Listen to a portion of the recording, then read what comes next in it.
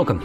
In front of me I have the brand new iPhone 17 and I'll be going over unboxing along with a quick look at the lowest end version of the brand new iPhones.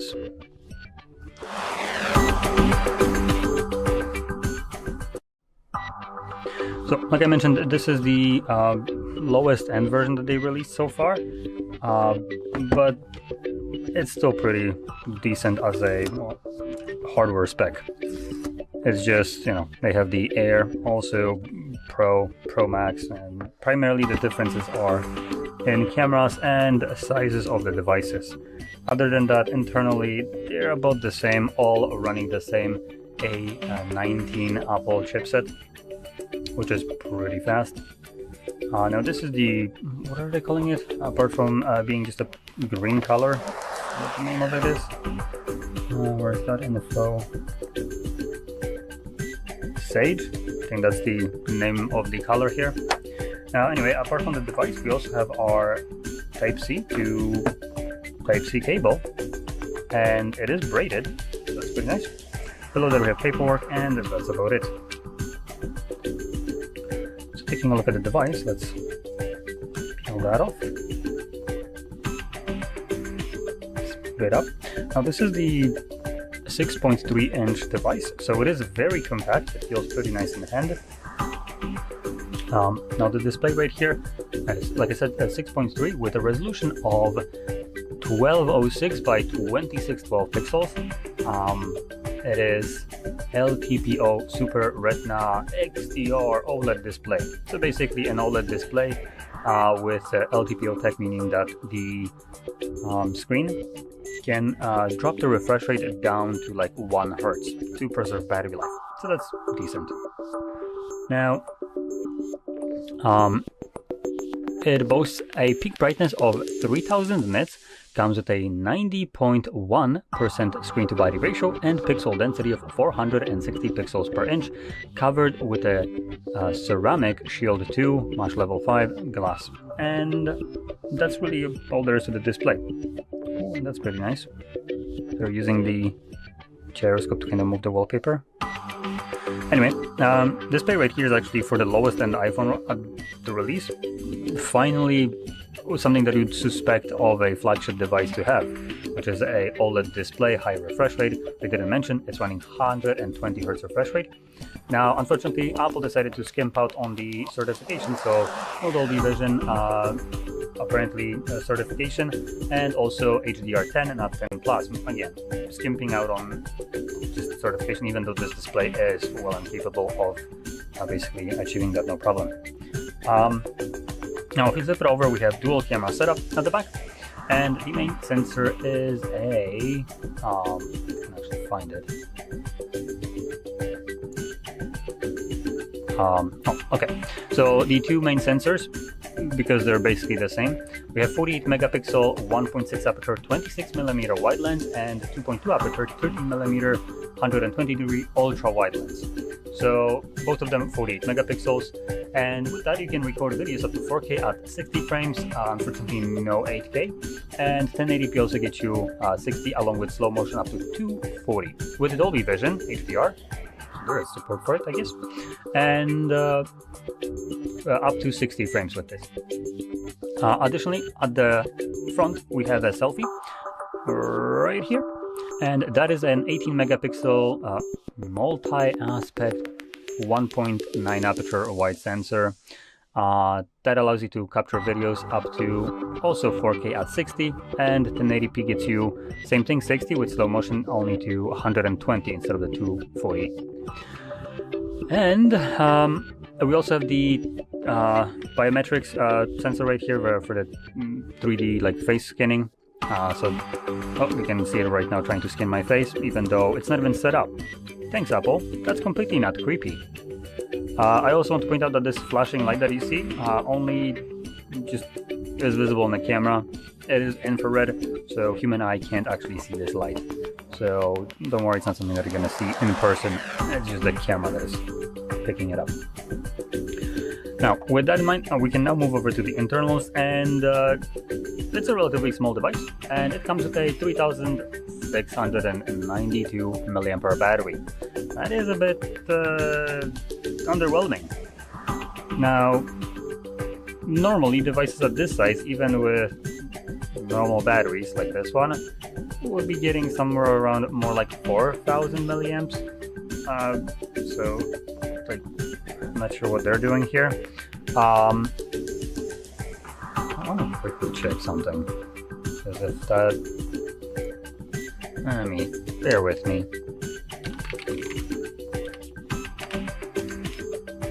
There it is. Wow. Okay, so here's my phone. S25, the bare lowest end one. Again, basically the crappiest of the Samsung devices that I offer. And I want to point out, it's thinner.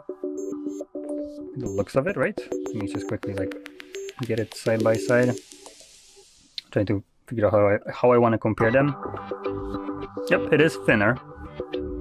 Barely, but you can feel a little bit of a difference. So it is thinner. It basically has triple camera setup instead of dual. By the way, no matter what Apple says, this is a dual camera setup. No bullshitting around it will change that. There's two cameras, and I don't care if you use ultra wide as a macro or whatever the hell you want to use it for, it's still a single effing camera. You can clearly see there is one camera. There is no anything around it. We're not living in quantum realm where 1 is equal to 2.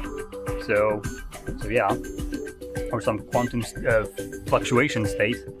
So anyway, with that in mind, the reason I brought up my device is because this, even though it's smaller, so the size is 6.2 inches display instead of the 6.3, so this is as 0.1 inches bigger display and is thicker, and yet it has 308 milliamp hour lesser battery, smaller one. So what is Apple doing right here to give you a smaller battery in a bigger device? Geez, this ain't a groundbreaking little thing right here. This is already a shit battery right here, and this has even worse one. Awesome. Now, if there was a benchmark for who can pop in the lowest battery size, I guess, in their devices, Apple has just won. But it's not something that you'd want to win, I would say. Now, in truth, even though the battery here is low, Apple has been always pretty good at doing some aggressive power management to basically make this battery last way longer than it should. So I want to put that out there, make it clear. But now imagine that they did that with a normal sized battery, or hell, if they put a silicon carbon one, which would basically mean that this device would have something like 5,500 milliamps. At that point, we are looking at a device that can last significantly longer with it, while maintaining still the same optimizations for the battery that they do with the, well, shit size that they have right here. So I just wanted to point that out for some people that want to defend Apple has a good battery life because of optimizations and stuff like that. Yes, they might, but imagine how good of a battery life they could if they decided not to completely fleece you out of your money and actually put a battery type right now that is being used in Chinese devices that is better than what we have right here, allows for a much higher capacity, and would still be optimized, meaning you could get significantly better battery life. At that point, this would be kind of a fantastic device, all in all. Now, apart from that, let's move over to the internals right here. Furthermore, so the battery that is in here has the power delivery 3.2 and has 25 watts of wireless charging to the MagSafe, and obviously can be charged through USB-C that is at the bottom. Now, another thing that I want to point out, this one right here, can see we have a SIM tray. Now, if you're in US, you won't see this here, because US, as far as I'm aware, releases older iPhones without the tray anymore. So you will need to use eSIM. The European versions of these devices still come with a SIM tray, so that's pretty nice, as I can just pop in a card easily in here. But anyone else in the US, you just have to have the eSIM. Not sure why. It's not like they're gonna substitute that space with bigger battery or any kind of other decent things. So other than that, we have 8 GB of RAM, the Apple A19 chipset, and 256 or half a terabyte of storage with obviously no expandable storage. Apple is giving you purposefully like smaller sizes right here for like 256 the entry right here, and charging egregious amounts for bigger storage just so they can push their cloud storage. So they're basically forcing you into subscription if you need more than 256 gigs of storage, and capturing videos at 4K at 60 frames, you sure as shit will need more storage. So other than that, let's talk about the build. So we have obviously glass front, ceramic shield too, aluminum frame, and also glass back. This is a frosted glass too, so it actually feels kind of well, not super slippery, so you shouldn't need to worry about that too much. The logo is glassy though, you can see how it reflects it, and same thing goes, the green around the cameras right here is also glassy. And it's using liquid ass, obviously, which you can see, glass, and running the newest iOS, which is the liquid ass one. Awesome. And yeah, that's about it. So one last thing to mention is the price tag, and this device comes at about $799 US. So it is on a, I guess, affordable side for what they actually offer, especially now that Apple decided to give us everything that we expect. A no notch. We do have the dynamic island. Technically they could have gotten rid of this already and substituted with something better, but I guess Apple doesn't innovate anymore. They're just waiting for someone else to do it, and then they're just gonna swoop in at the end and just give their little touch on it, sprinkle some salt on it and be like, oh yeah, we invented this, did the next best thing, a fingerprint sensor that you can use your PP to unlock your device with. Cool. Wow. Which I'm actually surprised that they haven't tried to innovate on fingerprint sensors yet. Anyway, so yeah, in terms of the device, it's just an improvement over the previous one, faster processor, all that stuff. And additionally, actually going to mention, it does come with that camera button, which I think the previous version of the lowest end device didn't. So we do have it right here, which is pretty nice. Now, so yeah, about $800 for a honestly pretty decent device. And I want to point out one thing, talk about something which some people might find useful if you haven't heard yet. But if you're a Android user that, let's just say, a little bit more advanced, you're not just using Play Store, this actually might become a alternative to your new device, meaning like Android ones, because Android is basically trying to become Apple, locking down their ecosystem with a quotation mark claims that they're gonna improve the security.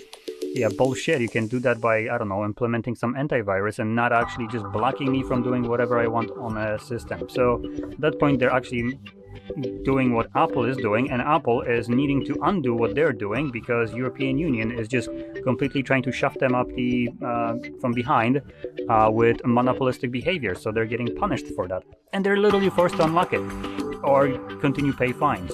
And Android is now basically going like, yeah, that seems like a good idea. Let's lock our system. What could possibly go wrong with just being in constant legal battles? So, in any case, the reason I'm pointing that out is because soon enough, Android will basically be the same thing as iPhone with a little difference. The only difference is that it won't be Apple, and the cameras, if you're for instance using something like Samsung, will be much shittier than what Apple actually offers. This phone for a flagship is a pathetic excuse of a good camera system. It's absolutely horrendous. An iPhone from a 2020, maybe 22 max, because I think it was like iPhone 13. outperforms this in everything. For God's sakes, it's a like 3 to 4 year old phone that captures better videos in low light than this piece of shit. What are we doing here? So with that in mind, you might as well pick an iPhone that can give you, for the same price, much better camera, not effects, but camera results, and it's still locked down, with possibility of not being locked down in the future, which is just comical. So yeah, just pointing that out because it might be useful to some people as information.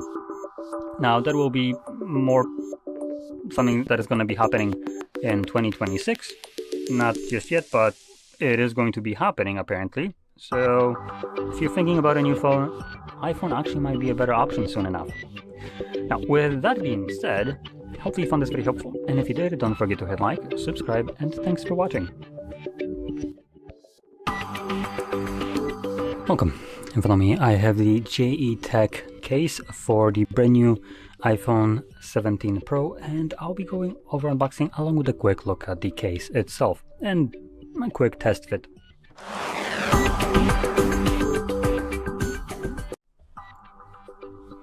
So unlike the previous cases that I unboxed from this company, I actually now have the phone because they came out.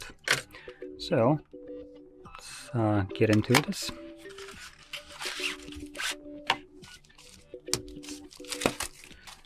Now this case seems like nothing really special. We have plastic back, though a thin plastic back I should add, or like very hard silicone.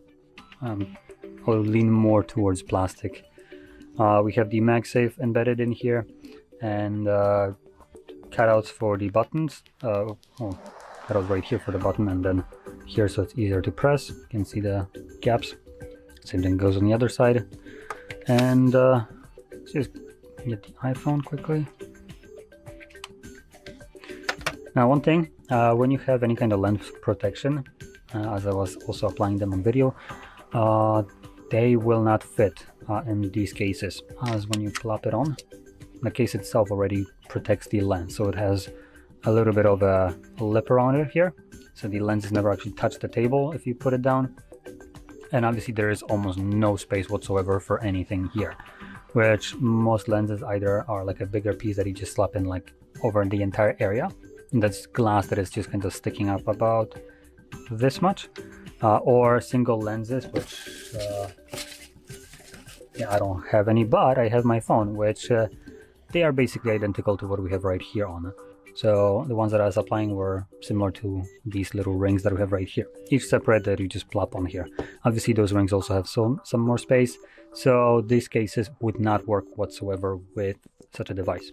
So either case like this and no lens protector, like individual ones, or just a case that is going to protect just the area around the cameras.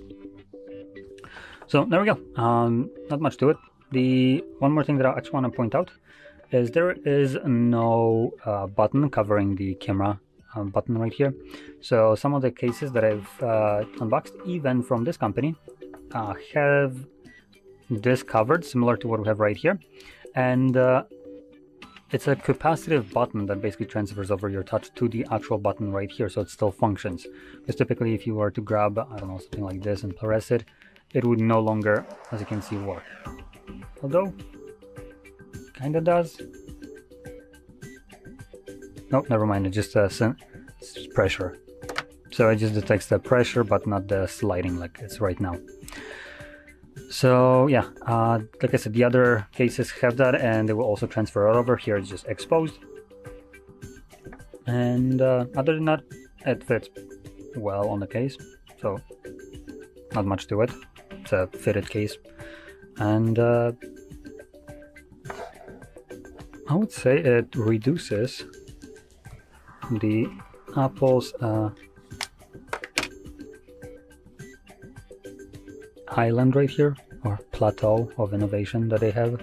So yeah, it looks like it reduces this a little bit, makes it a little bit less noticeable, I would say.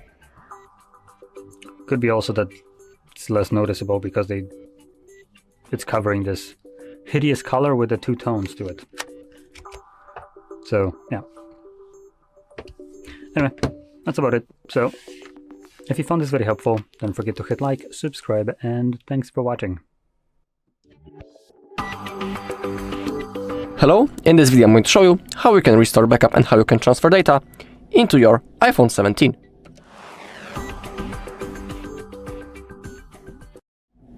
Alright, I'm about to show you all methods possible.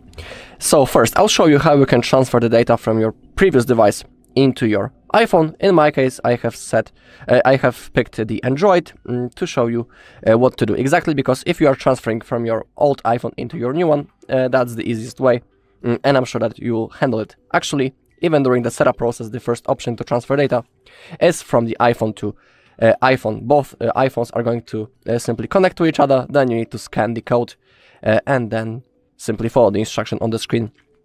That's the easiest process, so that is why I have picked the Android. Then I'm about to show you how you can restore the backup from your iCloud, then how to do it from the Mac, and as a last method, I'll show you how you can do it from your computer.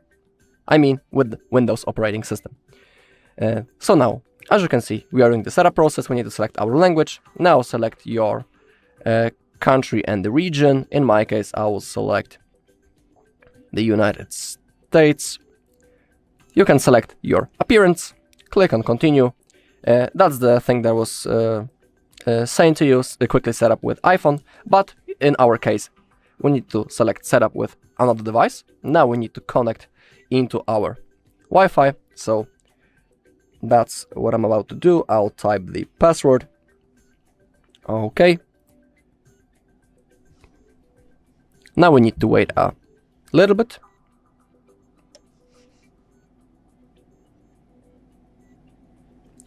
Okay, now click on continue, select your age range. I'll select the adult. If you want, you can set your Face ID right now. It's not necessary, so I'll click on setup later. It's always available later in the settings. Now we can create our passcode. Below we have the passcode options. You can pick between one of those. I'll select the 4-digit, for example. I'll set a really easy password just for this video. Okay, and now that's the thing that we wanted to get. Transfer your apps and the data. In here we have all possible options. So for the first method, let's select from Android. Now we need to download Move to iOS app on our previous device. We can get it from the Play Store. Simply open it up, search, type Move to iOS. It's this app. In my case, it's already installed, so let's open it up. On our new iPhone, click on continue. On our old device, click on agree, click on continue, click on agree. We can click on automatically send. Oh, and in my case, it won't work on this device because it has low power. So I will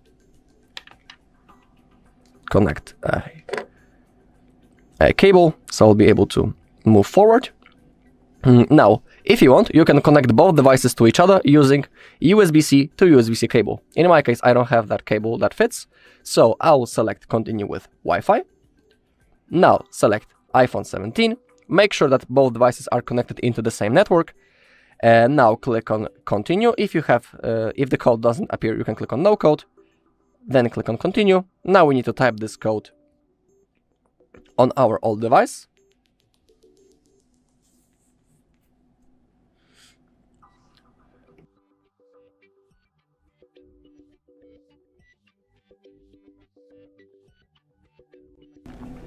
And now we need to select the items that we want to transfer. In here we have a all list. Now simply select the things that you want to copy. So in my case, I will select the contacts and, for example, the events. Click on allow. And now click on continue once you have selected everything. Now the process will start. In my case, it won't take long because I have only selected events and contacts. If you are transferring everything from a previous device, it's going to take longer, so have that in mind. Alright, transfer complete. On your old device, we can click on done. We won't be needing it anymore, so I'll place it somewhere else, and I will center the iPhone. Okay, now click on continue. If you want, you can connect into your Apple account right now. So that's what I'm about to do. If you don't have an account, you can click on forgot password or don't have an account and create a new one. In my case, I have one, so I'll log into it.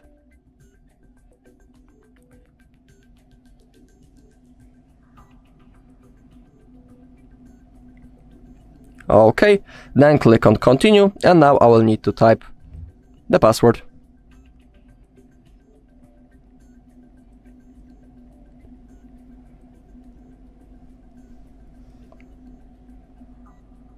Okay, in my case I also need to type the Apple account verification code. If you are creating your new account, you won't have that, but in my case I have other iOS devices, so I'll need to type the code. So that's what I'm about to do right now, and I'll see you in the next step. Alright, I have typed that code, then click on agree. Okay, we are signing in. It's going to take a little bit, so I'll see you once it's done.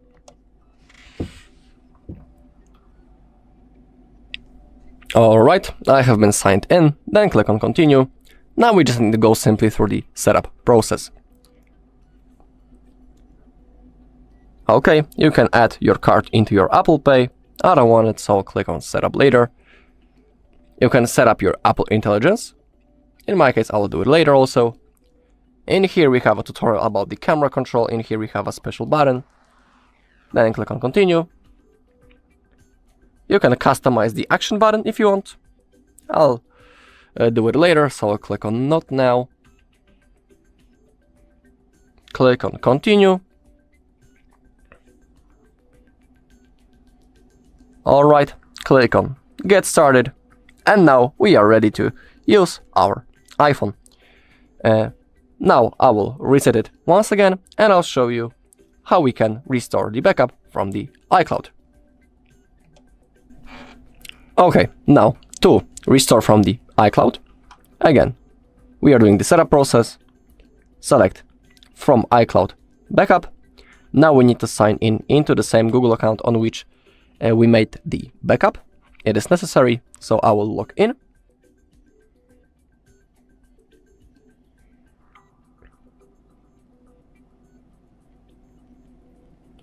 First, type your mail, then click on continue. Now type password.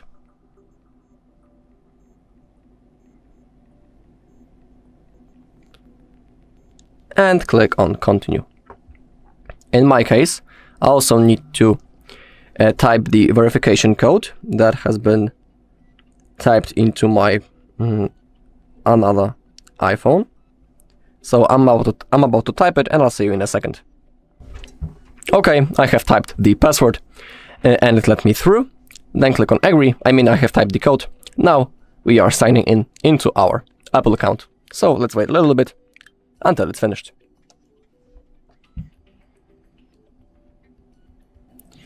Okay, and now we can choose an iCloud backup that we want to restore. In my case, I want this one, so I'll select it.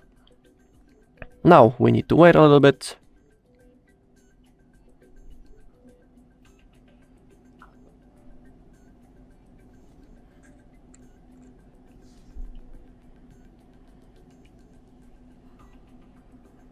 Okay, click on continue.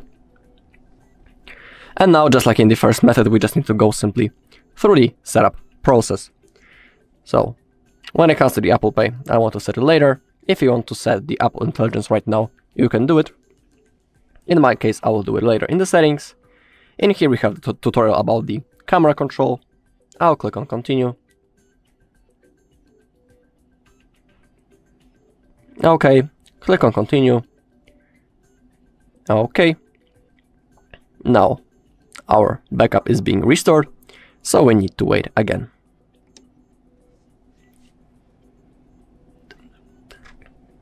Alright, as you take a look, restore completed. Click on continue. You can set your Face ID if you want. Right now, in my case, I will skip it.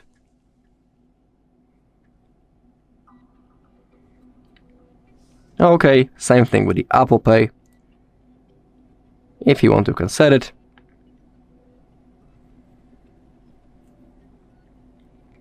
Now we have the introduction into iOS 26. In my case, I will skip it. Now click on Get Started, and now we are ready to use our iPhone. That was the second method. Now I'll show you how you can restore the backup from your Mac. Okay, now time for the Mac. So select from Mac or PC this time. Now we need to connect our iPhone into Mac using the USB-C cable. So that's what I'm about to do right now. I'll just make some free space right in here. So take the cable,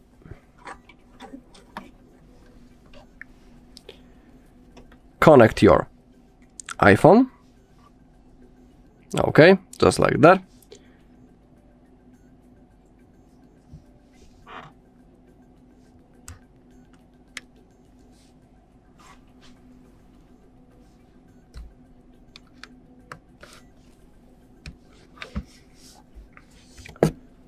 Now I'm taking my Mac.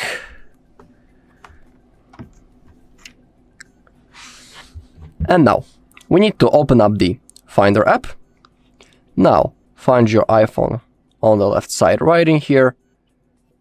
Select it. Now select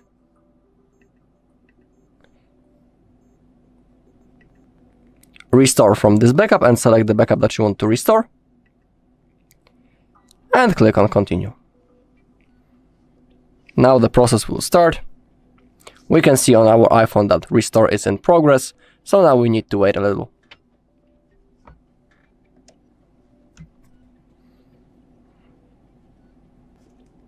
Okay, currently on my iPhone Apple logo appeared, so again, now we need to swipe up. We need to type the passcode. Okay, another bar appeared, so again we need to wait.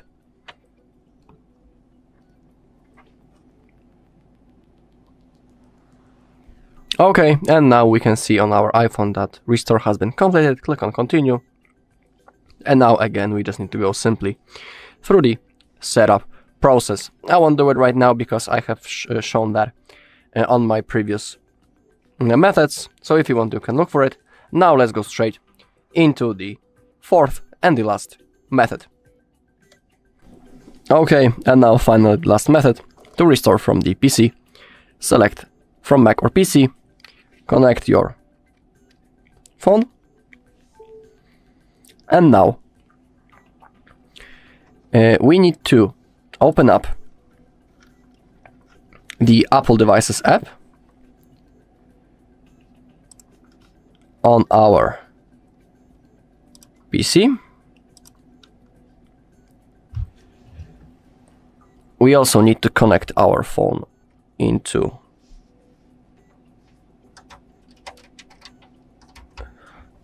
our computer until it detects it. Okay, and now we need to select restore from this backup. Select the backup that you want to restore, click on Continue. Okay, restore in process, so we need to wait.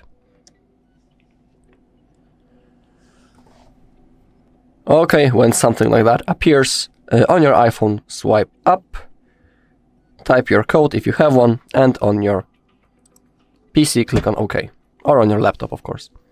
Another bar appeared, so we need to wait.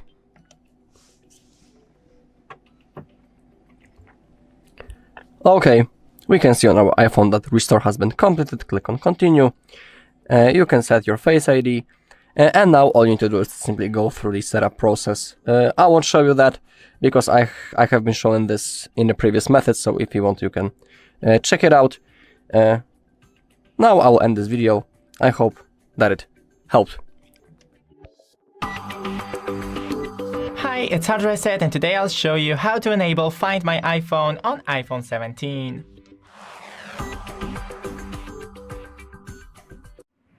Open Find My app, then select Me and Share My Location Enable. That's it, don't forget to leave a like and see you in the next one. Hi, it's HardReset and today I'll show you how to remove a device from Find My iPhone on iPhone 17.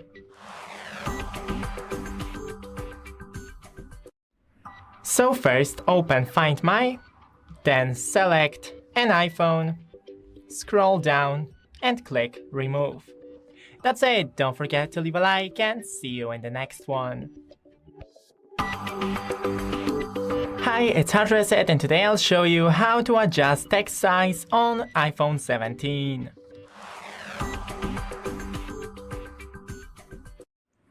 Open Settings and go into the Display and Brightness, then Text Size, and here you can adjust it. That's it, don't forget to leave a like and see you in the next one. Hi, it's HardReset and today I'll show you how to share location with family using Find My iPhone. So on iPhone 17, first unlock your iPhone and open Find My app, then select Me and enable Share My Location. That's it, don't forget to leave a like and see you in the next one. Hi guys, in front of me is brand new iPhone 17 and let me show you how to locate serial number assigned to this device. So at first open the settings, then find and select General and here go to About. Now right here you've got your serial number and basically that's it. This is how you can quickly and easily locate serial number assigned to this iPhone. Thank you for watching, please subscribe our channel and leave the thumbs up. Morning guys, in front of me is iPhone 17 and let me show you how to check iOS version.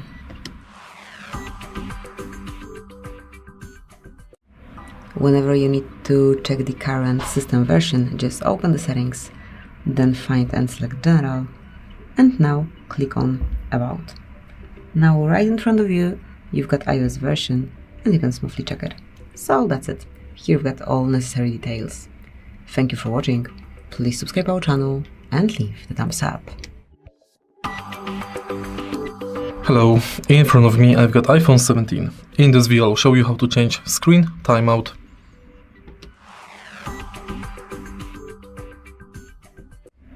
To adjust iPhone 17 auto lock, firstly let's go to Settings, Display and Brightness, Auto Lock, and select between 30 seconds, 5 minutes or never. If you find this video helpful, please leave like, comment and subscribe. Hi guys, in front of me is iPhone 17 and let me show you how to show math results.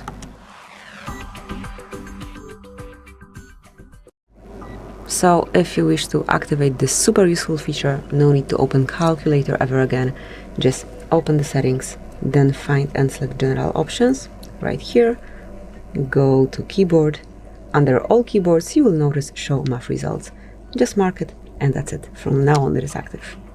Thank you for watching, please subscribe our channel and leave the thumbs up. It's HardReset and today I'll show you how to add AirTag to Find My app on iPhone 17.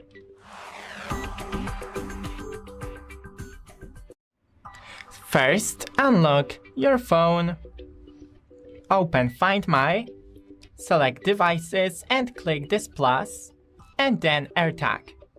Now take your AirTag and just put it on your phone and it should automatically add. Thanks for watching, don't forget to leave a like and see you in the next one. Hi guys, today I would like to show you how to activate smart punctuation on this device, on this iPhone 17.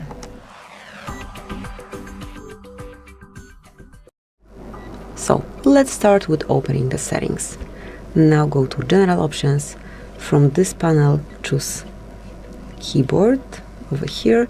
And now under all keyboards you will notice Smart Punctuation. Just mark it and from now on it is active. So that's it, that will be all. Thank you for watching, please subscribe our channel and leave the thumbs up. Good morning guys, in front of me is iPhone 17 and let me show you how to change voicemail notification sound. So first of all, open the settings, then locate sounds and haptics, and here just locate new voicemail. Now you can customize the tune for voicemail notification. Just pick the one that you like the most, maybe this one, then go back, and that's it, that will be all.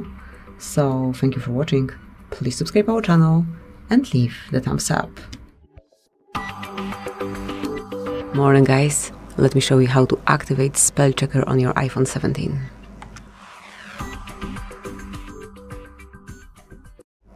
So at first, let's open the settings, then find and select General. Under General you will find Keyboard, just enroll it. Now scroll down and actually here in the middle of this line you've got check spelling. So to activate it, all you have to do is to mark the indicator. And that is all. So thank you for watching, please subscribe our channel and leave the thumbs up. Hello everyone, in front of me is brand new iPhone 17 and let me show you how to activate the battery percentage and status bar.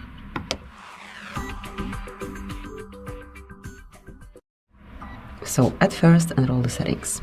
From settings list select battery, and here under battery settings you will notice percentage, just mark, and as you can see from now on you've got the current battery level and your status bar. So that's it, obviously you can hide it the same way. Thank you for watching, please subscribe our channel and leave the thumbs up. Hello, in front of me I've got iPhone 17. In this video I'll show you how to share Wi-Fi password.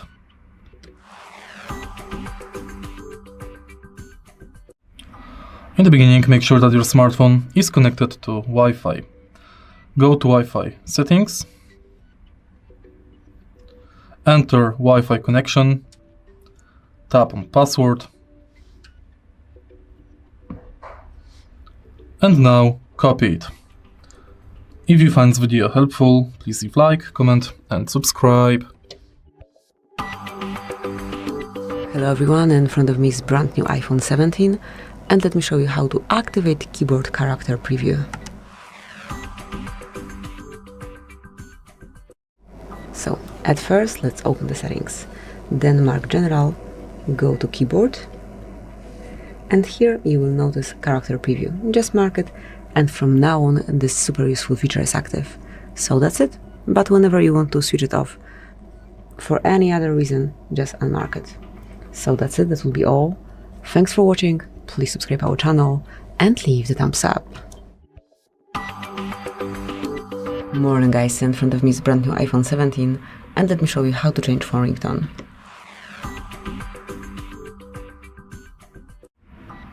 So at first open the settings, then find and select sound and vibration, actually sounds and haptics here, and now click on ringtone. Now choose the tune that you want to apply.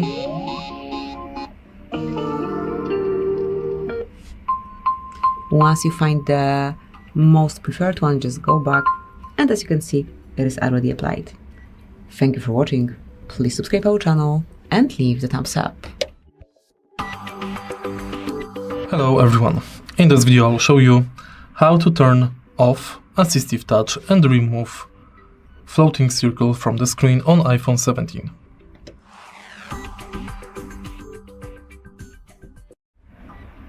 In the beginning, let's go to Settings and Accessibility.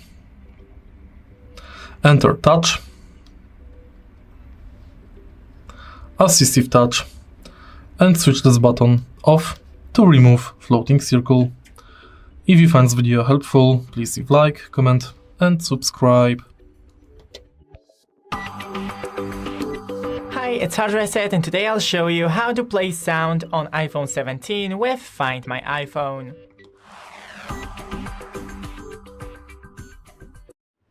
So open Find My app, select your iPhone and play sound. And after a couple of seconds the sound will play. as you can hear, and to disable it, just turn off and on your iPhone. Thanks for watching, don't forget to leave a like and see you in the next one.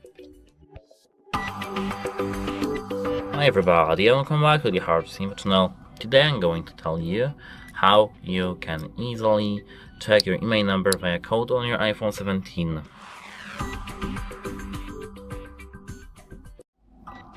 At first, open the phone application and here open the keypad as it is here. Now you have to dial this star #06 and hash. As you can see, this is our email. That's it. I hope it helps you and have a nice day. Goodbye. Good morning guys, in front of me is brand new iPhone 17 and let me show you how to change number format.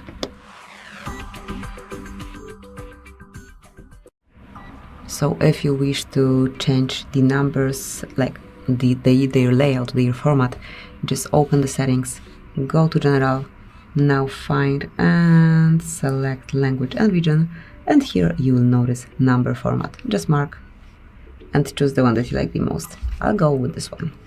Go back and it is already changed. Thank you for watching, please subscribe our channel and leave the thumbs up. Hi, it's HardReset and today I'll show you how to locate your iPhone 17 using Find My app.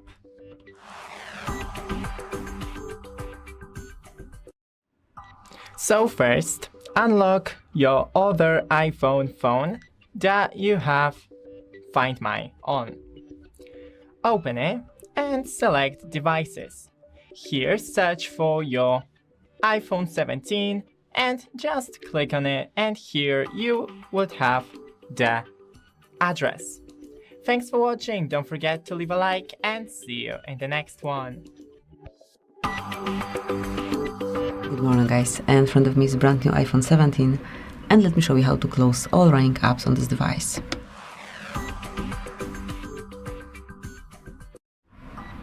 So, to see all background apps, just slide with your finger up and hold it for a while.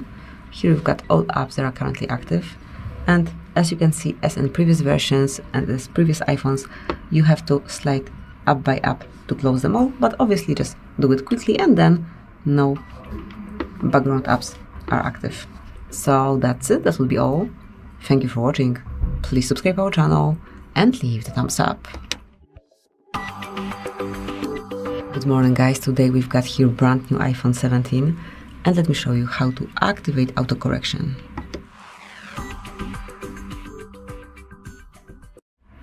So at first you need to enroll settings.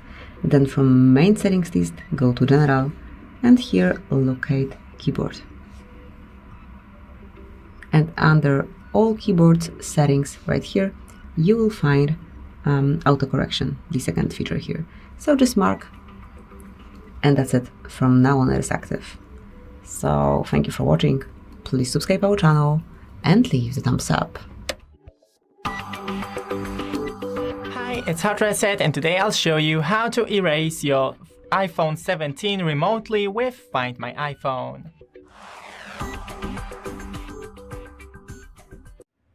So first click Find My, then select your iPhone, scroll down to Erase, click Continue. Here you can put in the phone number that if someone finds your iPhone, they will be able to contact you, and click Erase. Thanks for watching, don't forget to leave a like and see you in the next one. Hello everyone, in front of me is brand new iPhone 17 and let me show you how to turn on, how to activate emoji stickers.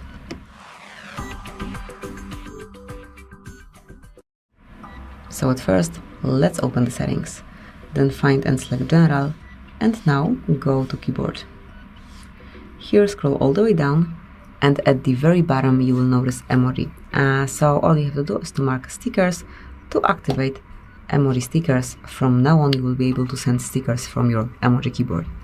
So that's it, that will be all. Thank you for watching, please subscribe our channel and leave the thumbs up. Hello, in front of me I've got iPhone 17. In this video I'll show you how to remove search icon from home screen.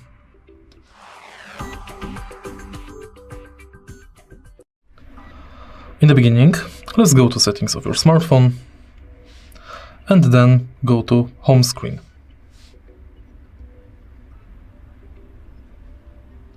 Switch search function off, and as you can see, search button is removed from the home screen.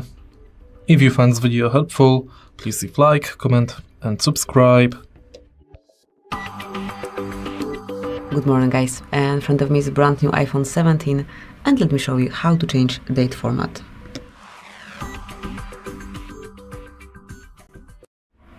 So first of all, enroll the settings, then select General, go to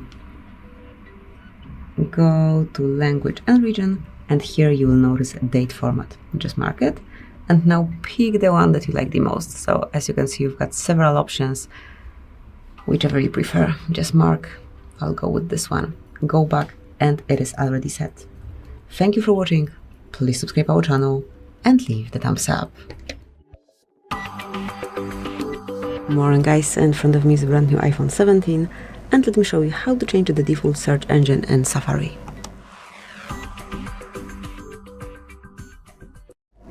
So once you want to choose the search engine that best fits your preferences for speed, privacy and so on, you can smoothly do it. Just open the settings at first and enroll apps. Here locate Safari, here it is, and here under search you've got search engine. Mark it here and pick the one that you want to apply. Then go back and as you can see it is already set. Thank you for watching, please subscribe our channel and leave the thumbs up. Morning guys, in front of me is iPhone 17 and let me show you how to view detailed weather conditions on your device's map.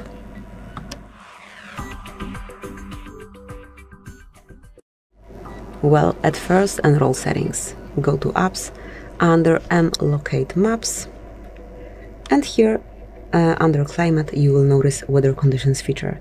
To activate it, just mark the switcher and that's it. From now on it is active. And now you can plan your day better, knowing exactly what to expect from temperature, rain, wind, and any other conditions. Thank you for watching, please subscribe our channel, and leave the thumbs up. Welcome back to the HardReset.Info channel. Today I'm going to tell you how to enable the automatic AirPlay connection on your iPhone 17.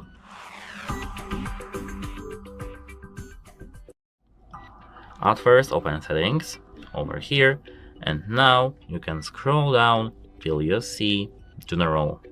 Here tap AirPlay and Continuity and tap the first option.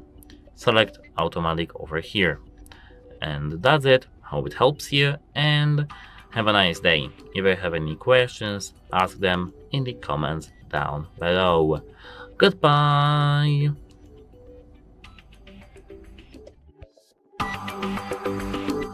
Hi guys, in front of me is a brand new iPhone 17 and let me show you how to change system language.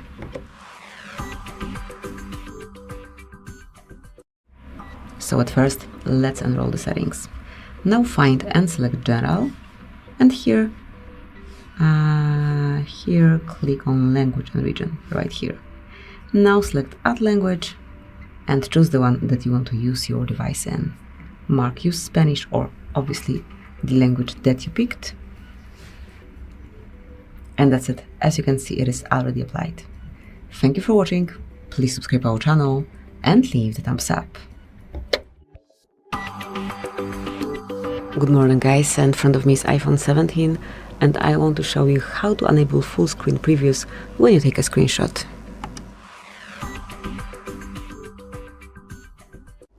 So at first open the settings. Then find and select General Options, here locate Screen Capture, and now all you have to do is to tap on this first indicator here, which is Full Screen Previews. Just mark it and from now on it is active. It's really useful, really helpful because you can instantly see and edit your screenshot without opening another app. So let me leave it this way. Thank you for watching, please subscribe our channel and leave the thumbs up. Hello, in front of me I've got iPhone 17. In this video I'll show you how to find saved passwords and passkeys.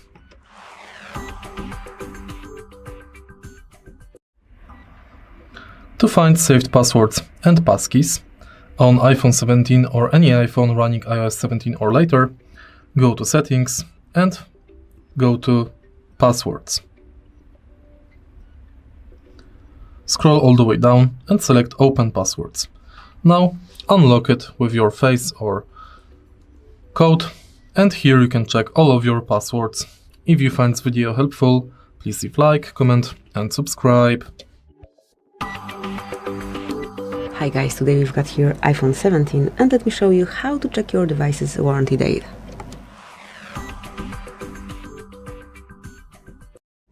So once you want to check if your device is still covered and you can plan repairs or support accordingly, just enroll Settings, then go to General Options and mark About. Here you've got warranty date, mark it here, wait a couple of seconds, and here you've got the date on which it expires. So that's it, that would be all. Thank you for watching, please subscribe our channel and leave the thumbs up. Hey guys, today we've got here iPhone 17 and let me show you how to display to or CC labels in your emails. So if you wish to quickly see who the email is directly addressed to and who it is copied to, just open the settings and set it up under apps. So enroll apps, go to mail, it's under M, here it is. Now go down and mark show to and CC labels. Once you mark the indicator, it is active. So let's keep the communication clean. Thank you for watching, please subscribe our channel and leave the thumbs up. Hello, in front of me I've got iPhone 17. In this video I'll show you how to exit assistive access.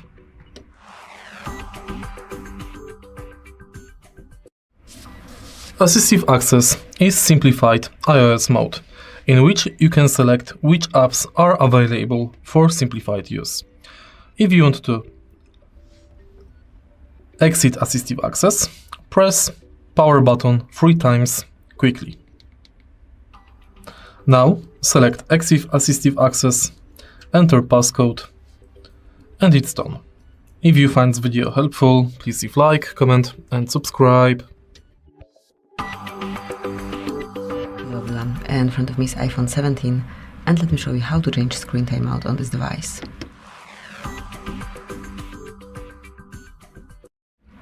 First of all, open the settings, then find and select display and brightness, and here scroll a bit till you see auto lock.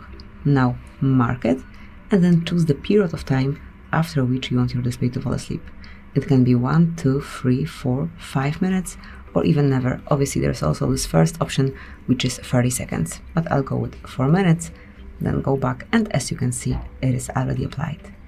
Thank you for watching, please subscribe our channel and leave the thumbs up.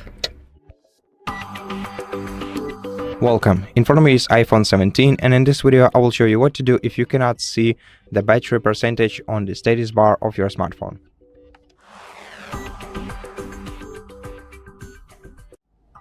In order to fix it, open Settings and in Settings scroll down to Battery menu, then open it, and after that switch the toggle next to Battery Percentage feature to the right, and after that you'll be able to see your battery percentage right here inside the battery icon on your device.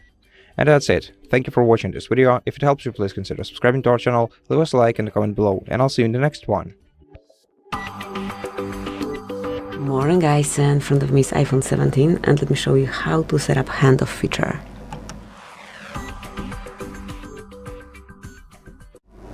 So if you want to start something on one Apple device and then instantly continue it on another one without losing your place, just activate this feature. And how to do it? It's super quick and easy. Just open the settings, then find and select General, go to AirPlay, Features, and here you will notice Handoff. So to activate it, just mark this indicator. As you can see, from now on it is active. So that's it, that will be all. Thank you for watching. Please subscribe our channel and leave the thumbs up. Hello, in this video I'm gonna show you how to remove your card from Apple Pay on iPhone 17.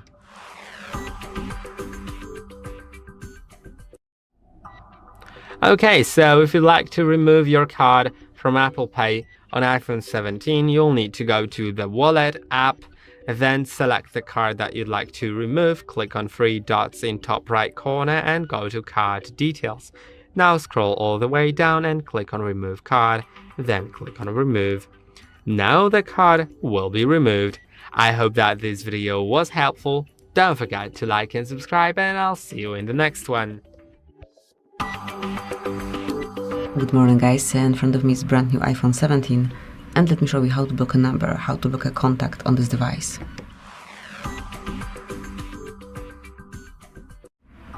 So at first, let's open your phone the other. Then choose the contact that you want to block, scroll all the way down and mark block contact. Then confirm that you truly want to block this contact. Just be aware that you will not receive any calls or messages, mails or FaceTime connections from this number. Block contact if you truly want to do it, and that's it. As you can see here, you've got the notification. So that's it, that will be all. Thank you for watching. Please subscribe our channel and leave the thumbs up. Hi, welcome to HardReset.Info, and I'm going to show you how to check IMEI number of your iPhone 17 Pro Max using just a code.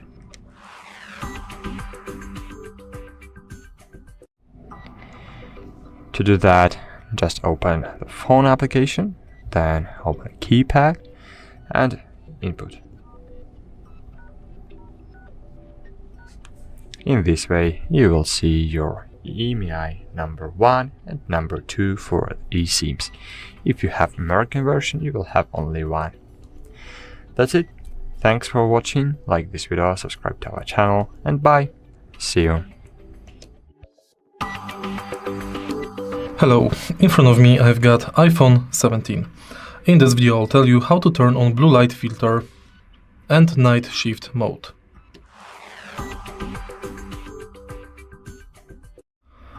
To turn on the blue light filter, also known as night shift mode, on your iPhone 17, open Control Center.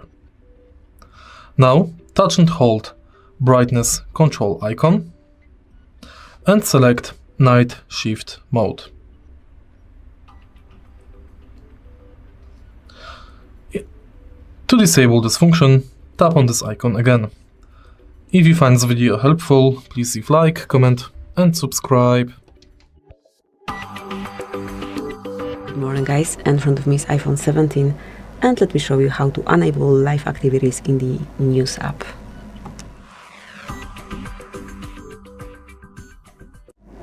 So if you want to be updated in real time on stories or events you care about without constantly reopening the app, you can smoothly do it. So to do it, just open the settings and roll apps and look for News app.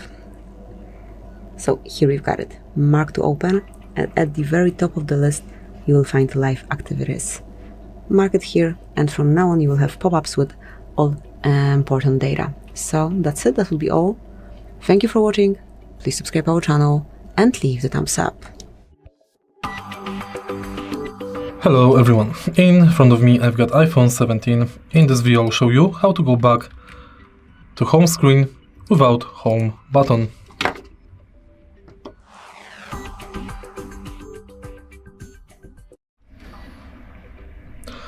In order to go back to home screen without home button, simply enter Task Manager and tap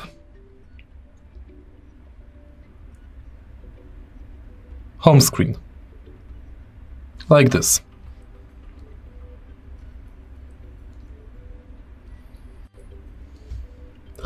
If you find this video helpful, please leave like, comment and subscribe. Good morning guys, in front of me is brand new iPhone 17 and let me show you how to reset people suggestions in your photo gallery.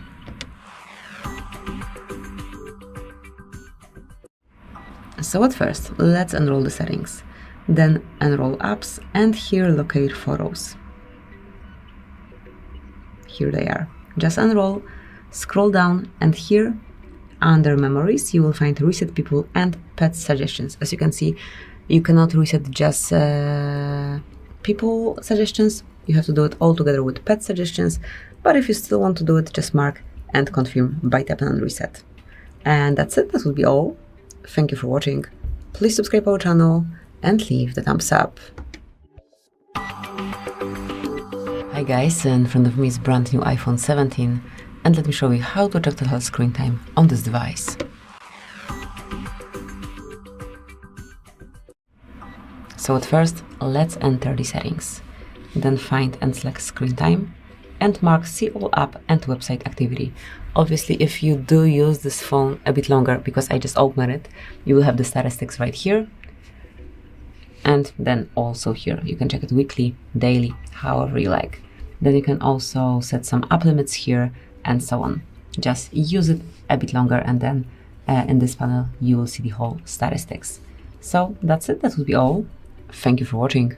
Please subscribe our channel and leave the thumbs up. Morning guys, today we've got here iPhone 17, and let me show you how to add link previews in Mail.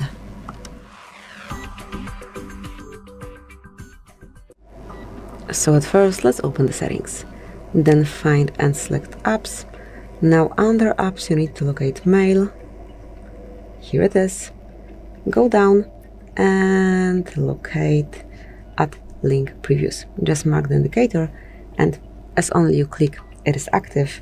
So from now on, your recipient can see a snapshot of the link content, so it's making your email more informative and engaging. Super useful feature. Let me leave it active. Thank you for watching. Please subscribe our channel and leave the thumbs up. Hello everyone, in front of me is brand new iPhone 17, and let me show you how to locate EID number.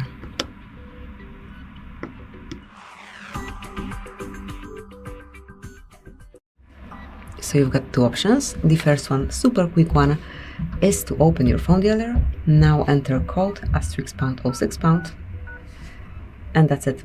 Right in front of you here at the bottom of the list, you've got your EID number. Let's go back, and now you can also find it via settings. So at first, enroll the settings, go to general, mark about, and just go a bit lower, and here you've got your EID number. So that's it, that would be all. Thank you for watching. Please subscribe our channel and leave the thumbs up. Hello, in front of me I've got iPhone 17. In this video I'll tell you what does orange and green dot mean on iPhone 17 Island.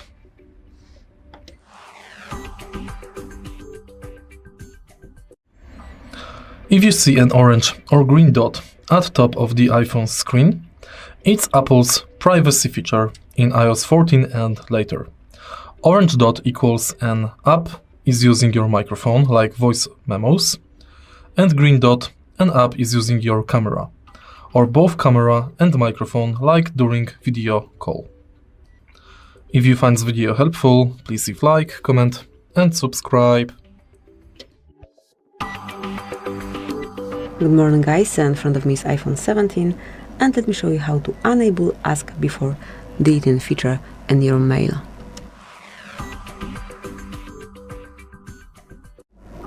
So if you wish to prevent some unwanted deletion, just open the settings, then find and select apps, go to mail, here it is, and locate Ask Before Deleting. So just mark it, and from now on the feature is active. So it will give you a chance to confirm before losing some important file or email. So that's it, that will be all. Thank you for watching. Please subscribe our channel and leave the thumbs up. Hello everyone, in front of me is iPhone 17, and let me show you how to apply dark theme on this device.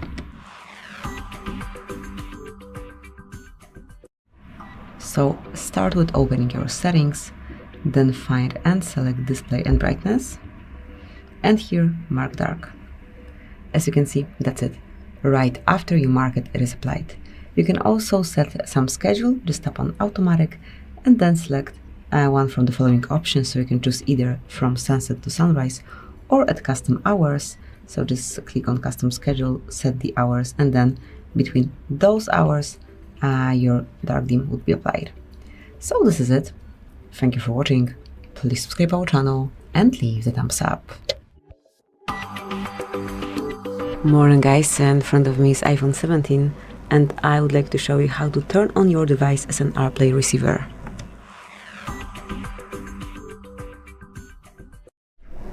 So let's start with unrolling the settings, then mark General, and here you will notice AirPlay and Continuity. So just unroll it, scroll all the way down, and here you've got AirPlay receiver. So it's super handy because you can stream videos, music, or your entire screen from another Apple device straight onto it. So if you wish to activate it, just mark the switcher, and from now on you can smoothly stream or share content. So this is it, that would be all. Thank you for watching, please subscribe our channel and leave the thumbs up.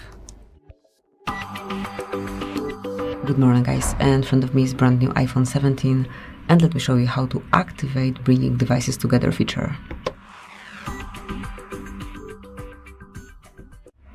So at first, let's open the settings, then enroll General, and here go to AirDrop. And here under Start Sharing By, you've got bringing devices together. So whenever you want to easily swap numbers with name drop, share photos and like more data by just holding the top of your iPhone close to another one, just mark this indicator. From now on, it's active, and the name of this feature is bringing devices together. So this is it, that will be all. Thank you for watching, please subscribe our channel and leave the thumbs up. Good morning guys, in front of me is iPhone 17 and let me show you how to use Share ETA, a feature that lets others know when you're expected to arrive.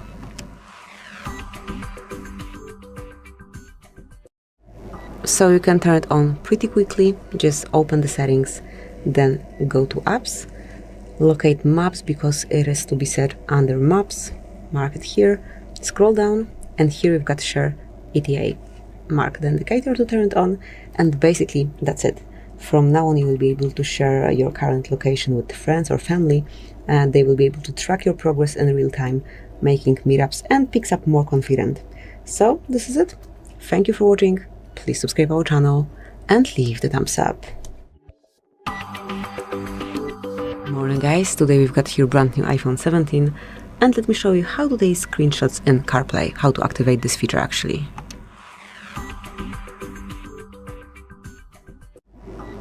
So at first, let's enroll settings, then find and select General Features, General Options, then go to Screen Capture, and right in front of you, you've got this CarPlay screenshots. To activate it, just mark the indicator, and that's it. From now on, it is active, and you will be able to capture, like easily capture and share your CarPlay maps, music, settings, or whatever. You will be able to do it just like you do it on your iPhone. So that's it, that will be all. Thank you for watching, please subscribe our channel and leave the thumbs up. Hello, in front of me I've got iPhone 17. In this video I'll show you how to scan documents in Notes to PDF.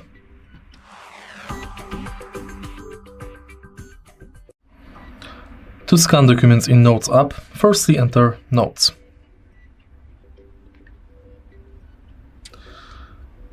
Now create new document and tap Paperclip icon. Select Scan Documents and now position the document in the view. Tap Scan, Keep, and it's done. If you find this video helpful, please leave like, comment and subscribe. Hello, in front of me I've got iPhone 17. In this video I'll show you how to customize Control Center.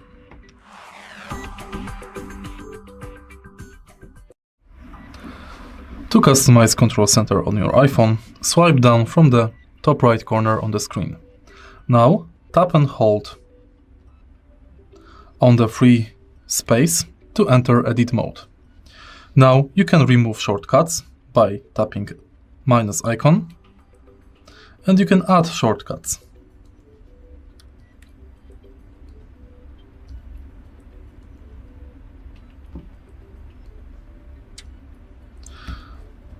If you find this video helpful, please leave like, comment and subscribe. Hi, it's HardReset, and today I'll show you how to lock apps with Face ID on iPhone 17.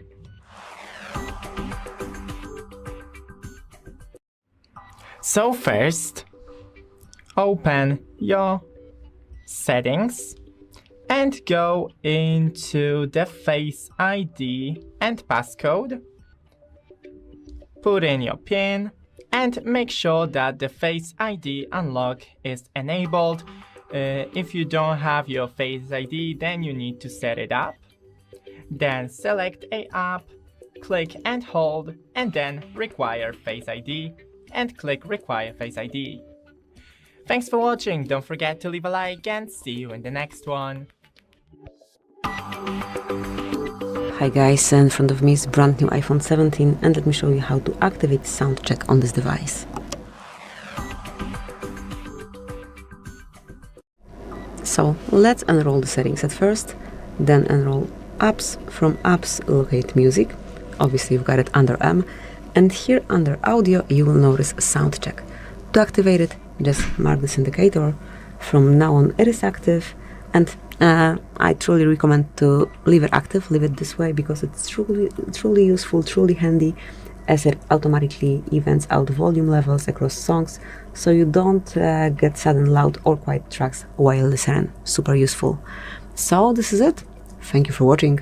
Please subscribe our channel and leave the thumbs up. Hello everyone, and in front of me is brand new iPhone 17 and let me show you how to activate QR code scanning.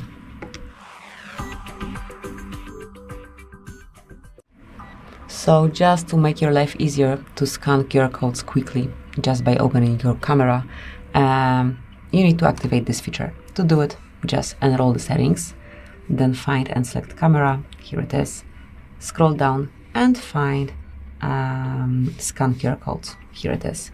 So basically just make sure that it is active. Once it is, you will be able to scan QR codes smoothly by opening your camera and then directing in front of the QR code.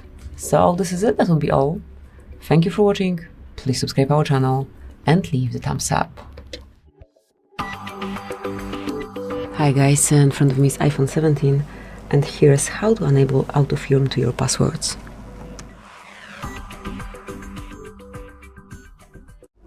So first of all, open the settings, then find and select general features right here.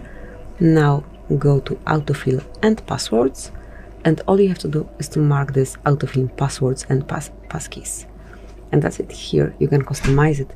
It's super cool feature because it saves time, keeps your login secure and spares you from having to remember all the passwords you have. So this is it. This is how you can activate it and then smoothly use it. Then you can unlock it with your Face ID only or passcode, however you prefer. Thank you for watching, please subscribe our channel and leave the thumbs up. Hi guys, if you want to make your navigation and reading maps easier, especially when traveling in regions with different languages, just activate always display in English maps. So let's customize labels on your iPhone 17.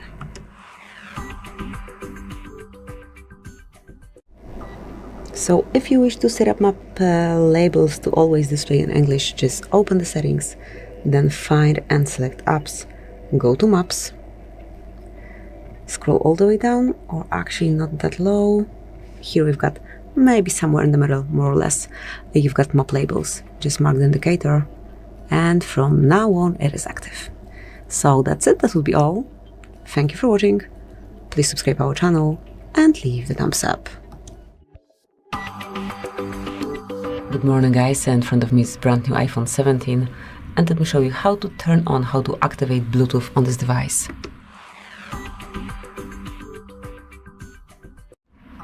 So once you wish to activate Bluetooth, you can do it in two ways. The first one, the quickest also, is just to slide down with your finger from a right corner to open a control center, and here you've got Bluetooth icon. Just mark, and that's it. From now on, it is active. Obviously, you can switch it off the same way, but also you can do it through the settings. So at first, let's open the settings, mark Bluetooth, and here click to activate it unless it is turned on. So that's it. That will be all. Thank you for watching. Please subscribe our channel and leave the thumbs up. Hello, in front of me I've got iPhone 17. In this video I'll show you how to backup data to iCloud.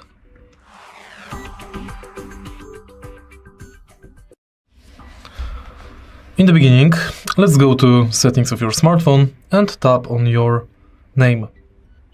Enter iCloud, and here you can select saved to iCloud items like photos, passwords, messages, drive, notes, and mail. Next, you can go to iCloud Backup, and then make sure to switch this button on to enable iCloud Backup. If you find this video helpful, please leave like, comment, and subscribe. Good morning guys, in front of me is iPhone 17, and I would like to show you how to transfer audio music to your HomePod.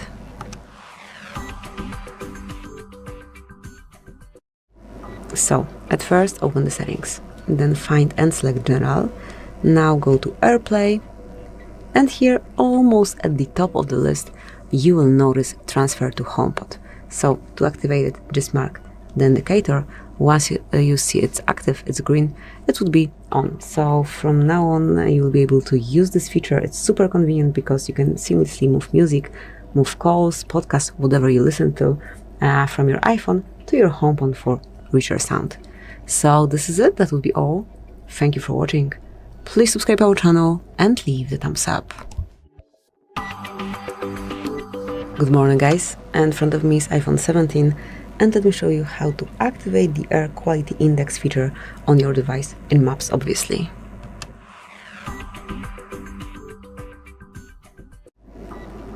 So if you wish to make, let's say, healthier choices about when and where to go outside, just activate this index. At first, open the settings, then enroll apps, locate maps. Here we've got them.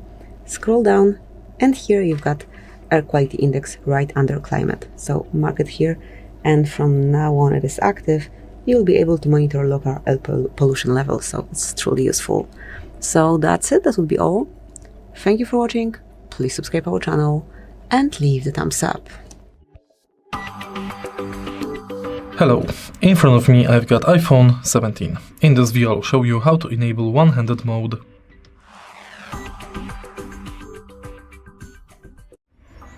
To enable one-handed mode on iPhone 17, firstly we have to go to Settings,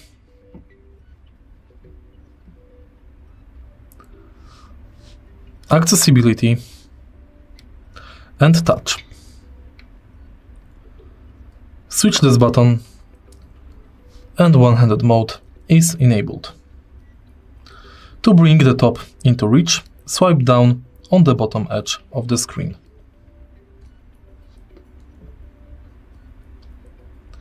If you find this video helpful, please leave like, comment, and subscribe. Hello, in front of me I've got iPhone 17. In this video I'll show you how to adjust screen brightness automatically and manually.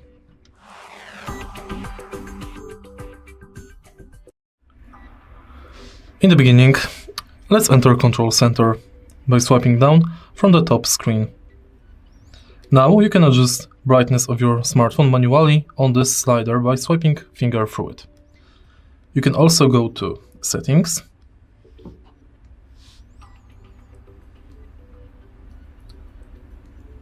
Display and Brightness, and enable or disable True Tone. If you find this video helpful, please leave like, comment, and subscribe. Hi everybody, welcome back to the HardReset.Info channel. Today I'm going to tell you how to minimize the screen on your iPhone 17 and use the one-handed mode.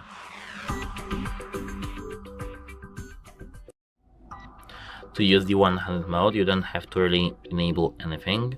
You just have to have the main home screen, and here, near the bottom of your phone, scroll down like this. Now we are in the one-hand mode and minimize screen, as you can see. To disable this mode, tap this black area. And that's it, how it helps you, and have a nice day. If you have any questions, please ask them in the comments down below. Goodbye!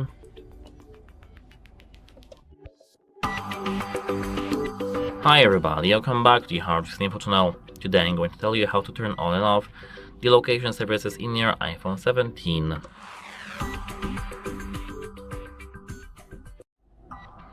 At first, you have to go to settings, and here scroll down to the privacy and security over here. Tap it and tap on location services, which is the first option. Here we do have this switch. If we tap that, our location services are now enabled, but to disable them, tap the switch once again and tap turn off. And actually, that's it for this video. If you found it helpful, please consider subscribing to our channel and leave a like under this video. It's very important to us to have your feedback. And as I said, that's it, how it helps you, and goodbye. Hello, in this video I'm gonna show you how to check recent Apple Pay transactions on your iPhone 17.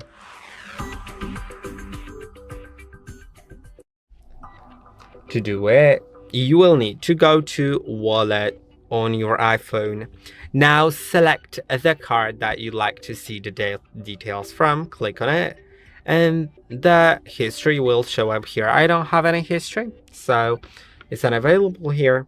But if I selected, if I took like a different phone, then you'll see like I have the whole history and it shows me everything. So yeah, I hope that the video was helpful. Don't forget to like and subscribe, and I'll see you in the next one. Hello, in front of me I've got iPhone 17. In this video I'll show you how to enable and disable Assistive Touch.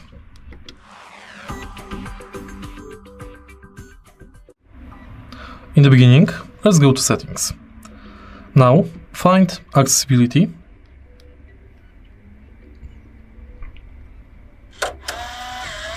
Touch. Assistive Touch. And switch this button on. Thanks to Assistive Touch, on the screen appears dot. If you tap it, you've got quick access to most crucial settings of your smartphone. If you find this video helpful, please leave like, comment and subscribe. Good morning guys, in front of me is brand new iPhone 17, and let me show you how to change region on this device. So first of all, open the settings, then reach General, scroll down, and here mark Language and Region right here. Now tap on Region and choose the one in which you want to locate your device in. Tap on Change if you wish to change the language as well.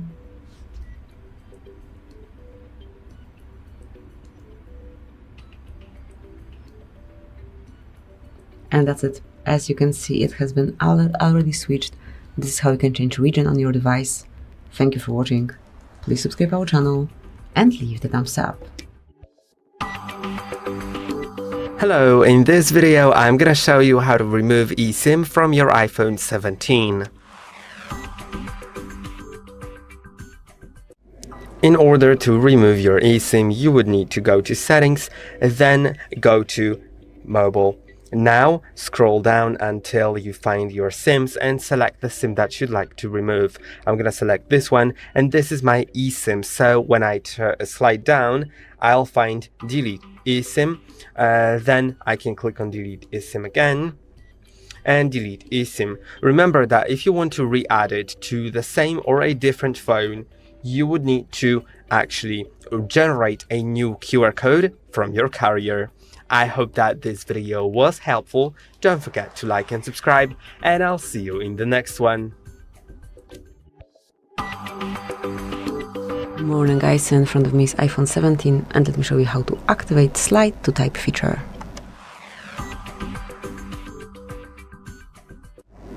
So at first, just open the settings. From settings list, go to general, now locate keyboard, and here you can find all setup for your keyboard. So just go through all of the stuff, through all of the options, and mark your favorite ones. However, it's about slide to type. So if you wish to activate slide to type feature, super useful one, makes your writing pretty quick, pretty simple. Just mark it here, slide to type, and that's it. Here you can also activate delete slide to type by word if you wish to, but let me leave it active. So this is it. Thank you for watching. Please subscribe our channel and leave the thumbs up. Hi everybody, welcome back to the HardReset.Info channel. Today I'm going to tell you how to record sounds on your iPhone 17.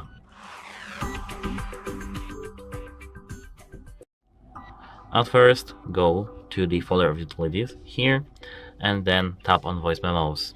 Here tap this big red circle button, and now as you can see our voice is being recorded by our iPhone. Here as you can see we have a time, our name of the new recording, and yeah. To finish the recording you have to tap this white circle with the red square in the middle. And now here we have our recording.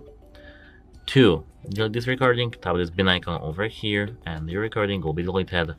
And that's it. Hope it helps you and have a nice day. Goodbye! Hello, in front of me I've got iPhone 17. In this video I'll show you how to enable live captions for any audio.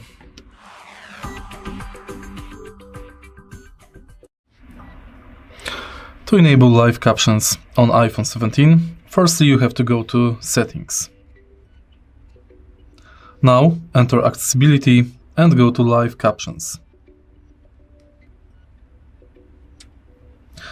Enable it, and it's done. Next you can change appearance of live captions. You can save call captions and change language. If you find this video helpful, please leave like, comment and subscribe. Hello, in front of me I've got iPhone 17. In this video I'll show you how to turn off or customize action button.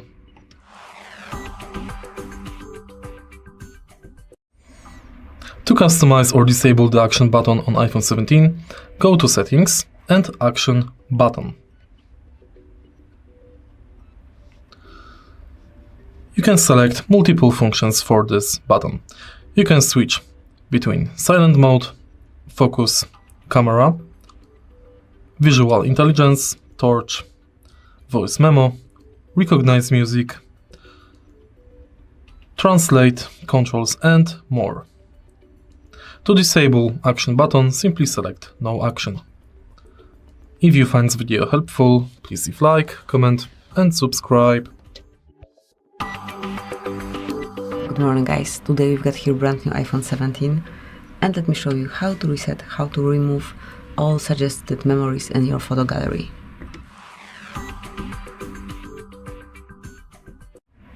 So first of all, enroll settings, then find and select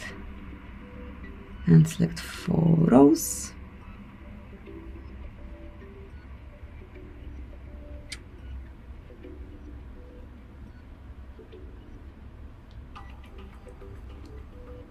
Okay, so here they are, and now scroll all the way down. Here, under memories, you will find a reset suggested memories. So if you truly want to do it, just mark, and then mark reset. So that's it, that would be all. Thank you for watching, please subscribe our channel, and leave the thumbs up. Hi everybody, welcome back to the HardReset.Info channel. Today I'm going to tell you how to connect your iPhone 17 to a printer.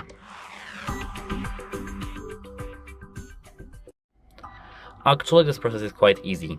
At first, open your photos and tap on the photo you want to print. Let it be this flower, for example. Tap this share button over here, scroll down to print. Here, tap print. Tap here, printer, select your printer. Of course, you have to be in the same Wi-Fi network, and yes, that's it. Here you can select presets, and actually that's how to print and connect a printer using your iPhone 17. That's it. Hope it helps you, and goodbye. Morning guys, in front of me is iPhone 17 and let me show you how to change your preferred type of travel in Maps. So at first, let's open the settings, then find and enroll apps, go to Maps, you can find there under M, so just mark apps, Maps, under apps, and here you've got preferred type of travel. Just pick, you can choose either drive-in, walk-in, transit or cycling, whatever you prefer. Just mark the option that you use like on daily basis, and it will prioritize your routes that match your preferred mode of travel. It will definitely save your time and making the whole navigation stuff easier. So that's it. Thank you for watching. Please subscribe our channel and leave the thumbs up. Morning guys, in front of me is a brand new iPhone 17 and let me show you how to change your screen capture format from HDR to SDR.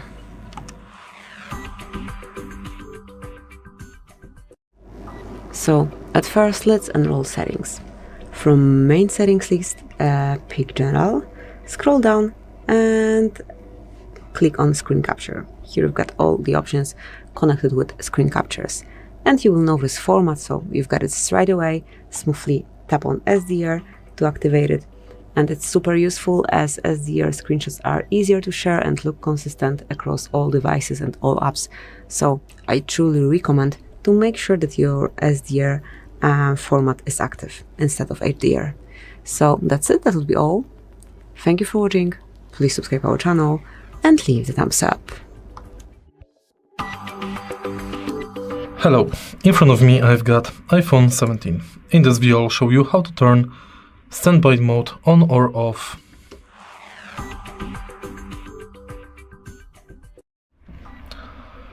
To enable standby mode on your smartphone, firstly let's go to settings. Now, in the main page of the setting, scroll down until you see standby. Switch it between on or off to enable or disable this function. Standby will turn on when iPhone is placed on its side while charging to show information like widgets, photo, frames or clocks. You can now enable notification and preview on tap only during standby mode. You can also manage display settings while standby is enabled. If you find this video helpful, please leave like, comment and subscribe. Guys, in front of me is brand new iPhone 17 and let me show you how to activate live text feature.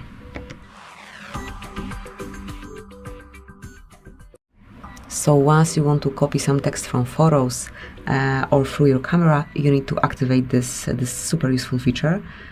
Let's open the settings at first to do it, then go to general. Now locate language and region, and here at the bottom you will notice live text. All you have to do is to tap on the indicator. From now on it is active. It's super useful feature, so it's truly recommended to have it on, but once you want to switch it off, just do the same thing, just click, but I'll leave it active. I truly love this feature. So that's it, that will be all. Thank you for watching, please subscribe our channel and leave the thumbs up. Hello, in front of me I've got iPhone 17. In this video I'll show you how to enable or disable speak screen feature.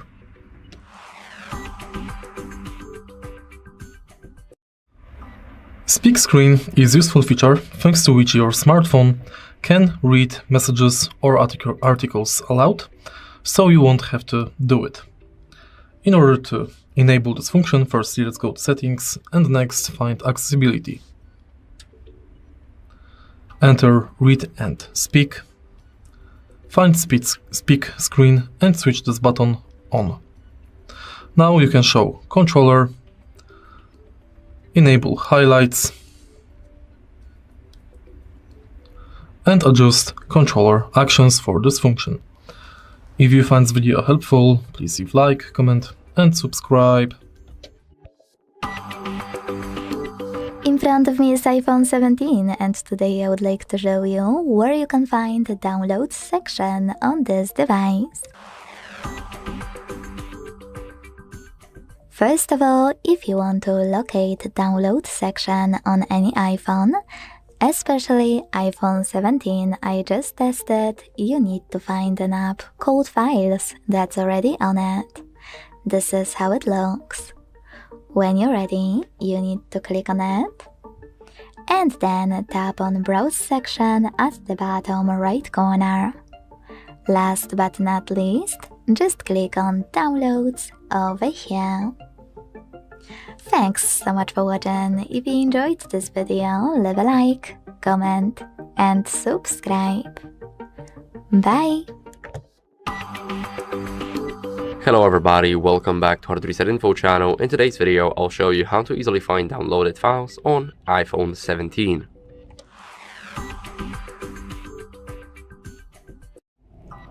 So first, what you guys want to do is go over to the Files app. So if you don't want to search for it here, you guys can of course open the Spotlight and search for it here, but the app looks like this. Now let's go over to Browse. Here we need to click twice to go over to the main page, and Downloads should be in your favorites. If not, then it will be in Locations, but it's in Favorites by default. So here we have everything we downloaded on the iPhone 17. So that's it for the video. I hope it was helpful. If it was, then leave a like, subscription, and a comment, and I'll see you in the next one. Bye. Morning guys, in front of me is iPhone 17, and let me show you how to locate email number assigned to this device. So at first, open your phone together. Now enroll keypad and enter code *pound or £6. And here we've got device information with both email numbers included. So let's go back, and that's not the only way to reach it from your device's panel, because you can also find it via settings. At first, let's enroll the settings, then find and select general. Okay, so here they are, and now mark about. And here you will also find email right here. So that's it, that will be all. Thank you for watching. Please subscribe our channel and leave the thumbs up. Hello, in front of me I've got iPhone 17. In this video I'll show you how to create and use live stickers.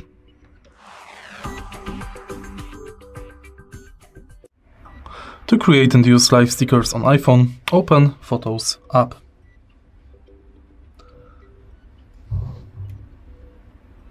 Now, select photo and tap and hold the subject of photo or live photo to select it.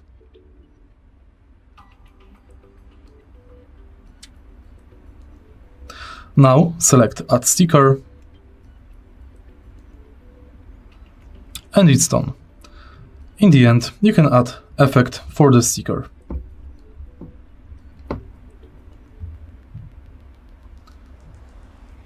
If you find this video helpful, please leave like, comment, and subscribe. Hi everybody, and welcome back with the HardReset.Info channel. Today I'm going to tell you how to enable or disable Do Not Disturb mode on your iPhone 17.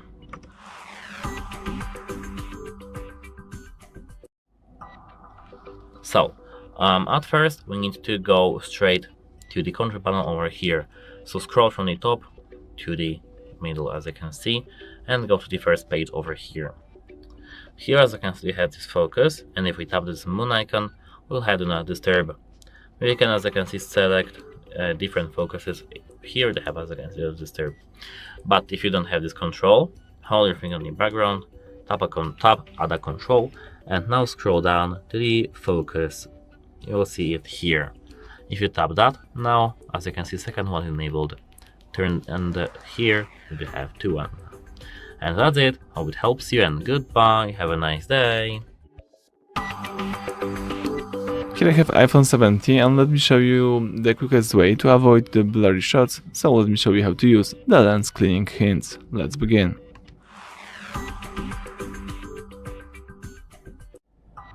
So lens cleaning hints is like a new feature on iOS 26, let me show you how to enable it. Let's open settings, scroll down and choose here camera. From the following list of settings you need to scroll down again and select lens cleaning hints. So now this place shows you a suggestion when the camera lens should be cleaned to improve the image quality. So it's really useful. Let's keep these settings enabled and you will have the information about your lens. So basically that's it. Thank you for watching. Please subscribe to our channel, leave thumbs up under the video. Hello, in front of me I've got iPhone 17. In this video I'll show you how to customize notification summary.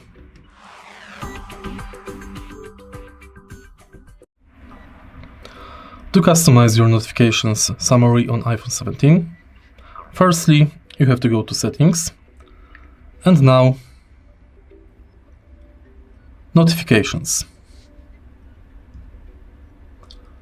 Go to scheduled summary and switch it on. Continue. And here you can choose apps for your summary.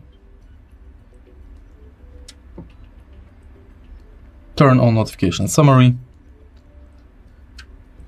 Next you can enable show next and manage apps in summary. If you find this video helpful, please leave like, comment and subscribe. Hello, in front of me I've got iPhone 17. In this video I'll show you how to factory reset iPhone.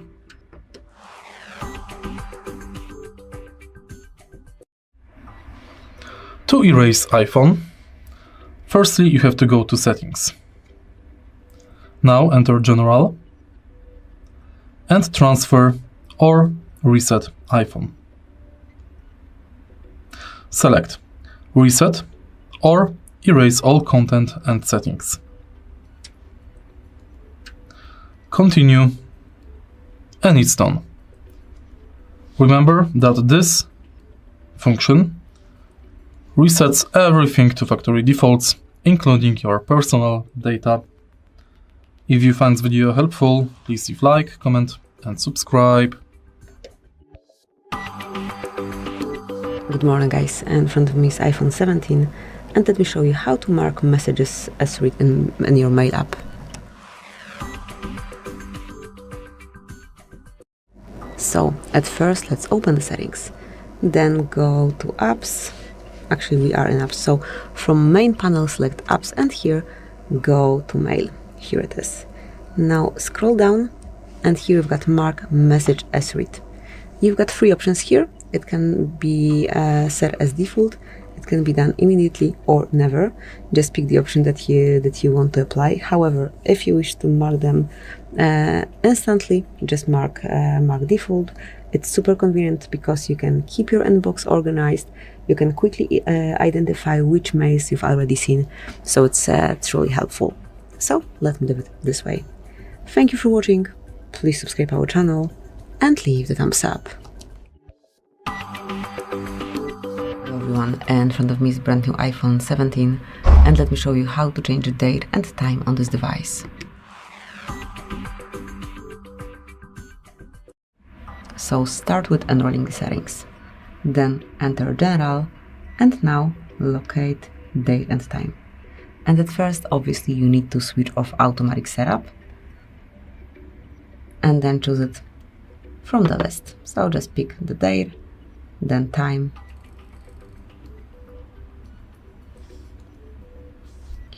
Let me go back here, date and time. And that's it.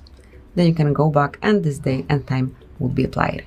Whenever you want to go back to automatic setup, all you have to do is to click on the switcher to turn it on again.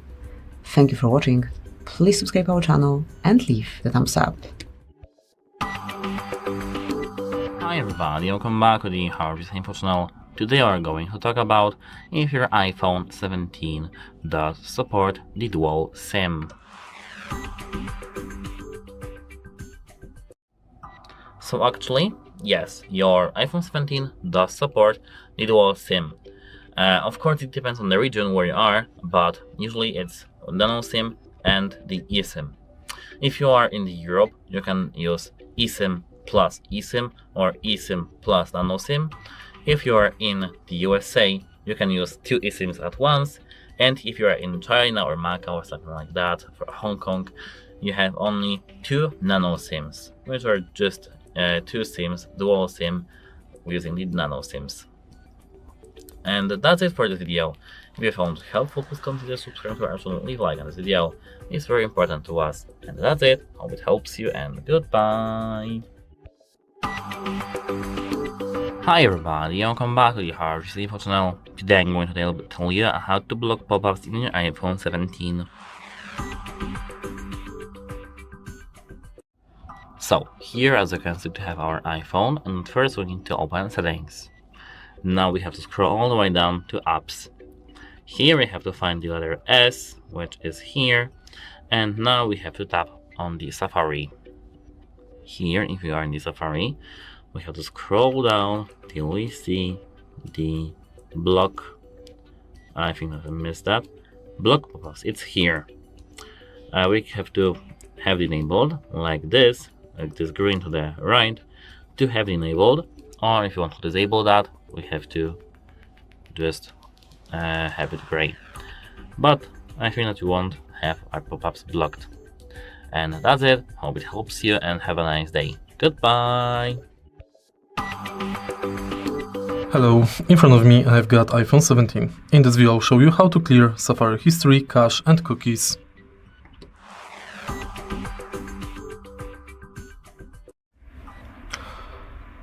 In the beginning, on your smartphone, let's go to settings and find Safari.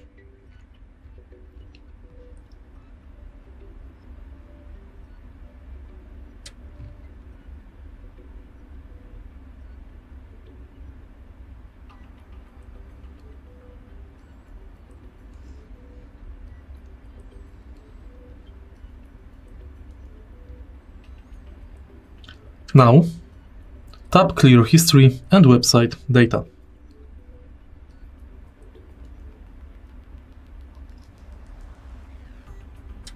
Confirm, and it's done. If you find this video helpful, please leave like, comment and subscribe. Hello, in front of me I've got iPhone 17. In this video I'll show you how to add email account like Gmail, Outlook, Yahoo.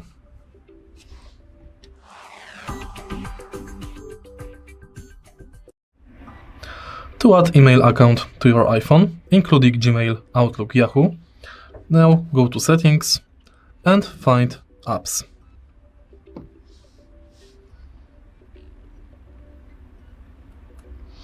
Enter Mail, Mail Accounts,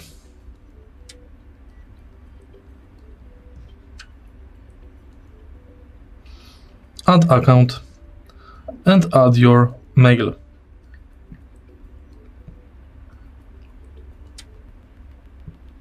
Confirm, and it's done. If you find this video helpful, please leave like, comment and subscribe. Hi everybody, welcome back to the HardReset.Info channel. Today I'm going to tell you how you can easily change the date and time on your iPhone 17.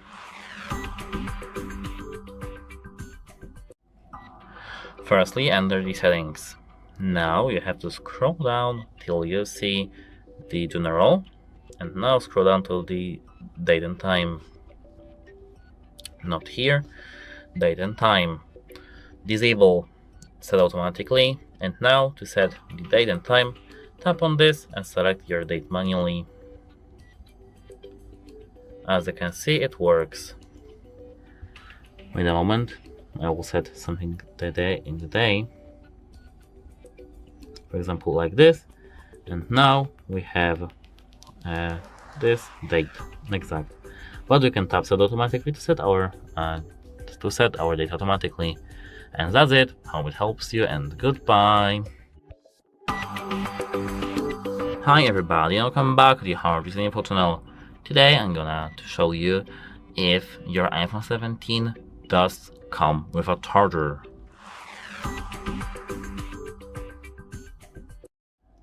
So actually, no, your iPhone 17 only comes with a charging cable and some instructions and with a SIM card opener. But no, your iPhone 17 does not come with a charger. Apple says that it's for the environment safety and to reduce the global warming, reduce the CO2 emission, etc.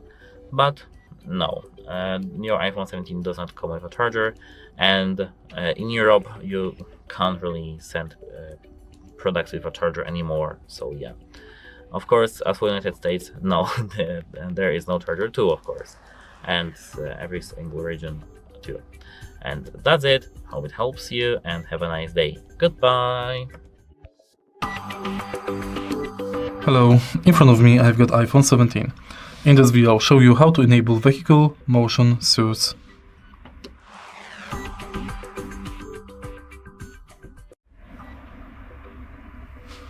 To reduce motion sickness while in the car, you can go to Settings and Accessibility. Enter Motion and Vehicle Motion Source. Dots appear near the edges of your iPhone screen. They follow the movement of the vehicle and may help reduce motion sickness. You can turn them on and off in Control Center. Select automatically in Vehicle or On. Next, you can customize appearance. You can select pattern and color. Also, you can enable larger dots and more dots. If you find this video helpful, please leave like, comment and subscribe. Hello, in front of me I've got iPhone 17. In this video I'll show you how to use Find My iPhone app.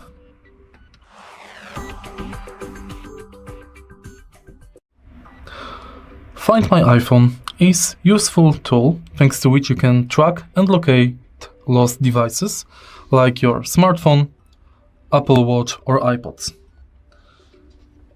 Firstly, you have to open the app. You can find it in App Library. Go to Find My, and here select device from the list. Right here you've got the list of all of your connected devices. To add devices, select Add, and now you can add to my AirTag, MagSafe accessory or other item. All of your devices will be located here. If you find this video helpful, please leave like, comment and subscribe. Hi everybody, welcome back to the HardReset.Info channel. Today I'm going to tell you how to change your ringtone in your iPhone 17.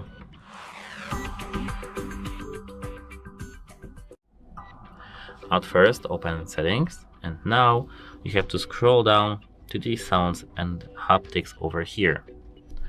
Now we have to tap on Ringtone here, and here we can change our ringtone.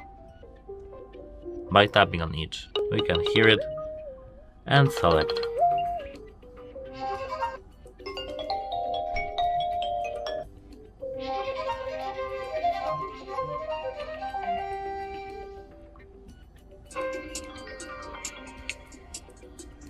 For example, I like this one.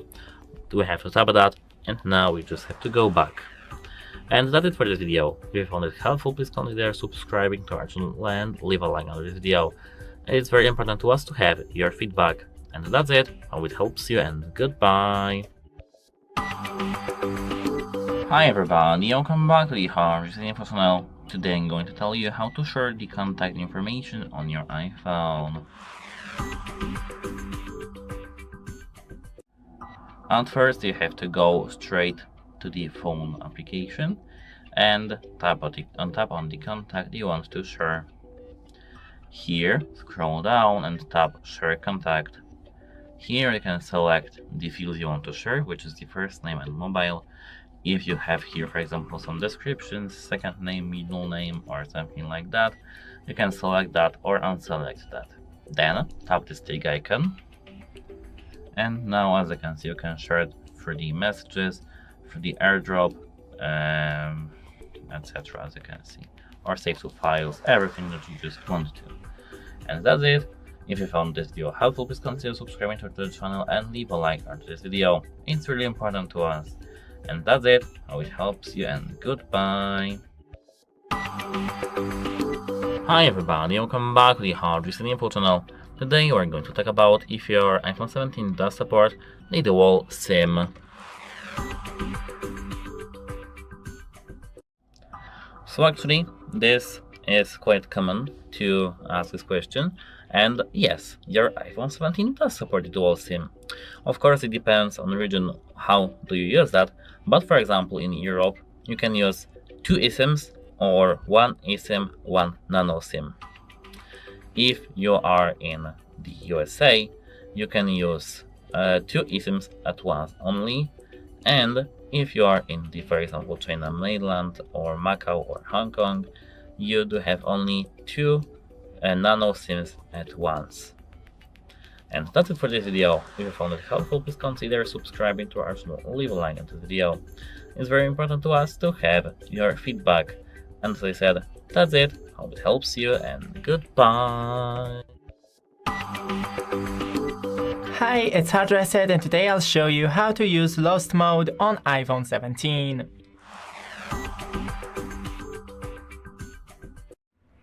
So open your iPhone and the Find My app. Go to Devices and select your iPhone 17. Then Lost Mode, continue. Here you can enter the phone number. This phone number can be used when someone finds your iPhone and wants to contact you. And then next, enter the message. This message will display on your iPhone when someone finds it. And here, notify when found. This feature can only be enabled when there is no recent location for this device. Here are the provided phone number and the message, and receive email updates and activate. That's it. Don't forget to leave a like, and see you in the next one. Good morning guys, in front of me is iPhone 17, and let me show you how to clear browsing history and the whole website data.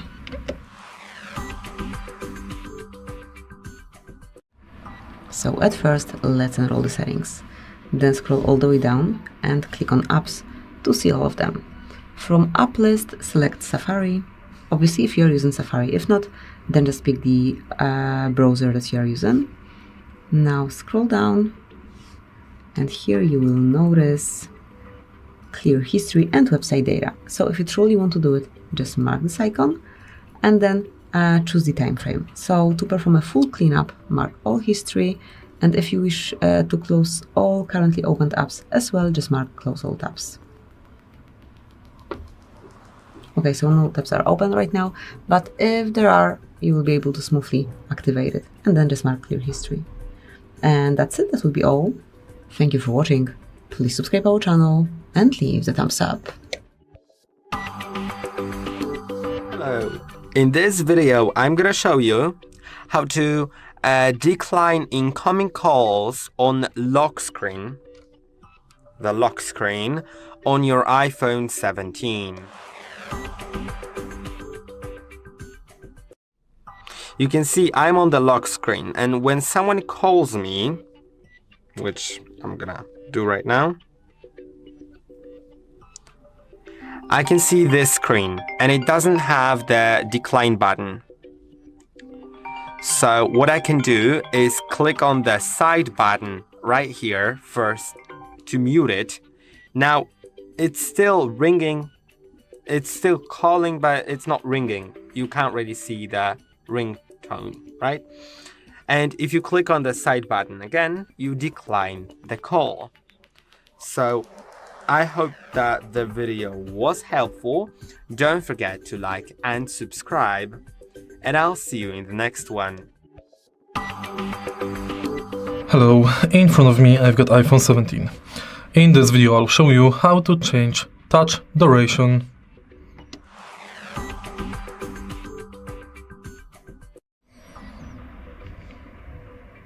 In the beginning, let's go to settings of your smartphone and go to accessibility.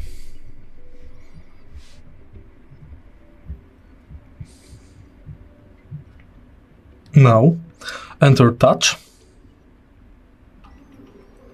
and go to haptic touch. Select touch duration mode between fast, default or slow. Here we've got touch duration test. Touch and hold image.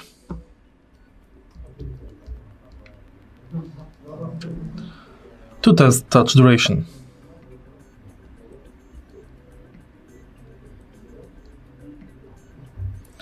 If you find the video helpful, please leave like, comment and subscribe.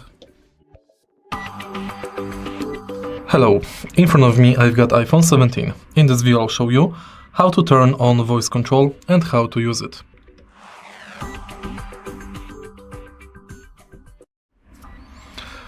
To enable voice control on iPhone 17, firstly let's go to settings and find accessibility. It should be at the bottom of the list. Now go to voice control and firstly set it up. Continue. Done. Now voice control is enabled. You can go to voice control tutorial. Next, you can change language, check commands, vocabulary, manage command feedback, continuous overlay, and in the end, you can enable or disable attention aware. If you find the video helpful, please leave like, comment, and subscribe. Hey everybody, welcome back to the HardReset.Info channel. Today I'm going to tell you how to unsend a text on your iPhone. So actually it's possible only when you do have the RCS text messaging enabled or when you just text somebody using the iMessage. At first let's open the messaging application, and now here we do have to hold our finger on the messages you want to unsend in our contact.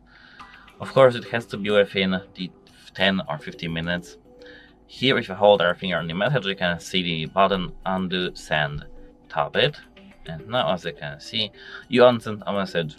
Marek may still see the message on devices where the software hasn't been updated. So actually that's how it works. If you found it helpful, please consider subscribing to the channel and leave a like on this video. It's very important to us to have your feedback. And as I said, that's it. Hope it helps you and have a nice day. Goodbye! Hello everybody, welcome back to HardReset.Info channel. In today's video, I'll show you how to change alarm snooze duration on the iPhone 17.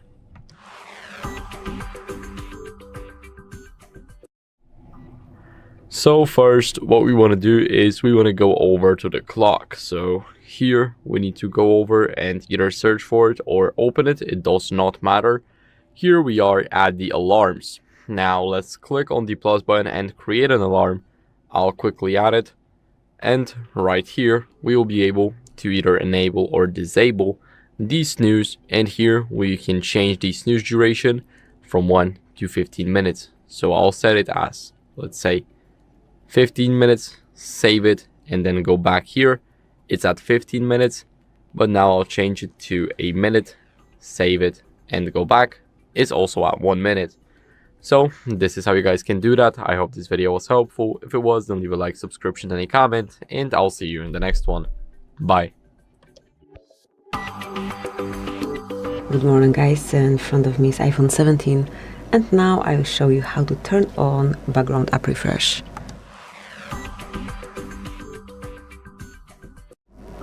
So start with opening the settings, then enroll general options, and here you will notice a background app refresh. Just enroll it and mark background app refresh again. And here you can either activate it under Wi-Fi only or under Wi-Fi and cellular data, however you prefer. I'll tap on both as I do prefer this option, and from now on it is active. It is super useful as it keeps your apps updated in the background, so content is always fresh when you open them. Truly useful, a truly recommend feature. Obviously you can also customize it and leave it for particular apps only. Just by unmarking, you can turn it off for some apps. But I want to make it active for all of them. So that's it, that will be all. Thank you for watching. Please subscribe our channel and leave the thumbs up. Hello everyone, here we've got the brand new iPhone 17 and let me show you how to check for software updates. So first of all, open the settings, then find and select General, and here click on Software Update. Now just wait, your device will be scanned.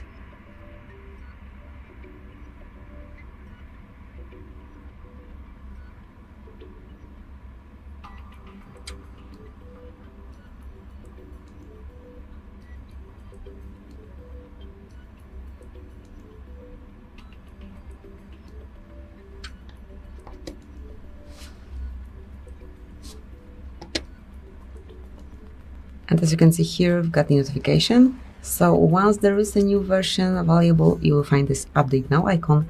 And once your device is up to date, you'll be just see the current version. Let me mark it for tonight. So this is it. Thank you for watching. Please subscribe our channel and leave the thumbs up. Hello, in front of me I've got iPhone 17. In this video I'll show you how to use text-to-speech function.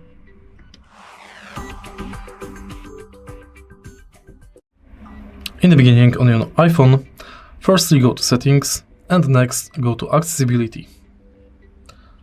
Now enter spoken content.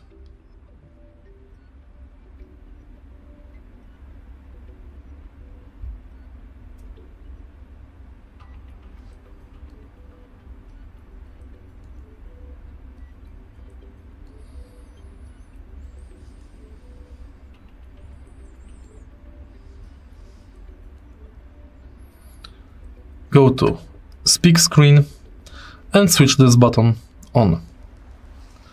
Now text-to-speech is enabled. Thanks to this function, your smartphone will read articles and messages automatically. If you find this video helpful, please leave like, comment and subscribe. Good morning guys. Today we've got here iPhone 17 and let me show you how to activate keyboard clicks.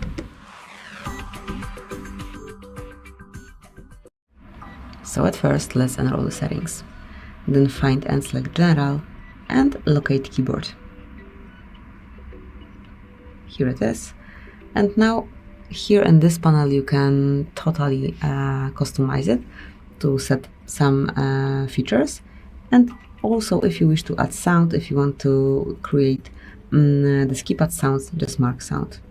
And that's it. From now on, every time you will be okay, let me just open, for example, this panel, and whenever your sound is on, you will be able to hear the Haptics. So that's it.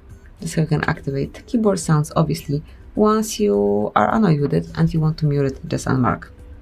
And from now on, it is muted. Thank you for watching. Please subscribe our channel and leave the thumbs up.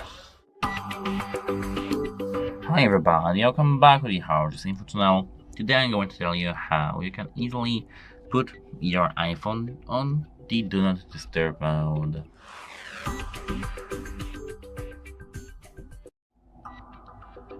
So actually this process is quite easy.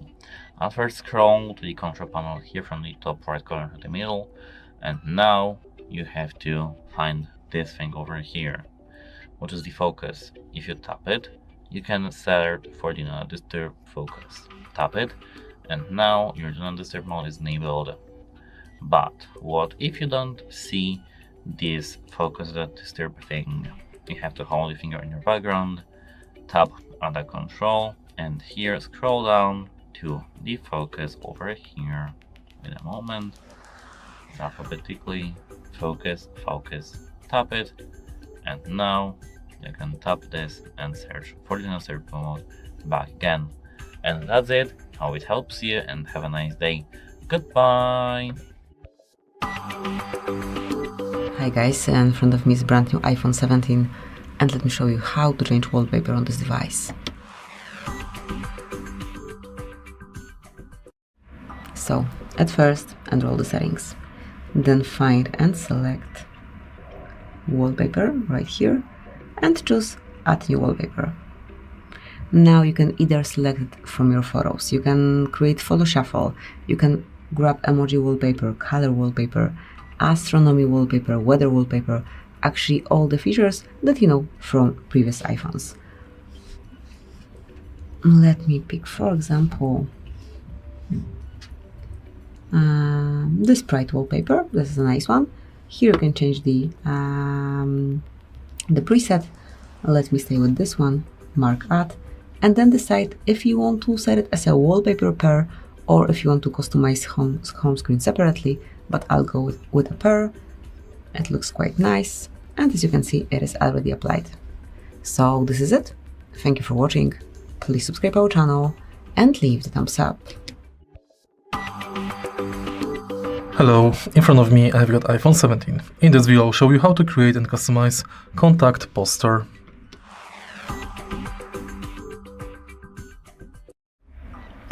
In the beginning, enter Contacts app. Tap My Card and then tap Edit.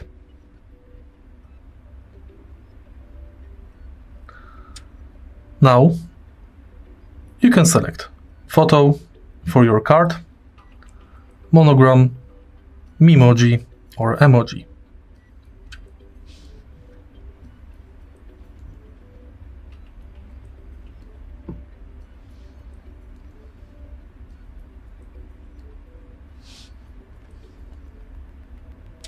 Tap Done and it's set. Don't forget to save changes and you're done. You can also do it for other contacts. If you find this video helpful, please leave like, comment and subscribe. Good morning guys, in front of me is brand new iPhone 17 and let me show you how to check flight details.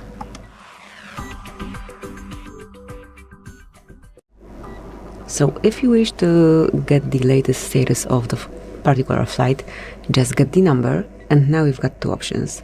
The first one is to open your search area and provide the number.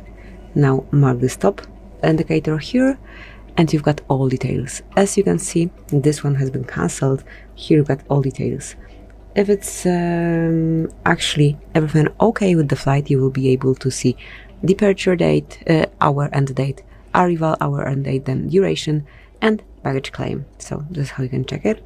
Then the second option is to open your message or note, whatever. Now paste the code, paste the flight number, tap twice, enroll more options and click on preview flight. And here you've got all details. Okay, all the same details, but in different panel. So that's it, that will be all. Thank you for watching. Please subscribe our channel and leave the thumbs up. Hi everybody, welcome back to the HardReset.Info channel.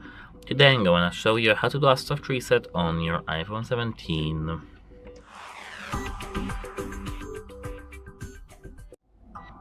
To do a soft reset here, at first, remember that, take your phone into your hands. Now be prepared because this is quick. Click volume up, volume down and hold the power button until you see the Apple logo at the middle of the screen. Of course, one after another. Click it one after another. Volume up, volume down, and hold power. Hold it, don't worry about anything, just hold it.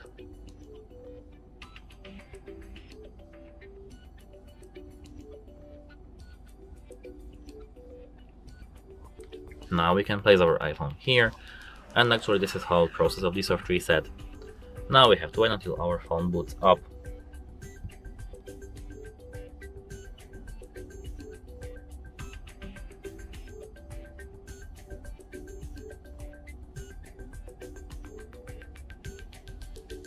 And that's it. Hope it helps you and have a nice day. Goodbye. Hi everybody, welcome back to the HardReset.Info channel. Today I'm going to tell you how to get rid of the wallpapers on your iPhone.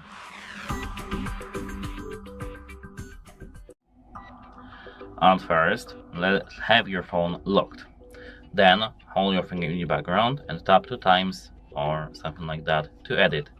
I'd recommend to hold your finger in the background because then you can enter your passcode. Now enter your passcode, and now you should see the this, as you can see, photo shuffle, photo, and these are all your wallpapers that are saved.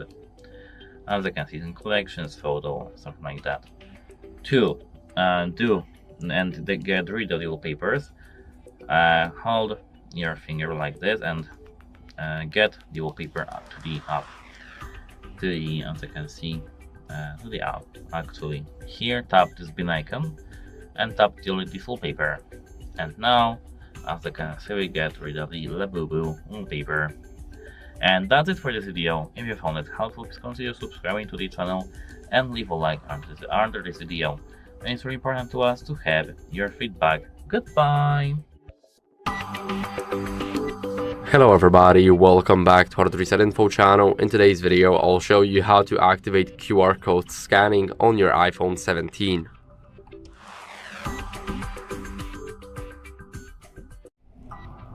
So first, what you guys want to do is open up the camera app on your iPhone 17.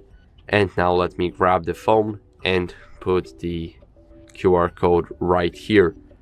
So, as you guys can see, here we have it, and now we can simply scan it. It's already enabled. Now here we have the results, and we are getting our site, so the HardReset.Info. Now as you guys can see, here we can do that again, and whenever I just simply do that, then as you guys can see, this should disappear in a second, and whenever I go back, it will come back because it's reading the QR code. So that's basically it for the video. I hope it was helpful. If it was, then leave a like, subscription, and a comment, and I'll see you in the next one. Bye. In front of me is iPhone 17, and today I would like to show you how you can turn on or off passwords autofill. Enabling or disabling passwords autofill can be a bit difficult because it's not located in Passwords app along with all of your passwords. Actually, after testing this and many other iPhones, I discovered it's actually in Devices Settings. To find it and manage it, go into Settings and scroll a tiny bit to click on General section. Then scroll again and click on Autofill and Passwords. Now use green switcher at the top right next to Autofill Passwords and Passkeys to turn it off, or grey one to turn it on. Thanks so much for watching. If you enjoyed this video, don't forget to leave a like, comment and subscribe. Bye! Hi everybody, welcome back to the HardReset.Info channel. Today I'm going to tell you how to turn on the vibration on your iPhone.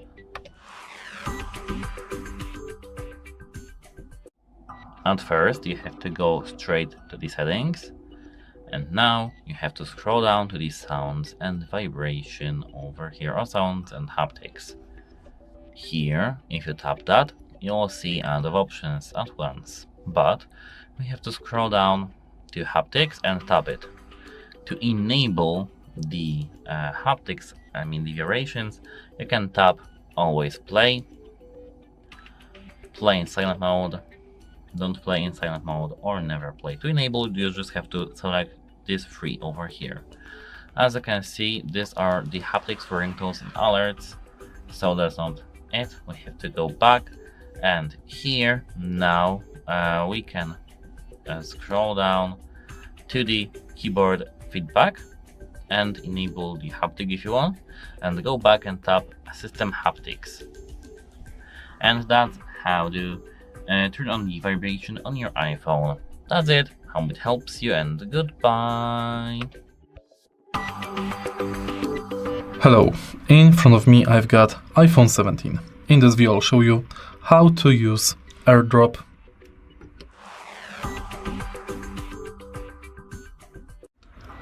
To use AirDrop or any iPhone, including the iPhone 17, ensure that Wi-Fi and Bluetooth are on and both devices are discoverable. Now select content you would like to share. It can be photo, video, document, basically everything.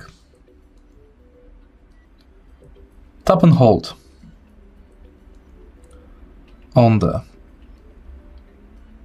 file, tap share and select AirDrop. On your second smartphone, make sure that AirDrop is enabled and discover variable. Select the other device, and on the other device select accept.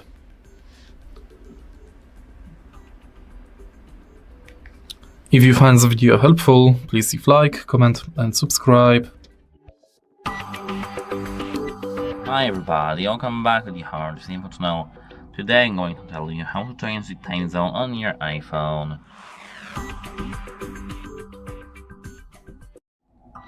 So at first, go to settings and here scroll down to the general. Now you have to scroll down until you see date and time. Tap it and now disable it automatically. Here tap on the time zone, and as you can see here they have it bugged. It's because we can't see the time zones. So here in this text label we have to enter the name of our city. Let it be, for example, Tokyo. Here as you can see we have Tokyo, Japan. If we tap it, as you can see the hour changes.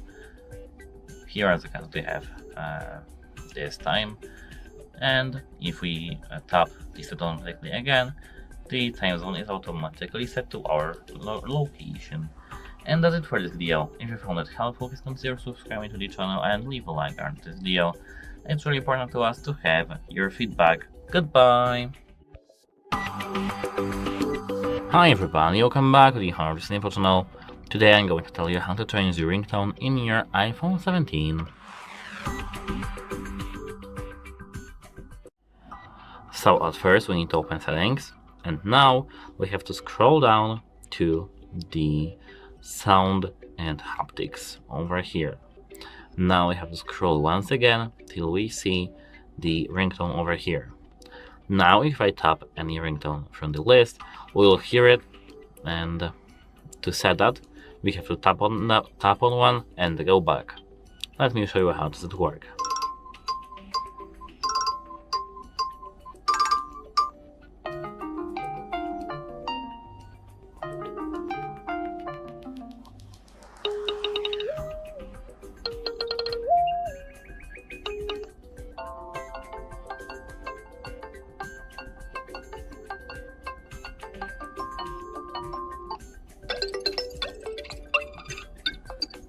Now, as I said, to set the ringtone, we have to tap this arrow.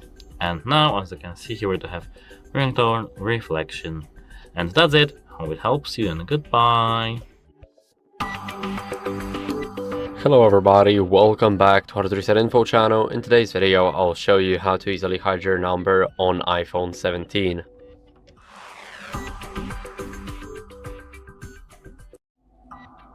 So first, what we're gonna do is we're gonna enter the settings, and right here in the settings we need to scroll all the way down until we see the apps. So it's right at the bottom. As you guys can see, we have the apps, Now we need to go over to the phone app. So let's just scroll. And here we have the letter P. So now let's click on the phone. And here in the phone, we want to scroll down until we see calls. Now here in the calls, right at the bottom, we have the show my caller ID. And as you guys can see, for me, it's already disabled, so they don't see my caller ID, but it's enabled by default. So I recommend you guys disabling it. And as you guys can see, now it's all done. We have enabled the caller ID block and we successfully hit our number. So that's how you guys can do it. I hope this video was helpful. If it was, then leave a like, subscription, and a comment, and I'll see you in the next one. Bye. Hello, in front of me I've got iPhone 17. In this video I'll show you how to activate and use writing intelligence tools.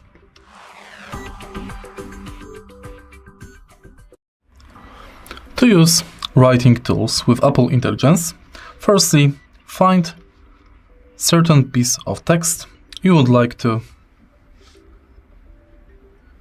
use Apple Intelligence writing tools on. As you can see, once the keyboard is on, we've got this icon here.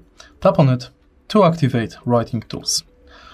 Right here, you can use multiple functions. You can find summary, key points of the text. You can prepare list and table. Also, you can concise, rewrite it to professional or friendly use. Next, you can describe your change and the Apple Intelligence will automatically rewrite the text. Make sure that writing tools support is downloaded to use it. If you find this video helpful, please leave like, comment and subscribe. Hello, welcome back to our channel. In this video I'll show you how to turn on voice control on your iPhone 17 Pro. So, voice control feature on your iPhone 17 Pro lets you navigate your device completely hands-free, and with it you can open applications, tap buttons, and dictate text, etc, etc. So here's how to turn it on. You have to go to settings and scroll down to accessibility section, and now from this list you want to find voice control, and finally at the top you want to enable it. And as you can see here in the top left corner appeared this blue icon that basically indicates that your iPhone is listening to you, and now we can test it out. So let's say command go back, scroll down, so stuff like that. It's now working, and additionally you can open voice control tutorial and see how it looks, how it works basically. So yeah, that's basically it. I really hope that you find this video helpful, and if so, please like this video and subscribe to our channel to see more content like this. Hello, in front of me I've got iPhone 17. In this video I'll show you how to customize home screen.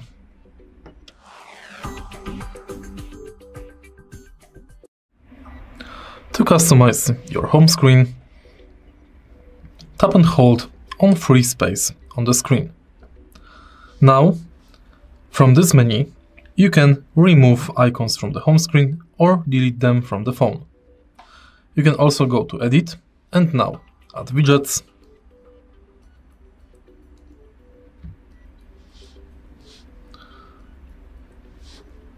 customize apps, looks and colors.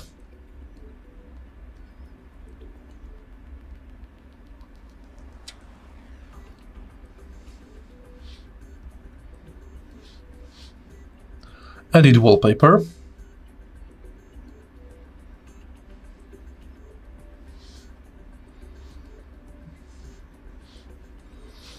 and edit pages. And that's basically it. If you find this video helpful, please leave like, comment and subscribe. front of me is iPhone 17 and today I would like to show you how you can turn on or turn off autocorrection. As a trusted source in smartphone tutorials, I want to show you where to locate one of the most popular keyboard options, called autocorrection. Let's start by opening Devices Settings. Now scroll down a tiny bit just to click on General section, available under Battery. Scroll again, this time to click on Keyboard.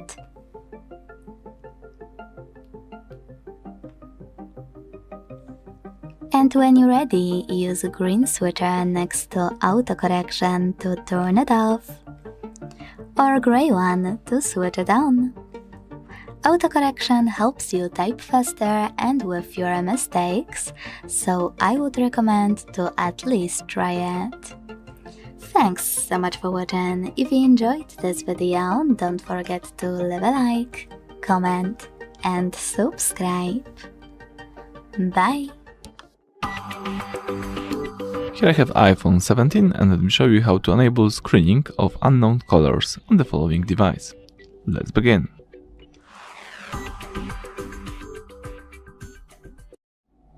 At the very beginning, let's open Settings right here. Then you need to scroll down and choose Apps. From the list of apps, you need to scroll down again, and under P you've got Phone. Let's tap Phone, scroll down again, and here we've got whole section Screen Unknown Colors. In my case, now I've got Never, so calls from unsaved numbers will ring and missed calls will be displayed on the recent list. But here you can enable Ask Reason for Calling. So now calls from unsaved numbers will be asked for more information before phone rings, and calling and data rates may apply. So basically it can be really useful if you like to use it that way. You can also choose here silence, so it's more restrict one, so calls from unsaved numbers will be silenced, but in my case let me choose Ask Reason for Calling. So basically that's it. Thank you for watching. Please subscribe to our channel, leave thumbs up under the video. Hi everybody and welcome back to the HardReset.Info channel. Today I'm going to tell you how to turn on and use the voice typing on your iPhone 17.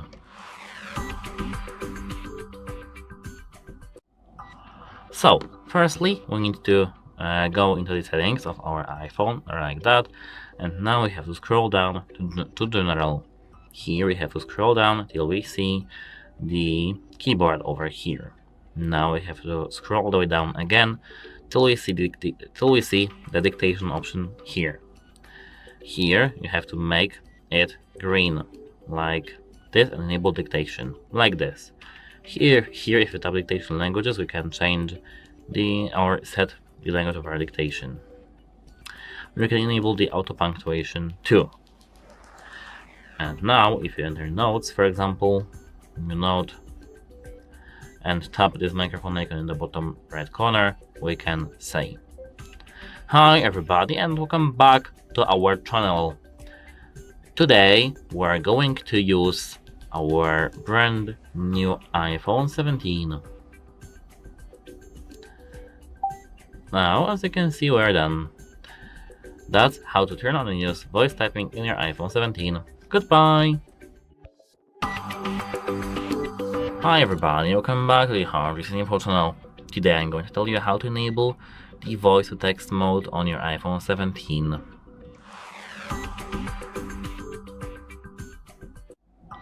At first open settings and now scroll down to the General over here. Now scroll till you see keyboard over here, and now when you are here in the keyboard, when I need to lower my brightness level, scroll down to the dictation over here. You can enable or disable the dictation as you can see, and change the dictation language. Now you can go to notes, for example, continue, tap to enable, wait a moment, tap to enable your keyboard, tap this microphone icon and just say something. Hi everybody and welcome back.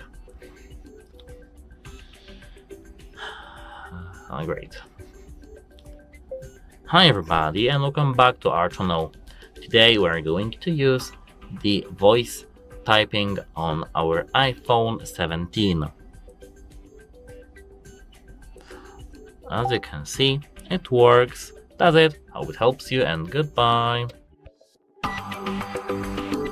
Hello, in front of me I've got iPhone 17. In this video I'll show you how to use back tap feature on this smartphone.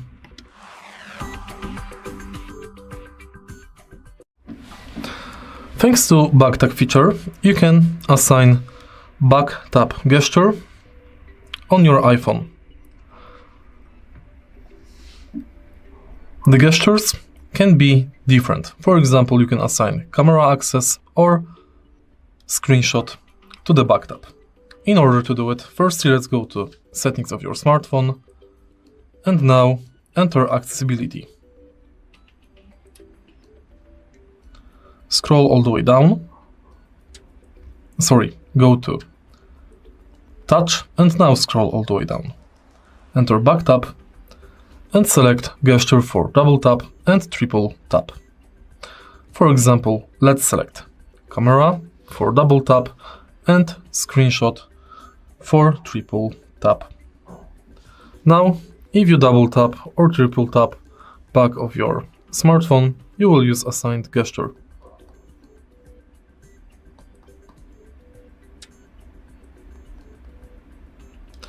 If you find this video helpful, please leave like, comment and subscribe. Here I have iPhone 17 and let me show you how to open the calculator history on the following device. Let's begin.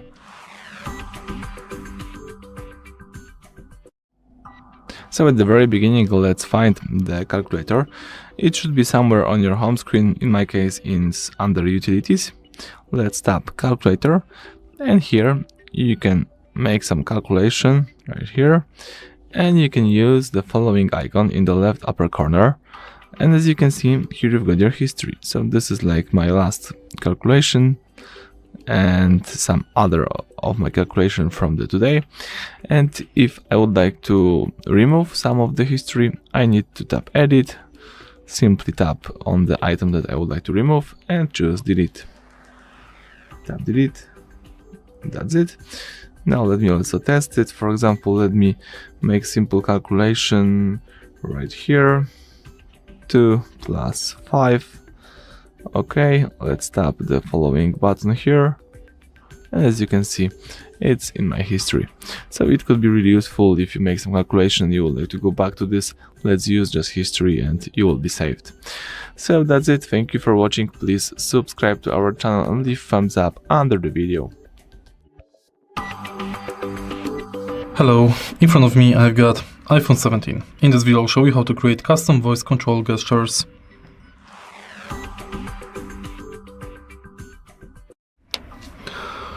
In the beginning, to create custom gesture voice control on your iPhone, you have to go to settings. Now, find accessibility, voice control,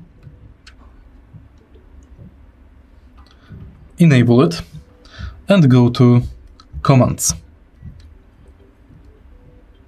Create a new command, enter speakable phrase,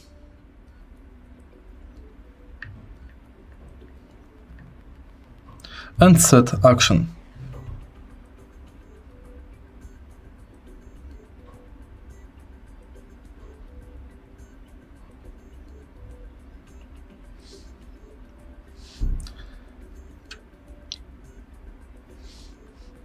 Confirm, and it's done. Now, whenever you say this custom command, the action will be performed. If you find this video helpful, please leave like, comment and subscribe. Hi, welcome back to our channel HardReset Pro, and today I'm going to show you how to switch language in Super Whisper on iPhone 17. So open Super Whisper application on your phone and tap gear icon in the top right corner of your screen, which is settings. And now at the top of your screen, you have to select a specific mode that you want to adjust, that you want to customize. Let's go for this one. And in the section voice model, you have to find language. You want to tap here and finally select needed language. And from that point, all your transcriptions will use that language.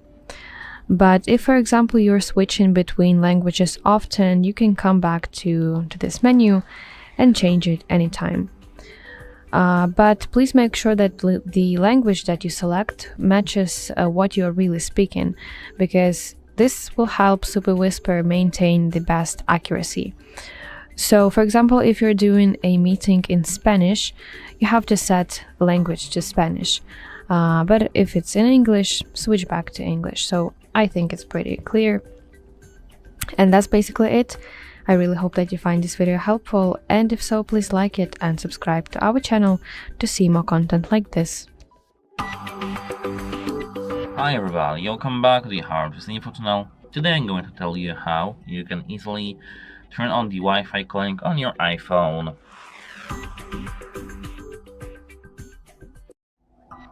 At first, open your settings. Here you should see mobile or cellular based on your region and language. Here, tap it, and now scroll down to your SIM that you want to enable the Wi-Fi calling.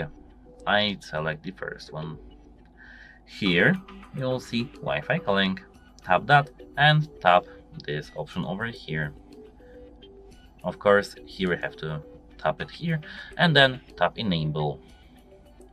Here, as you can see, you have your carrier.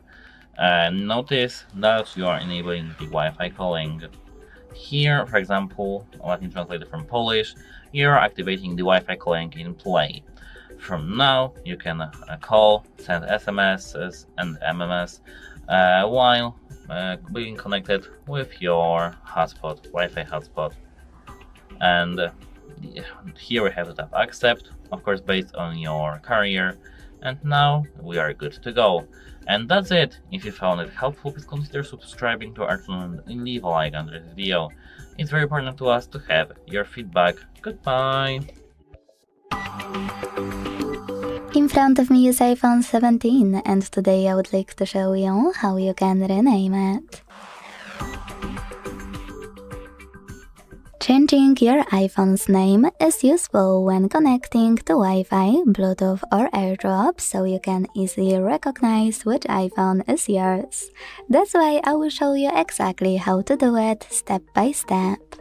First step is opening settings. Second one is scrolling down to click on General section. And finally, the third one is clicking on About to get to device name. At the top, you need to click on it, type in whatever you want to. In my case, Sunny. And then save it by clicking on blue checkmark at the bottom right corner, or going back thanks to this icon at the top left one. As you can see, after a couple of seconds, name of my iPhone has changed. Thanks so much for watching. If you enjoyed this video, don't forget to leave a like, comment and subscribe. Bye! Good morning guys, here we've got iPhone 17 and let me show you how to customize your respond with text replies on this device, on this iPhone. So once you want to quickly send personalized, ready-made responses to calls or messages without typing each time, you just open the settings at first, enroll apps, and now go to phone. App, it's under P, so here we've got it. Scroll down and here you've got calls. Under calls you've got respond with text. Mark it here, and now you can customize each answer. It will be displayed and you'll be able to respond to incoming call with this text.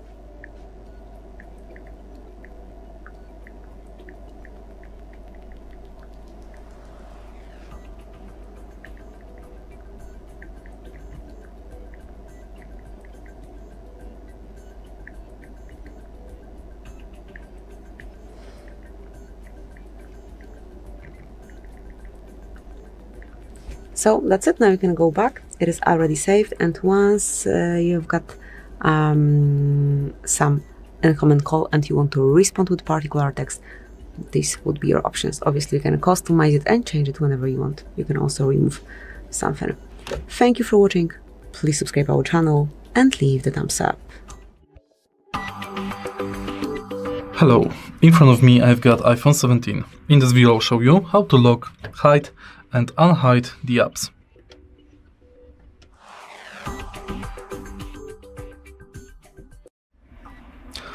In the beginning, on your iPhone home screen, find app you would like to lock, hide and unhide. Tap and hold on it and select Require Face ID. To simply lock the app, select only Require Face ID. To hide and require Face ID, tap the second option.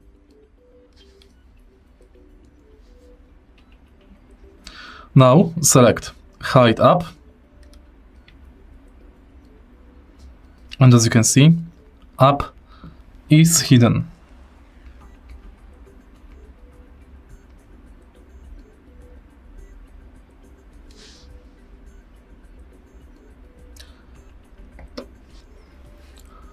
To find your hidden apps, let's go to App Library and find Hidden.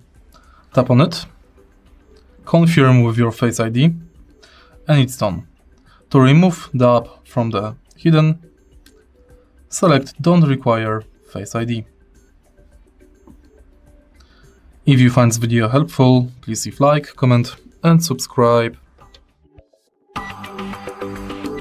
Hello everybody, welcome back to HardReset.Info channel. In today's video, I'll show you how to activate emoji stickers on your Apple iPhone 17.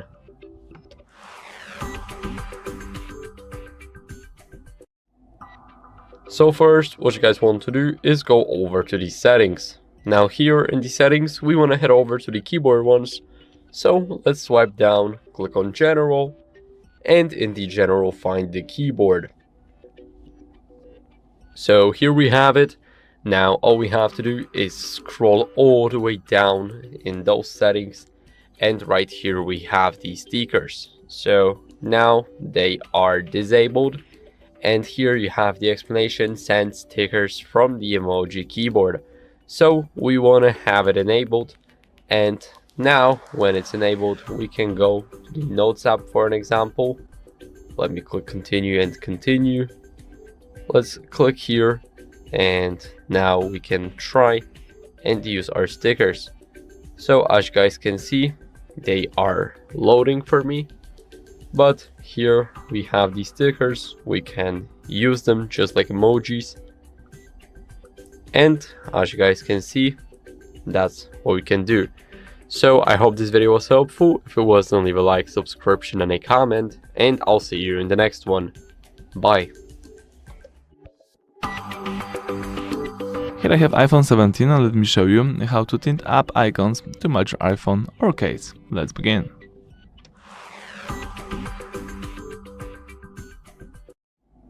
So let's start by using the home screen. Now we need to activate the Jiggle mode, so let's just hold somewhere here, and when the apps are jiggling, it means that you are in a Jiggle mode. Now we need to tap Edit right here in the left upper corner and choose Customize. Alright, here you can customize your apps by using default, dark, clear or tint. Let me use tint. And if you use the first option right here, you can match your icons to your iPhone. You can also change it if you would like to, but default settings is in that way that it will match your iPhone. You can also choose the second one, and it will match your case. So it's as simple as that, but of course you can also change it here, for example, to more purple or to more greenish, and you can use it that way. In my case, let me use it in that style. You can also tap dark mode if you would like to, or you can use auto. If you would like to go back to the previous, let's just tap default, and basically that's it. Thank you for watching. Please subscribe to our channel, leave thumbs up under the video. Hello everybody, welcome back to HardReset.Info channel. In today's video, I'll show you how to easily access saved passwords in the password manager on the iPhone 17.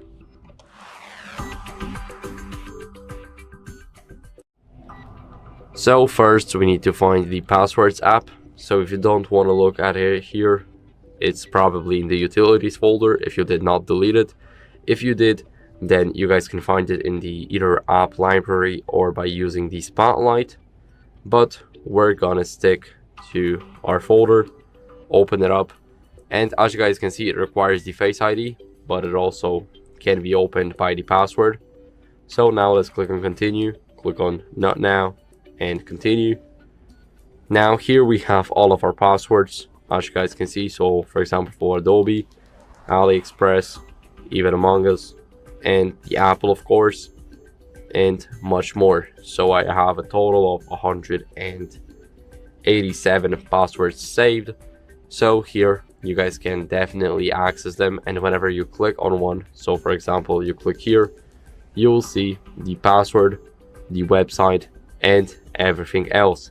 So after you click on the password, as you guys can see, we will have our password. So now that's it. I hope this video was helpful. If it was, then leave a like, subscription, and a comment, and I'll see you in the next one. Bye. Hello, in front of me I've got iPhone 17. In this video I'll show you how to change passcode and enable stolen device protection.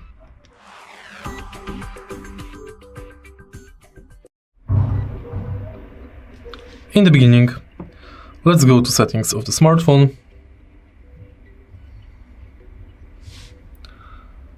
Go to Face ID and Passcode.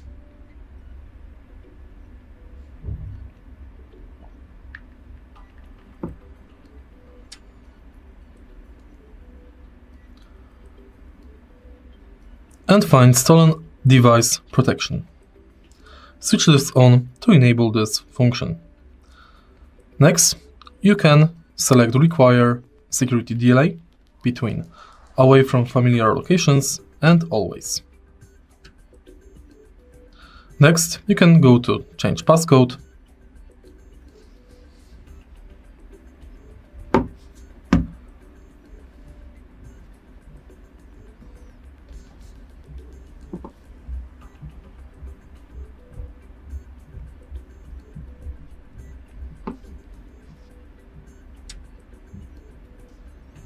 To switch passcode type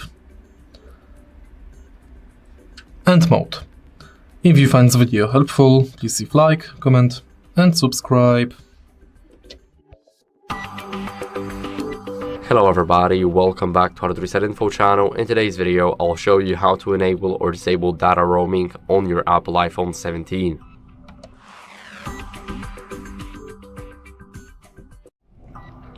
So first, we're gonna head over to the settings, and right here in the settings, we wanna scroll a bit down until we see the mobile. Now here in the mobile, we of course need a SIM card, so if you do not have one, then make sure you do. So as you guys can see, I've got my card now, and here we have the mobile data options. Now, if we want to enable the data roaming, we just click right here. As you guys can see, when you're not in an area, that's basically when you're in an area that's not provided by your service carrier, then you will have the internet by the data roaming. And of course, the charges may apply if you do not have the data plan for it. But if you're traveling and you do, then data roaming is definitely for you.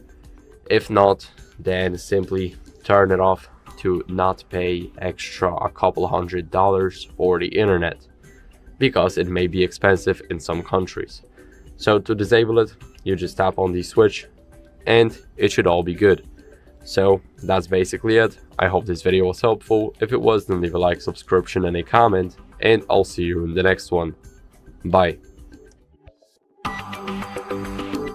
In front of me is iPhone 17, and today I would like to show you how you can locate all typing options.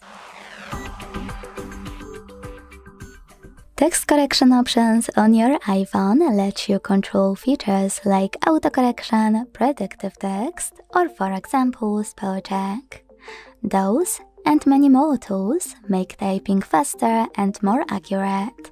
So if you want to manage them, let's begin. You don't need any tricks or special apps. Everything is already in devices settings. So firstly, open those settings.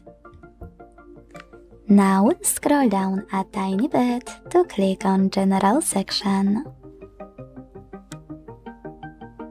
Then scroll down again, this time to click on Keyboard.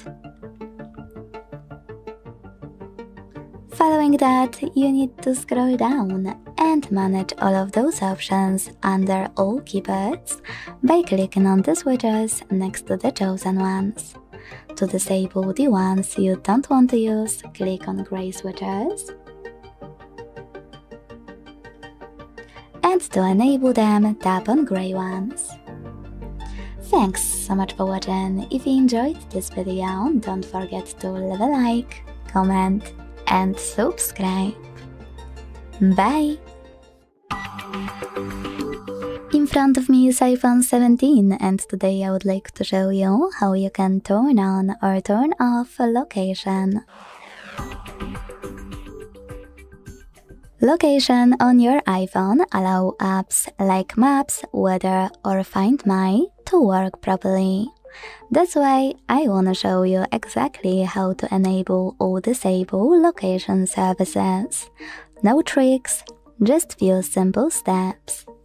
First step is opening devices settings and scrolling to click on this section called Privacy and Security. Now click on Location Services and use this switcher at the top to switch them on or off.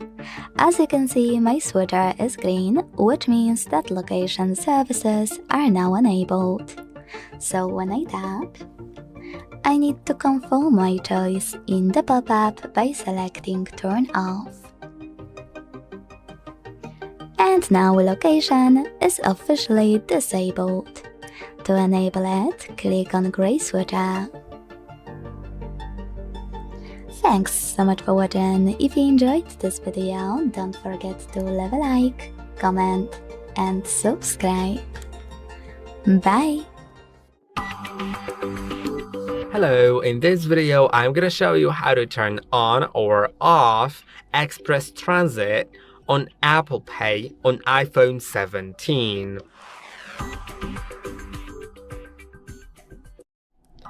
Express Transit lets you pay with your phone for transit, for public communication, without double clicking on the side button, without confirming, and it only works on public transit. So don't worry, in stores you'll still need to double click and verify with Face ID or passcode, but for public transport you can pay without really confirming, which if you like it, you can enable it. And to do it, go to Wallet, then click on a certain card that you'd like to use, click on three dots, Card Details, Express Transit Settings, and now you can select a card that you'd like to use it with. And now you can see it says that the card you select will work automatically without requiring Face ID or passcode. Just hold your phone near a designated card reader and it works for like paying for train tickets, for subway tickets or whatever, but in stores it still requires you to confirm, of course. And I hope that this video was helpful. Don't forget to like and subscribe, and I'll see you in the next one. Hello everybody, welcome back to HardReset.Info channel. In today's videos, I'll show you how to add pictures to your text messages on the iPhone 17.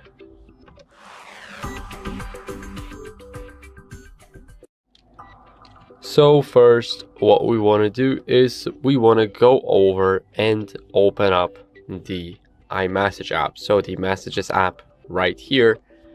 Now, what you guys want to do is open in Messages and choose a chat. So we're choosing a chat now. And here, as you guys can see, all we have to do is go over and pick the picture. So if you want to send the picture with your message, so you want to add picture to your text messages, then simply choose the photo first. I'll choose this one, and here you will have an option to add comment or send. So you will send your message with a picture. After that, you can just click this arrow right here and you will basically send the message, and then it should be delivered. So I'll do that now, and all we have to do is just wait a couple of seconds. Now, as you guys can see, it's delivered. So that's how it works. I hope this video was helpful. If it was, then leave a like, subscription, and a comment, and I'll see you in the next one. Bye.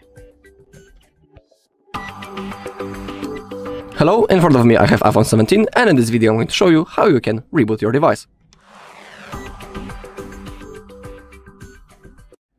Alright, but why it's even worth to perform a reboot? Let's say that we have some issues with long time of opening the apps, or the apps don't even want to launch. That's the moment when the reboot can help. Or also in other situations such as lagging phone, and similar things like that, or for example frozen screen. That's the moment when the reboot can help. The iPhone doesn't have the reboot function built in, so we will have to manually turn off and turn on device. First we need to launch the power menu. We do it by clicking volume up, volume down, and then we need to hold the power button for like 1 second. So I'll show you: volume up, volume down, hold the power button, just like that. Now we are in the power menu. Now simply slide to the right side, release your finger, click on OK. Now let's wait a few seconds until the phone is fully turned off. And now all we need to do is to simply hold the power button until we see the Apple logo. So keep holding. OK, when it appears, you can release your finger, and now simply wait until the phone turns on. It will be ready to use. Alright, that's all in this video. Thank you all for watching. If you found this video helpful, please leave a like, comment, and subscribe. Welcome. In this video I will show you how to change DPI settings on iPhone 17. First, go to settings and then scroll down to the display and brightness menu, then open it and scroll down until you find the text size option, and tap on it, and now you can change the text size by moving the slider to the right to increase it, the text size, and to the left to decrease it. You can also make the text bolder by switching the toggle to the right. And in order to change the display size, you have to scroll to the very bottom of this list and select display zoom option, and then pick between default or larger text, and to apply changes click done. Additionally, if the largest text size in the display and brightness menu is not enough for you, you can go to accessibility and select display and text size in here, then go to larger text, and if you want even larger text sizes, switch this toggle to the right. Then you can make the text basically as large as you want by moving this slider to the very right. And that's how you can change DPI settings on your iPhone. Thank you for watching this video. If it helped you, please consider subscribing to our channel, leave us a like in the comment below, and I'll see you in the next one. Hello everyone, in front of me I've got iPhone 17. In this video I'll show you how to change clock style, size and color on lock screen.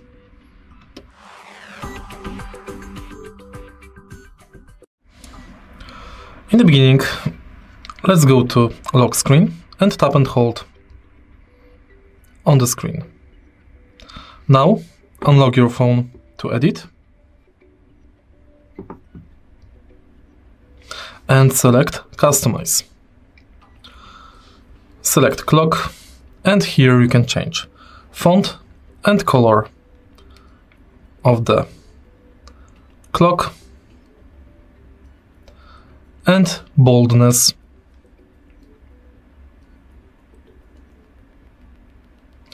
If you want to change size,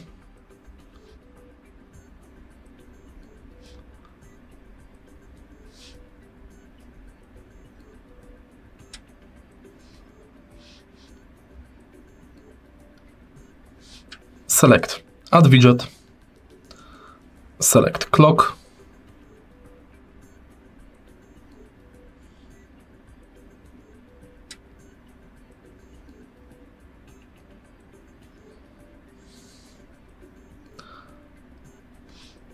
tap and hold on the widget and extend it. And that's basically it.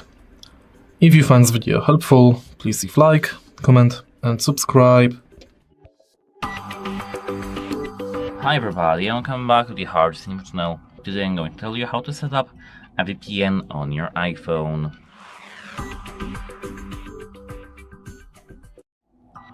So, at first we need to go to the settings, and now we have to go straight to the general over here. Now scroll all the way down till you see the VPN and device management. Tap that, and here tap on the VPN over here. Here, as I can see, we have the Add VPN configuration. Tap that.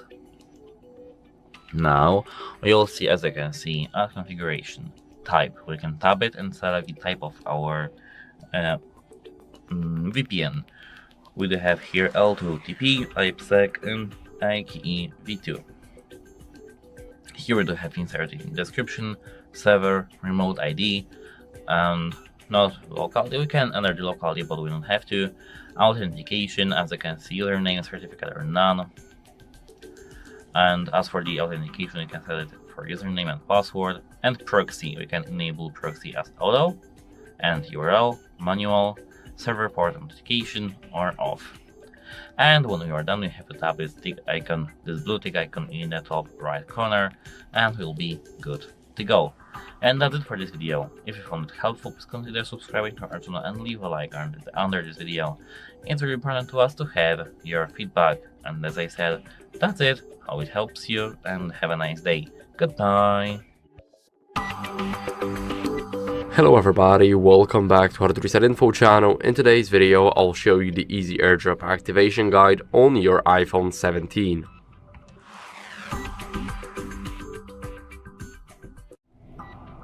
So first, what you guys want to do is, of course, enable AirDrop. So go over here to the control center. Now right here, you will see the AirDrop. And as you guys can see, the receiving is off. Let me quickly lower the brightness. And here it's enabled. Make sure that it's enabled to everyone for 10 minutes. Or when you're sending something only to your contact, then enable contacts only. So I have my phone right here. I do not have the contact of this phone right here. So I'll enable it for everyone.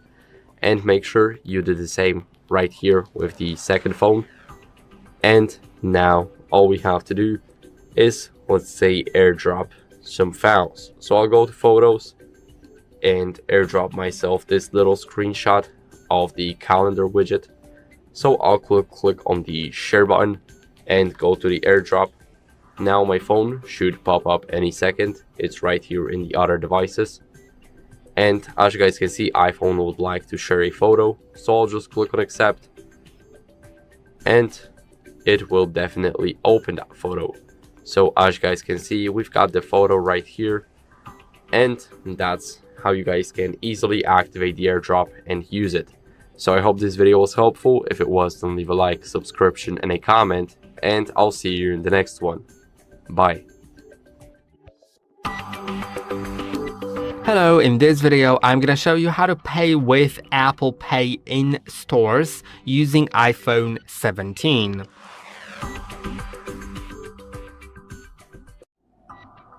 If you'd like to pay with Apple Pay in stores physically, you can just it's available like in most countries, like any country that Apple Pay is available in, you'll be able to use it.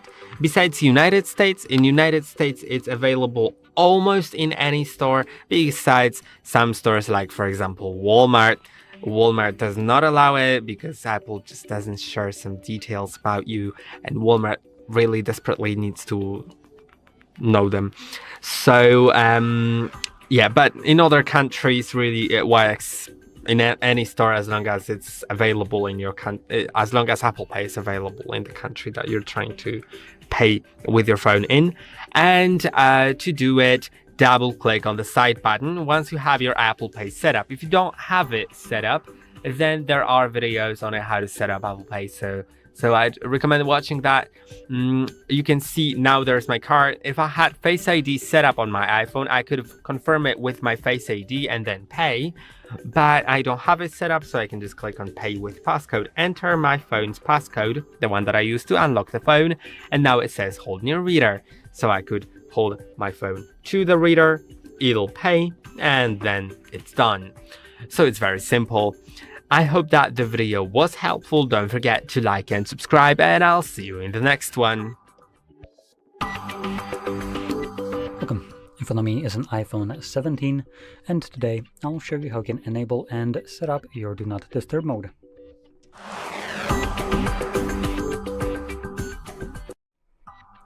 So, to get started, swipe down from the top right side of your screen like this, and this will show you this toggle right here, which is added by default.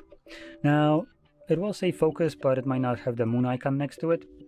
So you can tap on the text itself, and this will extend it to show you additional features that you can activate right here. Now, we are interested in the Do Not Disturb mode, so you can just tap on it from here, and it will turn itself on.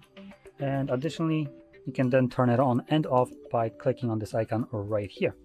But you can also click on the three dots and, for instance, navigate into the settings, and in here we'll have a bunch of options that you can utilize to customize how the mode will function. So go over this at least once, customize it to fit your needs, and then once you've done so, you can close this and you don't ever have to go back there again, as long as you don't want to change anything. And yeah, you can then turn it on and off from here. You can also turn it on for a specific amount of time by clicking somewhere right here. So you have for 1 hour until this evening, or until you leave this location. So you can choose whichever one you want. And like you've seen me, you can just tap on it twice, and once will turn it on, the other one will turn it back on, and vice versa. So anyway, with that being said, hopefully you found this very helpful, and if you did, don't forget to hit like, subscribe, and thanks for watching. Hello, in this video I'm gonna show you how to set a default card in Apple Pay on iPhone 17. If you have multiple cards in your Apple Pay, then you may want to select which one is the default one. So this is gonna be the first card you use when you double click on the side button. Of course, you can still change it by clicking here and selecting a different card, but it's best to select the default one as the one that you'd like to actually use as default, because otherwise it may not be really you may just get confused to use a wrong card and stuff like that. So now let's go to the Wallet app, and I only have one card, so I won't really be able to demonstrate that, but on this phone. But I have also a different phone, and you can see right here I have like several different cards. So what I can do is select a card that I'd like to use as my default one and drag it to the front. Now you can see it's now my default card. So that's basically what you can do here to make your card appear as first when you double click on the side button, but you can still change it by clicking on the bottom and selecting a different card from the list. So I hope that this video was helpful. Don't forget to like and subscribe, and I'll see you in the next one. Here I have iPhone 17 and let me show you how to split screen on the following device. Let's begin. So unfortunately there is no native split screen function for the following phone, but you can bypass it and split your browser. All you need to do is tap App Store, and here let's find and select split screen. Alright. I highly recommend this app, Split Screen Dual Window. As you can see, there is a good ratings for this app, so you can easily use the following app. This is safe and easy to use application. I've got my app already downloaded and installed right here. Let's just tap it, and let me just skip the ad. And as you can see, the app is really easy to use. You can, for example, type YouTube and watch YouTube here.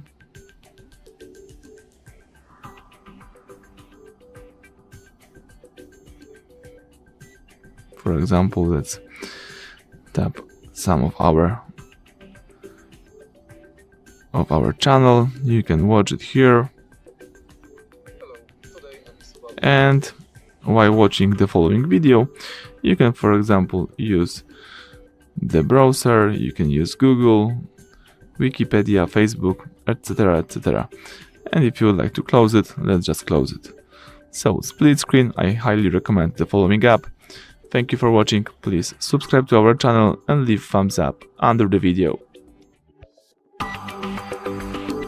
In front of me is iPhone 17, and today I would like to show you how you can change default apps. If you don't want to use iPhone default apps, don't worry, I got you. Because today I'm going to show you step by step exactly how to change them to apps of your choosing. But firstly, you need to access App Store and download apps you wish to set up. In my case, I want to change my Safari to Firefox, so I already downloaded it. And now I will go into settings. When you're ready, do the same. After entering settings, you need to scroll all the way down.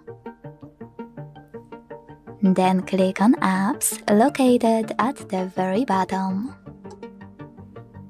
Now, as you can see, default apps section is already at the top. So after clicking on it, tap on one of those sections you want to manage. As I mentioned before, I want to change my browser app, so I have to click here. Tap on Firefox to apply it.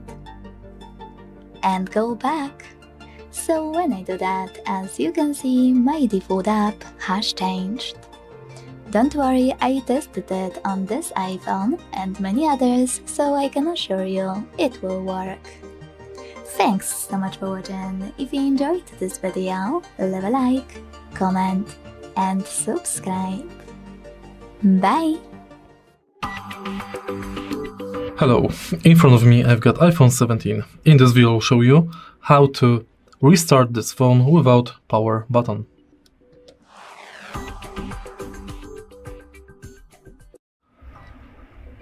To turn off or restart the smartphone without power buttons, firstly make sure to enable Siri. You can do it in Settings, Apple Intelligence and Siri. Enable it and set up Siri. Now simply say, "Hey Siri, restart the smartphone."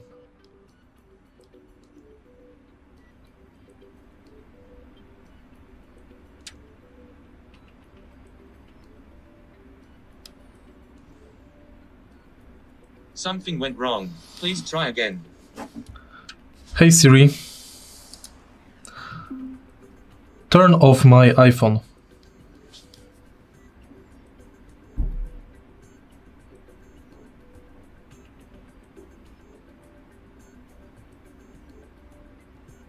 Sorry, something went wrong. Please try again. Let me try on other smartphone. Hey Siri, turn off my iPhone.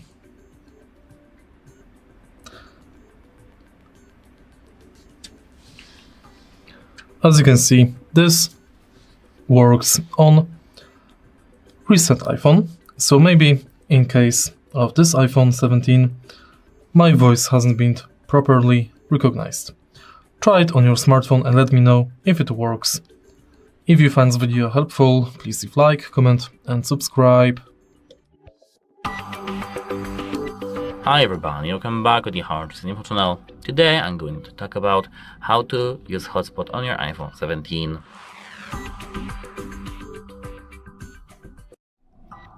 At first, you have to have your phone unlocked and make sure that you have SIM inside. If you have your SIM inside or just added eSIM, that's great because now you can use the hotspot. Now, wait a moment, to use the hotspot you have to go straight to the settings and now scroll down and tap personal hotspot. Here, enable the allow others to join and now you have your personal hotspot enabled. Here you have Wi-Fi password and here you can adjust your password for your users, Wi-Fi users. For example, let it be HardReset.Info 25. Tick icon to confirm, and now unauthorized people that don't know the password don't have the access to your Wi-Fi network. Here we have, as you can see, family sharing and child. We can ask for approval for child or automatic. Here we can enable or disable the family sharing. Here, as you can see, we have maximize compatibility, and we can enable or disable that just to disable the 5 GHz connection, to have the 2.5 GHz connection, to have the other phones working with us. Of course, the internet preference will be worse, but yeah. That's it, how it helps you, and have a nice day. If you have any questions, ask them in the comments down below. Welcome. In front of me is an iPhone 17 and today I will show you how you can enable power saving mode on this device.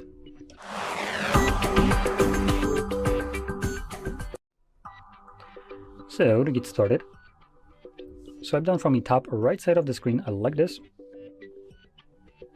There we go. And locate the power saving mode. It might not be added by default, so hold the empty space right here. This will enter editing mode, and now you can click on add a control and find your low power mode, as it's called right here. Once you see this toggle, you can simply tap on it, then tap on the empty space. This will disable the editing mode, and now click on the toggle to turn on your power saving mode. Now, one thing to keep in mind is power saving mode might do some changes to how the device interacts with Wi-Fi and mobile data. So one of the messages you usually get is that mail fetching will be delayed.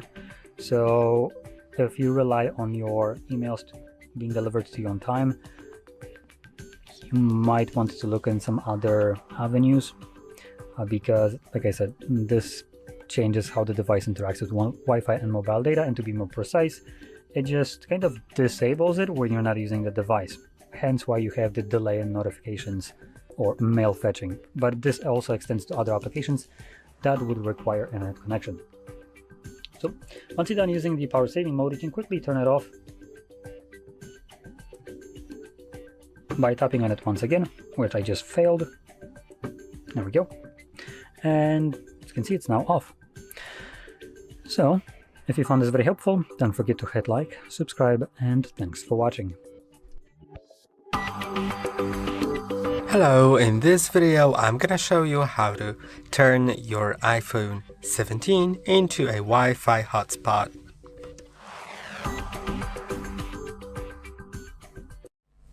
If you want to share your mobile data from your iPhone 17 to any other device, then you can simply go to settings and then go to personal hotspot. Now you can enable it and you'll see your Wi-Fi password here. By default it's randomly generated, but you can of course change it by clicking on it and then typing in your new password and then approving. It has to have at least 8 digits, and then you can enable allow others to join, and then if any other person that's around you goes into your into their settings, into their Wi-Fi settings, and then they all see your iPhone on the list. You can see right here, this is the name of the device. So my device, as it turns out, is named just iPhone, so I will connect to that.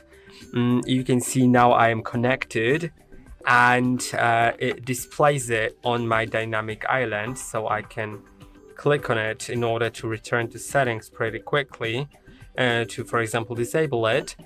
But you can see if you'd like to change the name of your hotspot, if you go to general, then about, just change the name of your device here at the top. And I hope that this video was helpful. Don't forget to like and subscribe, and I'll see you in the next one. Here I have iPhone 17 and let me show you how to enable Jiggle mode on the following device.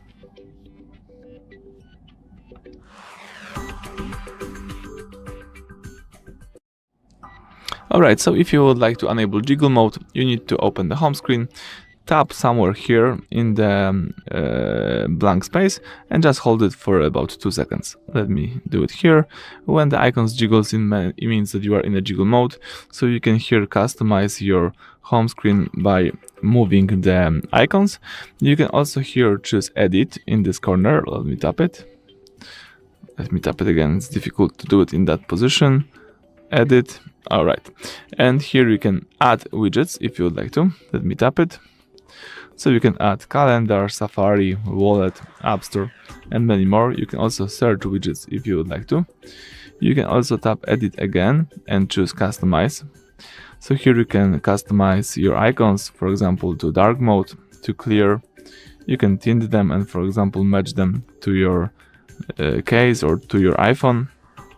In my case, let me choose default.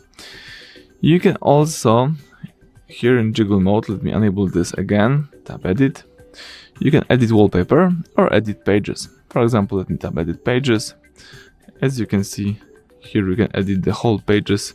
You can move them if you have more pages. And if you would like to save it, let's just tap done. So that's it. The iPhone is now in a normal mode. So basically, the quickest way to enable Jiggle mode is just hold and tap again somewhere in the blank space. Thank you for watching. Please subscribe to our channel, leave thumbs up under the video. In front of me is iPhone 17, and today I would like to show you how you can lock apps. Since I'm recording tutorials for a long time now, I get one question a lot, especially now when iPhone 17 is out. Can I lock apps on my iPhone? Short answer is yes, you can, and you don't even need any third-party apps or tricks to do it. What you do need though is to have your passcode on. Without it, you can't continue, so make sure you have it. With your passcode ready, hold one of your apps you want to lock and wait for the pop-up to show up. When it does, tap on Require Passcode. Select Require Passcode in the pop-up and enter it to confirm your choice. So now, when I try to open my app, I can see that passcode is required.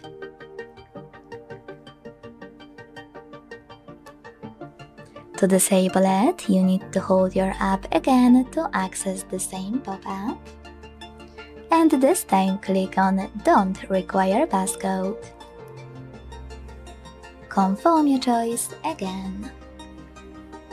And now when I enter files, I can see that passcode is no longer required. Thanks so much for watching. If you enjoyed this video, leave a like, comment and subscribe. Bye! In front of me is iPhone 17 and today I would like to show you how you can turn on or off app notifications. With years of experience setting up iPhones, I always recommend managing notifications app by app for the best results. To do it on this iPhone, you don't need any tricks or special apps. All you need to do is open Devices Settings. After locating and entering them, scroll down to click on Notifications section, available under Wallpaper 1. Now you need to scroll until you see Notification Style. Under this section, pick one of your apps by clicking on it. Like Spotify. Now use the switcher next to Allow Notifications to switch them off or on. If you don't want to block them fully, you can also manage Alerts section. Here you can pick one of those types of alerts and manage those switchers to adjust those options even further. This way you won't see notification from chosen app, on lock screen, notification center, and banner all at once. Thanks so much for watching. If you enjoyed this video, leave a like, comment, and subscribe. Bye! Hi everybody, welcome back to the HardReset.Info channel. Today I'm going to tell you how to print from your iPhone to your HP printer.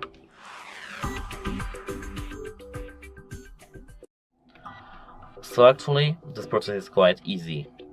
At first, you need to go to Photos or Files and just search for your file. Wait a moment, I need to authenticate myself. And now let me go to the photos, and for example I want to print this photo. As you can see, these are flowers that are looking very nice. Here now to print our photo or file, which is for example PDF or docx, we have to tap this share icon and scroll down. Here you should see print. Tap print, and now you have to make sure that you are connected to the same Wi-Fi network as the printer is. I am. We have to tap printer now here, and now as you can see we have HP Color, LaserJet Pro, and some layers. We have to tap on this printer, and now we just have to tap print over here to print our document. Apart from that, here as you can see we have presets. We can tap that and select black and white draft, color fine. We can increase the number of copies, print and color, adjust the paper size, change the quality, print quality as you can see, normal, best or draft, media type. It's just up to you. And that's it for this video. If you found it helpful, please consider subscribing to our channel and leave a like under this video. It's very important to us. And that's it. Hope it helps you and have a nice day. Goodbye! In front of me is iPhone 17 and today I would like to show you how you can edit password in Passwords Manager. If you changed any password or a login to any app that's added to your manager, don't worry, I will show you exactly how to edit it so it will still work. First of all, you need to find Utilities folder. Click on it and tap on Passwords app. This one. Now you need to enter your current passcode and tap on All located under Passwords on the left. Finally, you need to find your app by scrolling down, using those letters on the right, or clicking on the search bar. When you find your password, click on it. Now choose Edit at the top right corner and change whatever you want to.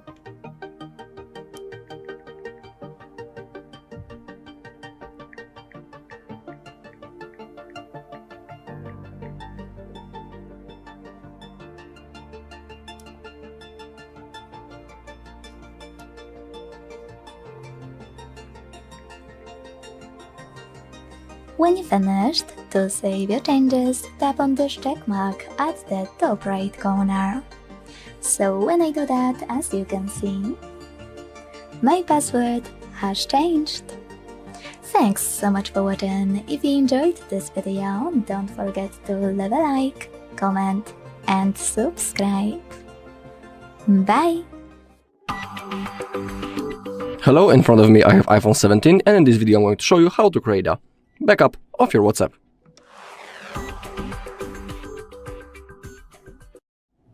Alright, the process is really simple, and I'm sure that all of you can handle this.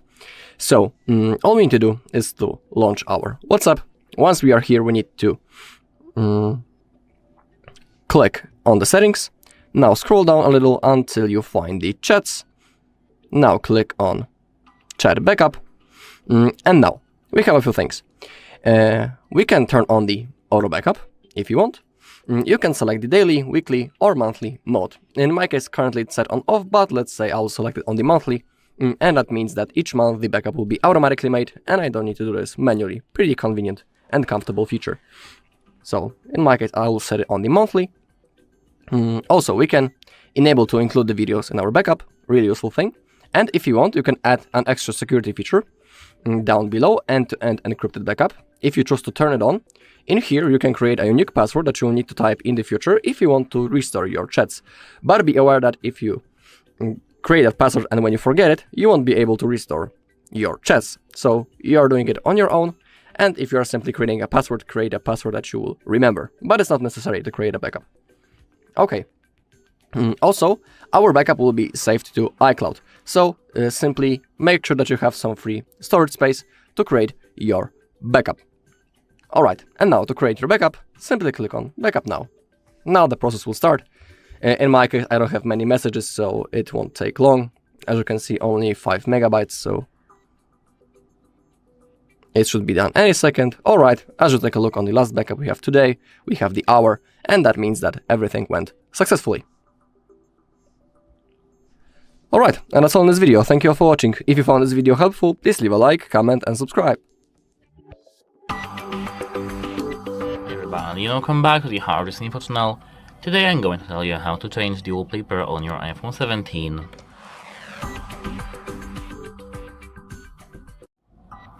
So you have two ways of doing so.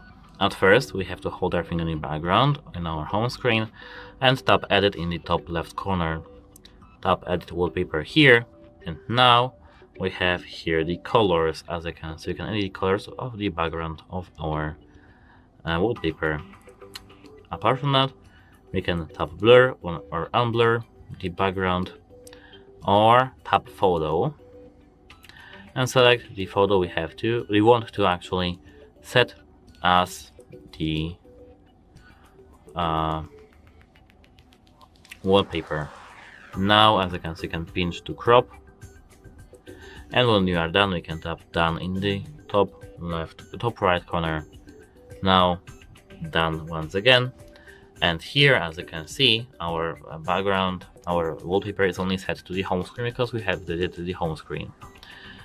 To edit both of them at once, we can do it either on the lock screen or here, go to Photos, go to our photo we want to set as the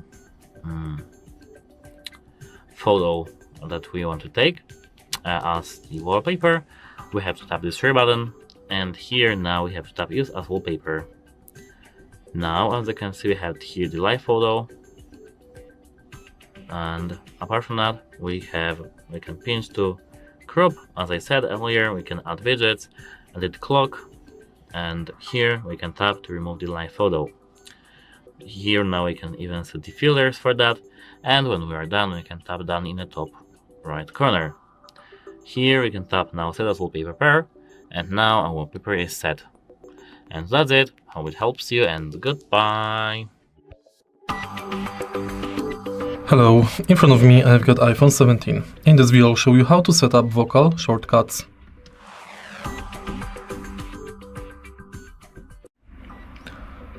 To set up vocal shortcuts on your iPhone, make sure your iOS version is 18 or later. Next, go to Settings and Accessibility. Find Vocal Shortcuts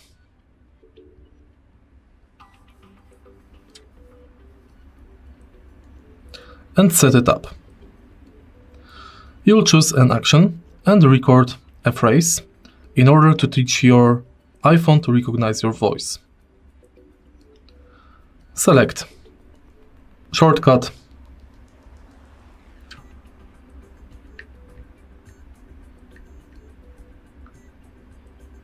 Torch, Torch, Torch. Continue. And now say Torch to activate the vocal shortcut. Next, you can edit them or disable them.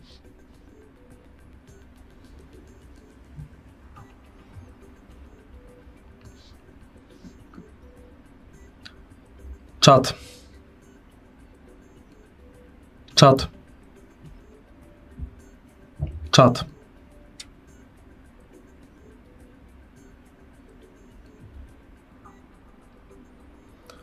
chat,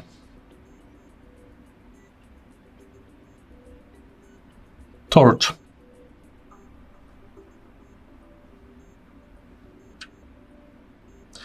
If you find this video helpful, please leave like, comment and subscribe. In front of me is iPhone 17 and today I would like to show you how you can turn on or turn off auto brightness.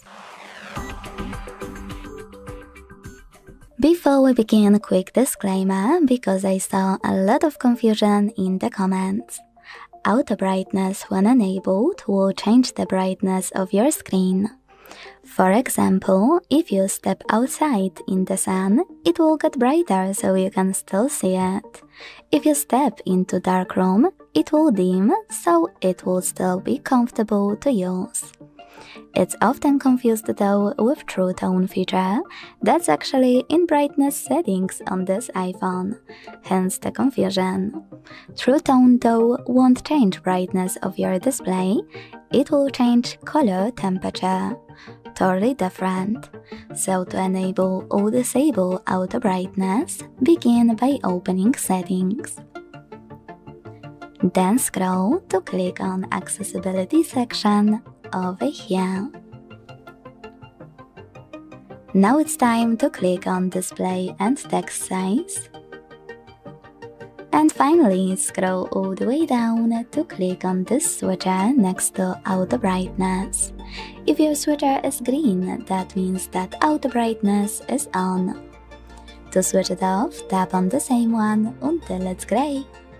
Additionally, if you want to manage True Tone, I will show you real quick. Go back to iPhone Settings. Scroll to click on Display and Brightness.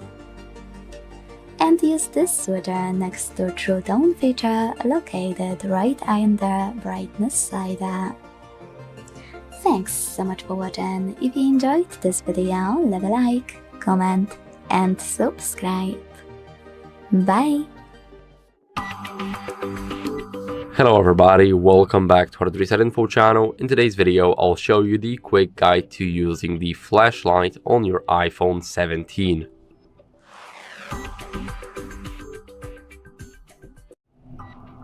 So first, what you guys want to do is access the control center by swiping on the right side of your screen and enabling the flashlight. Now I'll turn the light off, and as you guys can see, there's a very noticeable difference. You probably don't see the screen that well, but as you guys can see, here we can easily manage it by our dynamic island. So here we can change the direction of it.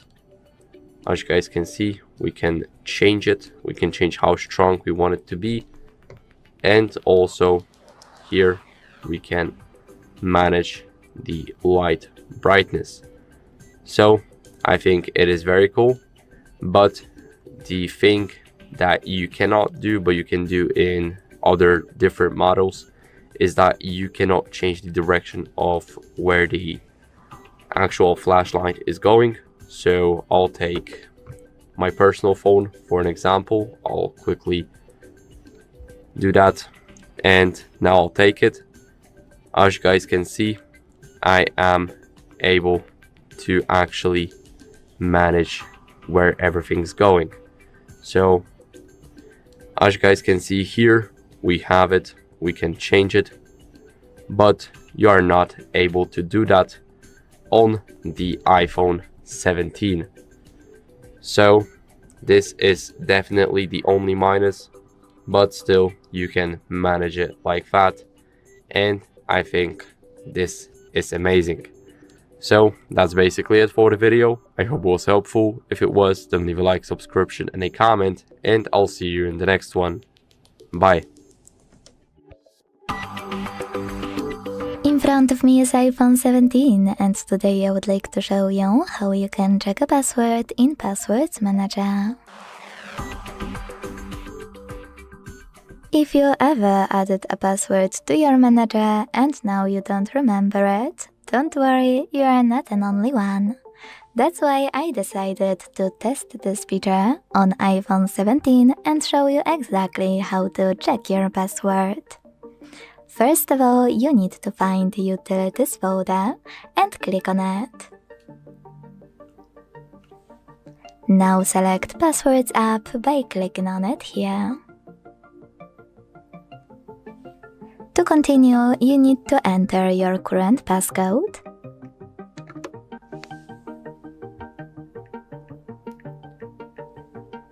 And tap on All on the left, right under Passwords. Finally, you can check any password you added by scrolling here, using those letters on the right, or using this search bar at the bottom.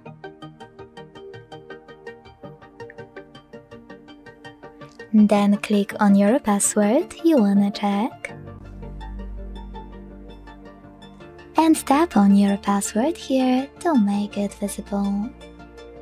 Quick tip, if your password is too big and you still can't see it, you can tap on Copy Password and then paste it wherever you want to see it. Or you can click on Edit button at the top right corner.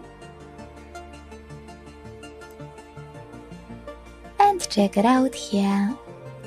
Thanks so much for watching. If you enjoyed this video, don't forget to leave a like, comment and subscribe. Bye! Hi, welcome back to our channel HardReset Pro, and today I'm gonna show you how to save and export transcripts from Super Whisper on iPhone 17. So to save or export your transcript in Super Whisper on your iPhone 17, first of all you have to finish your recording or your dictation. So let me start one just to show you on visual example how it should look like. Hello Super Whisper, this is a test. So something like this, just to demonstrate it to you. And when the text is ready, you have to tap this send button in the bottom right corner of your screen, and from here you will see different export options that you can use. First of all, you can tap this copy button to directly copy this text and go to a specific application that you need and send it to someone. But actually you don't even need to use this button because it's already copied. As you can see here, a little message that says copied to clipboard. And as I have seen, I didn't copy it at all. And if I go to my notes, I tap paste button, you will see my text that Super Whisper prepared me. So yes, let's go back to send button. Then you can also save this note directly to Files application if you want to keep it organized on your iPhone or your iCloud. And if you prefer, you can send it straight into mail, messages, also notes, some other applications that you can use, and some quick access. So it suggests me to send to my person from my contacts. Yes, so that's basically how you can save and export your transcripts from Super Whisper on your iPhone 17. It's really easy and fast to do. I really hope that you find this video helpful, and if so, please like it and subscribe to our channel to see more content like this. Hey, welcome back to our channel HardReset Pro, and today let's discuss how to enable offline transcription in Super Whisper. Okay, so before we start, let's clear up some confusion, because this is a bit tricky depending on which device you're using. So if you're on your iPhone, then unfortunately offline transcription is not available yet for you, because iOS version only supports cloud-based models, which I will show you now, which means you need an internet connection for Super Whisper to transcribe your voice. Yes, and if you really want to use offline transcription, then you need to use Mac OS version of Super Whisper application.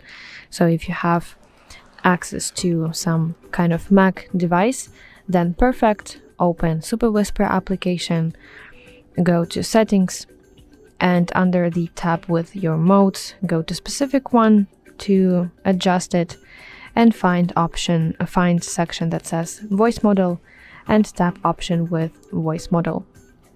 So here I can see that I have a couple of options, and basically on your Mac device you should see not only cloud ones but as well local voice models.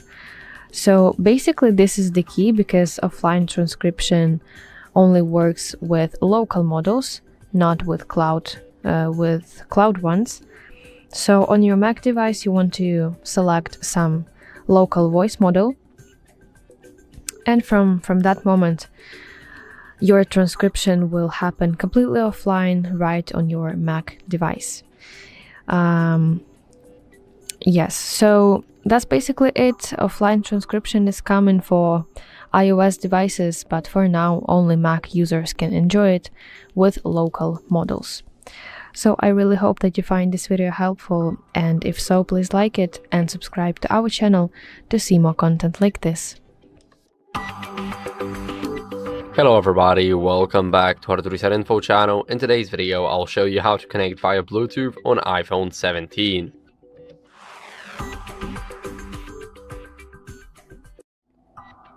So first, what we want to do is we want to enable the Bluetooth.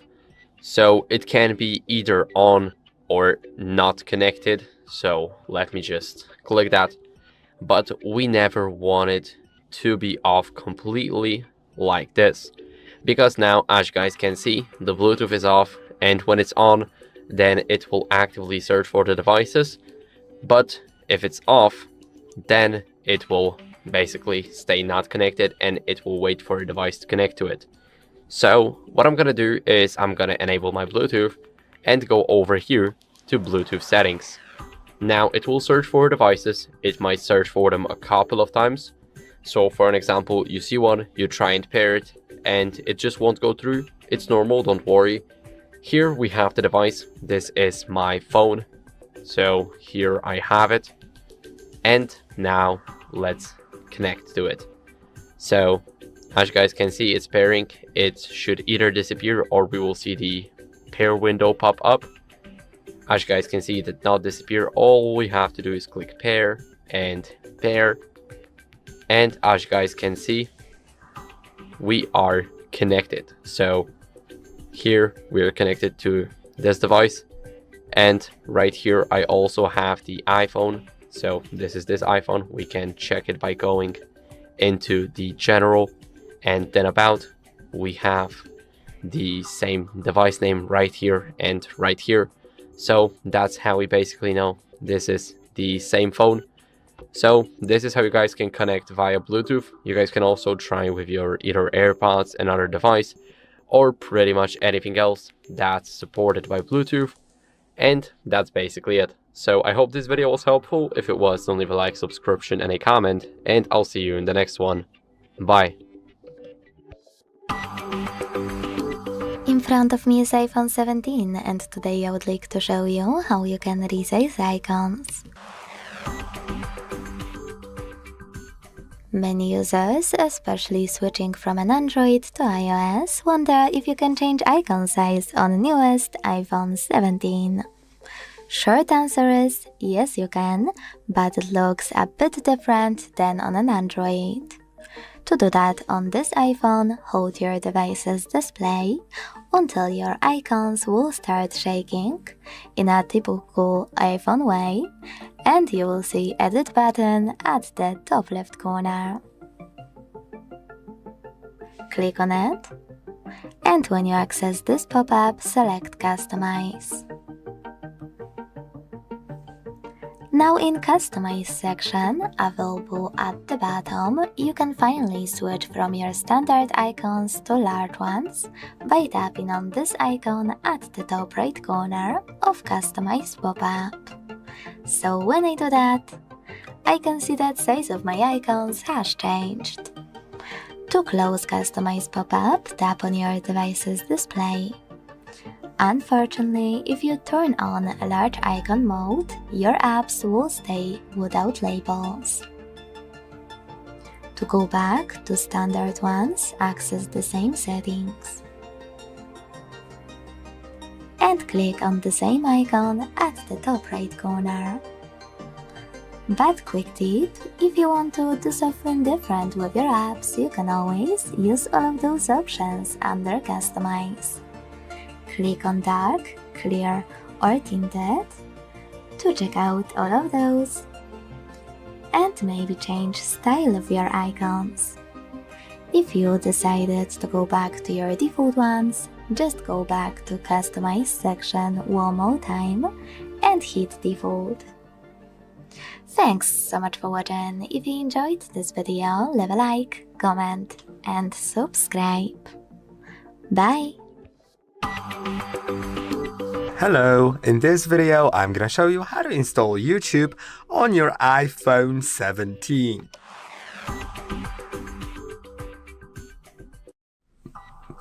To install YouTube on your iPhone 17, first go to App Store, which is the place where you download apps. Then you'll have this search bar here. You can see it opens. When you click on it at the bottom, you can easily type in YouTube. Then click on YouTube at the very top and you'll see YouTube right here. Now if you already installed YouTube in the past, but it's not currently on your iPhone, you'll see this cloud with a down arrow, which will indicate that when you click on it, you don't need to verify. It'll just start downloading. On an example of a different app, I'm gonna show you what will happen if you have a button that says Get. Let's click on Get, and now I either have an option to click on Install and then enter my Apple account password, which I'm gonna show you how to do it, or if it says Face ID at the bottom, you'll need to double click on the side button on the right side, the power button, and then look at your phone to verify with your Face ID. But I don't have my Face ID set up, which is face recognition for unlocking the phone, so I will need to enter my password for the Apple account. I'm gonna close out of that because I don't want to install this app, but this is what will happen. And after that, when it's verified, it'll start downloading. Now you can see now my YouTube was installed, so I have the button to click on open. I can click on open here, or I can just go to my home screen and find YouTube. You can see I have YouTube. I'm gonna use YouTube signed out gonna go through accepting all the terms, and yeah, I'm here. So I hope that the video was helpful. Don't forget to like and subscribe, and I'll see you in the next one. Welcome. In front of me is an iPhone 17, and today I'll show you how we can import contacts from your SIM card to the device.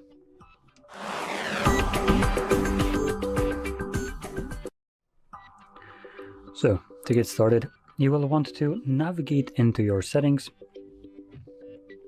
and from here, scroll to the very bottom where you will see Apps, and then select Contacts. In here, right over here, you can see Contact Accounts. So I have right now iCloud signed in. Now this will be important as without any account, you actually can't import your contacts, which is kind of a scammy way to force you to share other people's numbers with either Apple or Google. As you can also do this to a Google account, you can add one and import them to that. But in either case, you're basically uploading someone else's contacts without their permission for a corporation that can then, create their shadow accounts for those numbers and just gather data on it and track these numbers and do whatever they want, sell them. So just want to point that out. And there's no way to import contacts to the device, even though it has at least 256 gigabytes of built-in storage. None of that can be apparently used for storing contacts, because go effing figure. So anyway, now that you know that, we can scroll down, and here you'll find option at the very bottom, Import SIM Contacts. When you click on it, it will just give us a loading and nothing. Now if you have two accounts signed in, like iCloud and Google, it will give you a window letting you choose where you want to import them to. And it will also give you the same kind of looking thing like this. This pop-up right here, importing contacts, if you don't have any account signed in. So it will try to import it and then completely fail at it and not import a single contact. Now if we go back to our list right here, we should have our imported contacts visible in here. So there we go. Now if you found this very helpful, don't forget to hit like, subscribe, and thanks for watching. In front of me is iPhone 17, and today I would like to show you how you can turn on and use voice typing.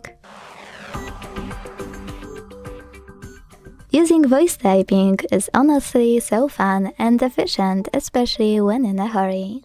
If you want to enable it and use it on this iPhone, I will show you exactly how to do it. No tricks, no special apps, just devices settings and your default iPhone keyboard. So let's begin. Firstly, go into Settings and scroll down a tiny bit. Then tap on General right under Battery. When you're ready, scroll again and this time click on Keyboard. Now scroll all the way down and click on gray switcher next to Enable Dictation. Then confirm your choice in the pop-up. Following that, you will see those two options. You can click on this switcher next to Auto Punctuation to switch it on, or turn it off.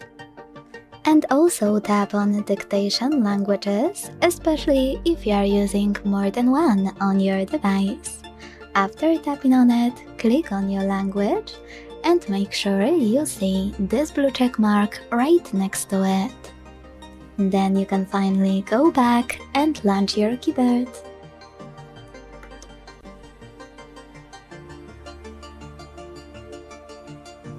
Now you need to click on this microphone at the bottom right corner and start typing. As you can see, voice typing is on. If you want to stop, you can click on the same microphone at the bottom right corner. Thanks so much for watching. If you enjoyed this video, leave a like, comment, and subscribe. Bye! Hello, in front of me I have iPhone 17, and in this video I'm going to show you how you can restart your device.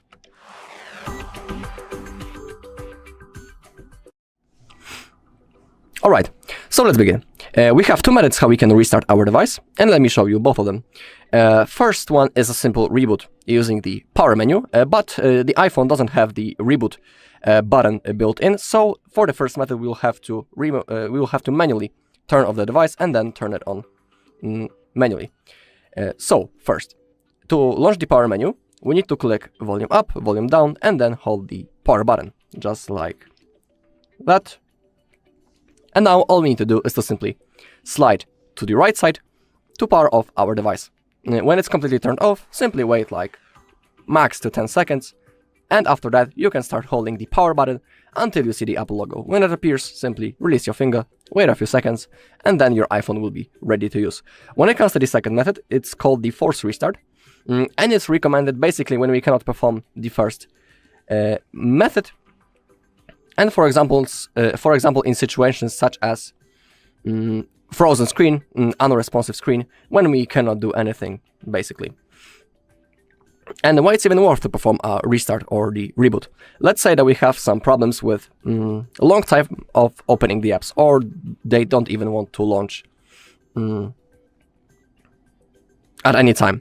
That's the moment when the reboot can help. Also, during the reboot, our phone rests, we can say in that way. Also, the RAM gets freed up, and it can help with the performance of our device. So, when it comes to the second method, the button combination is the same, but this time we'll have to hold the power button for a little longer until we see the Apple logo. So, again, volume up, volume down, then hold the power button, and now we need to keep holding it until we will see Apple logo.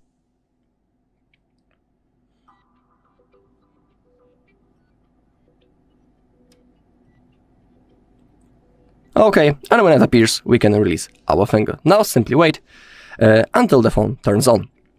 Alright, that's all in this video. Thank you all for watching. If you found this video helpful, please leave a like, comment and subscribe. In front of me is iPhone 17, and today I would like to show you how you can add a password to Passwords Manager. To make sure your password will be automatically filled to any website of your choosing, you need to begin by opening Settings. Then scroll down a tiny bit to click General. And scroll again, this time to click on Autofill and Passwords. Here, make sure this switcher next to Autofill Passwords and Passkeys is green. This one next to Passwords is green as well. And over here, if you don't have anything added, you need to click on Setup Codes in and pick Passwords app. When you finished, go back and click on Passwords app located in Utilities folder. This one. After tapping on Passwords app, you will need to enter your current passcode. Now, to add a password, use this plus at the bottom right corner. And over here, input all of those informations. Website or label. I will go with Facebook.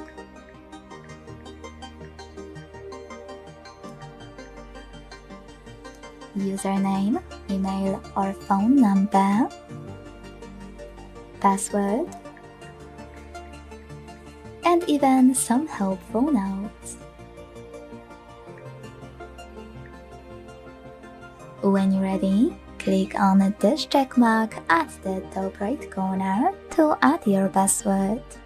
So when I do that, I can see that my password was successfully added. Thanks so much for watching. If you enjoyed this video, leave a like, comment, and subscribe. Bye!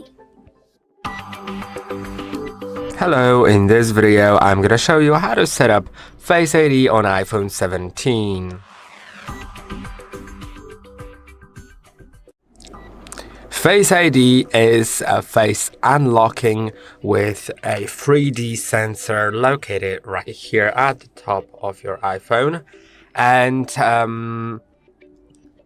if you want to set it up, it's going to be pretty simple. All you need to do is go to the settings, then go to Face ID and passcode. And of course, a passcode has to be set. So I'm going to turn my passcode on. I'm going to set it up. By the way, you can choose a different type of passcode than a 6-digit numeric code, but I'll do it like that. Then I'm going to re-enter it. And now let's wait just a short moment and we can go down. So, go up to set up Face ID.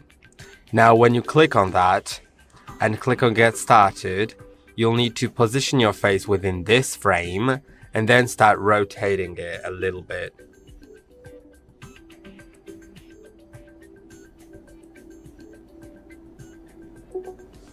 Now my Face ID is set up. I can use it with a mask if I'd like to. I'm gonna click on setup later, but selecting setup use with a mask will make you just enter, scan your face again, and it'll learn your like eye features and stuff like that. And you can also set up an alternative appearance, stuff like that. So if you want to do it, feel free to. And now to unlock your iPhone with Face ID, you can simply lift it ever so slightly. I'm not even that close to the phone, honestly.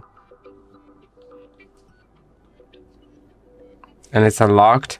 And if I wanted to unlock it with a passcode, I can still do it.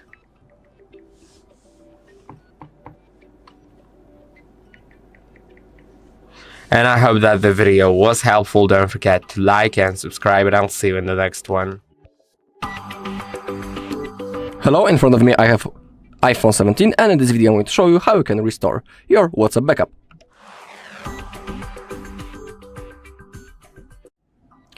Alright, this video is for people who already have their backup created. If you don't know how to create the backup of your WhatsApp chats, on our channel there's a video when I'm showing everything step by step, so if you want you can look for it. And also, before we open up our WhatsApp, we need to make sure that we are logged into the same Apple account on which we made that backup before. I mean the backup of our chats, because the backup is stored in our iCloud. And simply before opening the WhatsApp, go into the settings, go into your account, and make sure that you're logged into the same Google account on which you made the backup before. Otherwise, there's a huge chance that you won't be able to restore the chats. Alright, so now let's click on the WhatsApp. As you can see, the app welcomes us. Click on agree and continue. Type your phone number. In my case, I need to change into Poland, so I'll be able to type it. Now I will enter my phone number and I'll see you in a second. Okay, and once I have typed my phone number, the restore from iCloud function already appeared. Below we can see the date of the last backup, and below we can see its total size. And now, you need to have in mind that if you don't restore your chats right now, you won't be able to do it later, so we need to click on restore. Now the process will start. In my case it won't take long because I don't have that many messages, and it should be done any second.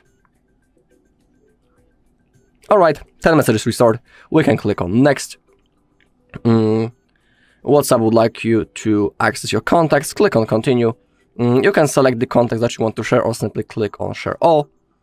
In here you can type your name and also change the profile photo if you want, if you click on add photo. Then click on done. And now, I should take a look. If you want, you can also enable the automatic chat backup. It's up to you. And now, all of the videos, photos, and normal messages has been successfully restored on our WhatsApp. Alright, and that's all in this video. Thank you all for watching. If you found this video helpful, please leave a like, comment, and subscribe. Hi, welcome back to our channel HardReset Pro, and today I'm gonna explain you how to transcribe audio files in Super Whisper.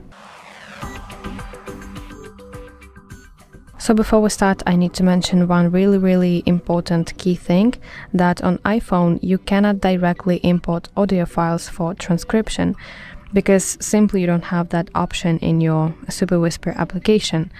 And this feature unfortunately is only available on the Mac version of Super Whisper. So if you have your Mac device with you, if you have access to it, then perfect. You should definitely try doing that using your Mac device.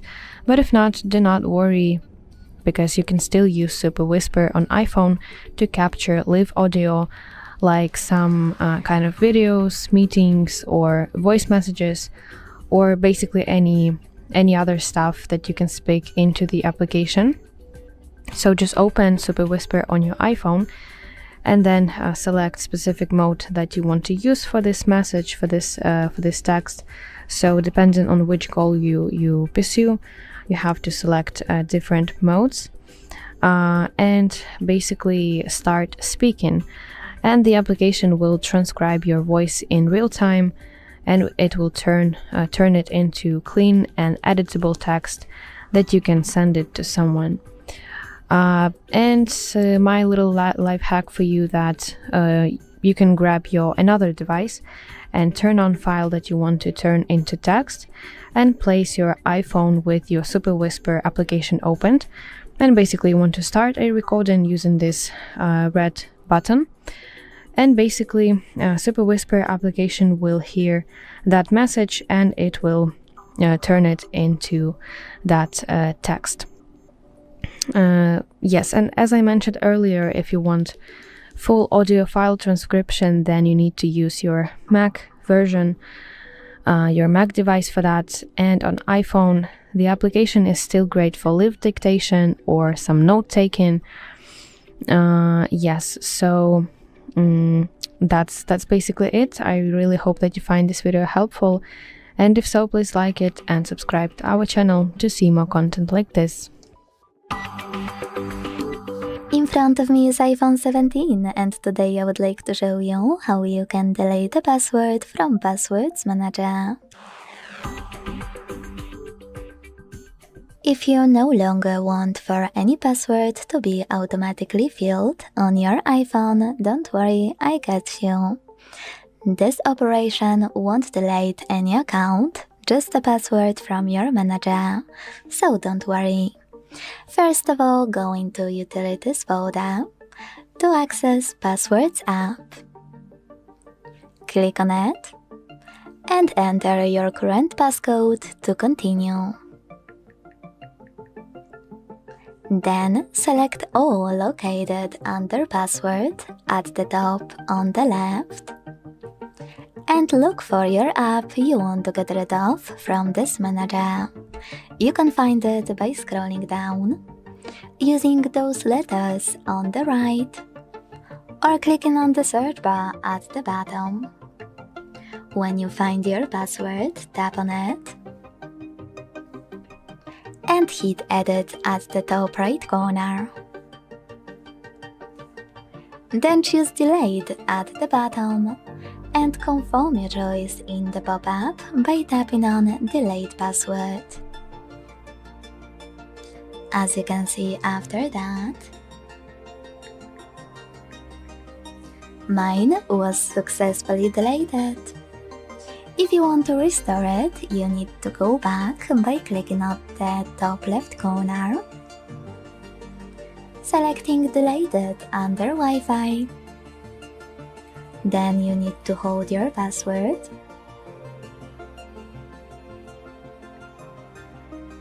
and choose Recover in the pop-up. If you want to get rid of it completely from your device, you need to hold it and tap on Delete instead. I can assure you it will work because I tested it on this and many other iPhones. Thanks so much for watching. If you enjoyed this video, leave a like, comment and subscribe. Bye! Here I have iPhone 17 and let me show you how to turn on and off VoiceOver. So basically let me show you how to fix stuck talkback on the following device. Let's begin.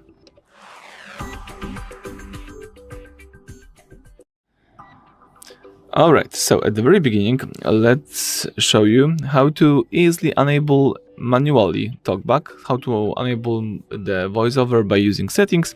So let's open the settings. From the following list, choose accessibility right here. Then you've got the voiceover. So just tap voiceover, and here you can enable the voiceover. When you enable the voiceover, you can tap once to select an item and double tap to activate the selected item. So in my case, let me enable to show you how it works. VoiceOver on, settings, back button. Alright, so double tap to go back, double tap. Settings. Tab S. Settings, heading. As you can see, test, it's really Apple account, iCloud and more, button, family, button, iPhone successfully, heading. Alright, it's really difficult to manage the voiceover if you are not used to. And when you accidentally enable the voiceover, it's difficult also to go back and turn it off. So there is a quick way to fix it. All you need to do is use Siri. So let's choose and press the side button, and let's give the Siri properly command. So let me show you side button. Hey Siri, turn off voiceover. Okay, voiceover is now off. And as you can see, that's it. The voiceover is disabled. You can enable voiceover in the same way. Hey Siri. Let me do it again. Hey Siri, turn on voiceover. And that's it. And let me show you one more time how to disable the voiceover. So let's press side button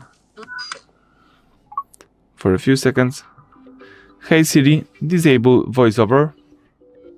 Okay, voiceover is now off. So you can say disable voiceover, or you can say turn off voiceover. It works both ways.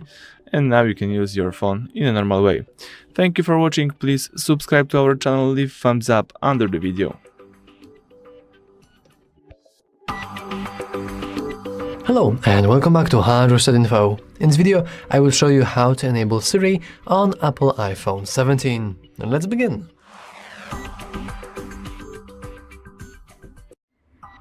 Okay, so I believe that by default you should be able to just press and hold the power button, and then Siri should appear, and then you can talk to her. However, it's very likely that you do not have this feature enabled. If so, you want to head into the settings. Now in the settings, you want to scroll down a little and enter Apple Intelligence and Siri. You do not have to enable the Apple Intelligence, but you do want to go into Talk to Siri. If you have this disabled, this means that Siri will be completely turned off. So if you want to turn her on, you can either enable the press side button for Siri. However, if you found it really annoying, you can always go into Hey Siri. So let's enable Siri. And now we want to set up Hey Siri. So let's go continue. And now I'm going to disable this because now we have to basically talk a few different phrases that will be prompted on our screen. So I will do just that. Hey Siri, how is the weather? Hey Siri, send a message. Hey Siri, set a timer for 3 minutes. Hey Siri, get the directions home. And finally, Hey Siri, play some music. And as you can see, Siri is now ready, and iPhone will listen for Hey Siri and the beginning of requests. And once we are talking to Siri, you can add on the request without saying Hey Siri again. So as you can see, we can have Hey Siri without the side button. So now I should be able to say, Hey Siri, do something cool. Do something cool.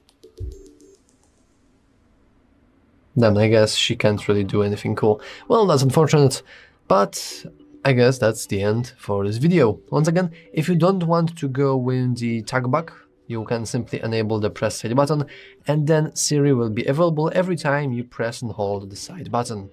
Anyway, that's all for this video. If you found it useful, make sure to leave a like, subscribe, and as always, thanks for watching. See you next time. In front of me is iPhone 17, and today I would like to show you how you can turn on or turn off auto rotation. While recording videos about iPhones, every year I get the same question: what's up with auto-rotation?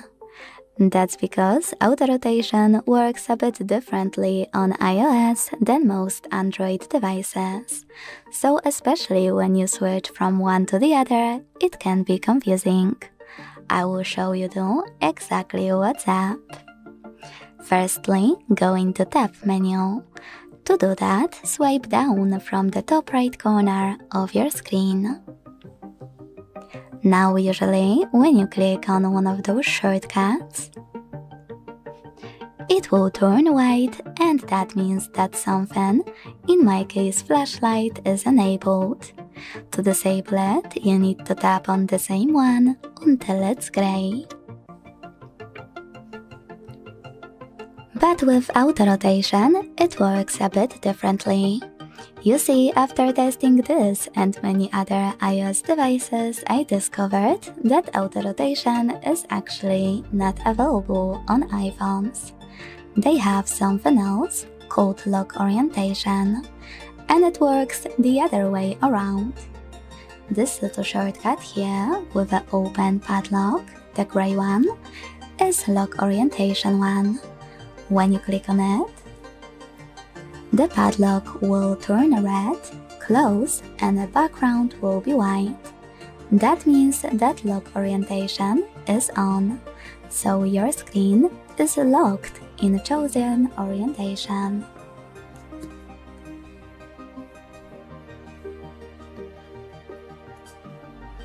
But now, when I click on the white one,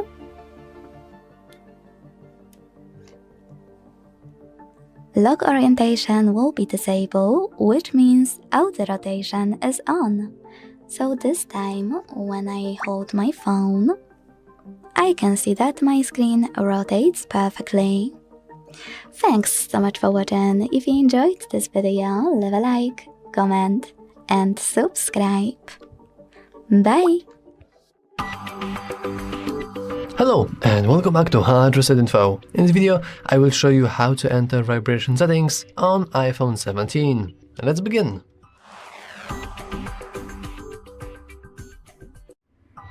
Unfortunately, the settings are not in the one place, and instead they are actually split into different settings, let's say. So let's get into one by one. First of all, we want to head into normal settings, then scroll down a little, scroll down once again, and then go into sounds and haptics.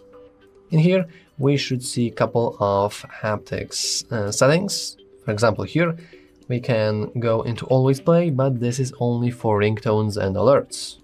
We can go back, and if we scroll down, we also have keyboard feedback. And as you can see, we might as well enable the haptic, which will get this little vibration effects every time we click our keyboard. And unfortunately, you will notice that that's basically it. We also have the system haptics, which we can fully disable or enable, but that's really about it. Well, not really. If we go back, and now let's scroll up, we can head into accessibility, and in here we can scroll down into physical and motor, and finally enter touch. Here we have a couple more settings for our vibrations. First of all, we have haptic touch, which we can, in here we can basically change the duration from default to slow or even fast. And if you want to test this, you can simply press and hold the touch duration test. And I know that you can't really feel that because this is a recording, but basically I can feel a little haptic response to clicking and holding that image. And if I would set it to slow, the haptic feedback is a little bit slower. So here is another way for you to customize this. We also have touch accommodations, but these aren't really necessary for our tutorial. And finally, we have vibration in the end, and we can just globally disable vibrations entirely if we want to. But for the purpose of this video, I'm probably guessing that you want to enable this, and that's, I think, it. If you have some more settings for changing vibrations, you can always shut them down in the comments below. Anyway, that's all for this video. If you found it useful, make sure to leave a like, subscribe, and as always, thanks for watching. See you next time. In this video, I'm gonna show you how to use one-handed mode on your iPhone 17.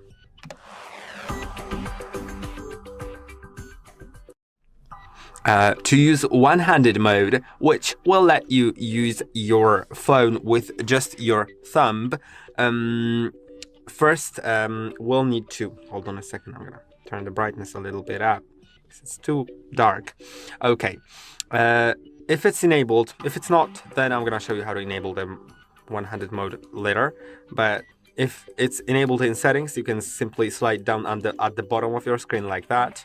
You can see, like that, and now you can access everything very simply, right? So I think that's a great thing. If you're using it with just your thumb, you can access everything very easily.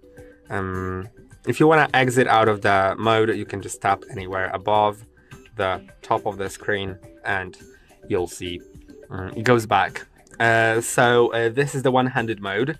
Now I'm going to also show you one-handed keyboard, because there's also an option for that. If you go to anywhere where the keyboard opens, you can press and hold on the emoji button, or if you have multi-keyboards, like multilingual keyboards, then instead of emoji there will be a globe button. So you just need to press and hold on it, and now you'll find the left-handed one-handed mode or right-handed one-handed mode. So I'll select the right-handed one. I'm right-handed, and now we can easily use it with just one hand, and as you can see, it's possible. So I think that's great. And now if you don't have the one-handed mode enabled on your iPhone, and then go to accessibility in settings, then go to touch and find reachability, and when it's enabled it'll work. Now for keyboard, I believe it's always on, but I want to double check. Let's go to general, let's go to keyboard, and one-handed keyboard. Yeah, well, you can switch it here in the settings to turn it off left or right, or you can just do it by pressing and holding here and switching to the left, right, or center. And I hope that this video was helpful. Don't forget to like and subscribe, and I'll see you in the next one. Welcome. In front of me is an iPhone 17, and today I'll show you how we can hard reset this device through settings.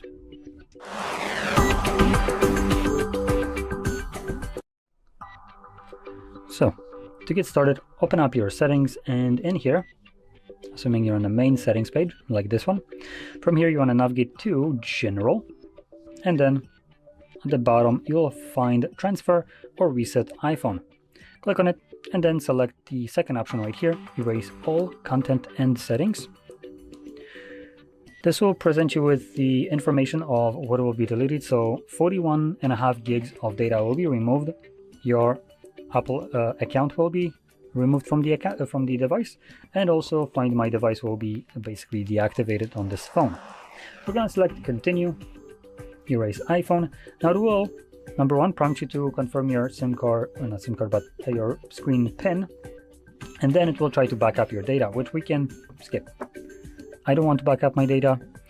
And once you do that, it then gives you this page where you can confirm your password for the account that is signed in. If you don't have any account, it automatically goes through a reset, but most of us do have an account signed in, so you will need to sign out of it right here. So let me do that quickly.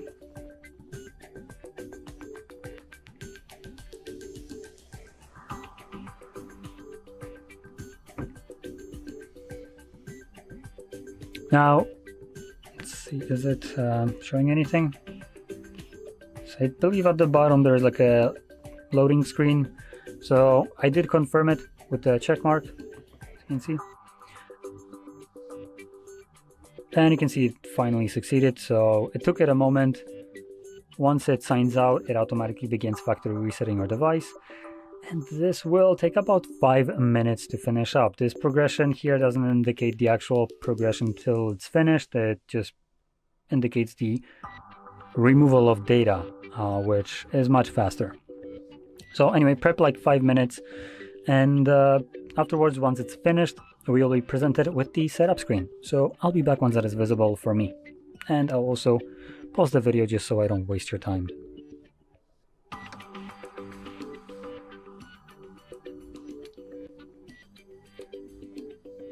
And as you can see, the process is now finished, and you can set up your device however you like. So if you found this very helpful, don't forget to hit like, subscribe, and thanks for watching. Hello and welcome back to HardReset.Info. In this video, I will show you how to enable and customize your Always On display on iPhone 17. Let's begin.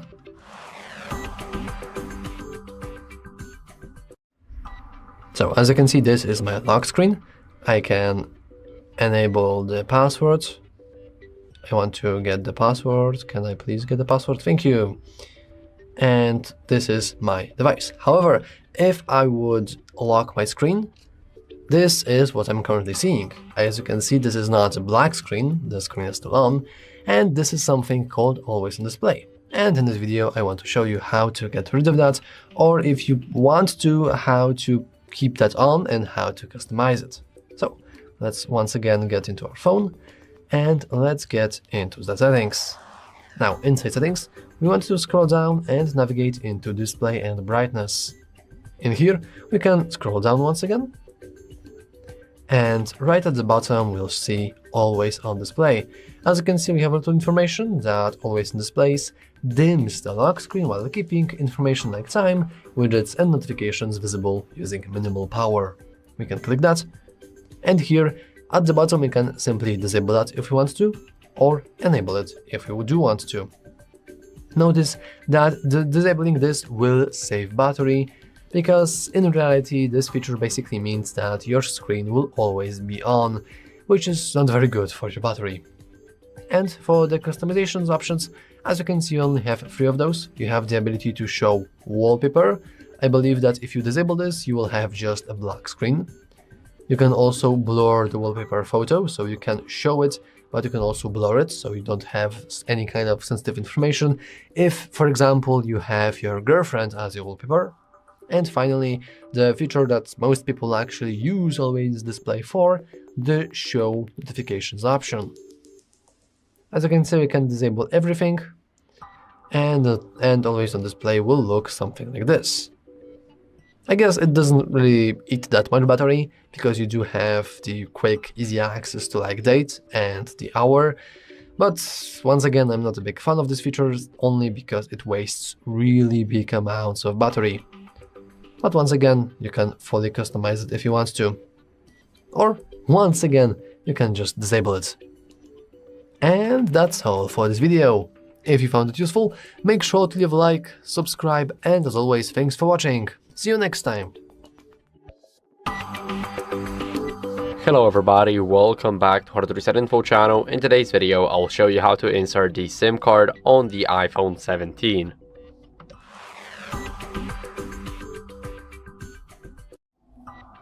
So first, what we're gonna do is we're gonna turn our phone backwards and take off the case. So now the case is gone, we have the back of our phone, but we need to look into the side. So if you have an iPhone that is not bought from the US, for an example, because US iPhones have the bigger battery and they are actually nano SIM-less, so all you have is an eSIM, then this video is definitely for you. So if you have the European version just like me, then you can just go and get your SIM tray opener and enter it into this little hole right here and try and push it a bit.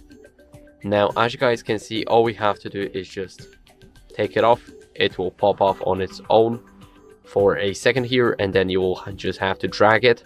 So now I'll place the phone somewhere safe so I don't destroy it.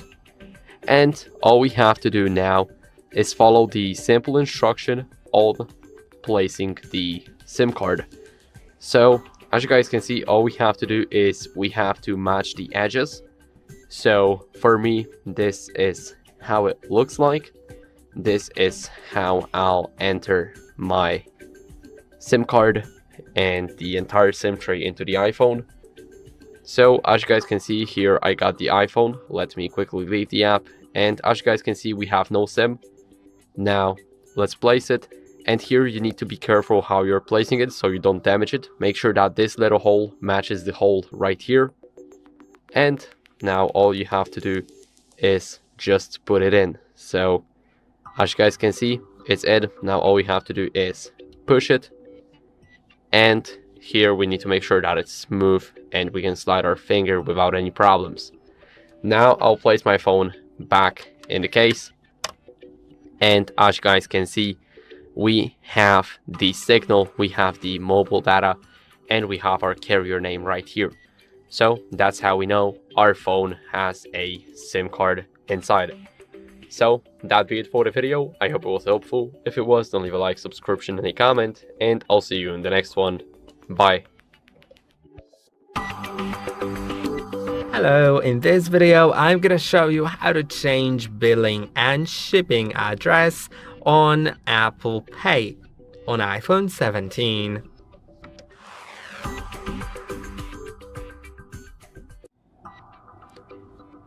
Changing the shipping and billing addresses on your Apple Pay lets you use Express Checkout option on some websites that support it. If you want to pay with Apple Pay on some website, you can use Express Checkout option, which will automatically fill in all the shipping details and contact details, so you don't really need to enter them manually on a website, and then automatically you'll also pay with your Apple Pay card.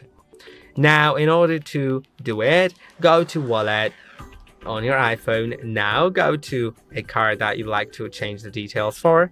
Go to three dots in the top right corner, then go to card details at the top, billing address, and enter a new billing address. Now you can just start searching for it or enter it manually. I think I'm just gonna search for it like that. Okay, yeah, sure. I guess it's quite right. Now I'm gonna approve it, and you can see it's added as my billing address, so it is there. And now that's basically everything that you'll need to know. Also, like when I go to some website, let's say Nike, I'll have an Express Checkout option. I can click on it and now make sure that my contact info is valid and that my delivery address is correct. Let's select OK. That address is unsupported by the website because like the website is the American version, you know, the United States, and the address is not in the United States. But you should be able to select the delivery address or add another delivery address.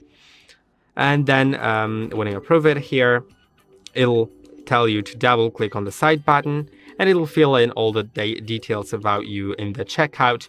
So I think that will be about it. I hope that the video was helpful. Don't forget to like and subscribe, and I'll see you in the next one. Welcome.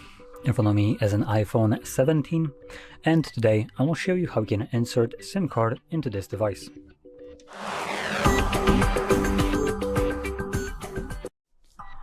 Now I want to clarify this before we get any further. I have the European version of the iPhone, which means that I have a SIM card tray. As far as I'm aware, the US version of this phone does not have a SIM card tray, and you can only connect eSIM to it, or more precisely 2 eSIMs. And for all you people in the US without the SIM tray, to do so, you just navigate to your settings. Let's go back right here. And we're gonna navigate to mobile. And in mobile, you will see the option that I can't actually add because I already have at least one eSIM added. or there's a SIM card. Wait, give me a sec. I think there actually might be a SIM card in here.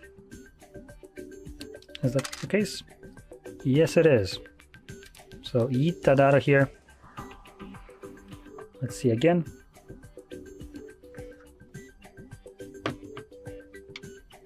So here you can see we have set up mobile. So you can click on this, and with internet connection, you can here add a eSIM, which is this one, scan QR code. That's how your eSIM usually comes, in a QR code. So you just tap on that, and you can see it opens up the camera, and you can now scan the QR code. I'm not sure why it's strobing like this. So now you can scan your QR code and use that. And like I mentioned, you have the option to scan 2 different QR codes like that for 2 different SIM cards. But because I do have a SIM card tray, I will need to grab a SIM eject tool and pop out the tray, which is located on the the bottom left side of the device. So you want to push it in. There we go, it pops out. And on the tray you have space for just a single SIM card. So place your card on the tray and then insert it back into the device. Now my SIM card has a protection on it, so it will prompt me to confirm my SIM card PIN, and there we go. So I need to do that, and OK. And that's it. The card is now unlocked and you can use it. So with that being said, hopefully you found this video helpful, and if you did, don't forget to hit like, subscribe, and thanks for watching.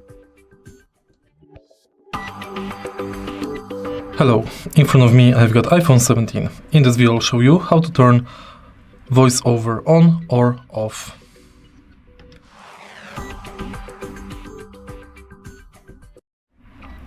VoiceOver is a feature thanks to which your smartphone will read aloud things that appear on the screen. It's helpful in case of limited vision. To enable or disable this function, let's go to Settings and Accessibility. Enter VoiceOver and switch this button on.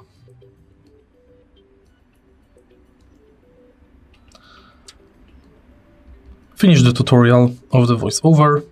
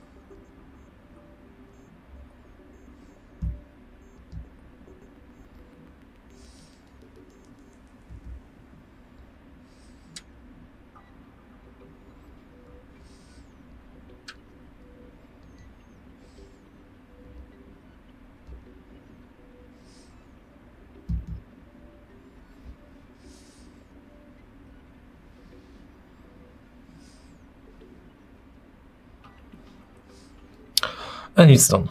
Basically, with VoiceOver, you navigate via finger, and the smartphone is reading part of the screen you are touching. To disable this function, you have to tap this button twice. If you find this video helpful, please leave a like, comment, and subscribe. In front of me is iPhone 17, and today I would like to show you how you can change font size. When I first tried changing the font size on my iPhone, I noticed how it improved overall comfort for my eyes. That's why I recommend adjusting yours ASAP. To do that on this iPhone, you need to start by opening Settings. Now scroll to click on Display and Brightness, available here. Then select Text Size and use this slider at the bottom to adjust it. You can check out Preview at the top. So when I do that and go back, I can see that size of my font has changed.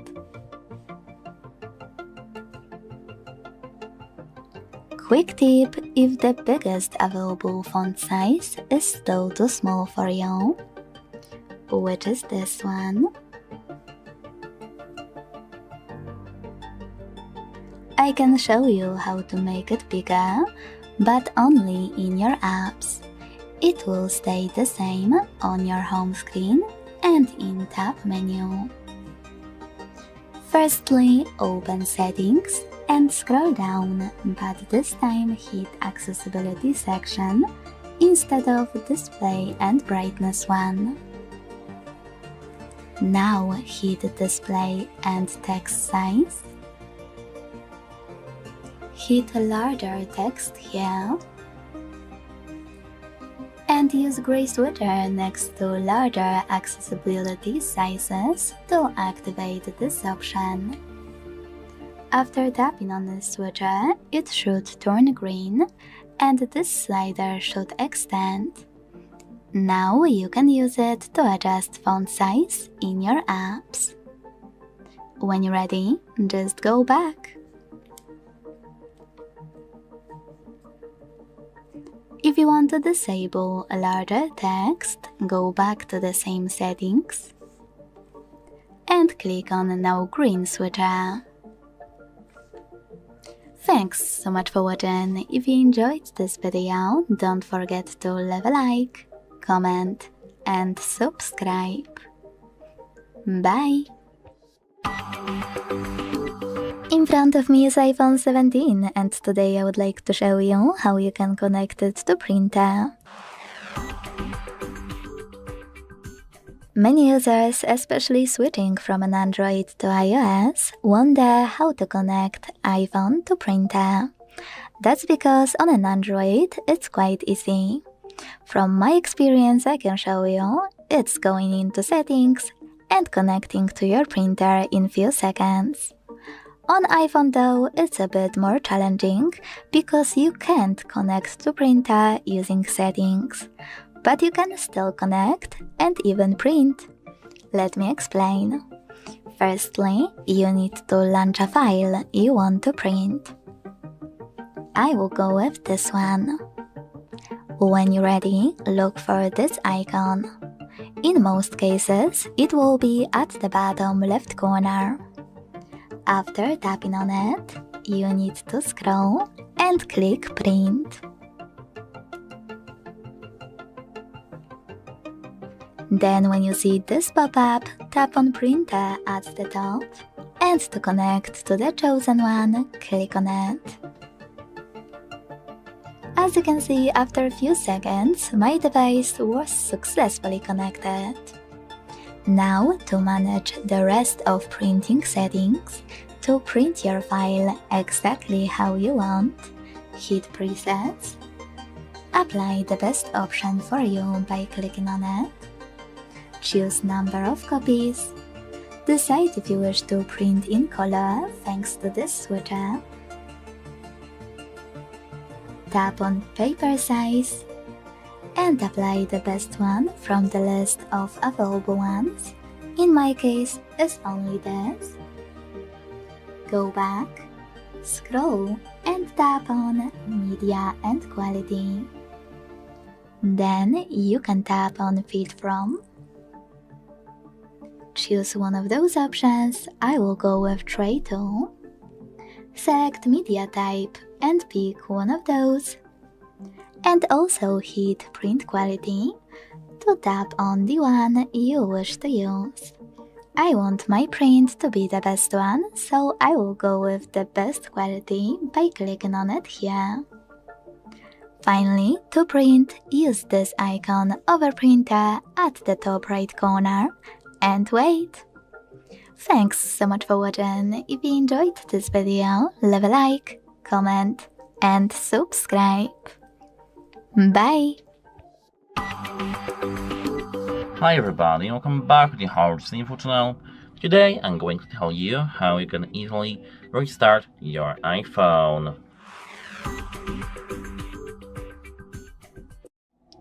So actually, this process is quite easy.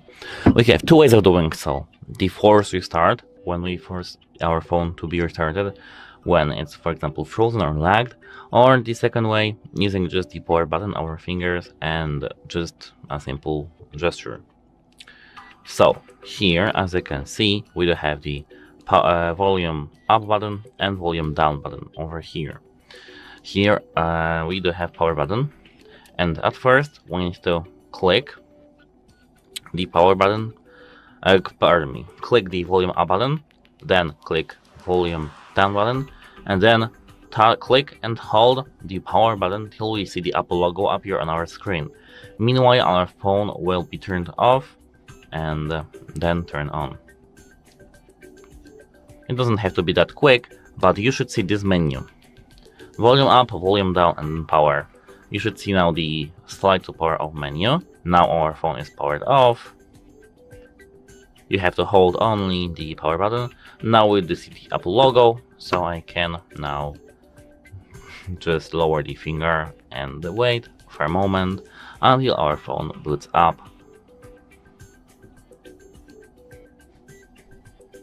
It's that easy.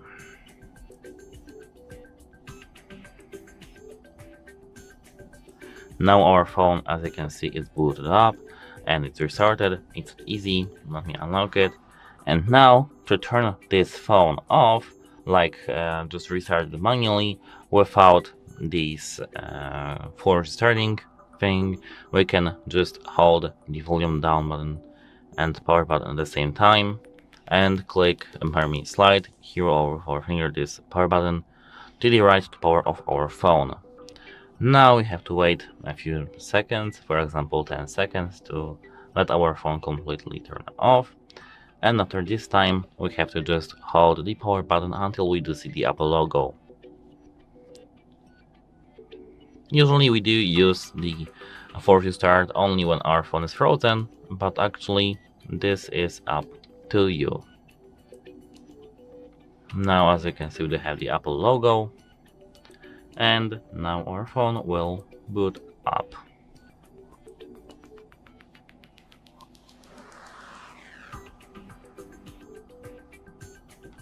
Actually, it's that easy. If you have any questions, ask them in the comments below. And as for this video, it's it. Goodbye! Hey, welcome back to our channel HardReset Pro, and today I'm going to show you how to use Super Whisper to take notes on iPhone 17.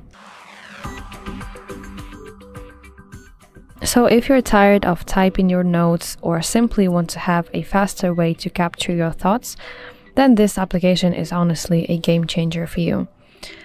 So let's open Super Whisper on my iPhone 17, and in the bottom left corner of my screen I want to tap modes that are available for me, and you want to go for Note mode, because this mode is specifically designed to turn your spoken words into notes that are, structured, organized, and easy to read, with all the headings and bullet points and all that stuff.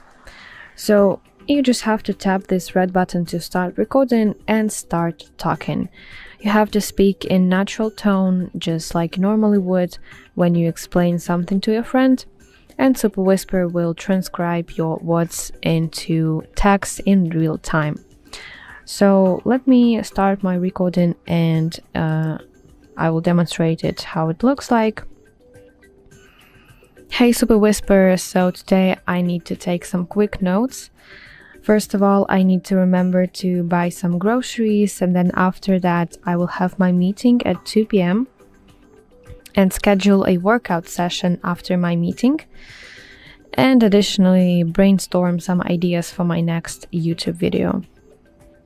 So let's end this recording, and as you can see on your on your screen, you will see this summary that Super Whisper gave you. So it looks really organized, and you don't have to apply any changes to it because it's already looks nice. And if you move this slider to the left like this, you can see your every single word that you have said. So this is just my voice, and if I switch back to AI option, you will see this summary that this application prepared me. Yes, so when your notes are ready, you can export them to other applications, just to share it with someone. Press send button, and you can see here options that you can use. You can send it using your AirDrop, messages, mail, and notes, or you can simply copy this message and paste it to any other application that you need. So that's basically it. It's really useful for you, and it's really easy to use. I really hope that you find this video helpful, and if so, please like it and subscribe to our channel to see more content just like this. In front of me is iPhone 17, and today I would like to show you how you can select and delete multiple photos at once. From my own experience, I know that selecting and deleting multiple photos at once is the best way to clean up your Photos app. And it saves a ton of time. So to do it on this iPhone, begin by opening Photos app and tapping on Collections at the bottom left corner. Now tap on one of your albums from which you want to delete your photos and hit select at the top right corner. To choose select all at the top left one. As you can see, all of my photos were successfully marked. Now if you want to keep some, tap on the chosen ones. And to get rid of the rest, use bin button at the bottom right corner. Then confirm your choice in the pop-up. As you can see, after a couple of seconds, all of my photos were successfully deleted. Now, if you deleted one by a mistake, don't worry, you're not the only one. You have 30 days to restore it. If you wish to do it now, go back to Collections and scroll all the way down. Now hit Recently Deleted here. Tap on View Album to enter your passcode. And to restore any of those photos, hold the chosen one and wait for the pop-up to show. When it does, hit Recover to get it back. And to delete it completely, even from deleted files, choose Delete. So sorry. Then confirm your choice in this pop-up. You can also click on any photo and decide by using one of those options at the bottom. Delete or Recover. If you wish, you can also hit Select at the top right corner. And then click on all of your photos you want to manage. Following that, use those three dots, also at the top right corner, to decide what you wish to do with your chosen photos. Thanks so much for watching. If you enjoyed this video, leave a like, comment, and subscribe. Bye! In front of me is iPhone 17, and today I would like to show you how you can set up screen lock. Setting up screen lock on new device is one of the first things you should do to keep all of your data safe. If you want to do it on this iPhone, here's how, step by step. Don't worry, I did it before multiple times, so I can assure you by the end of this video, you will have perfect screen lock. First, open Settings. Then scroll all the way down to click on this section called Face ID and Passcode. Now you need to scroll again and this time tap on Turn Passcode On. Select Passcode options in blue text over here, most people miss it at first. And pick the best one for you. 4-digit numeric code, 6-digit numeric code, custom numeric code, or custom alphanumeric code. Let's go with 4-digit one, just for example. Now create it. And if you see this pop-up on your iPhone, change your passcode because it's way too easy. Mine is only for example, so I will click on Use anyway. Repeat it to confirm it.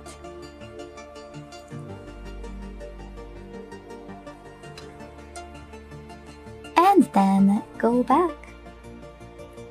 So now, when I switch off my screen and turn it back on, I can see that passcode is required. Quick disclaimer though, now every time you will access this section, Face ID and Passcode, you will need to enter your passcode. It's kind of a double protection. If you wish, you can scroll down here, tap on Require Passcode, and then pick one of those options, immediately, which is the one I recommend. After 1 minute of blocking your device, 5, 15, 1 hour or 4 hours. All of those options though are risky because someone can unlock your device if you just leave it for a minute. Thanks so much for watching. If you enjoyed this video, don't forget to leave a like, comment and subscribe. Bye! Hello, in this video I'm gonna show you how to pay with Apple Pay on websites on iPhone 17. If you'd like to use Apple Pay on websites, you can do it very simply. And in order to do it, you'll need to make a purchase first. So I'm gonna do it. I'm just gonna get back to you when it's done. Okay, for some reason I was unable to use Apple Pay on Amazon, but it doesn't really matter. I went to Nike website and now there's an option to do express checkout, or you could, instead of express checkout, just use Apple Pay at payment. And now there's gonna be a little bit of a difference between that.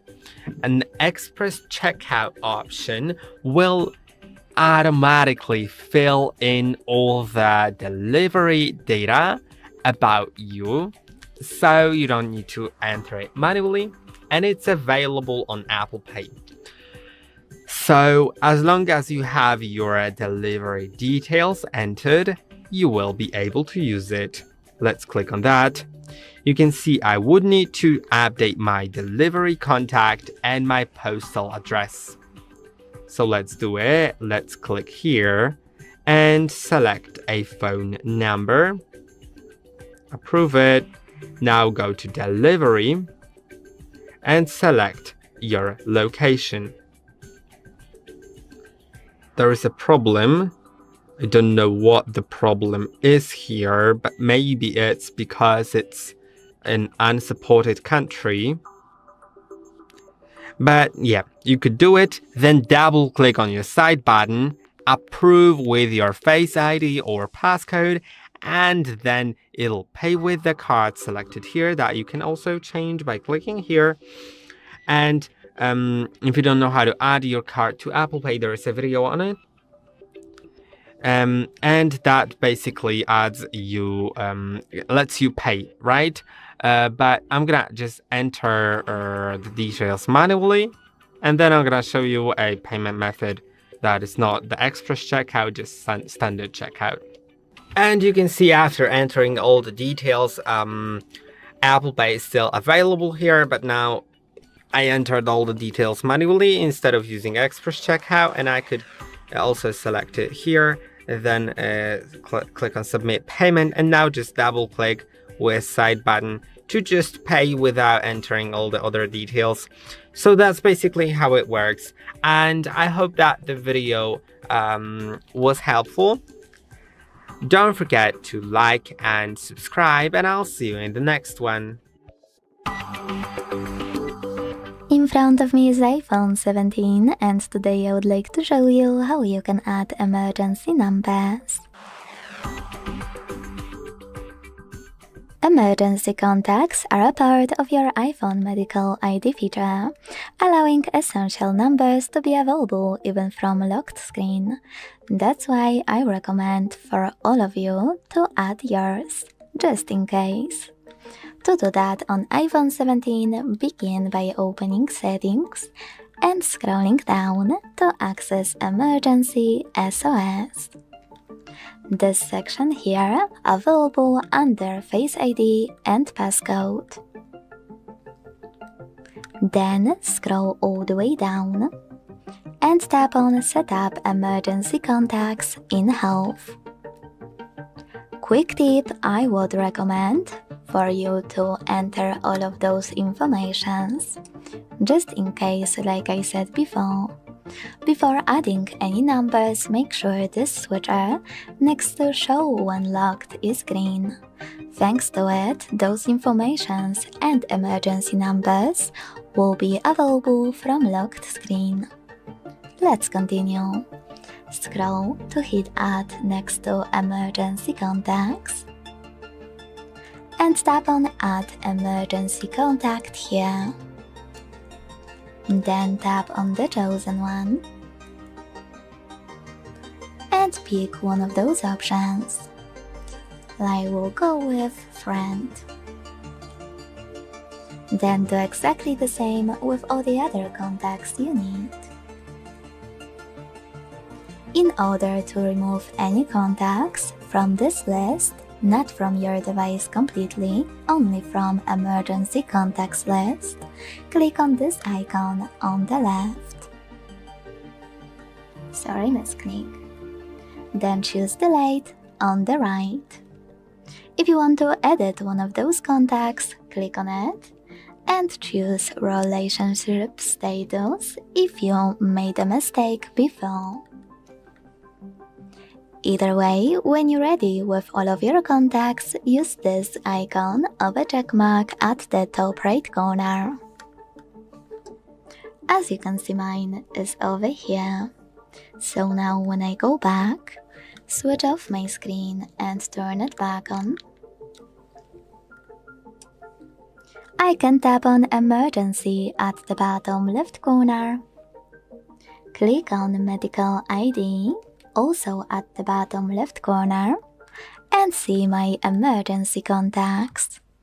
Thanks so much for watching. If you enjoyed this video, leave a like, comment, and subscribe. Bye! Hello, in front of me I've got iPhone 17. In this video I'll show you how to use location-based optimized charging.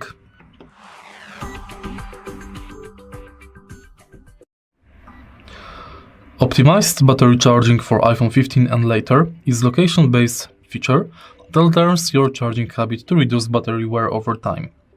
To use it, ensure location service and system services, especially system customization and significant locations, are enabled in your iPhone settings, as the feature relies on those to identify your usual charging locations like home and work. The iPhone then uses the machine learning to pause charging at 80% until it predicts you will need the full charge. Firstly, let's focus on location learning. Your iPhone uses location services and significant locations to identify places where you spend a lot of time and charge your phone, such as home and workplace. Make sure that location is enabled.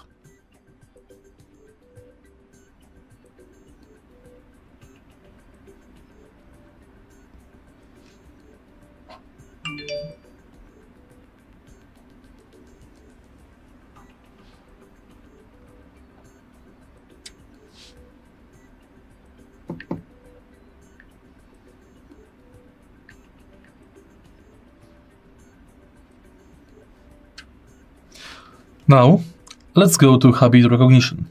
Over time, and after several charging sessions, at least 9 over 5 hours, the phone learns your regular charging patterns.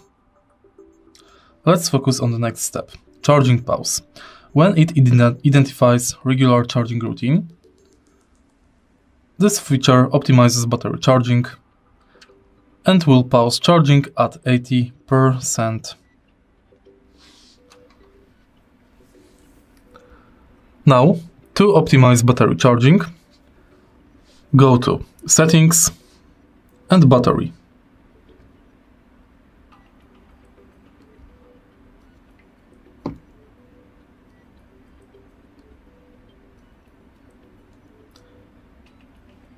Now, go to Battery Health.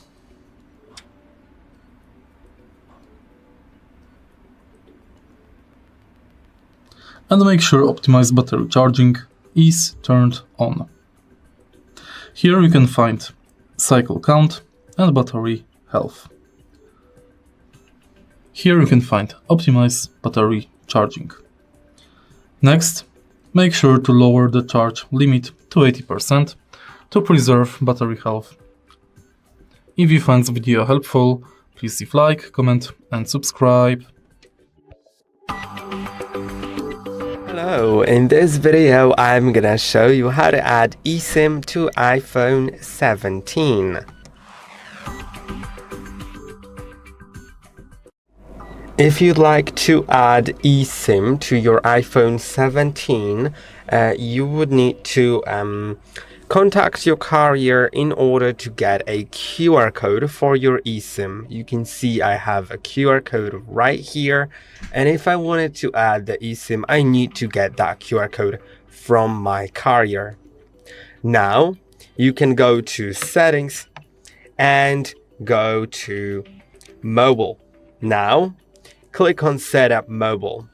If you already have a physical SIM in, because you're in some region that has a physical SIM card slot on iPhone 17, because in USA it's not available. USA has eSIM only iPhones, but for example, Europe has one physical SIM and additional eSIM chip, so you can have a physical SIM and an eSIM.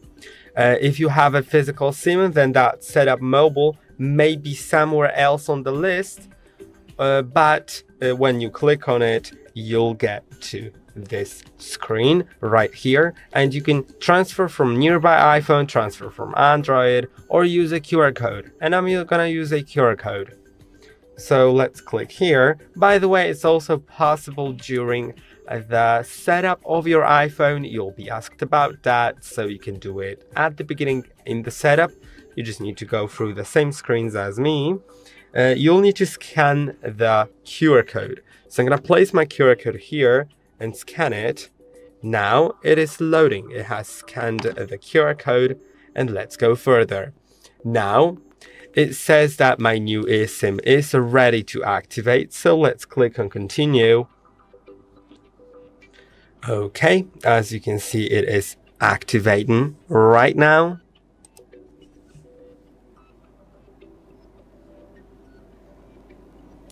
You can see it may take a moment to connect to network, but soon it will be all set. Okay.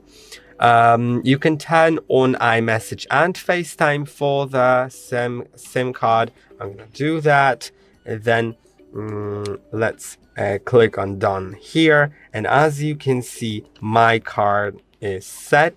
So now if you want to add another eSIM, or as I said earlier, if you have a physical SIM, then add eSIM will be shown here, you can see. But yeah, now we have it, and that's basically it. It shows you the phone number right here, and everything else. I hope that the video was helpful. Don't forget to like and subscribe, and I'll see you in the next one. In front of me is iPhone 17, and today I would like to show you how you can set up Face Unlock. Quick disclaimer before we begin: to set up face recognition, you need to have your passcode on. If you don't have it already on your device, you need to set it up, or you won't be able to add your face data. When you're ready and you have your passcode, go into Settings. Now scroll to click on Face ID and Passcode here. Then enter your current passcode to continue.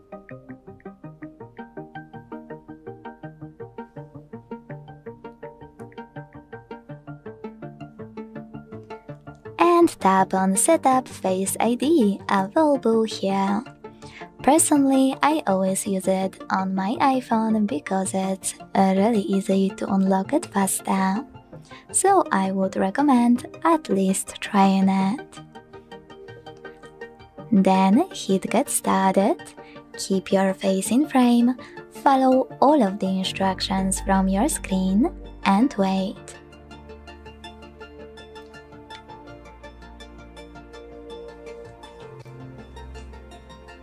If you want to use Face ID with a mask, you need to scroll down and then hit Use Face ID with a mask to add your face data with a mask on. If you don't, you can tap on Don't Use Face ID with a mask, or simply hit Setup Later and do it wherever you want to. Then you need to hit Done. And make sure this switcher next to iPhone Unlock is on. If it's not green, you won't be able to unlock your device using face recognition. Additionally, you can click on those two switches next to iTunes and App Store and Password Autofill to let them be accessed after scanning your face. Following that, hit Setup an alternative appearance if you want to add your face recognition again, especially if you often change styles. This way, it will always work no matter how you look. But now, let's finally test it. I will lift my phone, switch off my screen, and turn it back on. And as you can see, Face Unlock is working properly. Thanks so much for watching. If you enjoyed this video, leave a like, comment, and subscribe. Bye! Hey, welcome back to our channel HardReset.Pro, and today I'm going to show you exactly how to install Super Whisper on your iPhone 17. Okay, so let's go to my App Store application, and at the bottom side of my screen, tap the searching bar and basically start typing Super Whisper until you see it from the search results.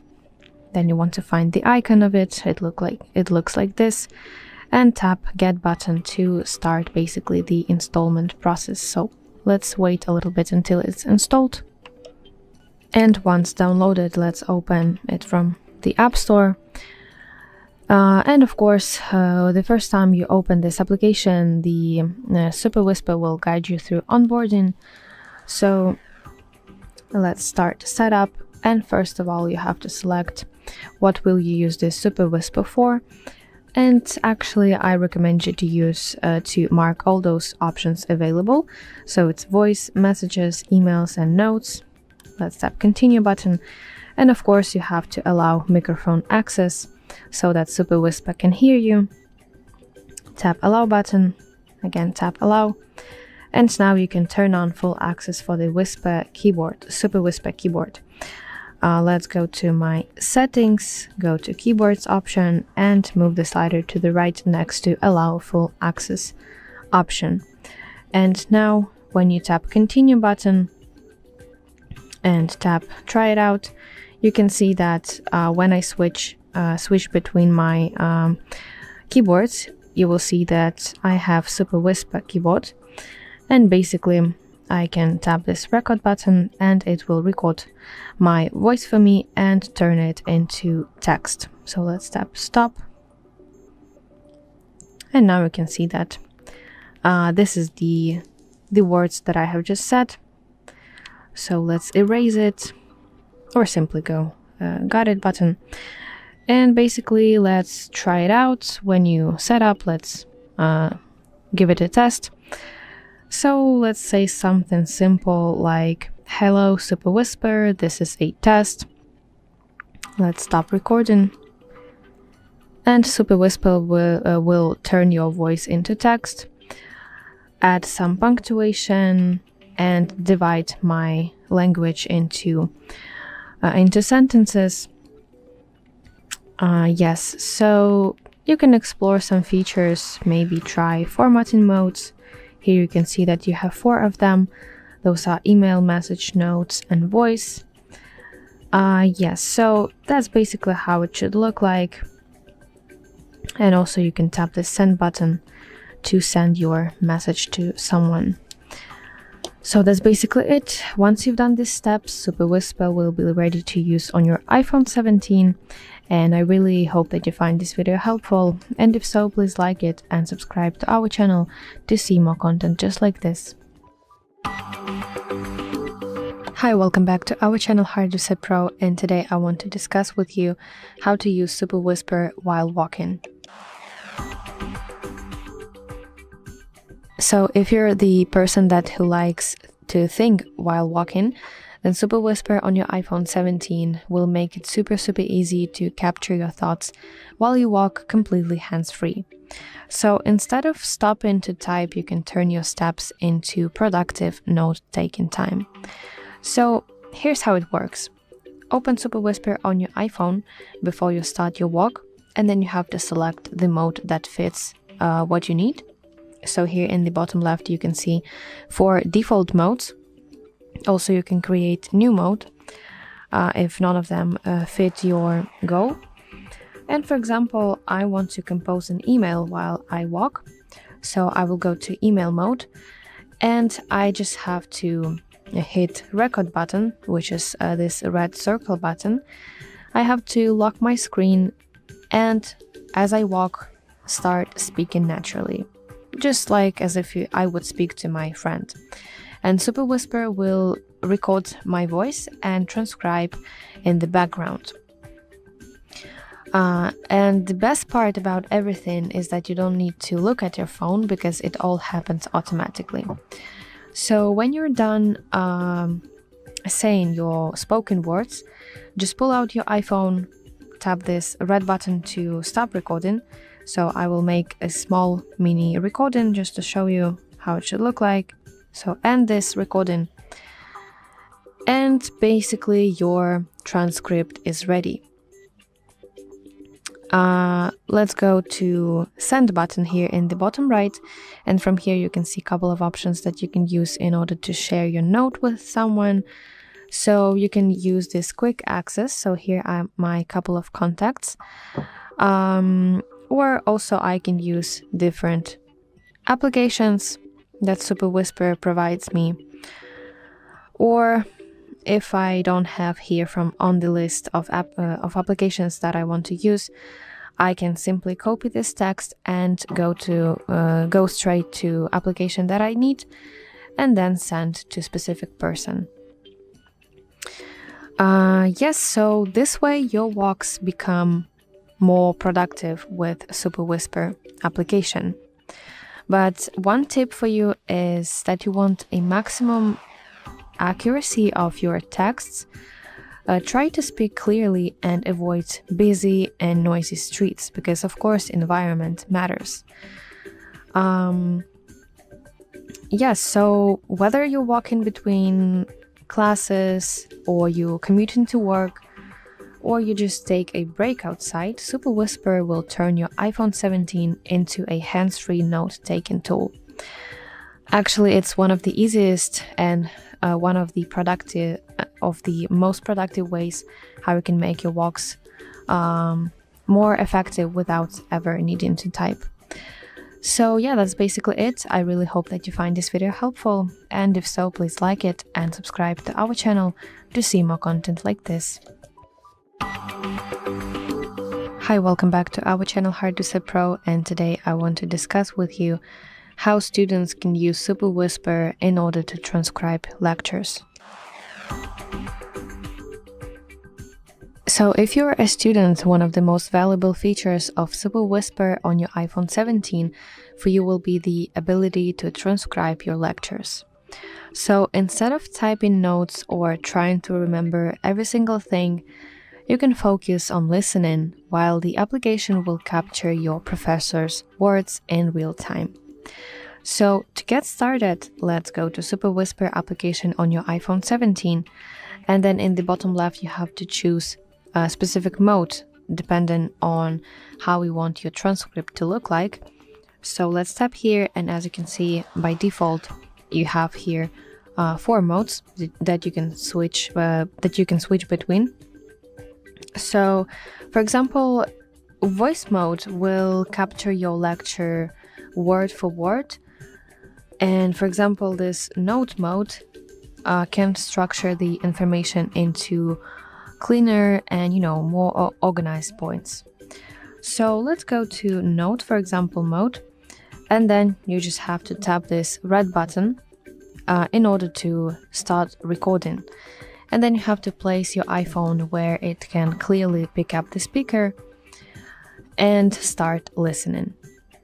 So while the lecture is going on, Super Whisper will transcribe everything into text, and when you end this recording you will have clear notes from your lecture. So something like this. But here is a key thing that you have to remember, that transcribing pre-recorded lectures or uploading audio files is only available with the Pro version subscription. Or if you have your Mac device, if you obtain one, also you can do that from your Mac device. But if you are a regular user of Super Whisper, then unfortunately you will not be able to do that using your iPhone 17. And basically once the lecture is finished, you can send it to someone, you can copy generated text and paste it into another application that you need, and for example send to your friend if you need that. So tap the send button in the bottom right corner of your screen, and from here you can copy text, or you can use this list of applications that Super Whisper provides you. But if the needed application is not on the list, you can just simply copy this text and paste it to needed application. So in short, Super Whisper on iPhone 17 is actually a game changer for students. Whether you're in a class, you review your recordings, or you simply prepare for your exams, it will let you focus on understanding the material better, while it will handle the transcription work for you. So yeah, that's basically it. I really hope that you find this video helpful, and if so, please like it and subscribe to our channel to see more content like this. In front of me is iPhone 17, and today I would like to show you how you can operate apps permissions. Managing app permissions is one of the easiest ways to protect your privacy and control how your iPhone works. That's because iOS lets you decide which apps can access your location, camera, microphone, and more. So if you want to manage all of that, start by opening Settings.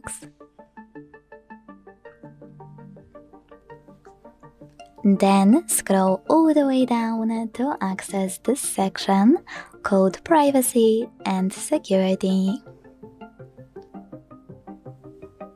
Now let's start with the most obvious one, which is Location Services. Click on them here. And if location is off, you need to switch it on first to access all of those apps and features that require location.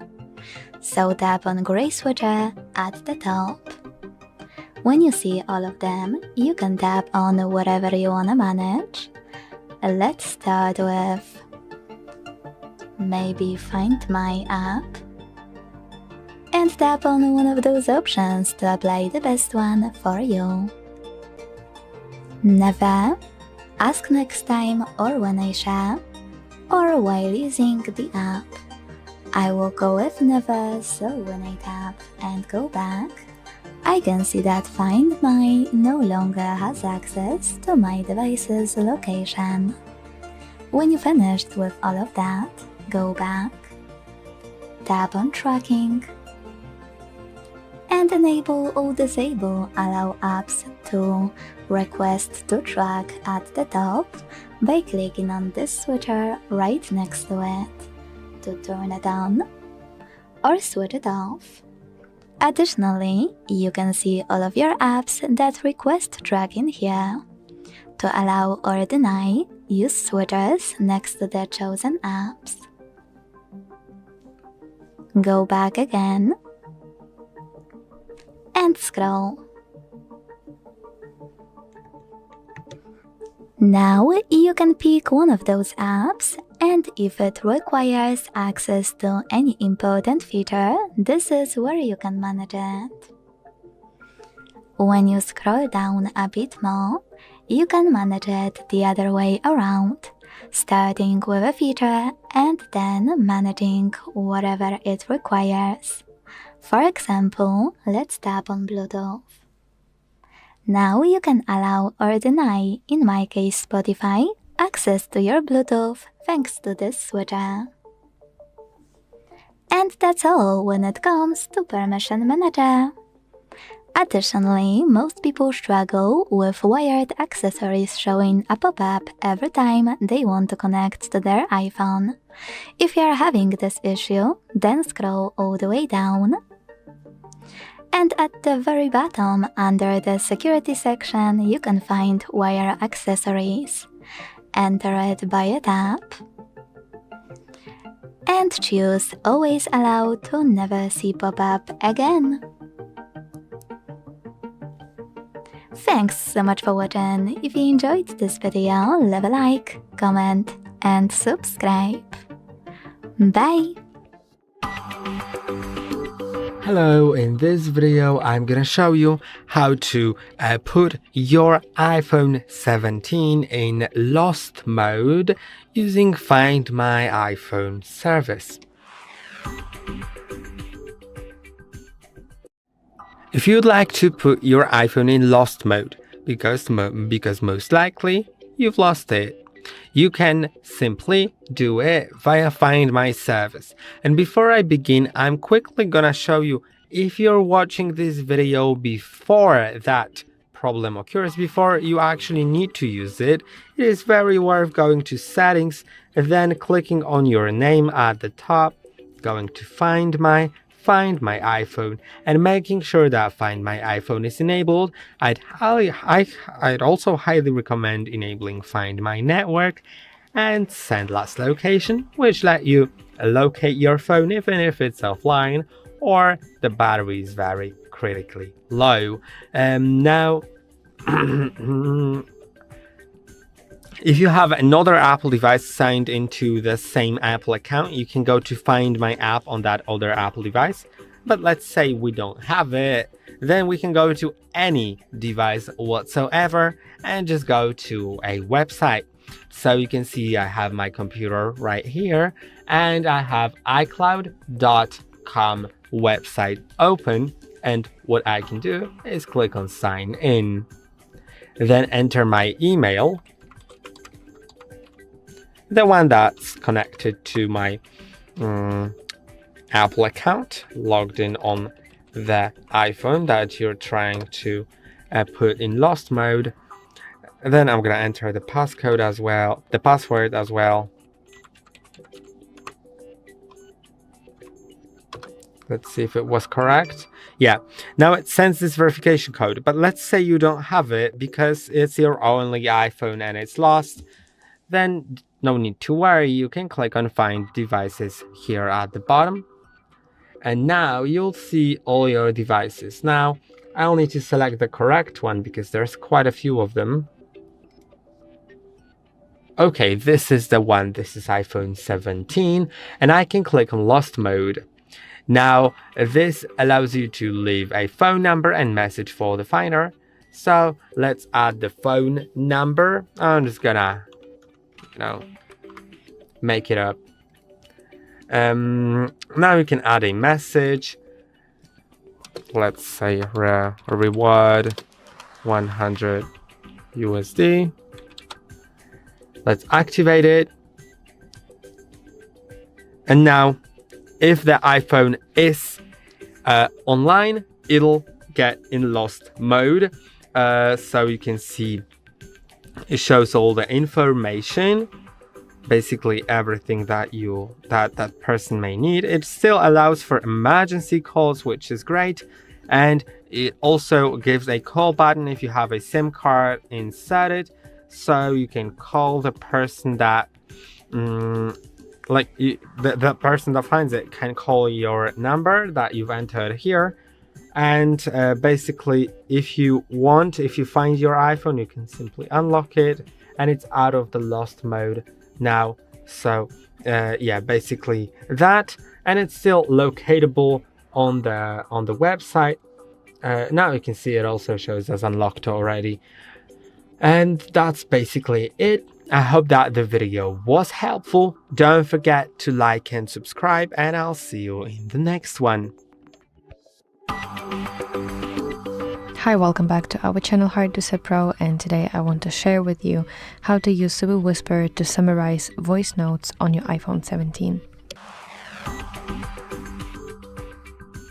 So if you often record quick voice notes but you hate listening to them later, Super Whisper on your iPhone 17 will save you a ton of your time. So not only does it transcribe your voice notes, but it can also summarize them automatically, so you get the key points instantly. To start with, you have to open Super Whisper on your iPhone 17, and in the bottom left corner of your screen you have to tap here Modes and select, for example, Voice Mode right here if you want an exact transcription of your words, or you can select Note Mode if you want the application to organize your thoughts as it transcribes. So you have to record your note, or you can import an existing audio file if you are a Pro subscriber. And in order to record your note, you have to tap this red button to start your recording, just like this. And basically to end it, you have to tap again this red button in order to stop recording. And the application will convert your speech into a clean text, but it will capture every single detail that you mention. Next, you have to use custom prompts to, let's say, compress the transcript. So when you customize your prompt, here in the settings, I will show you, go to settings and go to specific mode that you want to customize. Let's go, for example, for this one, and enter prompt section. You can see your prompt right now and you can apply any changes to it. So basically, when you customize it, you can tell Super Whisper, for example, to highlight only the main ideas. You can ask him to create bullet points, or you can ask him to write a brief summary suitable for quick review. So just write that prompt for Super Whisper that will meet all your criteria, and every single next time that you say something to Super Whisper, it will follow those instructions. And also you can look up on internet for different prompts for Super Whisper. I forgot to mention that. You can see how different people use their Super Whisper, which prompts they set for Super Whisper application. And basically, when your summary is ready right here, you can copy it to Notes, your email, or any other application that you actually need. So just tap here Send button, and from here you can see a couple of options that you can use in order to share your note. So it can be AirDrop, Messages, Mail, Notes, and some others. Or for example, if the needed application is not on the list right here, you can simply copy this text and paste it to needed platform. And basically this way you will spend far less time reviewing long recordings, and you can actually focus on the most important information. So in conclusion, I would say that Super Whisper can turn your voice notes from scattered recordings into organized, readable summaries, making it a huge productivity booster on your iPhone 17. So I really hope that you find this video helpful, and if so, please like it and subscribe to our channel to see more content like this. In front of me is iPhone 17, and today I would like to show you how you can add photos to text message. If you want to send photos using something different than WhatsApp or for example Messenger, here's how to do it using Messages app that's already on your iPhone. No special tricks, just default Messages app. Firstly, launch it. Then pick one of your chats or create a new one by tapping on this icon at the bottom right corner. Wherever you decided, when you're ready, you need to click on this plus available on the left and wait for the pop-up to show up. When it does, you need to decide if you wish to take a photo and add it, or select one from Photos app. I will start with the one I already have, so I have to tap on Photos and click on my photo to attach it. Then do exactly the same with all the other ones. If you can't find your photo here, you need to scroll down and look for it here. You can also use those three dots at the bottom left corner to access those options and find it faster. Click on this icon of the magnifying glass at the bottom right corner. Type in wherever you want to find it instead, or simply switch between photos and collections at the bottom. Either way, when you find all of your photos, click on this check mark at the top right corner. As you can see, all of mine were successfully added. If you want to take a photo and send it instead, use the same icon of a plus and this time select camera at the top. Now switch from video to photo if it's not already on by clicking on photo section at the bottom and tap on it again to access all of those options. You can also manage those at the top right corner. Then switch your camera to the one you need and take a pic. To retake it, click Retake at the top left corner. And to close your camera completely, click on X, also at the top left corner. I want to show it to you though, so I won't close mine now. I will take another photo. And now you can hit Edit or Markup at the bottom left corner to edit it right away.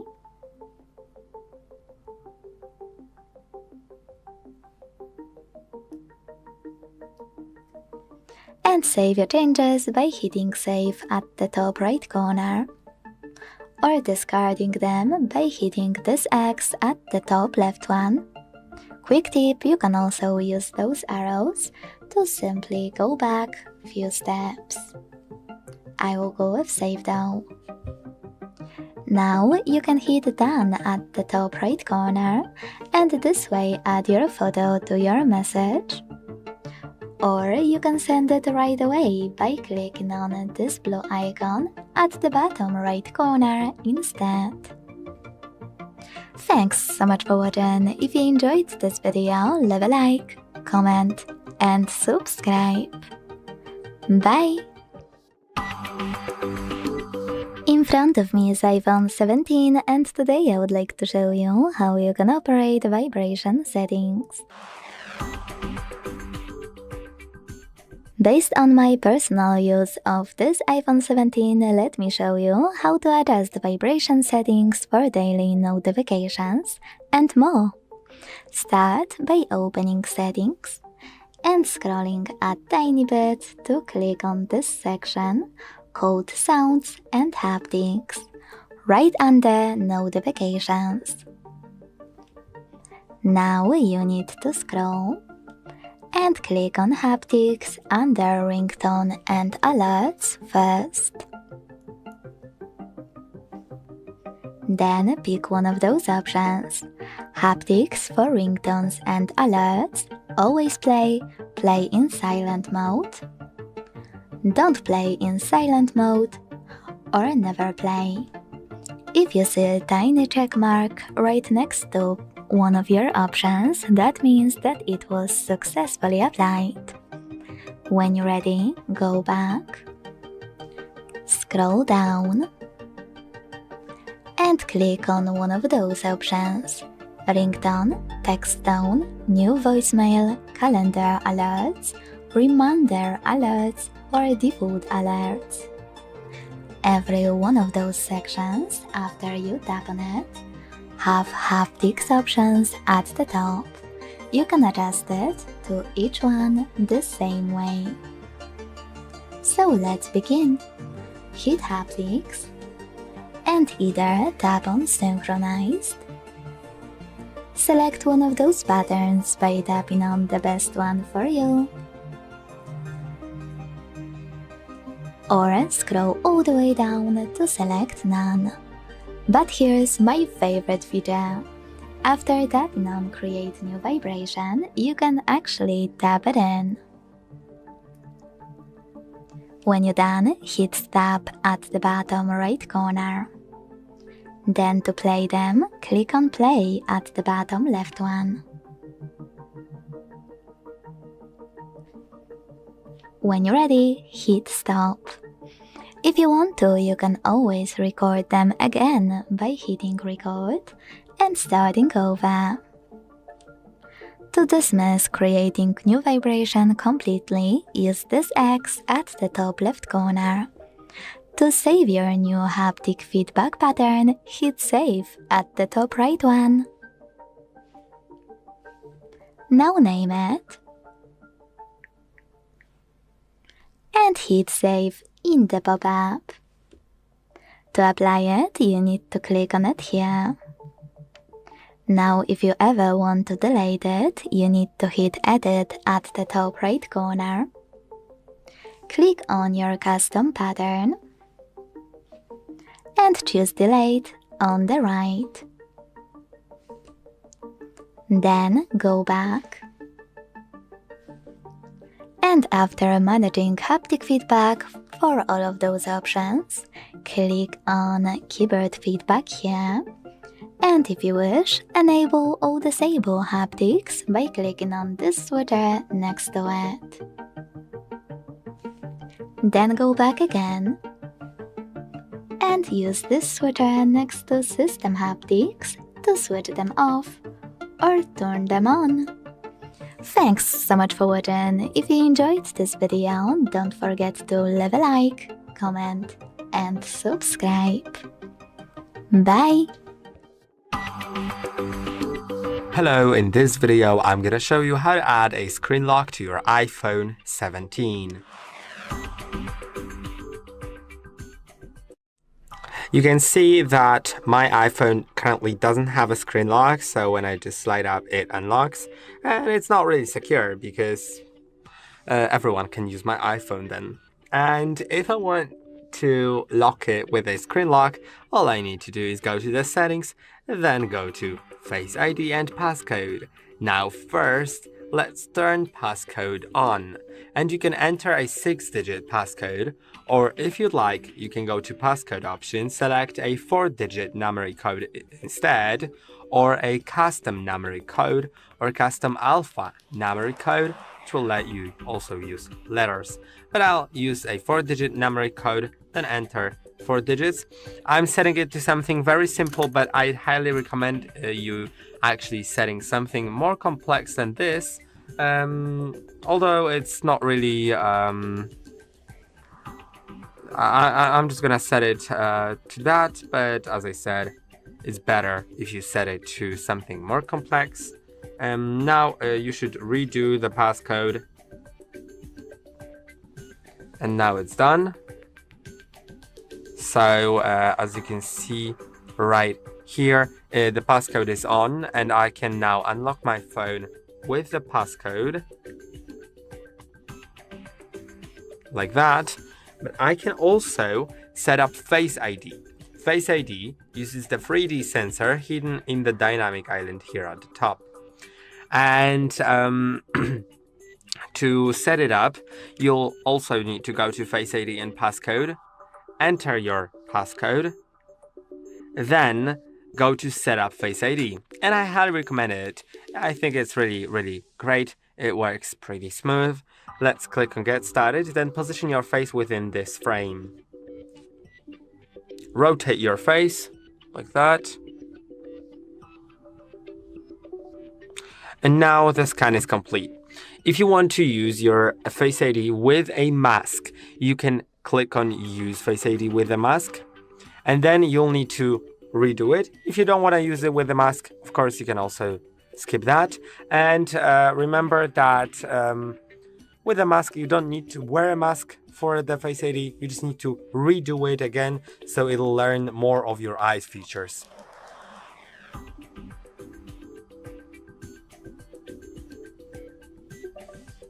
Okay, it is done.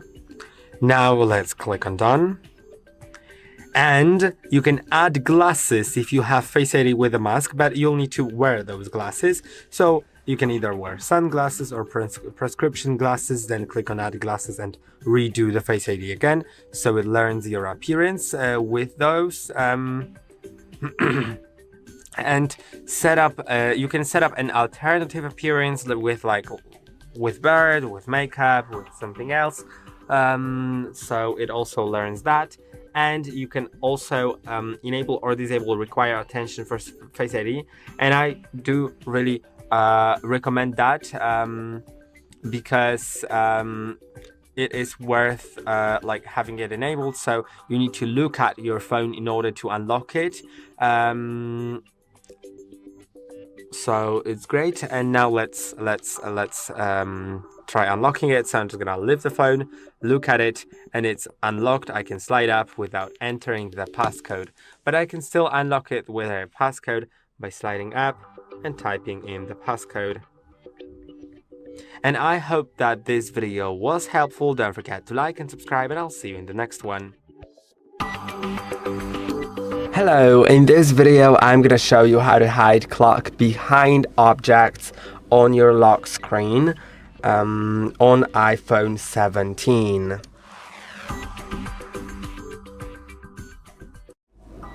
You can see now I'm on my lock screen. Technically I'm in the notification center, not the lock screen, but it doesn't matter, both are fine. And when you press and hold on it, you can customize or add a new wallpaper. I'm gonna customize this one first, and now I can, for example, expand the clock. And why I'm expanding it is because I want to show you how it hides behind this circle. And this is called the depth effect on your wallpaper. So as you can see right here, it sort of hides behind an object on my lock screen, and this is how it works. It also is available in standard sized clock, but it depends on the wallpaper. So now I'm actually gonna try canceling that and adding a new wallpaper. And I'm gonna go to photos. Let's see if I have any photos that would be great for that kind of wallpaper with the depth effect. I'm just gonna find a photo and I'm gonna get back to you. Okay, I have selected the photo, and as you can see, this photo is sort of something that may let my clock hide. Yeah, as you can see, it works. If I wanted to disable that, or if it's disabled and I want to enable it, I need to either click on three dots here and find depth effect, or in some cases it'll be on the left side, just this icon of like these two squares from a perspective hovering over each other. And now, as you can see, when I'm zooming in on the wallpaper, because when I'm zoomed out, it would only hide behind the objects if I really extended the clock height. But if I want to do it with the standard clock height, then I can do it by just zooming in on the wallpaper. Of course, there's some limits. You can't really do it like that because that would hide the whole clock. But when you do it, for example, like that, then you can see a part of the clock is hidden behind these buildings. Now, I would actually like it if it was sort of like that. Okay, yeah. If it was sort of like that, and if I just slightly extended the clock up to this level, and of course you can do way more with the wallpaper. You could change the font, but remember, only this first font has an option to be stretched down. Now I'm gonna make it a bit thinner because I think it's gonna be more modern, and you know, these buildings look modern, so I think I prefer it that way. And yeah, you can do way more with the wallpaper, of course, but I'm just gonna click on add, and I can set it as wallpaper per or customize the home screen. I think I'm gonna customize the home screen, and maybe I'll just unblur it and click on done. Okay, let's set it. You can see it is there and it works. So I hope that this video was helpful. Don't forget to like and subscribe, and I'll see you in the next one. Hello, in this video I'm gonna show you how to add a credit or debit card to your Apple Pay on iPhone 17. If you like to set up your Apple Pay by adding a credit or debit card so you can pay with your phone in stores by tapping your phone to the reader, then you can simply do it by opening the Wallet app, which if you don't have, you can go to App Store and go to Search and search for Wallet. Then you'll have it. I already have it, so I don't need to download it. And now what I can do is simply, hold on a second, is simply click on plus right here at the top, then debit or credit card. So let's see what's there. No, never mind. Debit or credit card. Then you can go to select your bank. I know that my bank won't be listed here, but most banks are. Banks in your region, so it applies to a region. I'm gonna go all the way down to add a different card. Then let's click on continue. And you can place your phone on the physical card. It'll read all the data via NFC, or you can enter card details manually. So that's what I'm gonna do. I'm gonna enter the card number, and then I'm gonna get further. Okay, now let's approve it right here. And now it tells you to select the expiry date and security code. In my case, it's already entered here, so I can click on continue. And now it's contacting my card issuer. It'll take just a moment. Now agree to the terms and conditions of Apple Pay. Now it's adding the card to the wallet. Most likely it'll also ask me for the verification of the card. Yes. So I'm just gonna verify with my email, or you can click on complete verification later, but you're not really able to use the card without verifying. So let's continue, and I'm just gonna get my code and I'm gonna get back to you. Okay, I have the code, I'm gonna approve it, and it's activated. So yeah, now it tells me how to use the Apple Pay, but I already know it. So yeah, it's there. Now, if you have your Face ID set up, it's gonna be a bit faster to use it, but you can still use it just with your passcode. So in order to pay, you just need to double click on the side button right here on your iPhone. It'll open Wallet. Now you can either use Face ID, or I don't have it, so I can click on Pay with Passcode, enter my passcode, and now I can hold the card to my reader. And that's basically all you need to do. And Apple Pay is supported in most countries, so if it's supported in your country, it'll most likely work in all stores besides United States. In the United States, it may not work in some stores because of the store policy.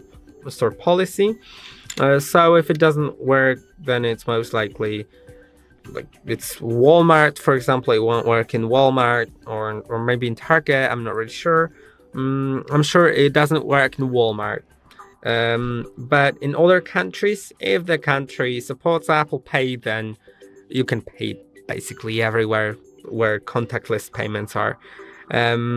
So yeah, and also on websites, if you are on a website that supports Apple Pay, it'll show you a prompt here on the bottom of your screen. It'll tell you double click the side button, verify with your Face ID or passcode, and you'll pay online, for example on Amazon. I hope that this video was helpful. Don't forget to like and subscribe, and I'll see you in the next one.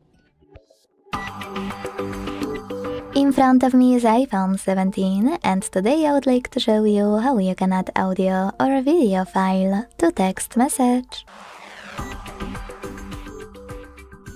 Many people don't know that you can actually create and add both audio and video files in Messages app on this iPhone.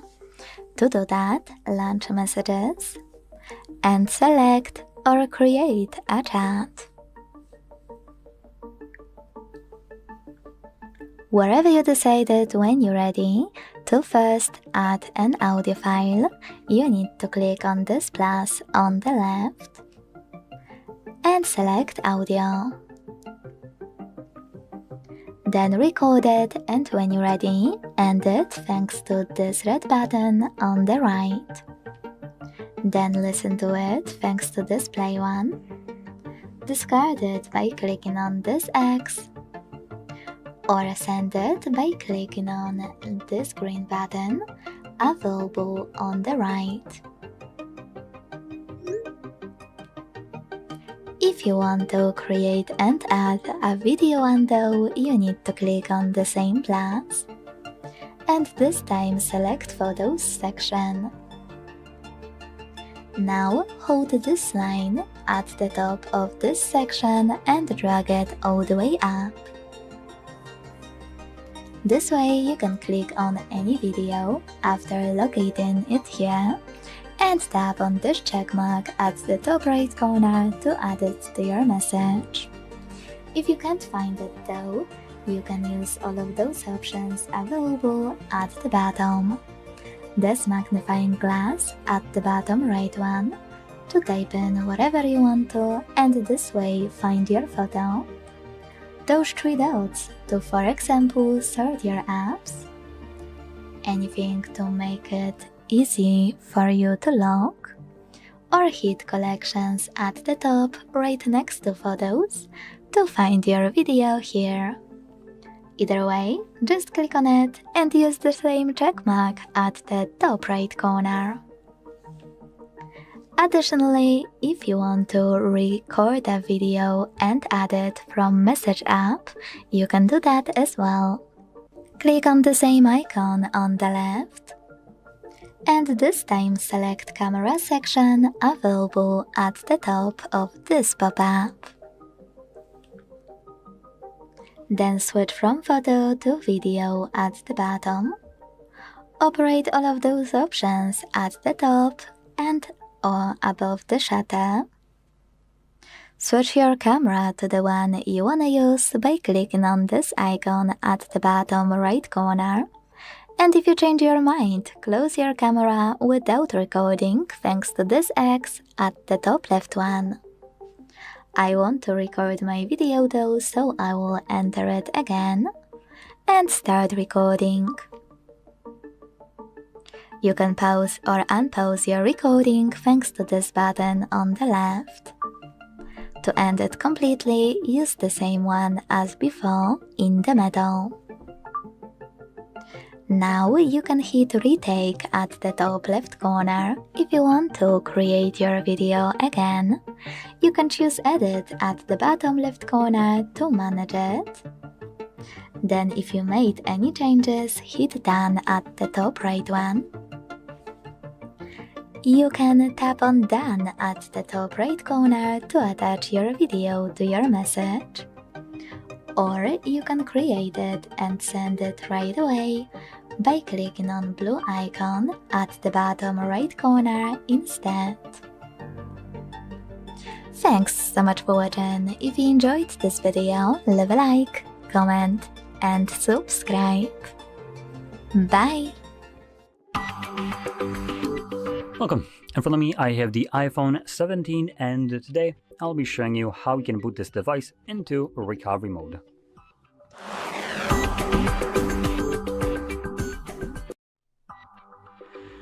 So, if you're using a Mac, all you need to do is plug in your device and open up your Finder, and it will show up on the sidebar the name of your iPhone. You can click on it and just stay there.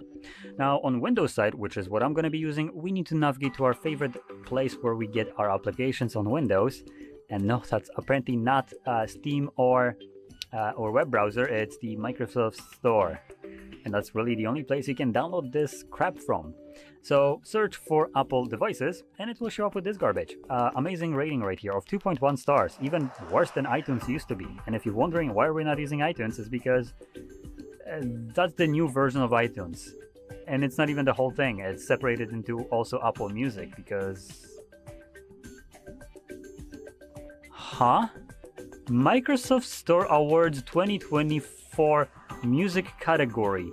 Are you high? Have you been snorting something, Microsoft? Wow! There are much better options for listening to music than this garbage. Anyway, so we'll need this crap right here. Amazing ratings, obviously, just if you use this for prolonged periods of time, you're gonna find problems. I already did in a single day. So we get to use this. And that's about all we need. Now, like I mentioned, iTunes used to be the go place for anything that is associated with computer and iPhones, but this is basically the replacement now. This you can still download and use, but it won't work with your new iPhone. So yeah, get this. If you want to also sync music to it, you also need this. Other than that, only this. Let's go. So we're gonna open it up, which I already have it downloaded. Your phone will show up on the sidebar, and that's where you want to keep it, which is the same page, this one, like you have on MacBook. So now to put the device into recovery mode, when I obviously have it plugged in, you're gonna press volume up, volume down, and then hold the power button. And you want to hold it for as long as it takes to enter the recovery mode. So the device will turn off. Then it's gonna start turning back on with the Apple logo. And after that, we're gonna get this little cable icon with a laptop. That's our recovery mode. We can let go and wait for the Apple devices to catch up to this. Come on, there we go.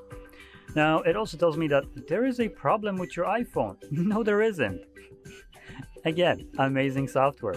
At least it can define what the DFU and recovery mode now is. So there are some progresses made in 17 years. But that's about it. Now, you can see it tells us that it's in recovery mode right now. We can update our device or Restore iPhone. Now, don't get your nipples twisted right here. This isn't actual a restore. This is a reset. You might be confused by the name, but I'm sure Tim Cook is confused because by this definition, it looks like he's just senile at this point. It's not a restore. Restore would imply that you can restore data to it. Here you're just removing it. So be very wary of that.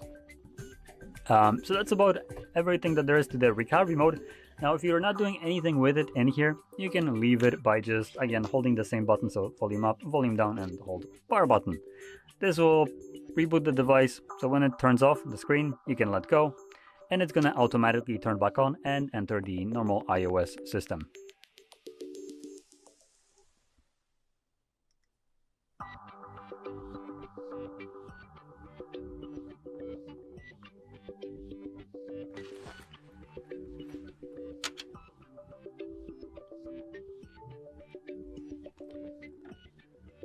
And there we go.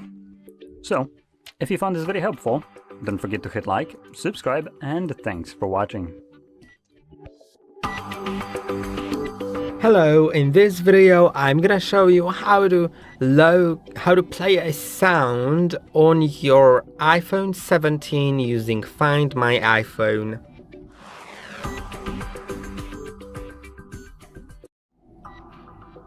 If you'd like to play a sound on your iPhone, if you, for example, lost it somewhere near you, you just can't really locate it, maybe it's at your home, maybe it's in your purse or backpack or whatever, then you can simply play a sound of it, and for that you'll need another device that has access to the internet. Doesn't need to be an iPhone, doesn't need to be an Apple device, but with an Apple device it's gonna be a bit easier, because if you have another Apple device with you that has the Apple account signed in and access to the internet, you can go to Find My. Or also, if you have an Apple Watch, on the Apple Watch it's also possible. If you click here, then click on this button right here, you can see it plays a sound. But yeah, if you have an Apple device, then you can just go to Find My and locate your iPhone. You can see, and then you'll see like all the options. Now, if you are using a different device, you can just go to this website that you'll see right here. Just sign in. It's iCloud.com. Let's click on sign in. Let's enter my email.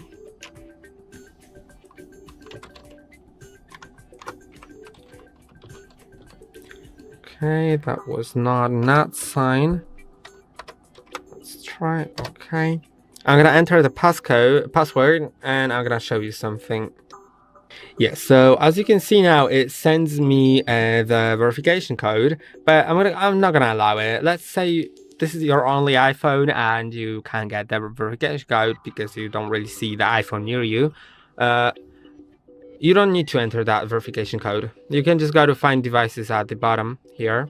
You can click on it, and now you'll find the Find Devices app, right? Now let's find the proper iPhone. Okay, this is the one, because I have like lots of iPhones on the list. This is the iPhone, and now let's try locating it. So it didn't really show up. I'm not here. Let's try again. It's the iPhone 12, and this is the iPhone 17. Okay, you can see it has located on the map, and I can click on Play Sound. Now, at first it starts vibrating, then something interrupted it, so it's not playing anymore. I'm gonna try again. Sometimes it happens, you know. Okay, now which iPhone is this? It's this one. Okay, I'm gonna lock the iPhone, but unlocked one also works. Let's play the sound. At first it starts vibrating. So now I can feel vibrations, and now I begin to hear the sound. To interrupt it, I'm just gonna enter the passcode, and you can see it's basically done. So I'm gonna swipe it to the left, and this is how you can do it.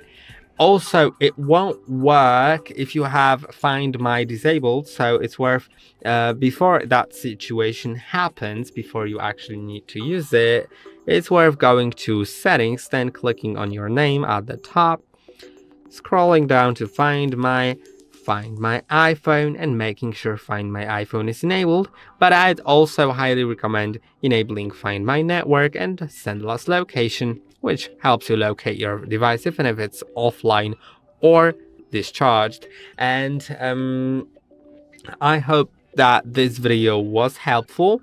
Don't forget to like and subscribe, and I'll see you in the next one.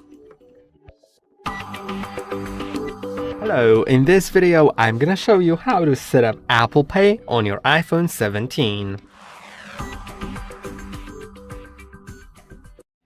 If you'd like to set up Apple Pay, you'll need to go to the Wallet app on your iPhone. If you don't have it, go to App Store and search for Apple Wallet right here, but I already have it, so I can just go in the app. Now let's click on plus at the top, and now click on debit or credit card. Later on, I'll explain how to pay with Apple Pay, but first let's set it up. I'll need to select the correct bank. Let's see if I can find the correct wallet. I'm not really sure, so let's try scrolling all the way down and go to add a different card. Okay, now you can place your iPhone on the card, on the physical card. It'll read with NFC tag, but I'm gonna enter the card details manually. Now I'm gonna enter the card number, so I'm just gonna get back to when it's entered. Okay, now I have the card number entered. Let's approve it. And now the expiry date, September 2030, and the security code. Let's approve it and let's go further. For some other card issuers, you may actually need to do something like installing a bank app. Like for example, for Revolut, you'll need to install the Revolut app on the iPhone and add the card to Apple Pay through the Revolut app. But for most cards, it's like I'm showing you right here. Let's agree to what it tells me to agree to. Now it is adding the card to the wallet, and it says it's been added to the wallet. Now it tells me to confirm, so I'm gonna complete verification, and you can verify, in my case, with app or email. In some cases, it'll be with like phone number or something else. I think I'm just gonna verify with email, and let's click on next. Then it's probably gonna send the verification code, so I'm gonna get back to when I have the code and when I enter it. And now, as you can see, the card is added. So if you'd like to pay with it, it's gonna be very simple. All you need to do is, you don't have to have the wallet app open. You just need to double click on the side button like that.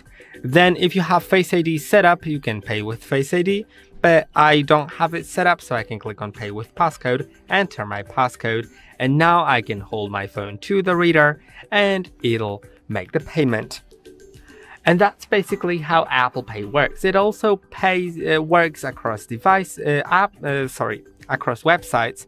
If you like to pay on a website like Amazon, for example, and you're ordering something online, then you can pay by, it'll display a prompt at the bottom, double click on the side button and verify with your Face ID or passcode, and then you'll pay. So I hope that this video was helpful. By the way, Apple Pay, from what I know, is not supported in Walmart in United States. But for example, in Europe, I believe that Apple Pay is actually accepted everywhere. As long as the country accepts Apple Pay, if it's available in your country, in Europe, then it's available in all the stores, I think. In USA, as I said, in Walmart, maybe some other big stores, maybe it's also unavailable there. But in other countries, I think it's everywhere. So I hope that the video was helpful. Don't forget to like and subscribe, and I'll see you in the next one. Hi, welcome back to our channel HardReset Pro, and today I want to do a full breakdown of iPhone 70's built-in voice-to-text feature compared to Super Whisper. So both tools are designed to turn your voice into text, but they work really differently. So let's figure out which one is actually better for you. And the first point that I would like to start with is accuracy. iPhone dictation does a really decent job if you are in a quiet environment and if you speak clearly, but it often struggles with punctuation, long sentences, or tricky names, and some technical terms. And on the other hand, Super Whisper is built with transcription in mind, and it's noticeably more accurate because it can add punctuation automatically, handle longer stretches of speech without, losing track, and is just better at keeping your text readable from the very beginning. Now let's talk about speed. So Apple's dictation is usually really quick because it's integrated right into your iOS, and the text appears on your screen almost instantly, as you can see on my screen, which is really great for short messages. And Super Whisper can sometimes be a little bit slower, especially if you're using the more advanced models that focus on accuracy. But here's the trade-off. You can spend less time correcting mistakes afterwards. So even if it takes a few extra seconds to process your spoken words, you might save time overall in the very end. In terms of features, iPhone dictation is very basic. So the principle is that you just speak and it just writes, and that's it. With Super Whisper, you get way more control because you can customize prompts, you can choose voice models that prioritize speed or accuracy, or even have it format your notes into bullet points or make summary, or make key takeaways from your spoken words. It's basically dictation from your part, but it's upgraded with a productivity layer. What about privacy and offline use?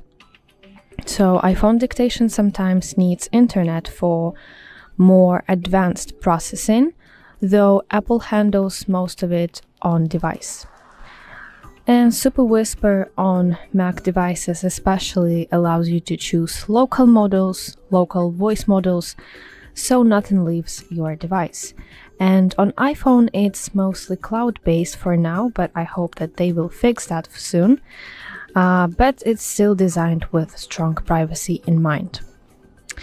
And of course, let's not forget about the cost, because iPhone dictation is free and it's built in, and you don't need to have any extra downloads and any subscriptions and all that kind of stuff.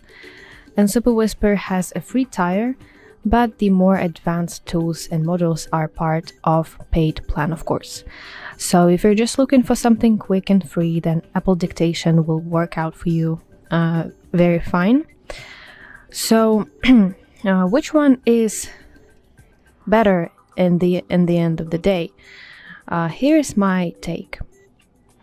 If you only need to dictate short text or quick reminders, then iPhone dictation is totally fine for you. But if you're writing longer emails, you take notes during your meeting, or you create content where accuracy and formatting matter, then Super Whisper is the stronger choice for you. And if I were to say it to compare Apple's built-in voice-to-text feature and Super Whisper, then I would say it's basically the difference between good enough and actually makes your life easier. I would say like that. And that's basically the comparison. I really hope that you find this video helpful, and if so, please like it. and subscribe to our channel to see more content like this. In front of me is iPhone 17, and today I would like to show you how you can set up an alarm clock.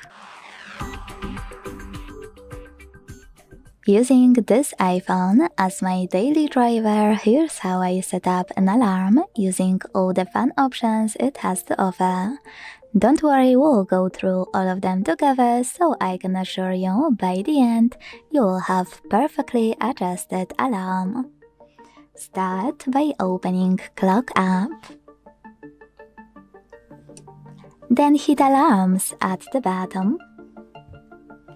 And click on this plus at the top right corner to create a new one.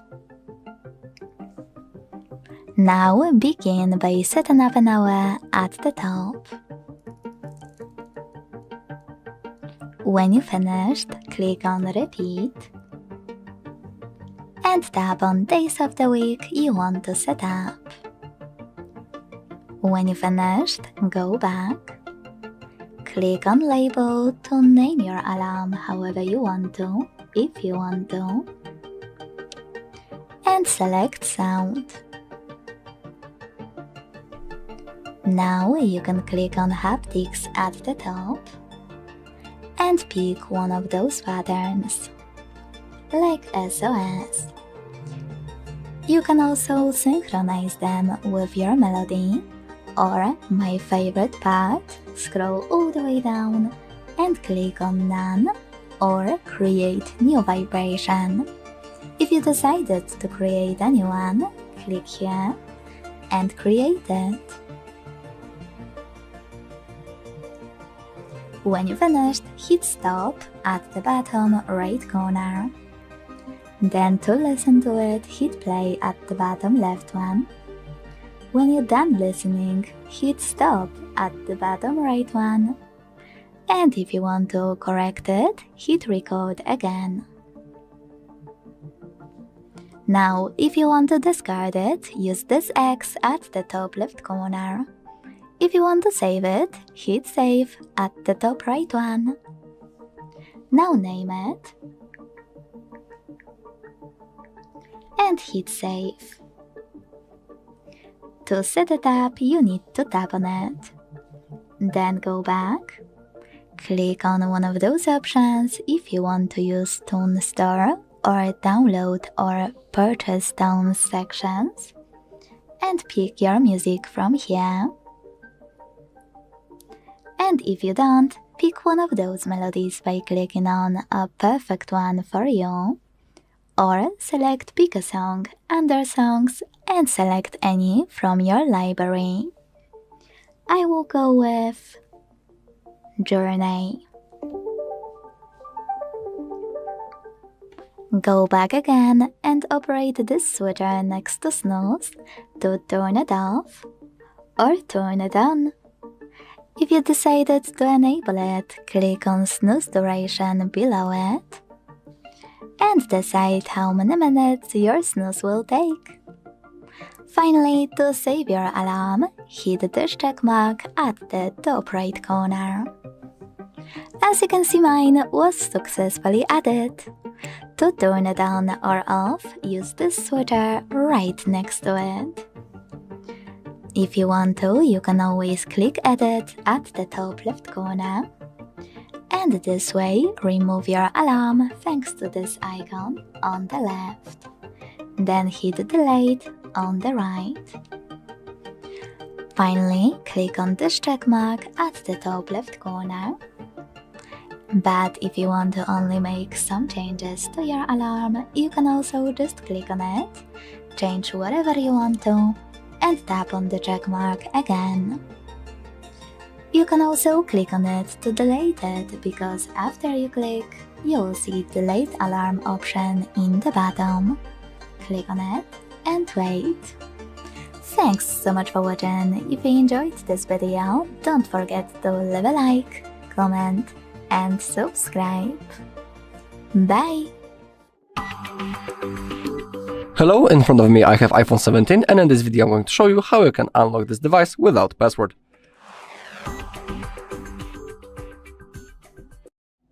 Okay, but before we start, let's discuss a few things. Please only try to unlock your phone, in no other case someone else's, because that might be considered as a crime, and that's also unethical, so have that in mind. Also, we need to have a Mac or PC or laptop with Windows. It's going to be the easiest on the Mac, so simply we need some kind of a computer. And next thing is that we'll have to perform a reset of our iPhone, so because of that we will lose all of our data. I'm sorry, but it is necessary. If you have a backup, don't worry, you'll be able to restore it later, but if you don't have it, I'm sorry, all of your data will be erased. And also the last thing is that after the reset in this method, as a verification, the iPhone will want you to log in into the Apple account on which you were logged in before the reset, as a confirmation that you are actually the user, or that you're actually the user, not some kind of a thief. So that's the things that we need to remember about. I'll show you how to do it on the Mac, but also I can show you on my PC with Windows which app to install to perform a reset. So give me a second, I'll see you on my desktop. Okay, on PC or laptop with Windows, we need to click on the search bar, we need to open up the Microsoft Store, and in here we need to download Apple Devices app. That's how we'll be able to do it on the Windows. I'm about to perform it on the Mac, but don't worry, the menu and all options look the same, so you won't do anything wrong. I'll go back into my Mac and I'll show you the further steps. Okay, now we need to connect our iPhone into our Mac or computer using the USB-C cable, just like that. And now we need to open up the recovery mode on our iPhone. How to do it? We need to click volume up, volume down, and then hold the power button until we get into the recovery mode. So let me show you: volume up, volume down, and now we need to keep holding power button until we will get in the recovery mode.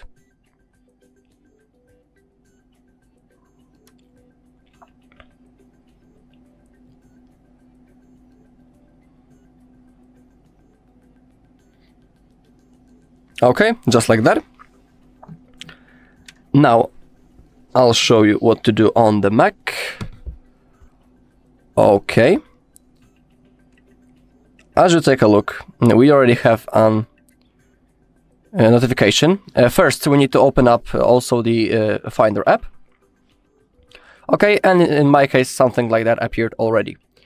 And now we need to click on Restore and click on Restore and Update. Click on Next, click on Agree. Okay, as you take a look on the bottom, a bar appeared, and currently the iPhone software update is being downloaded, so we need to wait a little bit until it's finished, so I'll see you in a second.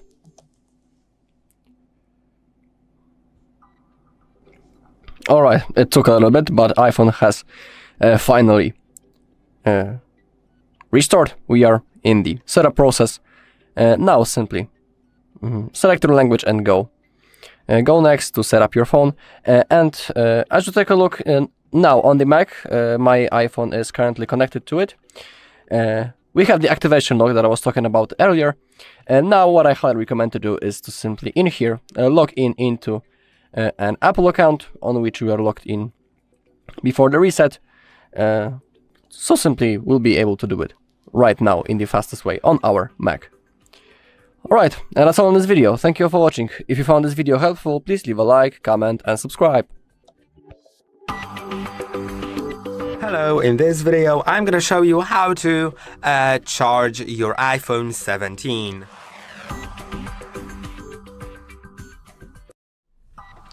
Your iPhone can be charged in, let's say, two methods. Yes, 2 methods. And also it comes with another method of backwards charging, so it can charge another device. Now let's do the first method, which is gonna be just charging your iPhone directly with a cable, because you can charge it with a cable, of course. And I'm just gonna get my cable.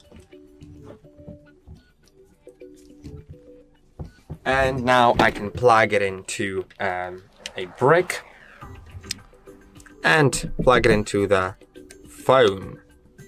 Now it's charging. Now the next method of charging your iPhone is wireless, and your iPhone supports 2 wireless standards, Qi 1 and Qi 2. Qi 1 is a typical wireless pad. It doesn't have magnets, nothing. It basically just, you put an iPhone on it, and if you fail to put it correctly, then it may not charge. But there's also Qi 2, called MagSafe on iPhones. And Qi 2 has magnets inside, which not only lets it not fall off and gives you better alignment, so there's no way for you to not align it properly, because you just have your those magnets that make sure that your phone is charging, because it's correctly correctly centered on the coil, on the wireless charging coil. But also it allows you for better charging speeds because of it being properly aligned. And I don't really have the MagSafe charger with me, so I'm just gonna show you how to do it with a standard Qi 1 charger, but feel free to use either of those. Some cases for iPhones come with these magnets to make it stronger, because, you know, it's great without a case, but with a case, not really, because the case is somewhat thick and gives you worse attachment. So if a case is thick enough, it is worth looking into cases that have magnets. If you actually use that standard, you can get a clear case, you can get a non-clear case. Non-clear cases won't have the circle visible unless you really want a case like that, and you'll find a case with a visible circle even though it's not clear. I'm gonna unplug the phone and I'm gonna get my wireless pad. Now here is my wireless pad, and it's plugged in, of course, and then I can just take the phone, put it on the pad, and it begins charging. So this is how it works. It is currently charging, you can see. And if I misalign it, then it may disconnect. Currently it's still connected, but now it's not really. It says it's charged, not charging. If I place it like that, it's still not charging. So you just need to align it properly, and with Qi 2 you don't have to. So these are the methods of charging your iPhone. Now, if you want to charge backwards, to charge another device with your iPhone, all you need to do is get a cable that fits both devices and connect them both with a cable. So for your iPhone, it's gonna be USB Type-C, and for the other device, most likely also a USB Type-C, maybe something else. And now if you connect it to any other device than iPhone, then always your iPhone will begin charging the other device. But if you plug it in to another iPhone, then they will communicate between each other, saying like what's the battery level, and then the one that has a higher battery level will share the battery with the one that has lower battery level. And I hope that this video was helpful. Don't forget to like and subscribe. I'll see you in the next one. Hello, in this video I'm gonna show you how to locate your iPhone using Find My iPhone on iPhone 17.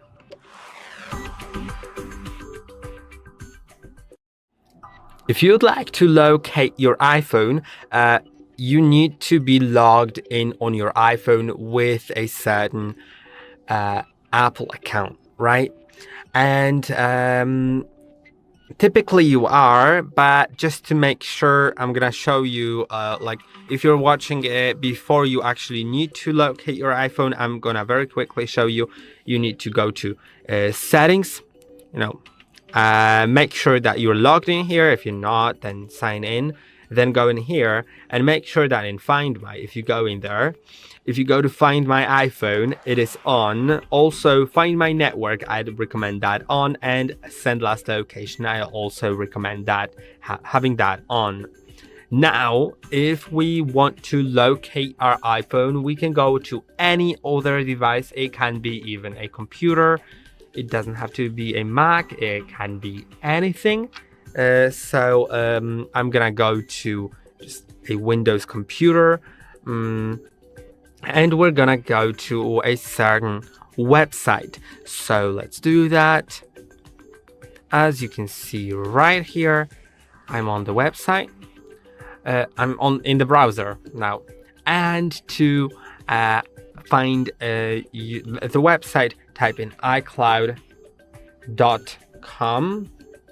and hit on enter. Now this is the website. You need to sign in, but remember, if you have any other Apple device that you're already signed into, then you can go to Find My App on that device and it'll work basically the same, but I'm gonna show you that on the computer. So you'll need to, of course, enter the email or phone number.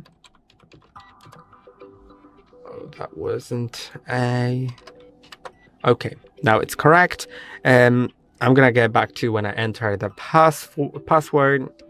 Okay, and with the password we can continue, and you can see it sends a verification code. But let's say you don't have that device with you, so you can't really read that verification code. What you can do is go to Find Devices right here below the verification code. And now you're in iCloud Find Devices. Then locate your device. I have like lots of iPhones here, so I'm not really sure which one is gonna be which. But we'll see. Maybe this one. Is this the... No, it's the iPhone 12. It's for sure not that one. Is it? Yeah, this is the iPhone 17. So what you can do is locate it on the map, but you can also play a sound off of it. You can put it in Lost iPhone mode, which will basically display a message on your iPhone that it's been lost, and that in order to and you can display a phone number, so if someone finds it, then they can call you. And there's also erase if you'd like to erase your phone's contents. But even if you do it here, then they won't be able to use your phone because simply iPhones have something called activation lock. So if the iPhone was reset in a different way than through the settings, it will require you to enter the Apple account. Once the phone is reset, during the setup, basically, you'll need to enter the Apple account. And the person that finds it probably won't see it. But I would erase it only like as the last option. Maybe in some scenario, like for example, you think that someone may know your password, like passcode to the phone, right? Yeah, so I'm just gonna simply play a sound. Okay, for some reason it's not playing any sound. Okay, it is actually. I'm gonna mute that. But as you can see, this is basically how it works. And I hope that this video was helpful. Don't forget to like and subscribe, and I'll see you in the next one. Hello, in front of me I have iPhone 17, and in this video I'm going to show you all backup methods.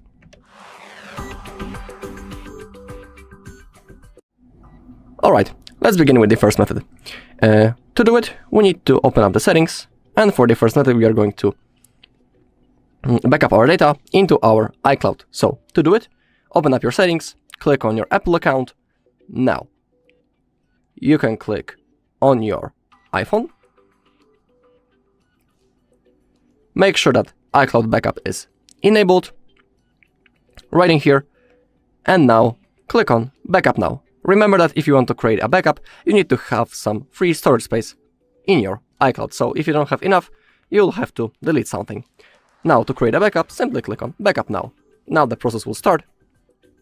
So we need to wait a little.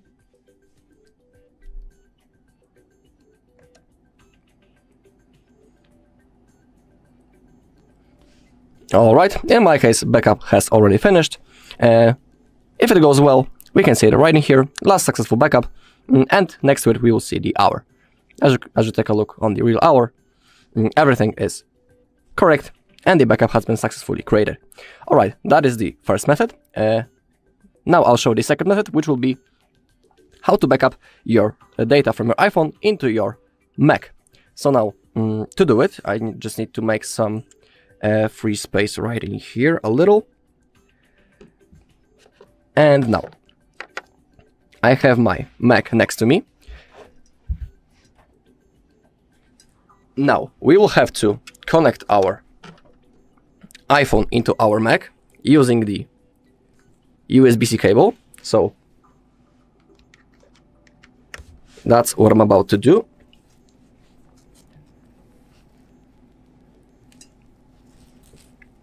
Now, connect your iPhone.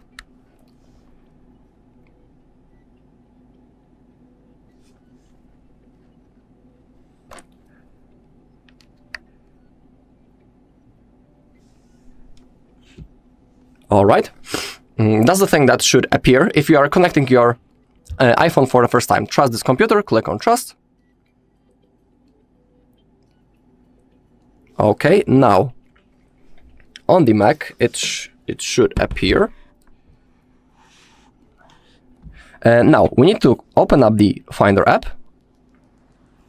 Now go into Locations, click on the iPhone. Now wait a few seconds. Now find Backups, select Backup all the data on your iPhone to this Mac, select it, and now click on Backup Now. Alright, the process will start. We need to wait a little bit. Okay, as you take a look, a bar appeared and is starting to fulfill. Now we need to simply wait until it ends.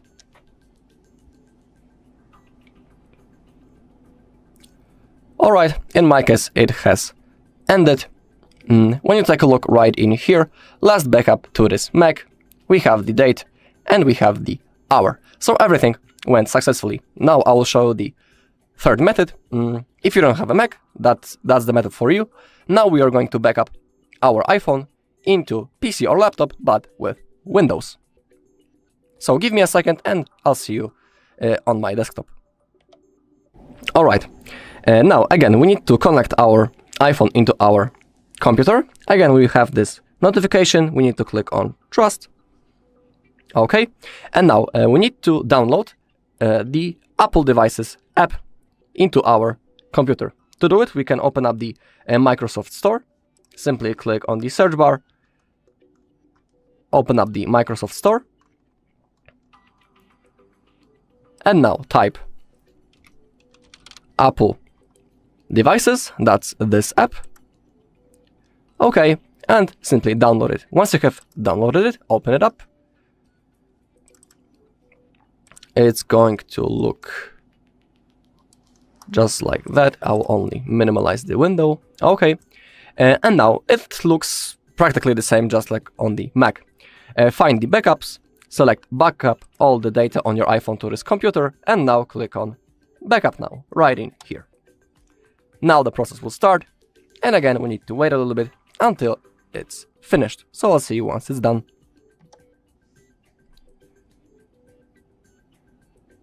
Okay, and now, just like on the Mac, as you take a look, we can see last backup to this computer, we have the date and the hour. That means that our backup has been successfully created, and it's now stored on our computer. Alright, and that's all in this video. Thank you all for watching. If you found this video helpful, please leave a like, comment and subscribe. Hello and welcome back to HardReset.Info. In this video, I will show you how to customize the action button on iPhone 17. And let's begin.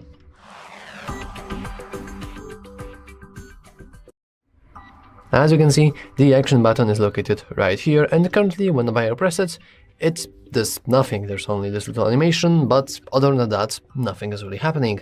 So let's change that. First, let's navigate into the settings.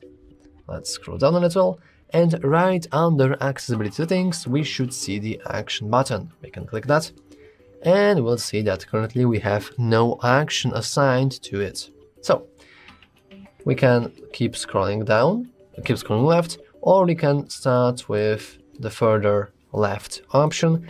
And as you can see now, we can switch between silent and ring for calls and alerts. We even have this fancy little animation. And as you can see, we can simply press and click that button. We can click it once again, or we can hold for silent, or we can click and hold to change the mode. That's a pretty nice feature. Let's continue. We can enable focus mode, and as you can see, we can even change especially how exactly we want to change that focus mode. But I will just save normal, so let's press and hold it. And now we can choose which focus mode we want to enable. I will go with typical do not disturb mode. And of course, if I will think that I want to get rid of that, once again, I can just press and hold the action button to disable this or enable something else. It's a very nice feature, and I'm guessing that many people will actually enjoy using it. We can continue with a nice shortcut for camera. I don't really think I need to explain this or show it. You click the action button and you will get a nice camera shortcut. Same thing with torch. You press and hold the action button and you can light up your torch anywhere. I really like using this feature. I've really been using this quite a lot because it's just really nice to use. Like you have like something for, like, I don't know, I've been assembling Legos recently, and one of the Legos fell like below my desk and that was dark. So I could just take my iPhone, press and hold the action button and just find it without any issues in like 2 seconds. So I would really advise you to use this because it's actually useful. However, if you want to record many voice memos, I would also advise you to enable this. While I'm not really used to doing that, if you really like to, for example, start with a journal or something and you want that voice memos, well, it's a nice feature. The same thing goes with Shazam, which will simply recognize nearby music and then it will provide you with the title and the author and all of that. We can also enable the translate, which will translate phrases or have a conversation with someone in another language. Personally, I have not been using this feature very much. However, if you're planning to travel into some sort of different country, I would really advise you to try it out because who knows, maybe you will find it helpful. We also have the ability to enable the magnifier, which will turn our iPhone into a magnifying glass and it will zoom in and detect objects near us. We can also enable the favorite control, so we can go into choose control, and now we can choose different controls. So for example, we can enable dark mode, we can go into ambient music, we can go into stopwatch, alarm, scanning code. We have plenty of different things to choose from, especially the one which are related to smart home. We can also go into favorite shortcut, we can choose a shortcut right here.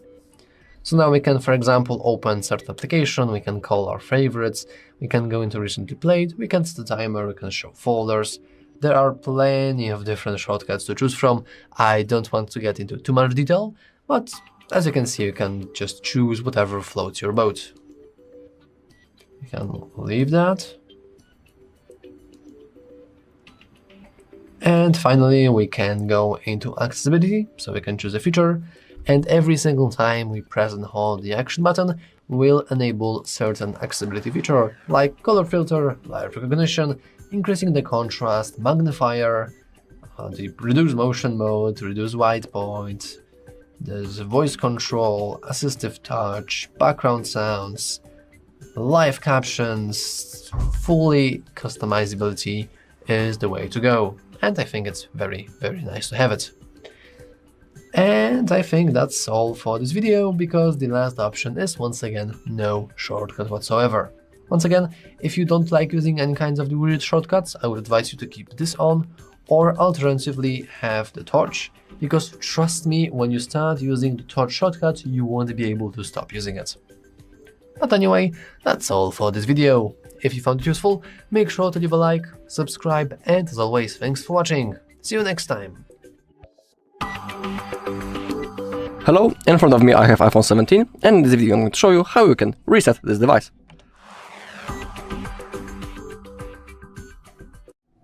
Okay, we have 3 methods how we can do it, and I'm about to show you all of them. The first method is the easiest one. It's simply through the settings. So let's open them up. Now, we need to open up the general, scroll down all the way until you find transfer or reset iPhone. Simply click on that. And now, to reset our iPhone, we need to click on erase all content and settings. But be aware that resetting your device will cause this, that all of your data will be erased. So what I like to do is to simply create a backup of our data. If you don't know how to do it, on our channel there's a video when I'm showing you how to do it step by step. So if you want, you can look for it. So to erase the data, simply click on erase all content and settings, just like that. And now click on continue. You will have to type the password into your Apple account to confirm. After that, your device will be turned off, and after a few seconds, it will be turned on automatically. And the next thing that you need to do is to set up your device. That's the first method. The second one is by using the Mac. So let me create a little bit of the space right in here, and I'll show you how you can do it.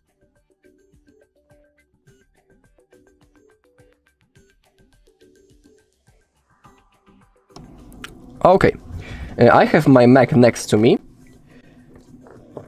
Also, you will have to connect your iPhone into your Mac using the USB-C cable. So in here I have now I will plug my iPhone. If you are connecting your iPhone for the first time into any computer, you will see a notification, do you want to trust this computer? Simply click on trust. Now I will get my Mac. I'll show you the screen, what to do. Okay, now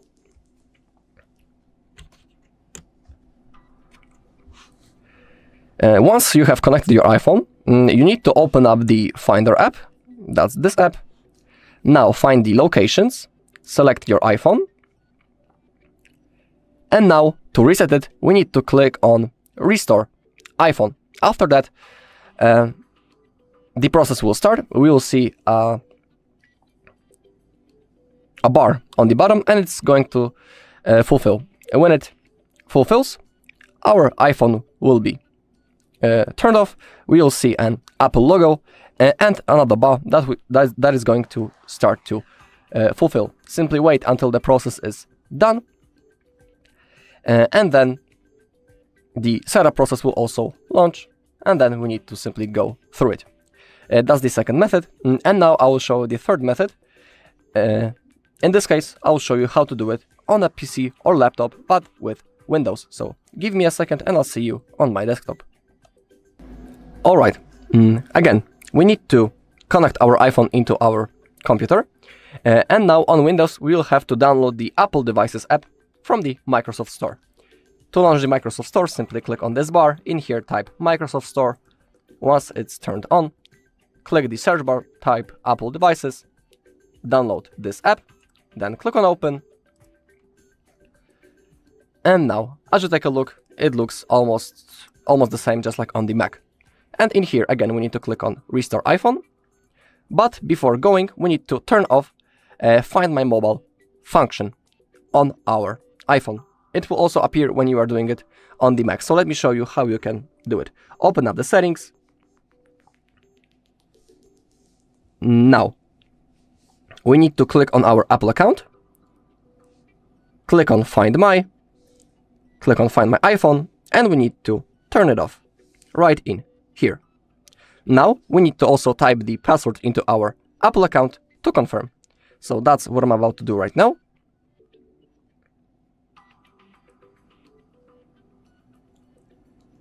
And once you have typed it, click on Turn Off. OK. Now we can click on OK in our app, and then again click on Restore iPhone. Now the app wants us to create a backup.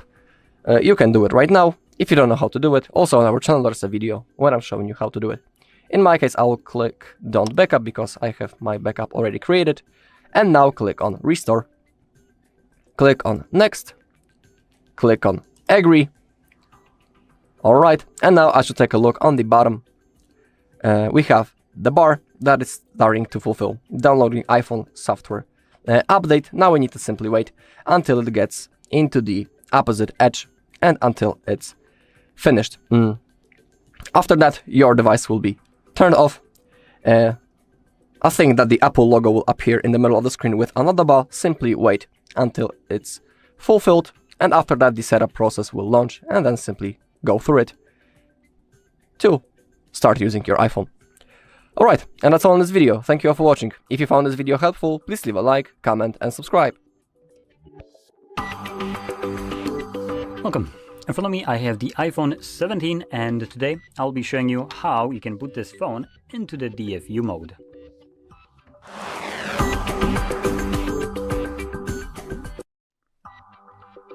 So, before we get started, let's quickly touch upon a couple of things. If you're using a Mac, which you totally can, you just need to download, or not download, but open up your Finder and plug in your device. It will show up somewhere on the side panel, click on it, and just stay there. Now for PC users, we're gonna need to do some other things like download Apple devices from our favorite place where we get all our programs, and not the web browser. No, we're gonna be using the Microsoft Store. Awesome. Now in here you want to search for Apple devices, and you're gonna get this with a even shittier review than the iTunes, and iTunes was the previously used program for this purpose. It's been updated, improved, one could say, by getting split into two separate applications, which one even has worse reviews than the other, and this basically serves as the interface for computer and other program like music to interact with your phone. From here you can back it up, restore it, update it, and all that stuff. Well, Apple Music is basically a music player, which for some high crackpot at Microsoft gave it a award of 2024 for music category. I guess they didn't realize that there are other options to use for listening to music and managing it, because this sure as shit ain't the way to do it correctly. It doesn't even support FLAC. And you give it award. Put the crackpot down, Microsoft. Anyway, so once you get this crap, we can begin. So open it up. So it's gonna look. We're gonna plug in our device. And we're gonna mentally prepare for the Konami cheat code that you need to enter to basically get the device into the DFU mode. So I'm gonna go over this slowly, and then I'm gonna do it myself. So if you have any problems with it, you can literally follow me, how long I'm holding these buttons for when I'm releasing them, and that will hopefully, fingers crossed, allow you to enter the DFU mode. So what we're gonna do is we're gonna gonna press volume up, then volume down, and then we're gonna hold power button for 10 seconds.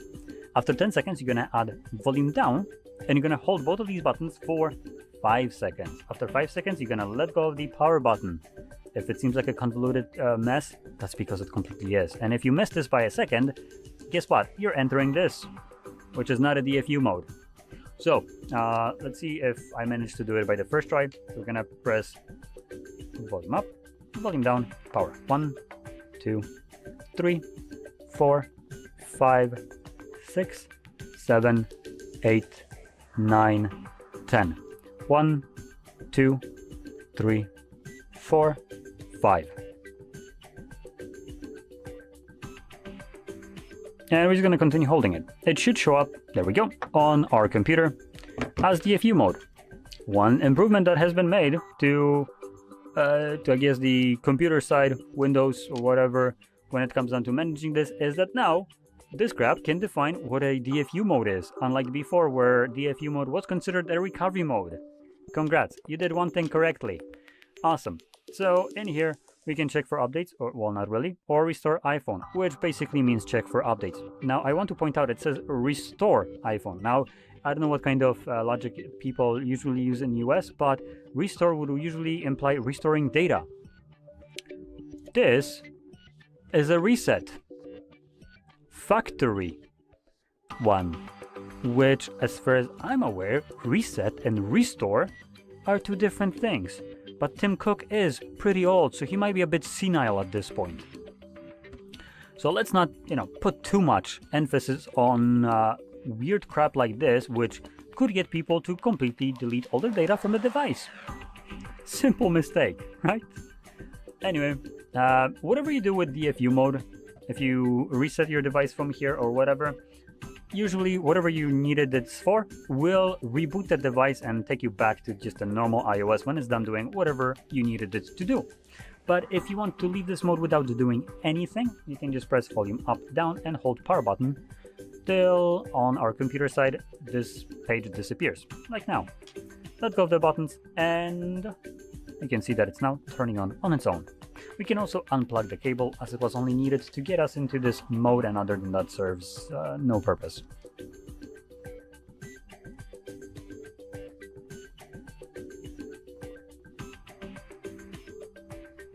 And there we go. So, if you found this very helpful, don't forget to hit like, subscribe, and thanks for watching. Hello everybody, welcome back to HardReset.Info channel. In today's video, I will show you how to find and manage sound settings on your iPhone 17.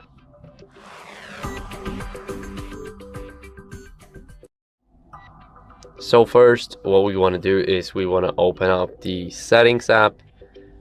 And now, in the Settings app, we want to go over to Sounds and Haptics. So scroll a bit down until you see Sounds and Haptics. It's close to the notifications and focus, also the screen time. Now here we have our sound settings. So what can we do here? We can enable or disable the silent mode. Here we will have the indicator if it's enabled or not. And we can also show it or hide it in the status bar. So now it's silent, we don't see it. And now we do. So this is what we can do first. We can also change the microphone input, so we can change the input to, as you guys can see, we have it for automatic right now, but whenever we connect our AirPods for an example, then we will be able to change the microphone from the iPhone to the AirPods. And right here we can change the volume for our ringtone and alerts. We can also change it with buttons. As you guys can see, the volume buttons will not affect the volume of the ringtone and alerts. And as you guys can see, the volume buttons can be used to adjust the volume of the ringtone and alerts. So I always have it turned on. It's just my preference. So it's totally up to you. The settings is totally to your preference and how you like it. Now moving on, we can change the haptics. So here we can change the haptics for the ringtones and alerts. We can always play them, play or don't play them in the silent mode, and just never play them. And as you guys can see, haptics will not play when iPhone rings or receives an alert. And here it will just play them while not being in silent mode. And here it will play in silent mode. So it's totally up to you. Now moving on, we can change the ringtone, text tone, voicemail, new mail, sent mail, and a lot more settings. We can change the sound of it. So as you guys can see, this is the ringtone. So this is the default one. We can change it here. And now what you guys can also do is go to the tone store, and here you'll be able to search for basically everything. So if you've got your favorite artist for an example, then you'll be able to buy a ringtone off of him. Sadly, it does not work with the Apple Music, so if you do not have the Apple Music, then don't worry, you did not lose anything. You'll still have to pay here in the iTunes store. Now, moving on, what we can do here, we can change the haptics. So we can do the synchronized, which is the default. We can set it to, let's say, accent, and you guys won't feel it, but I will. So I don't want to spend a lot of time here, but here you guys can create a new vibration. You can just hold your finger. Now, whenever you let go of the finger, then the vibration will stop. You can spam it a bit, you can hold it, and then you will have your vibration. So now it's silent, now it vibrates, and it works just like that. You guys can save it and give it a cool name, for an example, HardReset.Info. Now let's save it, and here we have our custom vibration, or we can totally turn it off. So now, moving on, we can do that for everything, like the text tone and much more. Now we have the keyboard feedback, the log sound, and the system haptics. And here we have the volume limit for our built-in speaker. So we can limit the maximum volume so our iPhone does not get too loud. And right here, we can also enable or disable reduce loud sounds. So it's a very cool option. Whenever something's just too loud, then the iPhone will try and reduce it as fast as possible, so your ears are not hurting. And now moving on to the headphones, we have the headphone safety, and we can reduce loud audio for the headphones. And here we can see the headphone notifications in the last 6 months. So I've gotten 0 because this is a fresh phone. And here right at the bottom, we have the personalized spatial audio. It's also for the AirPods. And here we are basically able to set it up. So as you guys can see, we can personalize our spatial audio just by moving. Here we have to position our iPhone in front of you. We can start the capture, and here we have to put our face. Then it will create a personalized spatial audio. And I think that this is a very cool feature if you're using the AirPods. So you get the 100% of the feeling. And that's basically it for the sounds and haptics settings. So I hope this video was helpful. If it was, then leave a like, subscription, and a comment. And I'll see you in the next one. Bye. In front of me is iPhone 17, and today I would like to show you how you can operate voice recorder. Using this phone as my daily driver, I tested recording in different environments just to show you exactly how to use the Voice Memos app on this iPhone. So let's begin. First of all, you need to access Voice Memos by tapping on the Utilities folder and clicking on it here. Now to start recording, use red button at the bottom. As you can see, recording is on. If you want to record in the background, you can close Voice Memos app. And as you can see, it's still recording. To go back, just tap on Voice Memos app again. Now to see all options of your recorder, you need to hold this line at the top of this pop-up and drag it all the way up. Then check out all of those options. To pause it or unpause it, use this button at the bottom in the middle. To listen to it right away, use play button. And even skip it each way thanks to those 15 seconds marks.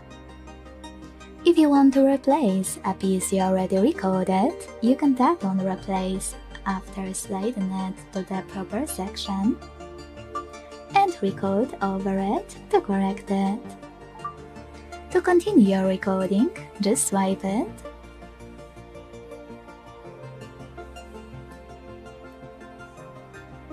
and tap on the same red button to continue. Now, most people don't know that you can actually pause your recording and edit it before you even finish it. To do that, click on those three dots at the top left corner. Select Trim and edit your recording right away. I want to delete this part, so I have to select it and tap on Delete at the bottom right corner.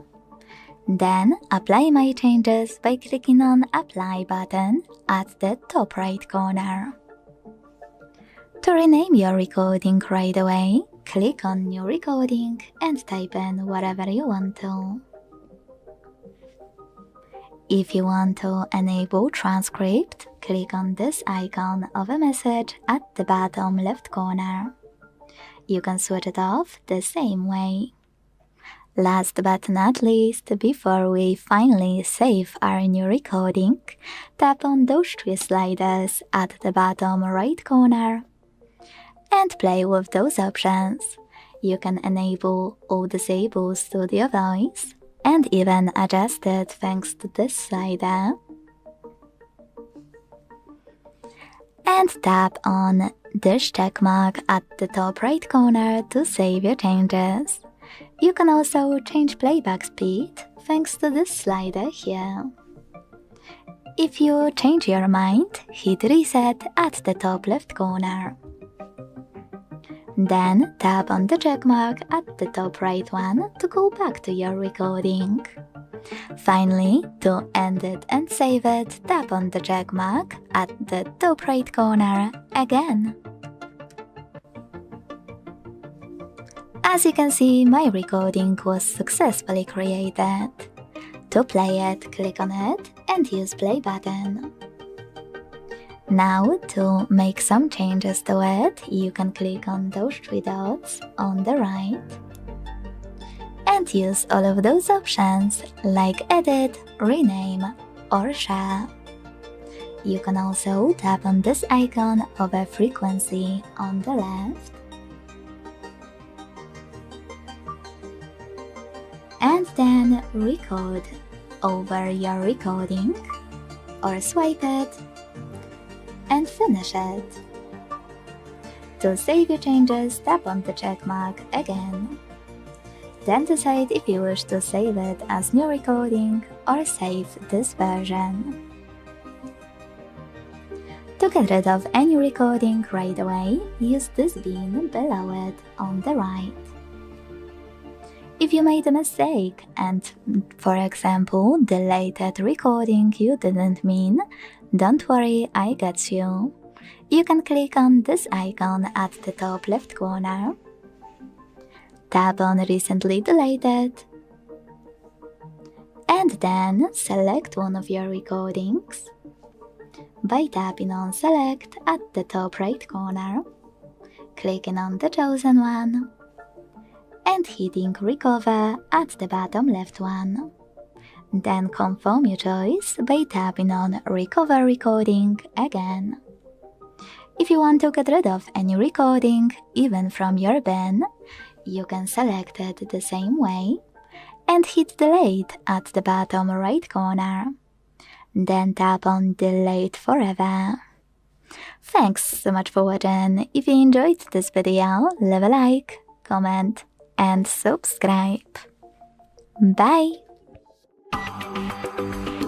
Hi, welcome back to our channel HardReset Pro, and today let's discuss, can Super Whisper replace typing on your iPhone 17?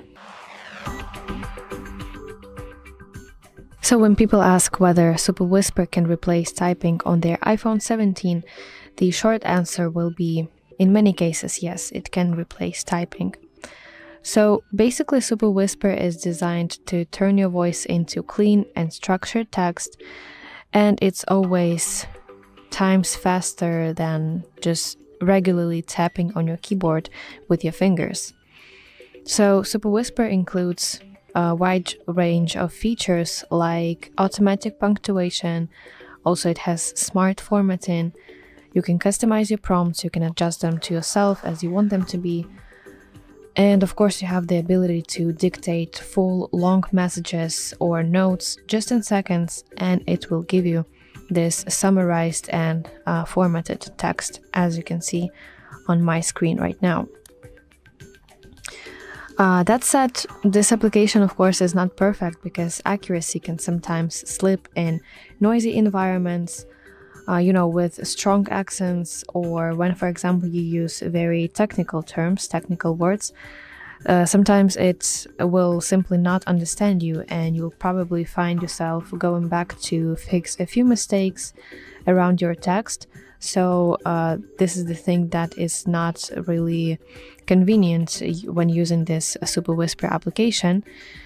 And actually, on top of that, typing manually still gives you more precise control, because you can simply jump around a sentence, you can change it a little bit, you can add some small edits instantly, and there is no problem with that at all. While when you use Super Whisper, you have to stop the recording using this red button, and you have to manually change some text, and just then you can proceed with your text, with your spoken words. Also, there are some differences between free and pro versions. So dictation and default modes that you have here in the bottom left corner of the screen, you have 4 default modes. They work on your iPhone, but some advanced features like transcribing pre-recorded files are locked behind a pro subscription, unfortunately. So yeah, you have to subscribe to pro version. And for example, if you rely on processing audio from some kind of meetings, some webinars, or even YouTube videos, typing or another tool might still be necessary unless you upgrade to pro subscription, of course. And what I wanted to mention as well, that performance also depends on your situation, because when you, for example, use cloud models, I will show you right now in the moment what that means. So I open Super Whisper on my phone, and in the top right I have to tap settings icon, and I have to go to specific mode, for example let it be email mode, and under the section with your voice model you have to find option voice model basically, and here in the brackets you will see cloud. So that means that this voice model is a cloud voice model. So you have that on your iPhone, and on your Mac device, if you obtain your Mac device, you will see some local voice models. So what I mean is that cloud models usually work way more slower than local ones. And also, if you, on top of that, if you have weak connection, you might experience some short delays in when Super Whisper wants to give you the go to specific mode. And here you can see prompt section. So this is your prompt. It should be in details, as much in details as possible, because this way Super Whisper follow your instructions and it will give you more clear answers, clear texts. So can Super Whisper really replace typing on your iPhone 17? I would say that for everyday tasks like writing emails, messages, or some kind of notes, yes, absolutely, it can save you a ton of time and your efforts. But for situations where stability and, full control matter most, typing manually will be the better option, of course, for you. And I would say that in the end, the sweet spot is when you use both. So you can let the Super Whisper do the hard work for you. To dictate, you can dictate it the main messages, the main part of the messages, and then you can step in with your keyboard. You can touch up some moments, you can fix some mistakes, and this will be perfect for you, I think. So yeah, that's basically it. I really hope that you find this video helpful, and if so, please like it and subscribe to our channel to see more content like this. In front of me I have the iPhone 17, and today I'll be showing you how you can back up your phone to your computer or also iCloud.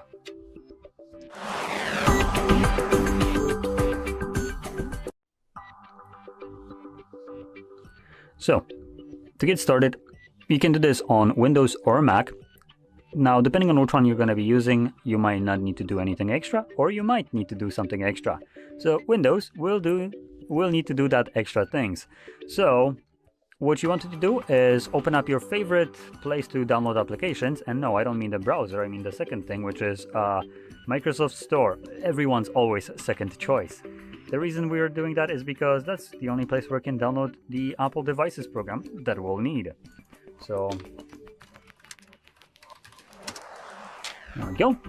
And if you're wondering why we're downloading Apple devices instead of, for instance, iTunes, like we used to, is because Apple decided to update it. And because iTunes, I guess, was outdated, they, instead of updating it like a reasonable individuals, they decided to scrap it and create a new program called Apple Devices, and then also split the music part from it to Apple Music. And hey, would you look at that? iTunes already had abysmal reviews of 2.4 stars. Those were piss poor. Like, holy crap, you're taking a medal for that abominable reviews. And they made it even worse. Awesome. Amazing. Now, part of this will probably be the fact that the functionality of the device is like behind a bullshit program. So to upload photos, music, and stuff like that from it, or to it, yeah, go screw yourself. You're going to be using this. Not a typical plug and play like you do with every other device, apart from Apple. Yeah, you need this to manage it, because we need to make it as enshittified as possible, so you don't want to do this, so you can rely on cloud storage, so we can charge you money for it. Anyway, with that, I guess, quick sneak peek out of the way, once you download this crap, you can open it up. So, where is it? There we go, it's right here. And we're gonna just plug in our device. It will, for the first time, show up with a pop-up on your screen to trust your computer. Obviously, trust it. And once you do, it shows up with this. Now, if you're on Mac, you want to open up Finder. In Finder, you'll find your iPhone, so whatever name you have, so for me it's like Sky iPhone, and you want to click on it, and when you do, you're going to be presented with this page, like right here. So, next, here you will find the option to back up your device to either iCloud or to this computer. Now, depending on how much storage you keep on your device, so if you have, for instance, like 256 gigabytes and almost all of it is taken by apps, music, photos, and stuff like that, do be aware that this is going to take some space on your PC as well. So 256 would probably be close to what it's going to take on your PC when you back it up. Now this will be very dependent also if a lot of that data is like the backup data that is storage that is taking on the phone is, for instance, applications. So if you keep a lot of games on your phone, those won't translate to a big backup file on your PC, because the way Apple works is they don't actually back up this data physically like a backup should. Just saying. The way it works is it gets a little cliff note that, hey, this phone used to have, for instance, Dead Cells as a game on here. So when we restore it, re-download that game. So that's kind of how it works. A fantastic backup without actually backing up. But when it comes onto photos, those will be physically backed up. So if you have photos and videos that you captured that are in like hundreds of gigs, that will be hundreds of gigs taken as a backup on your computer. So for that purpose, it might be better for you to quick click on the iCloud alternative instead of computer. I personally prefer storing my data on the computer itself, as it's not kind of hindered by some things like, if the data isn't being used for a prolonged period of time, Apple will be obligated to delete it. European Union has some kind of law for that. So that is something that you might be aware of. Obviously, that doesn't happen if you store your personal data locally on your computer, which is what I prefer to do. Now, with that out of the way, you can also, when you select either one of those, you can encrypt it by putting a password on it. My memory ain't too great, so I personally prefer not to put a password on it, because then I can't remember what I set it to. But it is a choice if you want to protect your data even further. And the last option here is obviously the backup option. So we have backup now. The device usually backs up when you plug it in for the first time every day. but you can do it manually if you did some changes. You can also manage backups right here. As you can see, I have a bunch of them. These are from like 2 different devices. So anyway, so now it's going to be from 3 different devices. So we're going to select backup now.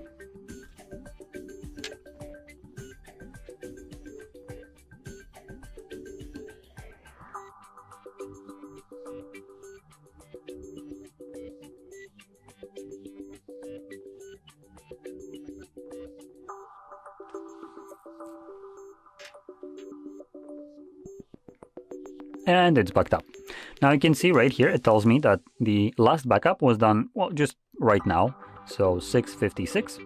And if I go to manage backups, you can see, there we go, Sky iPhone. So it's backed up, and that's about it. So now you can restore this backup at any point you want. Now, with that being said, hopefully you found this very helpful, and if you did, don't forget to hit like, subscribe, and thanks for watching.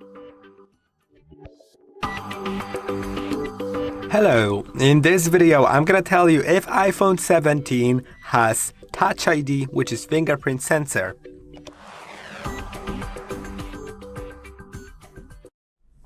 You may be wondering that maybe you're either used to an iPhone that had this home button at the bottom, or an iPad that has a fingerprint sensor, or maybe you're just curious what this button does here. I'm gonna cover everything in the video, and also I'm gonna tell you about available biometrics on the phone, which lets you unlock your phone with biometrics.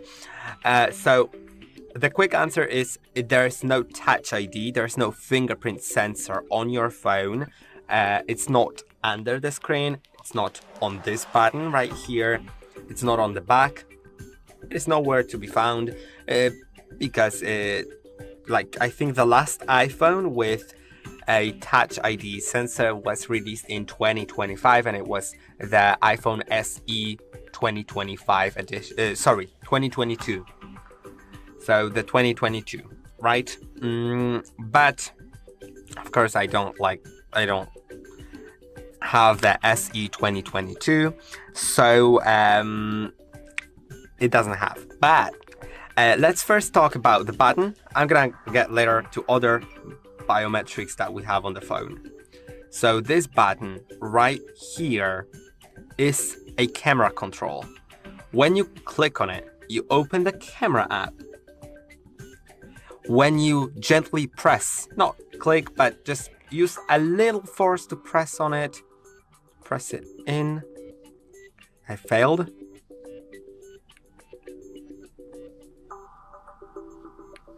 Okay, I don't know why it's not working. It should open a special menu. I'm gonna take my case off, maybe it's not... Yeah, it's still not working. I'm gonna have to check this, because it's weird. So if we go to the camera, there's camera control. And yeah, I need to have camera adjustment enabled. And I'm also gonna enable lock focus and exposure. Now, yeah, when I gently press, not click, but press, I can change zoom or to the front camera. I can also double gently press to switch, instead of switching cameras, start switching styles, tone, zoom. I'm gonna go to zoom, and now it is great because you can now gently press and zoom in or out, so it gives you better accessibility of the zoom. You can zoom in like that. I'm gonna double press again, and let's go to depth, or maybe let's go to exposure. I can turn it up or down to make the image brighter or darker, and this is how it works. Then clicking on the button fully results in taking the photo. It didn't take the photo, okay. Okay, now it did.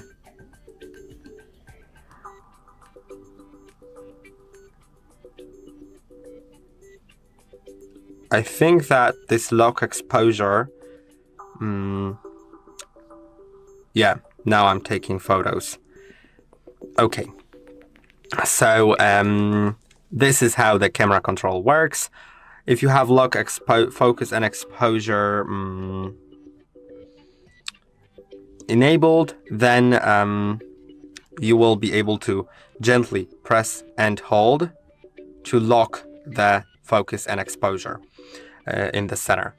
Now, this does not support like fingerprint recognition, but if you want to unlock your iPhone with some recognition, your biometrics, you can unlock it with your face.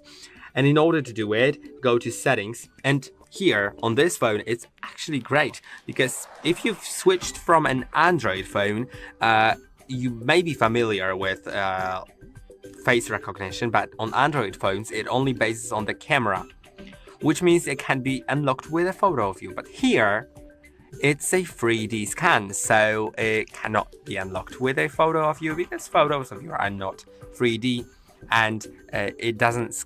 And it also here works in complete darkness, because it doesn't require light, since it's 3D recognition using IR, light and IR sensors. To set it up, go to Face ID and Passcode. Then I'm gonna turn Passcode on first, because I don't have a passcode on my phone. So I'm just gonna quickly set up my passcode so I have something to unlock my phone with. And now if I want to use Face ID, I can set up Face ID, click on Get Started, position my face within the frame, like that. Start moving it around, like that. And now my scan is complete. If I want, I can use it with a mask. I'm gonna click on Setup later, click on Done. You can also change different settings for the Face ID. I'm gonna now lock the phone. And when I lift it and look at it, it's now unlocked. I don't need to enter the passcode, but I can still unlock it with a passcode when I'm not looking at the phone by just sliding up, entering the passcode, and it's going through. So I hope that this video was helpful. Don't forget to like and subscribe, and I'll see you in the next one. So in this video, I'm gonna show you how to enter recovery mode on your iPhone 17.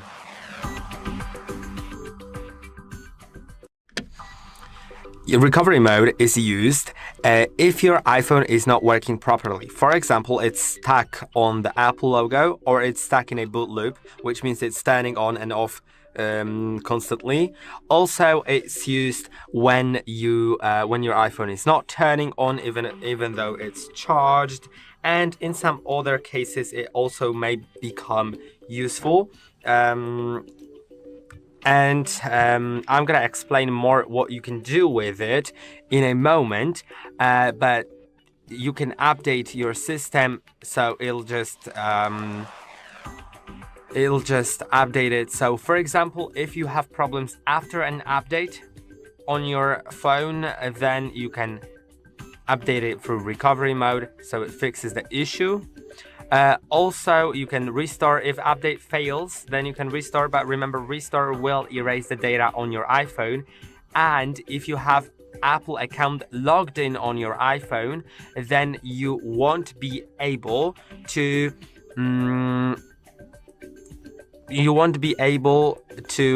set up your iPhone without entering the Apple account. So you'll just need to enter the previously signed in Apple account.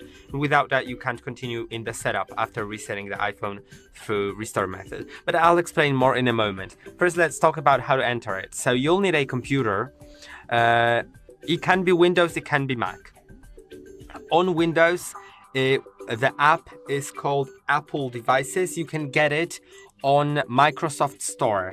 Microsoft Store is an app that is pre-installed on your Windows computer. If you have and then you just need to search for Apple Devices. If you have a Mac, then you'll just find your phone in Finder once you connect it.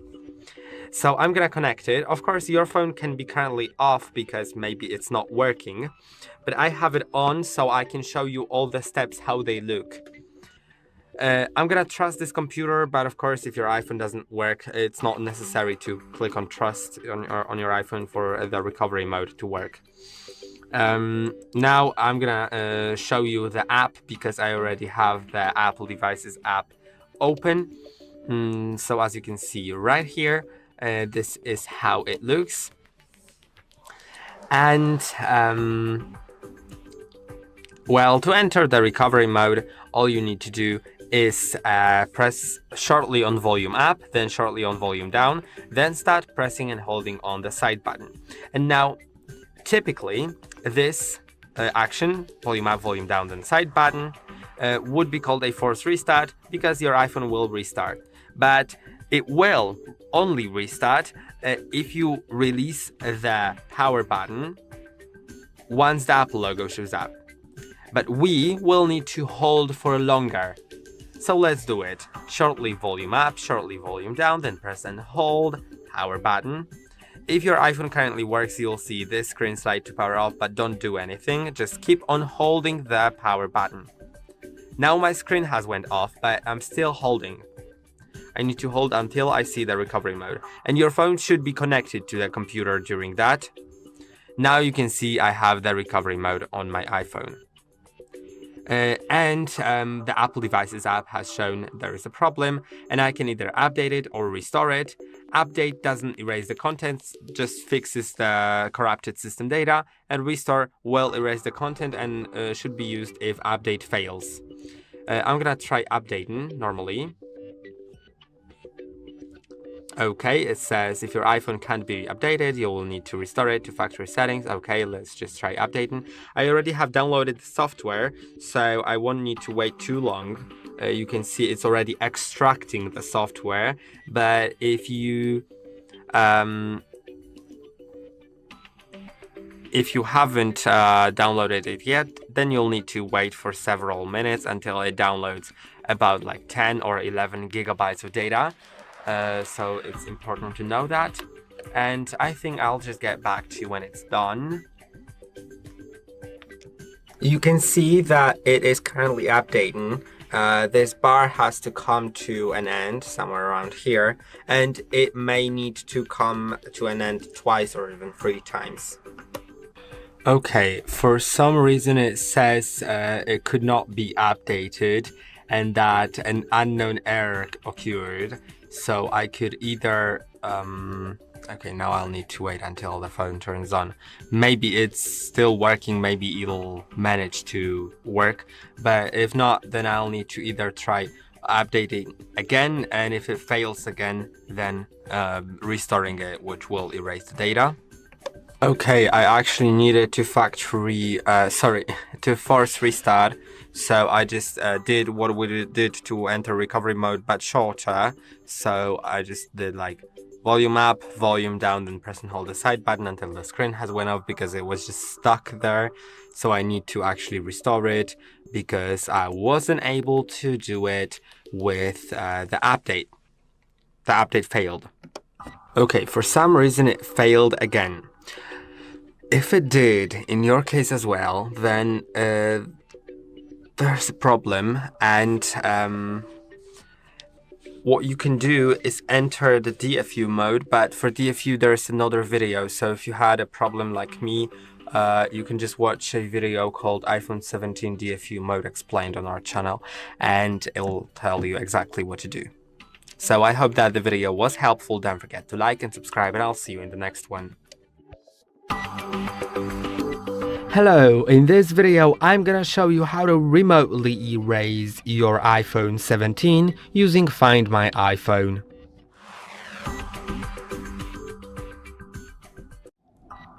Find My iPhone is a really good feature that lets you track your device. When it's lost or stolen, you can play a sound off of it, you can put a message on it with your phone number to call when someone finds the phone, or even erase it remotely if you like so. Now, erasing remotely still won't give a person access to your phone because there's something called activation lock. And activation lock prevents them from setting up the phone after it's been erased because it requires entering the email and the password to Apple account previously signed in. This is called the activation lock, and I'm gonna show you that later. Now, if you'd like to begin, you can either use an Apple device, a different Apple device that you have, by going to Find My on that device. It's an app on the device, and you can locate the device that you'd like to erase. Or if you don't have any other Apple device, or if it's not signed in or whatever, you can, or if it's not yours, you can just go to a website. So I'm gonna show you that on my computer right now. And as you can see, I'm on iCloud.com. This is a website that you should go into. And now, before we begin, I'm also gonna tell you that if you're watching this video before you're in that situation where you need to do that, it is worth going to settings, clicking on your name at the top, going to Find My, and making sure that Find My iPhone is enabled here. You can see Find My network, also I'd recommend that, and Send Last Location would be also recommended. Now let's sign into the website. Okay, you can see email or phone numbers, so I'm gonna enter my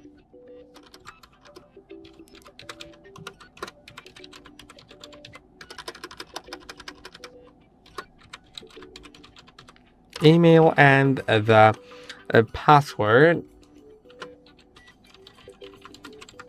Now it'll send a verification code to your device, but most likely you don't have that device with you, so I'm just gonna dismiss that. I don't really care about that anymore for now, because I can just go to Find Devices on the list here, right below the verification code.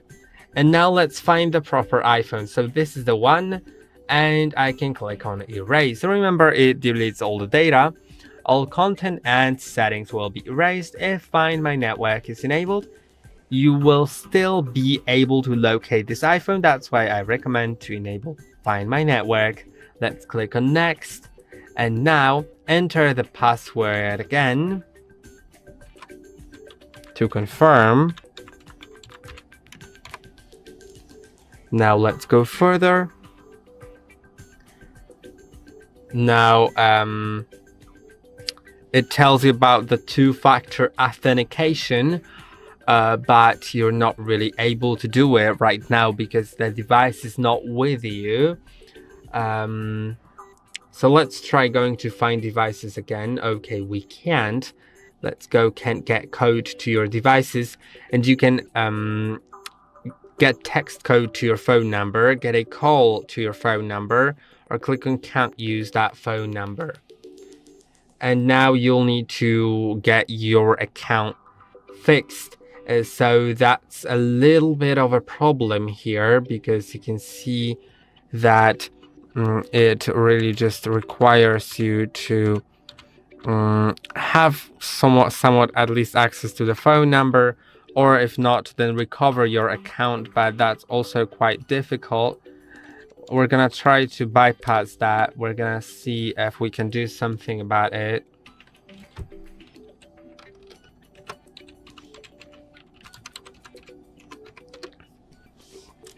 Gonna try to go to Find My again, and I'm gonna select the iPhone. This is the one. Okay, erase, next. Yeah, most likely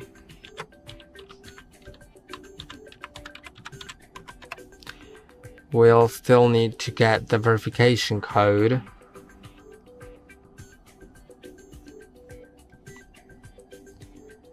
Okay, so yeah, and I can't click on Find Devices because I'm already in Find Devices. If I went to Manage Devices, I don't really think I could also do something here. Yeah, I can't really. So, well, I guess I'd need to go through the two-factor authentication to do that.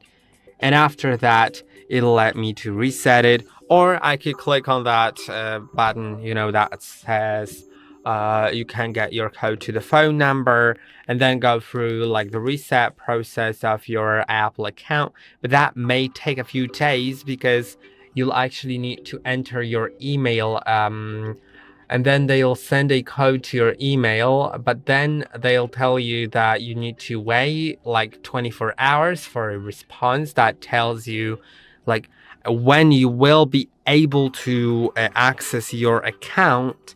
And then when you can access your device by like changing the phone, you can change the phone number associated, and then you'll be able to go through the steps that I've shown you. So I hope that the video was helpful. Don't forget to like and subscribe, and I'll see you in the next one. Hello, in this video I'm gonna show you how to change your keyboard layout on iPhone 17.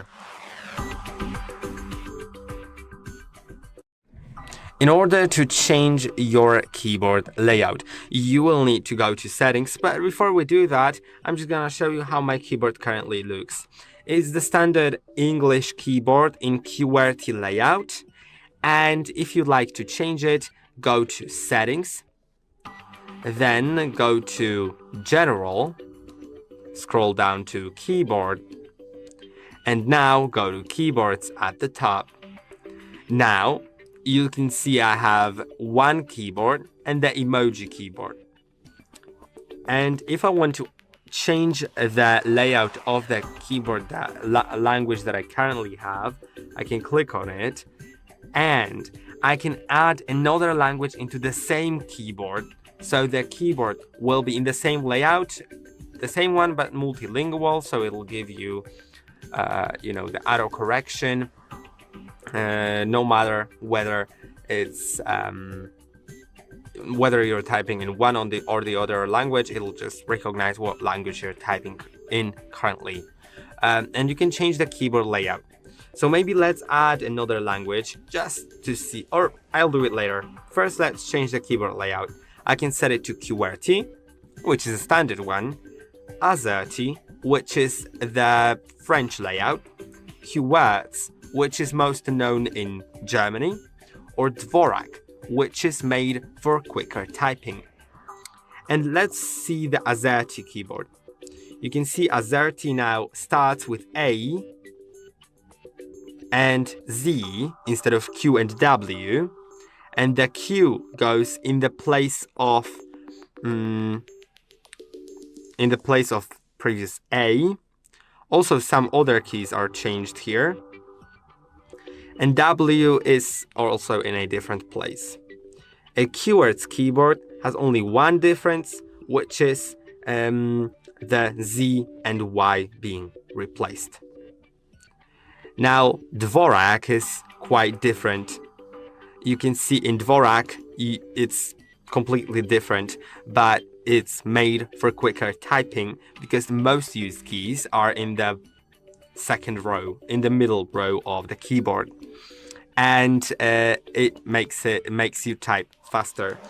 But of course, if you're not used to that, then actually it'll probably turn out to be not as fast as you think it may be.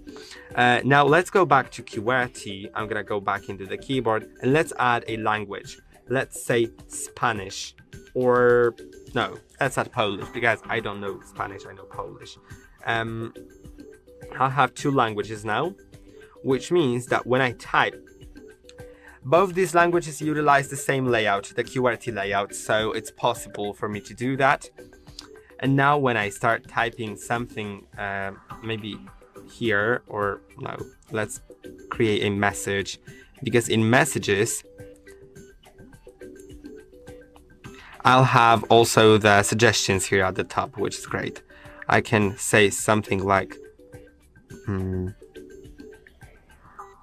this, and well, I think the keyboard didn't update. I'm not really sure because it didn't give me the suggestion. I'm gonna download the keyboard. I'm gonna approve it. Yeah, and now I have those two languages.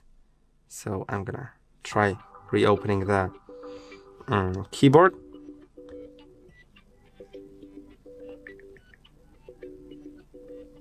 Okay, it's first of all, what's important is if one language uses diacritics, the other one does not, then it is worth actually switching it up so the one that uses diacritics is at the top.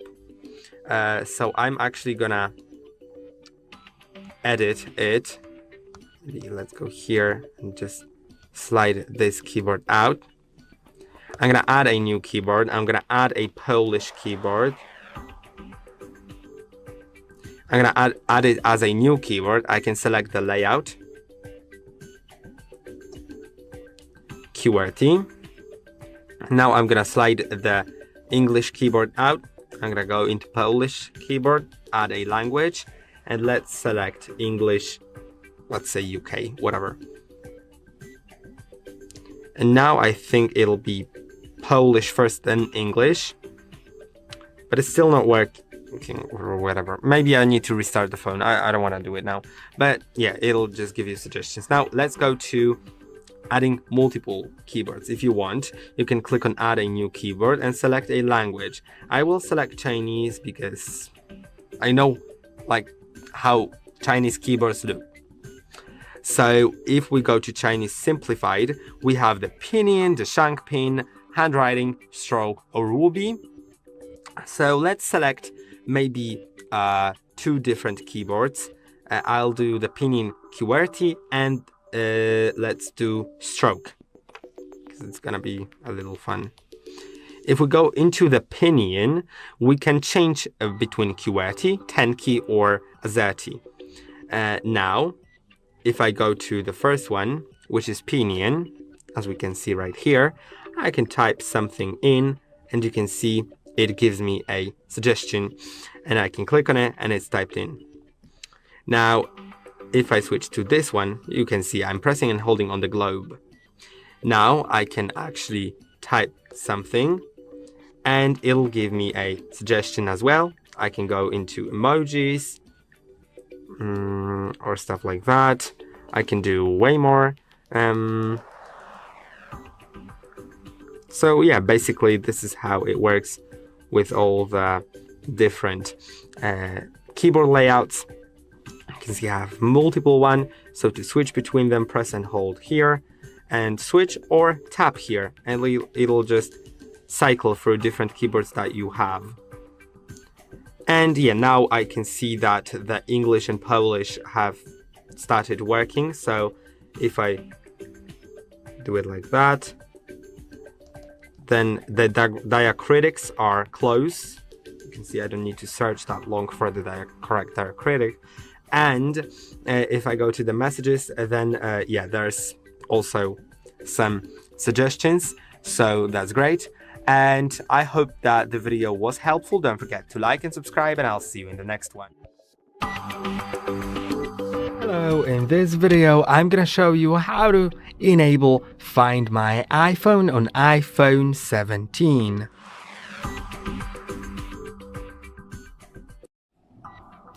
Okay, so if you like to find your enable the Find My iPhone service, which lets you locate your iPhone once you lose it, or it gets stolen, or you just can't locate it really with your eyes. Maybe it's somewhere near you, maybe it's far away from you. All of those options are possible.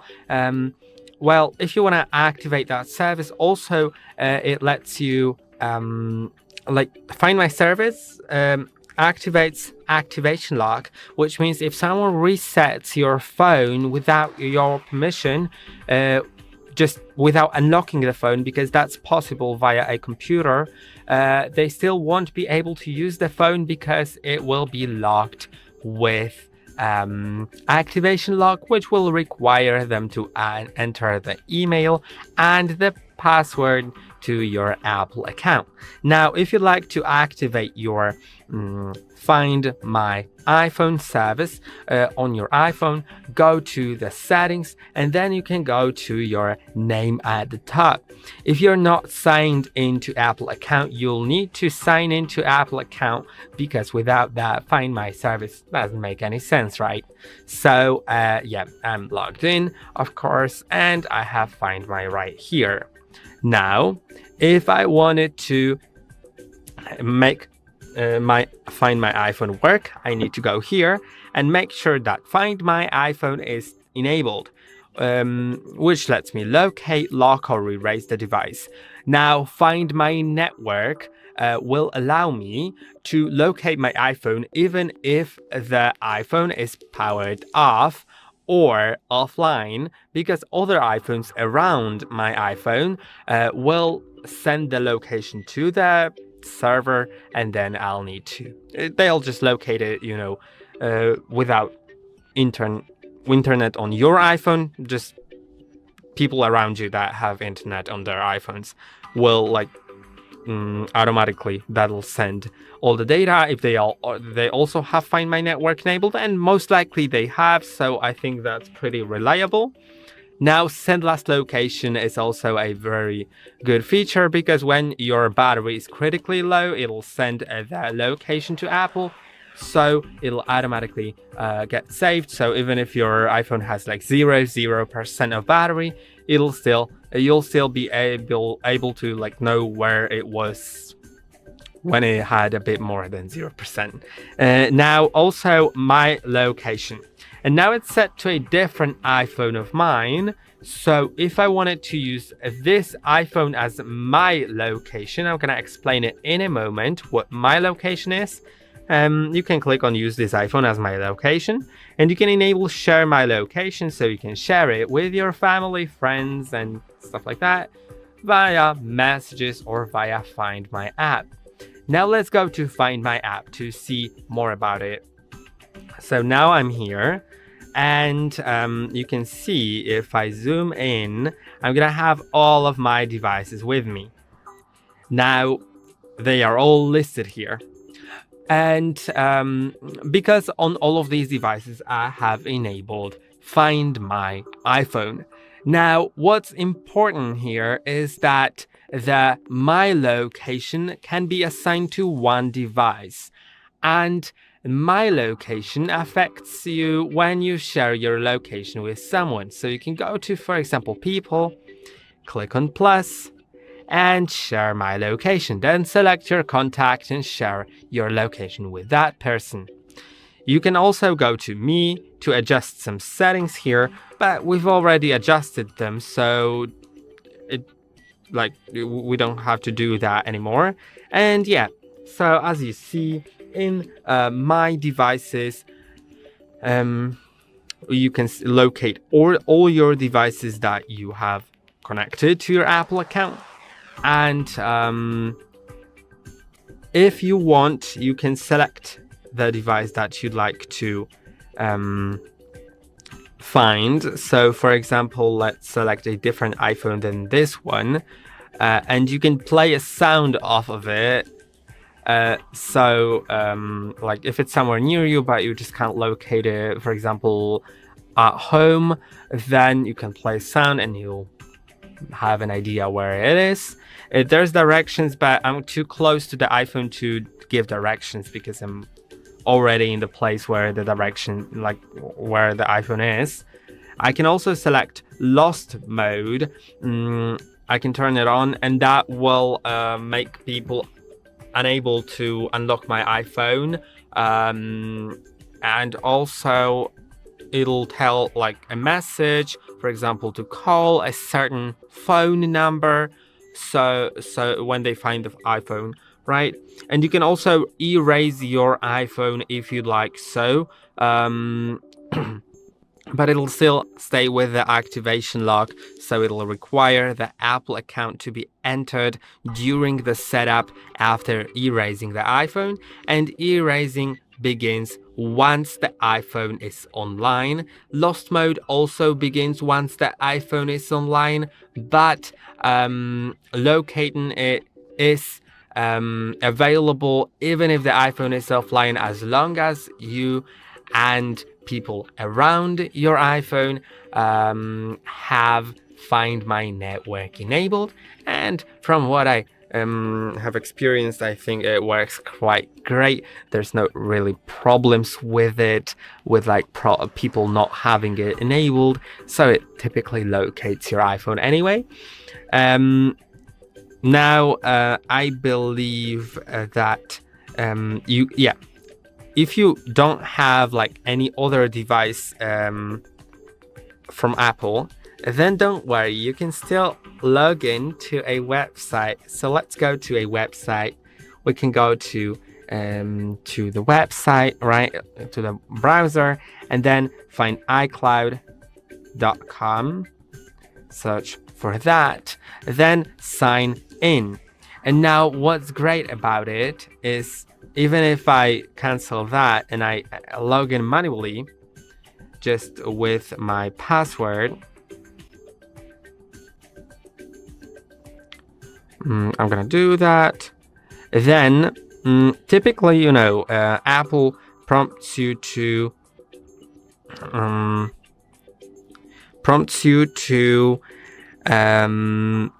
like enter a verification code. Once I enter the passcode, I'm gonna show you something.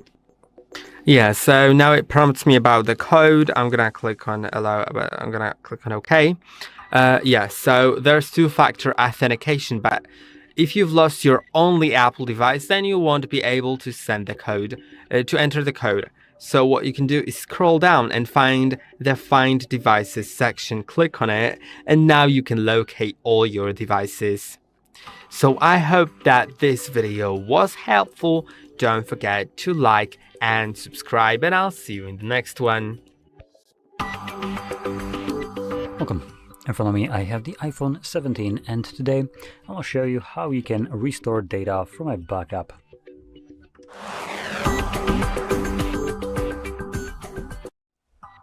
For this video I'll be using my computer, which I have done the backup to, but you can also back it up through iCloud if you kept your backups on the cloud. Also, I will be using PC specifically, but you can do this on a Mac as well. There's really no difference between these two. The only thing, on Windows we will need to download some additional programs, while on Mac you don't really need to download anything. Just open up your Finder. And you can also plug in our device. Now the phone that I have right here is not even set up yet, as you can see. So it's after a fresh reset. So here we can, actually before we get started with import, we'll first need to prep. So for Windows, we need to navigate to the most favorite place to download programs, which is Microsoft Store. Anyway, and here search for Apple devices, and you will find basically look for the poorest rated application, which is 2.4 star, or 2.4, sorry, that's iTunes. 2.1 stars, which is Apple devices. And we'll need this crap. Now, if you're wondering why we're not getting iTunes, is because iTunes has been phased out of existence, or out of updates more like, and substituted by Apple devices and Apple Music. They both serve the same purpose as previously, just a single program. They both are equally as shit as they used to be. Actually, based on reviews, Apple devices is now even shittier than iTunes. And some dude that smokes probably something very strong at Microsoft decided to give this the Microsoft Store Award 2024 for music category. My goodness, you need to be high, like really high to do this. This crap doesn't even support FLAC format, and you give it the music category award? Damn, rich. Anyway, going back to our Apple devices, once you download this crap, you can open it up right here. And in my case, I will just need to press that, this is a whatever, set up the device, and here we go. So we have now the device visible. Now in here, right specifically here, you will find the backup section. So we can then select restore backup, and we can pick from a drop down menu. So you can choose whichever backup you want, whichever one you have. These are from multiple different iPhones, from primarily today. So I'm gonna select this one, which is the one that I want, and we can select restore. Now, Apple and their infinite wisdom, or insanity just forces you to delete the data so you can plop in the data onto the device. So instead of filling out the gaps of data that might be missing and saving you time, they decide, nah, screw that.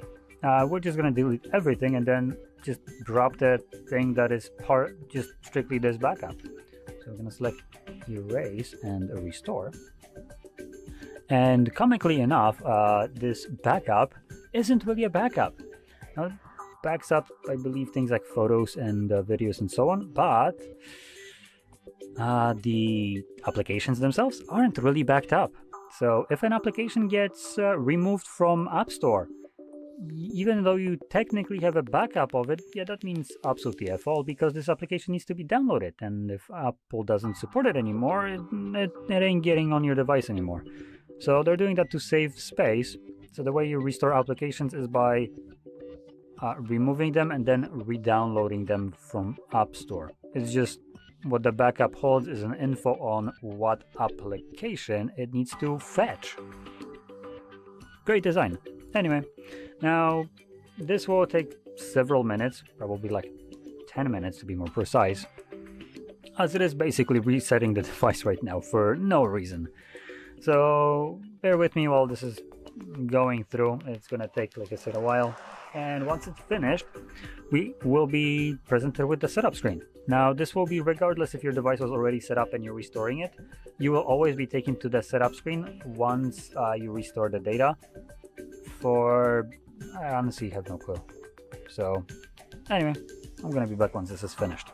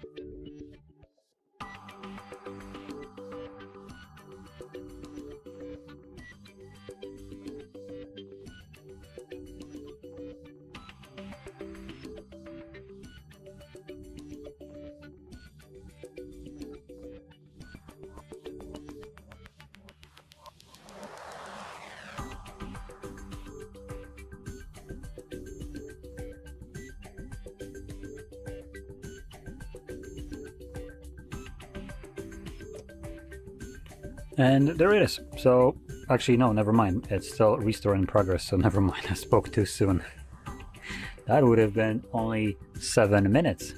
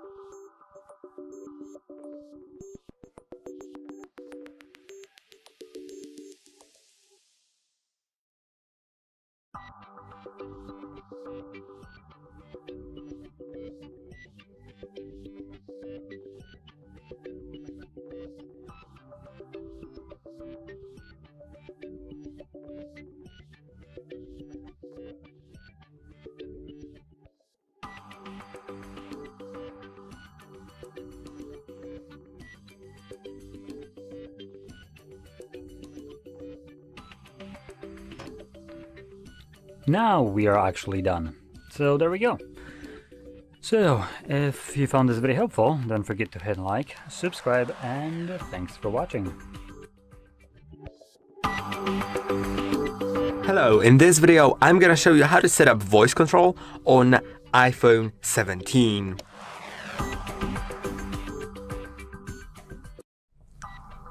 Voice control lets you use your iPhone completely without touch. So it's a feature, it's an accessibility feature, and lets you do it. So let's try going to settings, and when I enable it, I'm not really gonna explain in the meantime like what I'm doing, because you know I just don't want it to be interrupting the voice control listening.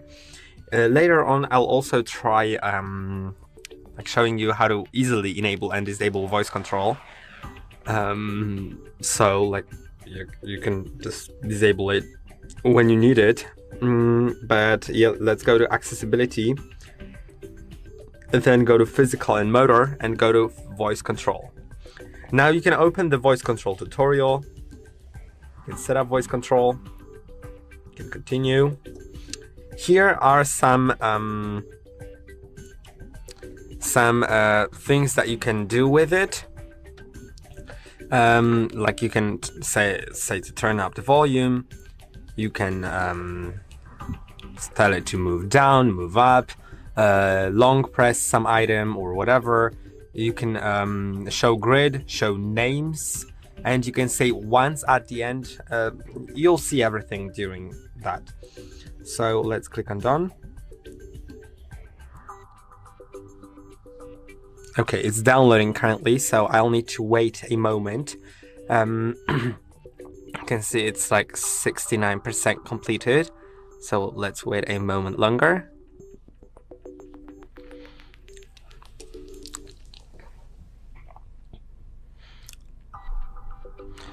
Okay, just several seconds left, and we'll be able to use it. Go to home screen. Go to home screen. Open App Store. Show numbers. 17. 10. Hide numbers. Scroll down. Scroll down. Show names.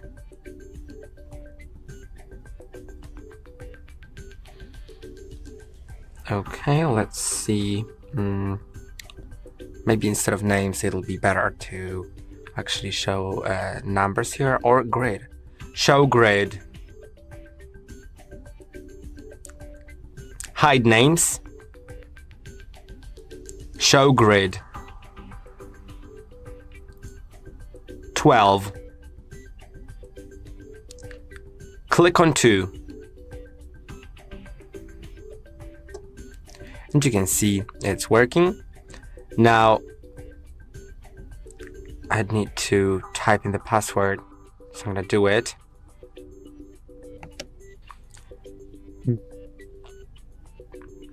Double click side button. Okay, I guess it doesn't work. I'm not really sure. Maybe there's a way to get it working. For sure, I'm pretty sure you can enable also assistive touch, which is like a little circle that will display on your screen that you can click on, or tell it to click on, and then you can ask it to do something. And the assistive touch lets you click on like the side button, do something. Lock screen. And now voice control is not listening in a lock screen. Unlock iPhone. Or maybe let's try. Go to home screen. Open Watch. Click on Allow. Open Discover. Or Discover. Okay, let's tap Discover. Yeah, you can see I'm not like really familiar with it, but this is basically how it works. Now let's try a grid again. Show grid.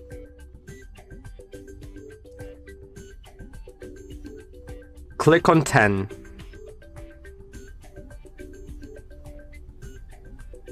Scroll down. Show grid. 22. 9. Click on 8. Click 8.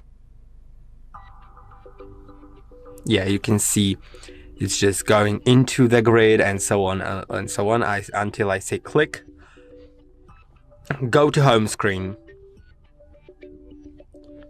Open messages. Show names once. 2. Tap 2.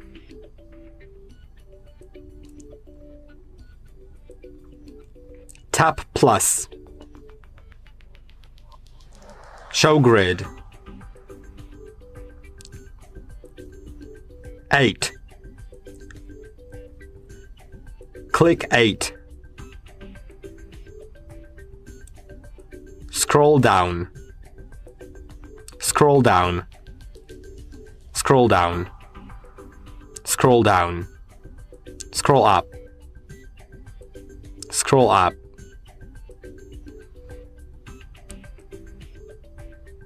Scroll down a little. I don't know if it's possible to say that. Because like there's a contact hidden right here. So maybe let's just say the name. Marek. Tap Marek. Okay. Move left. Delete. Move left. Move right. Backspace. Okay, yeah, it works. Show grid. 34. Click 5. Move right.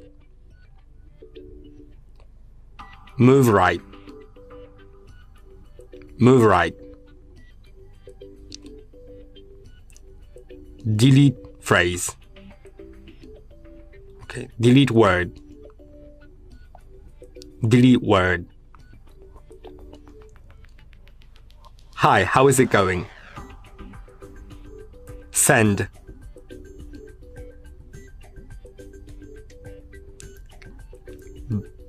Delete word.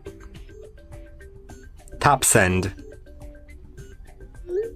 Yeah, so this is gonna be about it.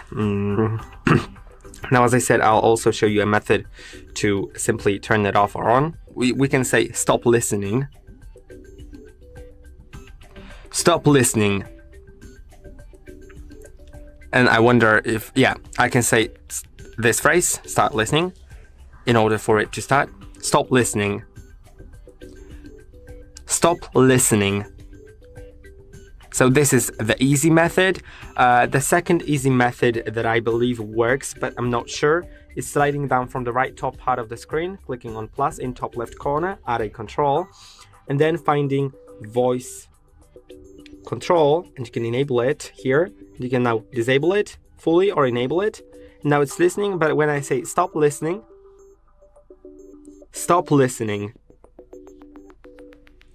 it's still enabled. It's just paused. So I hope that the video was helpful. Don't forget to like and subscribe, and I'll see you in the next one. So in this video, I'm gonna show you how to send files from Android device to iPhone 17.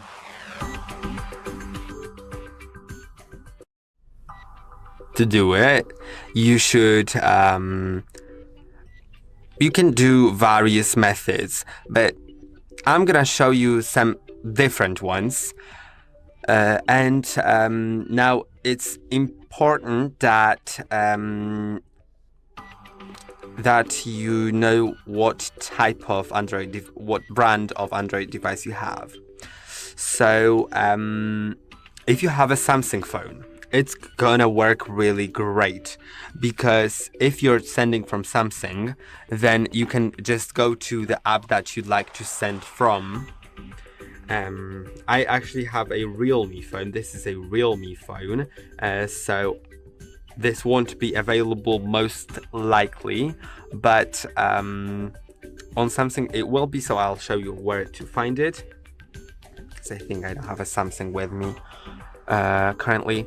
But yeah, let's try, for example, this photo. Let's and it works on Samsung in photos and files and everything, basically.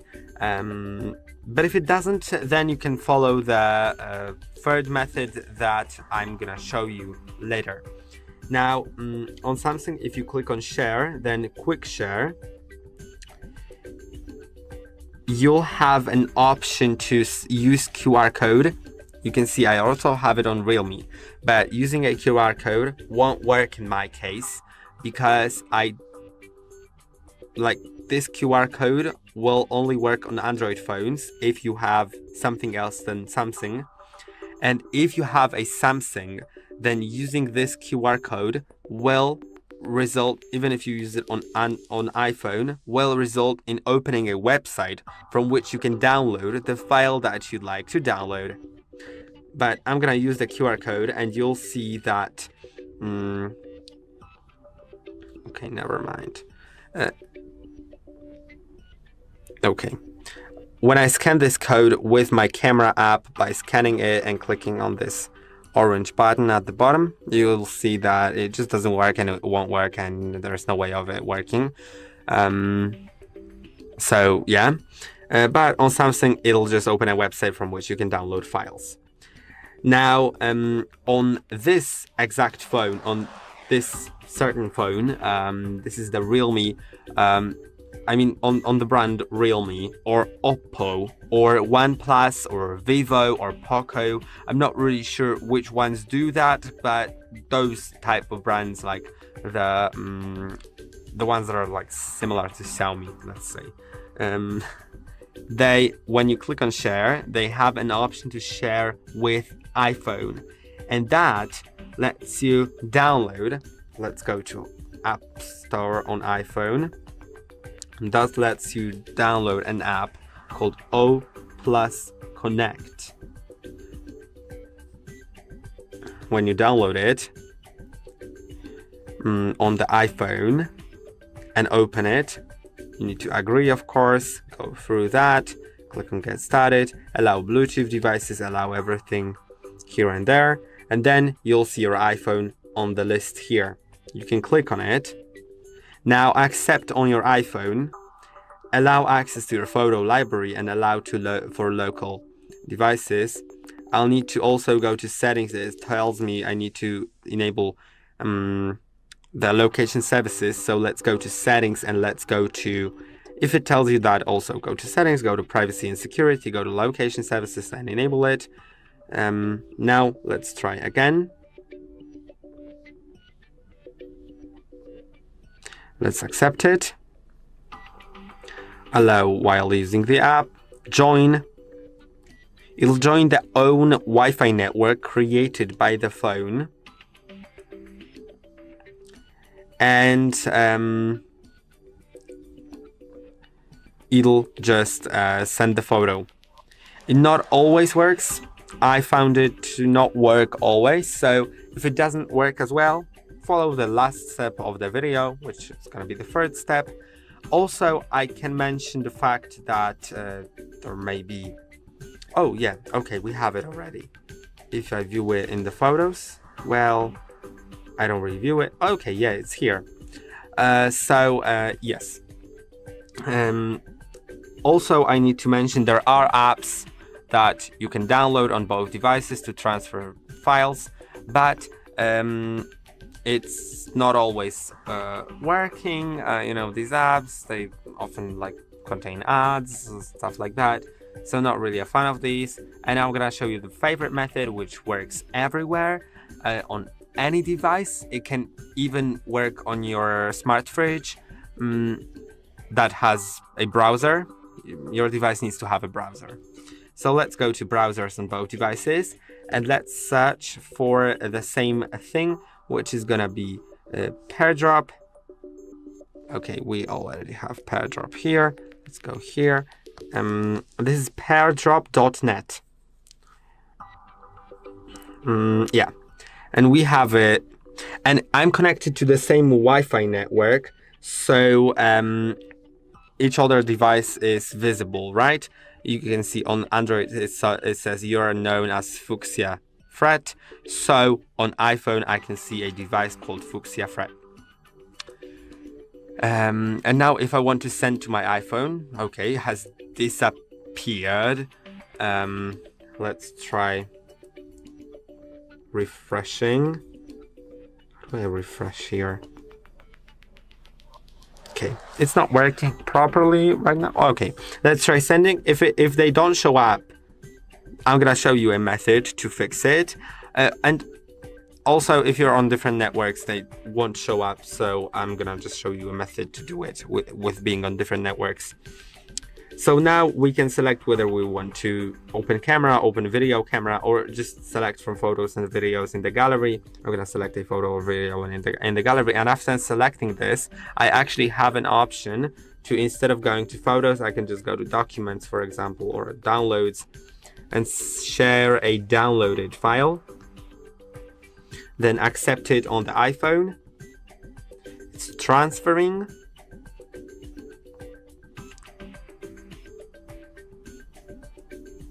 Just gonna click on this, but you don't really need to do that. Let's close it.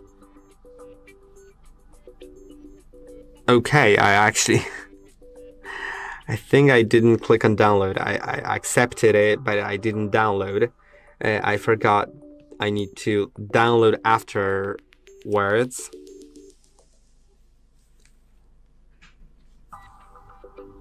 I'm gonna refresh because it's... Okay, let's try again. Let's go to downloads. Let's go to this app gallery, for example, because it's a small file. Okay, it didn't send. So I'm gonna try fixing it. On one phone, stay in the website. On the other one, you can either leave the website or stay on it and click here on... Yeah, I'm gonna click here on both devices. I just wanted to show you can scan a QR code, but let's just enter the code from one another. Just like that. Now they are paired. Let's try sending it this time. Let's do it like that. Let's try sending a different file. Let's accept it. It's gonna start transferring. It's gonna take a while. So maybe instead of that, I'll actually select a different file because I don't want to wait.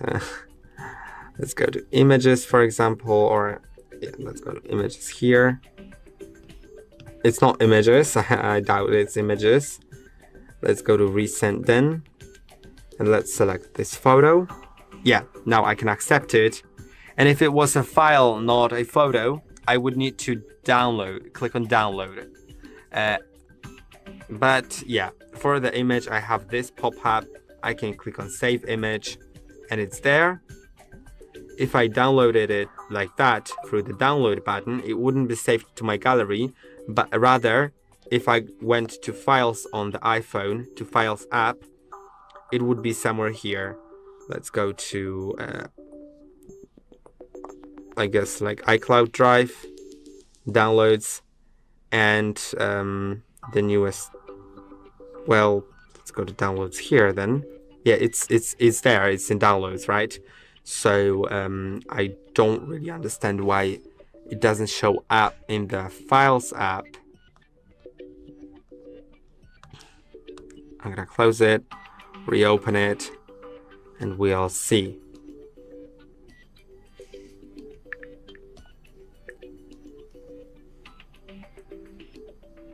For some reason it's not showing up, but it should.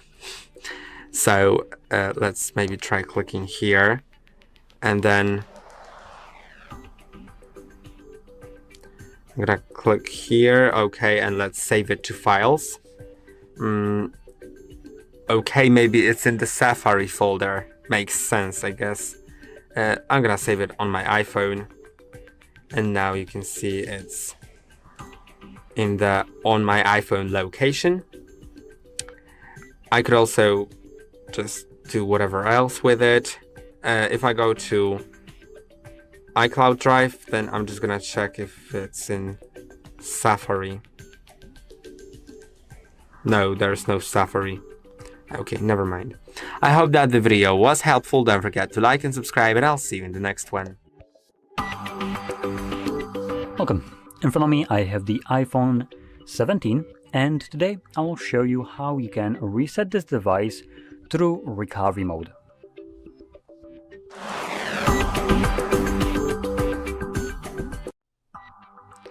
So to get started, this process can be done on Mac or Windows, so whichever one you have, it's completely fine, you can use either one. The only difference is that if you have a Mac, you don't need to do anything. Now if you have Windows, you do need to do something. So let's go into that something. Starting off, you will need to open up your favorite place to download programs from, and it's not the web browser like you would logically think, it's the Microsoft Store. Anyway, and here we're gonna search for Apple devices, and you're gonna find this crap. Which the reason we're getting this instead of this is because iTunes is no longer used for the typical phone managing things. Apparently it was outdated, so instead of updating it like one would think you would do, they decided to split it into two different programs and then offer this garbage with even lower rating and work like shit. So apparently 17 years later they're creating a worse program than they used to 17 years back. So great of an update there, but anyway, so we have that, and the second part is the iTunes Music. Now it's separated from iTunes, which some absolute junkie, some dude that can't put the crack pipe down, thinks that Microsoft or this Apple Music deserves a award for music category in 2024. Now, dipshits, there are better programs than this to use music, manage, listen, and do whatever that work better than this crap. So I'm not sure what they're snorting at Microsoft HQ, but I'm pretty sure it must be strong if they think that this is the award-winning program. Shit, it doesn't even support FLAC. What kind of a music player doesn't support FLAC? What are we, Stone Age here? So, I have nothing really positive to say about this crap right here. When it comes down to Apple's support for Windows, is almost non-existent. It's malicious compliance, what could be best described as. Now anyway, once you get this crap, which is what we'll need, you can close it up and open up the Apple Devices program. You're gonna grab the cable and plug it in. Now, first time around, when you unlock your device, it will show up with a pop-up somewhere here that asking you if you trust this computer that you just connected your phone to. Select that you trust it, obviously. And if you're using a Mac, you want to open up your Finder, and in Finder, you will find the name of your device. So for me, it's Sky iPhone. Somewhere on the side panel, click on it, and you will be presented with the same page that you can see on my end. You want to have that open. Now, to proceed further with our phone, we're gonna press volume up, then volume down, and then we're gonna hold power button. You wanna continue holding it till we enter recovery mode.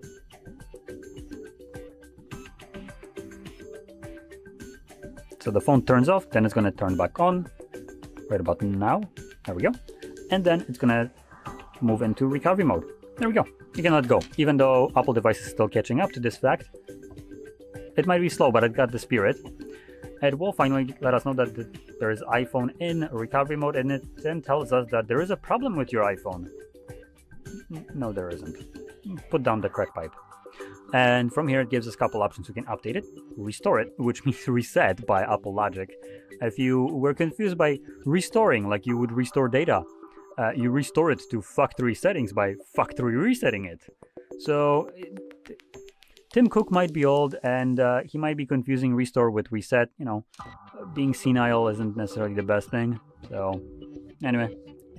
Now, also one thing that I want to point out is when you click either update or restore, update obviously just updates the device, but restore resets it and forces you to update it.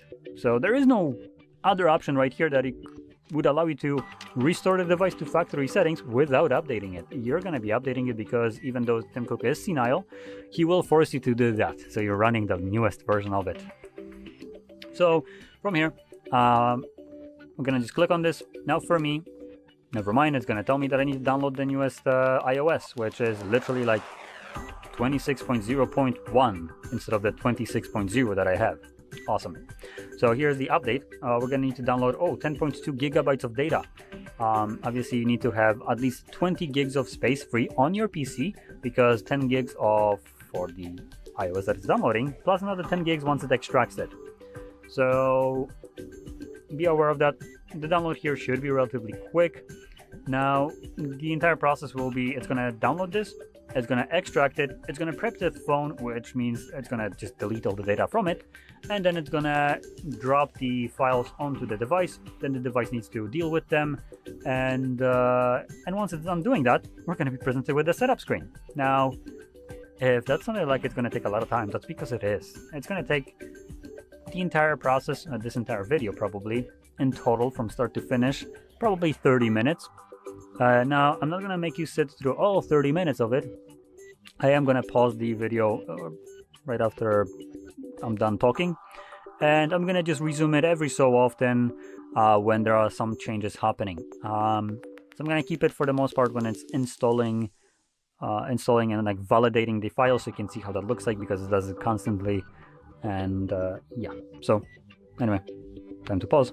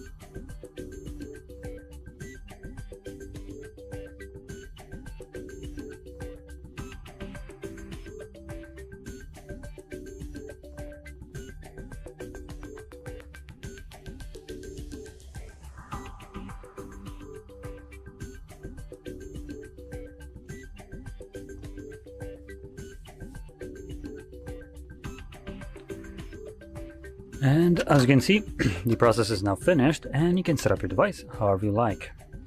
So, if you found this very helpful, don't forget to hit like, subscribe, and thanks for watching. Hello, in this video I'm gonna explain how to enter the DFU mode, what is a DFU mode, why should you use it, when should you use it, and if there's an alternative, because there is, on your iPhone 17. Okay, so I have the iPhone 17 in front of me, and a DFU mode is a little more complex than recovery. So let's talk about recovery mode first. Recovery mode is used to either update your iPhone through your computer if something is not working properly on your iPhone. For instance, the last update that you did has made your iPhone freeze, has made your iPhone not turn on or get stuck on an Apple logo or get stuck in boot loop, which means it turns on and off continuously. So this is the problem that you may face. And recovery mode will fix most of these issues by either updating your iPhone, so it won't delete your data, it'll just put new system on the iPhone with all this data staying, but I cannot really guarantee that the data will stay. It should stay, but it's not a guarantee.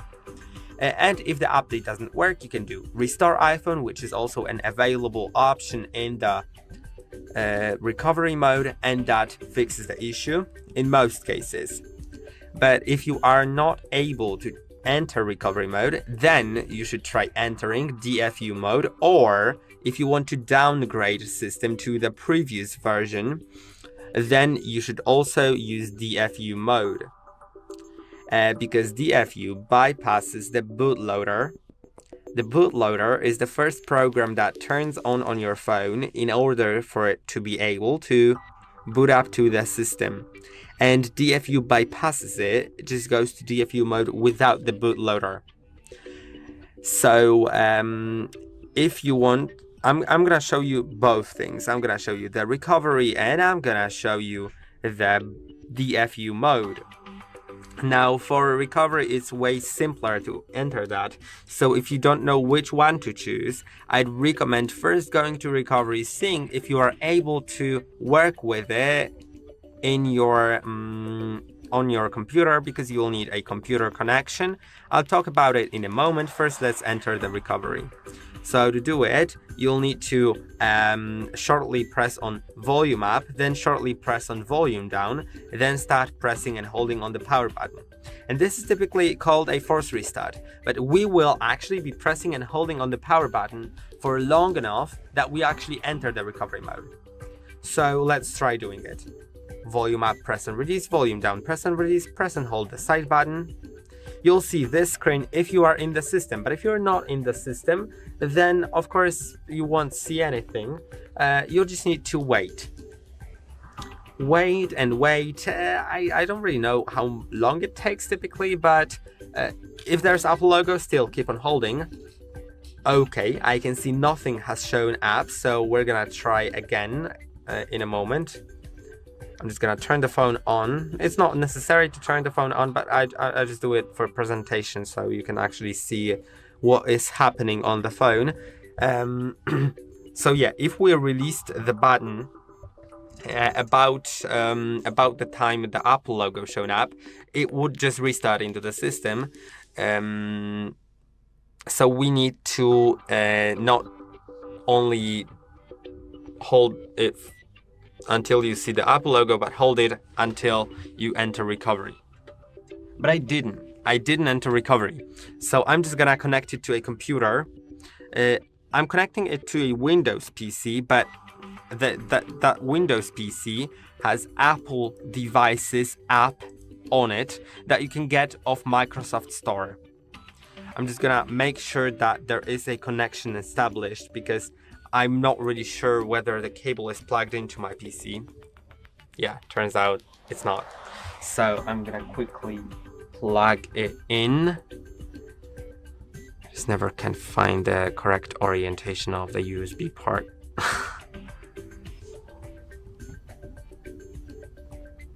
Okay, I have it in. And now you can see it is charging. I can trust the computer. Of course, like if your iPhone's not working, you don't need to click on the trust. And now what you should do is enter the recovery. So let's do shortly volume up, volume down, then press and hold the power button. Let's keep on holding while it's connected to the computer. Maybe this time we'll be able to enter the recovery.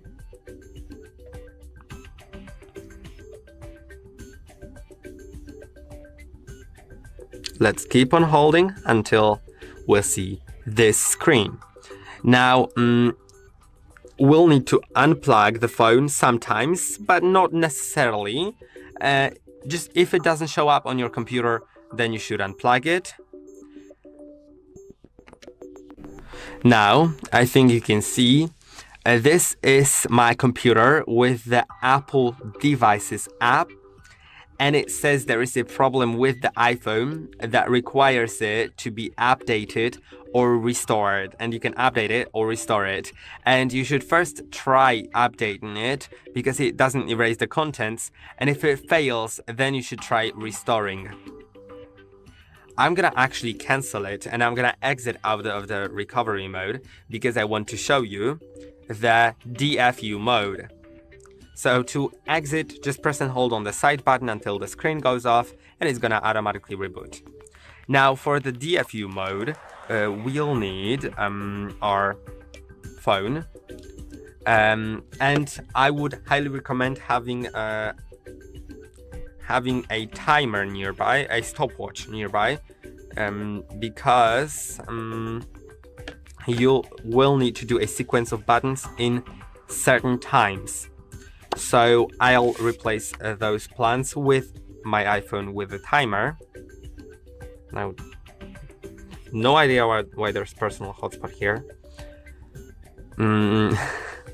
Okay, so we'll need to click on volume up and volume down like we did in the recovery, but then press and hold the side button for 10 seconds.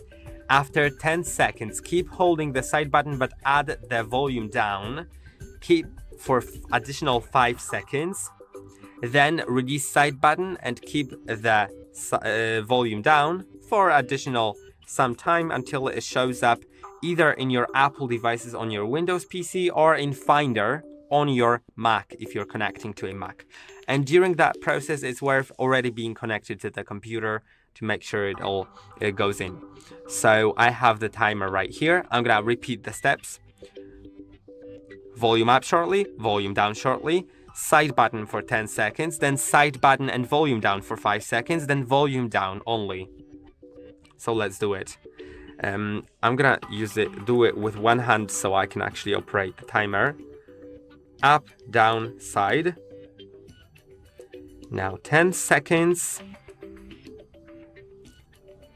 I'm not pressing on the volumes, by the way. Now the volume down while still pressing side button. Now releasing side button and keeping the volume down. And I think it should, yes, it's in DFU mode. I'm gonna quickly switch to my computer with Apple Devices app. Like, by the way, I can release the button. If you failed entering the DFU mode, then you'll see Apple logo on the screen. Your phone will normally turn on, or if it can't turn on because it's not working, then the only way that you have is to you just need to see the blank screen and your computer needs to recognize it. If your computer doesn't recognize it, even if it's in DFU mode, try either a different computer, try updating your Apple Devices app, or try updating your Mac. It's important that if you have a Mac that hasn't been updated for some time, and the iPhone is quite new, you're, for example, watching it in September or October, then you should, if you have Finder open on your Mac, then it won't show up your iPhone, but when you close the Finder window, underneath it, there will be an information that you need to update your system in order to connect to your iPhone properly. So you just need to do the update. It won't update the whole system, it'll just download the addition for the system so it can run your iPhone. It'll take like 10 minutes and then you'll be able to use it in the Finder app. But as I said, like, if something's shown up on the screen of your iPhone, you failed to enter DFU and you should try again. Now you can see I didn't fail. I actually managed to do it. It says my computer has detected an iPhone in DFU mode. I must restore this iPhone before it can be used. And I can just restore it by clicking on Restore iPhone. I'll try doing it, but before I do that, remember, it'll stay your iCloud account if you haven't logged out of the iCloud on your iPhone. You'll have the iCloud log, so you'll need to enter your Apple account during the setup, otherwise your iPhone will stay locked. And another thing here important is that if you actually want to leave the DFU mode, you'll need to just force restart. So shortly press on volume up, shortly press on volume down, then press and hold the side button until Apple logo shows up, then release. Okay, but I'm in DFU and I want to restore the iPhone. So let's click on Restore iPhone, then click on Restore and Update. Then next, agree, and wait, it needs to download the iPhone update. In my case, it'll take 4 minutes. I have quite a fast internet connection, not the fastest, but comfortably fast. If your internet connection is slower, it may take way longer because in my case it's 10 gigabytes. I'm installing iOS 26 because this is the only option currently, because it's just the phone was just released. If you're watching it in a few years from now, from 2025, then the update may be a bit bigger because updates are getting bigger and bigger year to year. So I'm gonna get back to you when the update is downloaded and we'll see all the next steps. Now you can see it shows us it's downloaded because the bar has come to an end, but it will take longer because it has to verify everything and restore everything and stuff like that. So you just need to be very patient with it. And yeah, it's now extracting the software. I'm just gonna wait until it extracts, and you'll see that it's also verifying, and then it'll start installing. So I think I'm just gonna get back to you when all of this is finished, or maybe I'll decide at some point to show you something, but yeah, I think you just need to wait, make sure not to unplug your iPhone, and don't be surprised if Apple logo shows up several times on the screen. If there's a bar at the bottom on the iPhone, it's fine. It's gonna load, it's gonna do everything. Just wait and it shouldn't fail. If it fails, it's gonna tell you, but if it's just loading and loading, it doesn't mean it's stuck. It's just working. So I'm just gonna get back to you when it's done. Okay, you can see it now says your iPhone has been restored to factory settings and is restarting. Please leave your iPhone connected. It will appear in the sidebar after it restarts. So I'm gonna click on OK. But it's already restarted. I just left for a moment. And now it says in Polish, but it says iPhone locked to the owner. And I need to unlock it. I need to select the language and the country or region. So we'll need to wait a moment and I'll show you the iCloud lock that I've mentioned earlier, that there's no way to bypass it. I'm gonna unlock my SIM card. It's not necessary, but I'm gonna do it so we can go further. There's appearance. I'm gonna select the default one. I'm gonna set up without another device. I'm gonna enter my Wi-Fi network. And after I enter my Wi-Fi network, it'll start activating. And once it is activated, it'll ask me for, once it tries to activate, it'll ask me to enter the Apple account, as you can see right here. So I need to enter the email and the password. Then click on next. Okay, it was incorrect for whatever reason. Yeah, okay, the email was wrong. So now I've entered the email and the password, and you can see it's unlocked, so I can just click on continue and set up the iPhone. I'm not gonna show you the whole setup because I don't really find it needed right now, but I hope that the video was helpful. Don't forget to like and subscribe, and I'll see you in the next one. Welcome. In front of me is an iPhone 17, and today I'll show you how you can reset this device through DFU mode.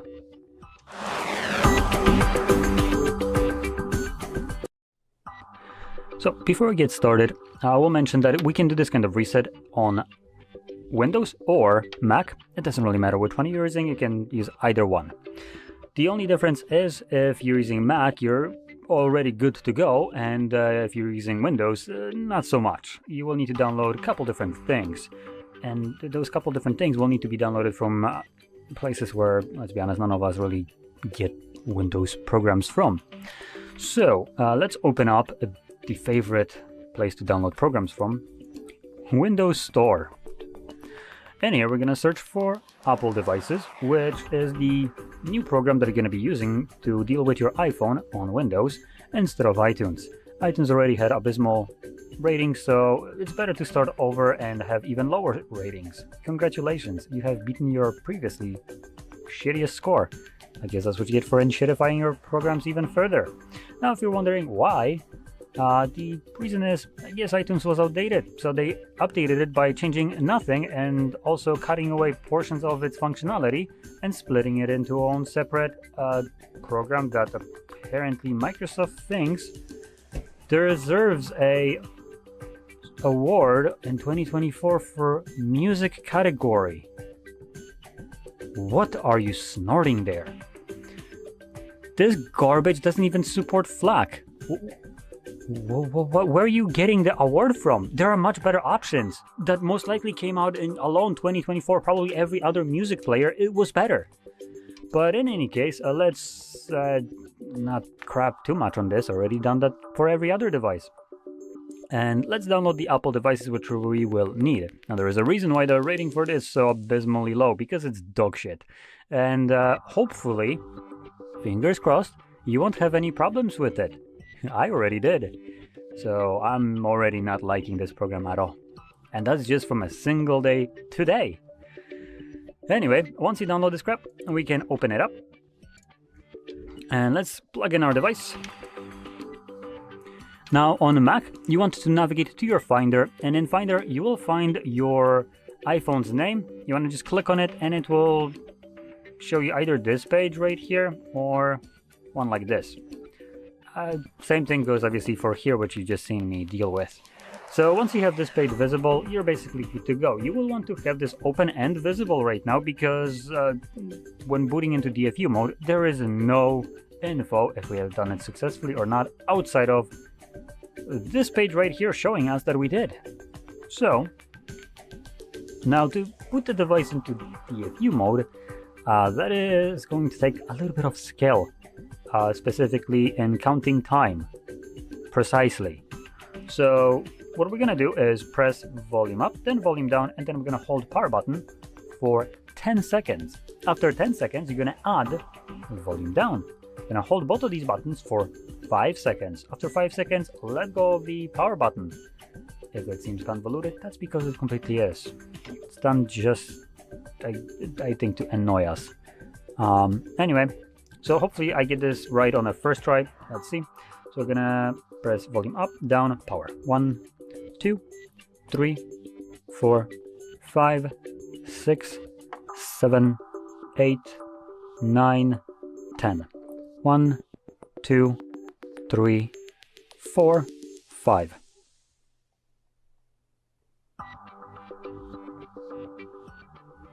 And it's booting up. Great. So I failed. Like I said, God forbid you miss the time by like a decimal, and you get to waste more time because it's booting up normally. Let's try it again. Up, down. 1, 2, 3, 4, 5, 6, 7, 8, 9, 10. 1, 2, 3, 4, 5. Hopefully this will work now. And it did. Let's go. Cool. So you can see we are now in DFU mode. It tells us that your computer has detected an iPhone in DFU mode. Cool. I want to give props to Apple for finally separating recovery mode from DFU mode. For 17 years, they struggled to define which one is which when you have this open. Now we actually have both modes show up, depending on which one you have booted into. Congrats, only took you nearly 2 decades. Anyway, in here we're gonna select Restore iPhone. Now if you're thinking restore instead of reset, you would be probably just like me. But I guess we can't expect too much from a dude that is like, what, 100 years old, Tim Cook, probably senile by this point. So restore in Apple's logic means restore to original settings, not restore data. But when you click on it, it tells you that it's going to basically factory reset it. So that's basically what it is. So we're going to select restore and update, and here comes another exclamation. If you're thinking that you can just reset the device without updating, think again. Tim Cook wants you to update your phone, so you're going to update your phone. He wants you to buy an iPhone for your mom, you're going to buy an iPhone for your mom. Anyway, I'm going to select the restore and update. Now, in my case, it's going to basically start immediately preparing my phone. But in your case, it's going to start downloading 10 gigabytes of iOS storage, or not storage, but iOS software. So it's going to tell you that it's downloading about 10 gigs, give or take like a gigabyte. And this is going to take, with good internet, about 4 minutes. Now, once it's done downloading it, it's going to then begin extracting it. Then it's going to start preparing your iPhone. Then it's going to start moving that data to your iPhone. And then the iPhone is going to install that data. Now, this entire process will take probably 20 minutes. So that would also probably include the download portions, which I don't need to go to anymore. So prepare yourself for a little bit of time wasted while waiting for your phone to just simply reset. That usually takes budget devices that are in $100 range, like minutes to 2. Here we're taking 20. Anyway, I'm gonna let it run through. You're gonna see a bunch of things happening right here. Different changes, verifying and whatever, uploading or whatever it's gonna say. And at one point, it's gonna stop giving data right here or any kind of info, just because it's gonna be done with whatever it was doing, and the phone will be then preparing itself to basically install whatever we have uploaded to it, and then it's gonna show us the setup screen. So anyway, I'll be back once that is visible.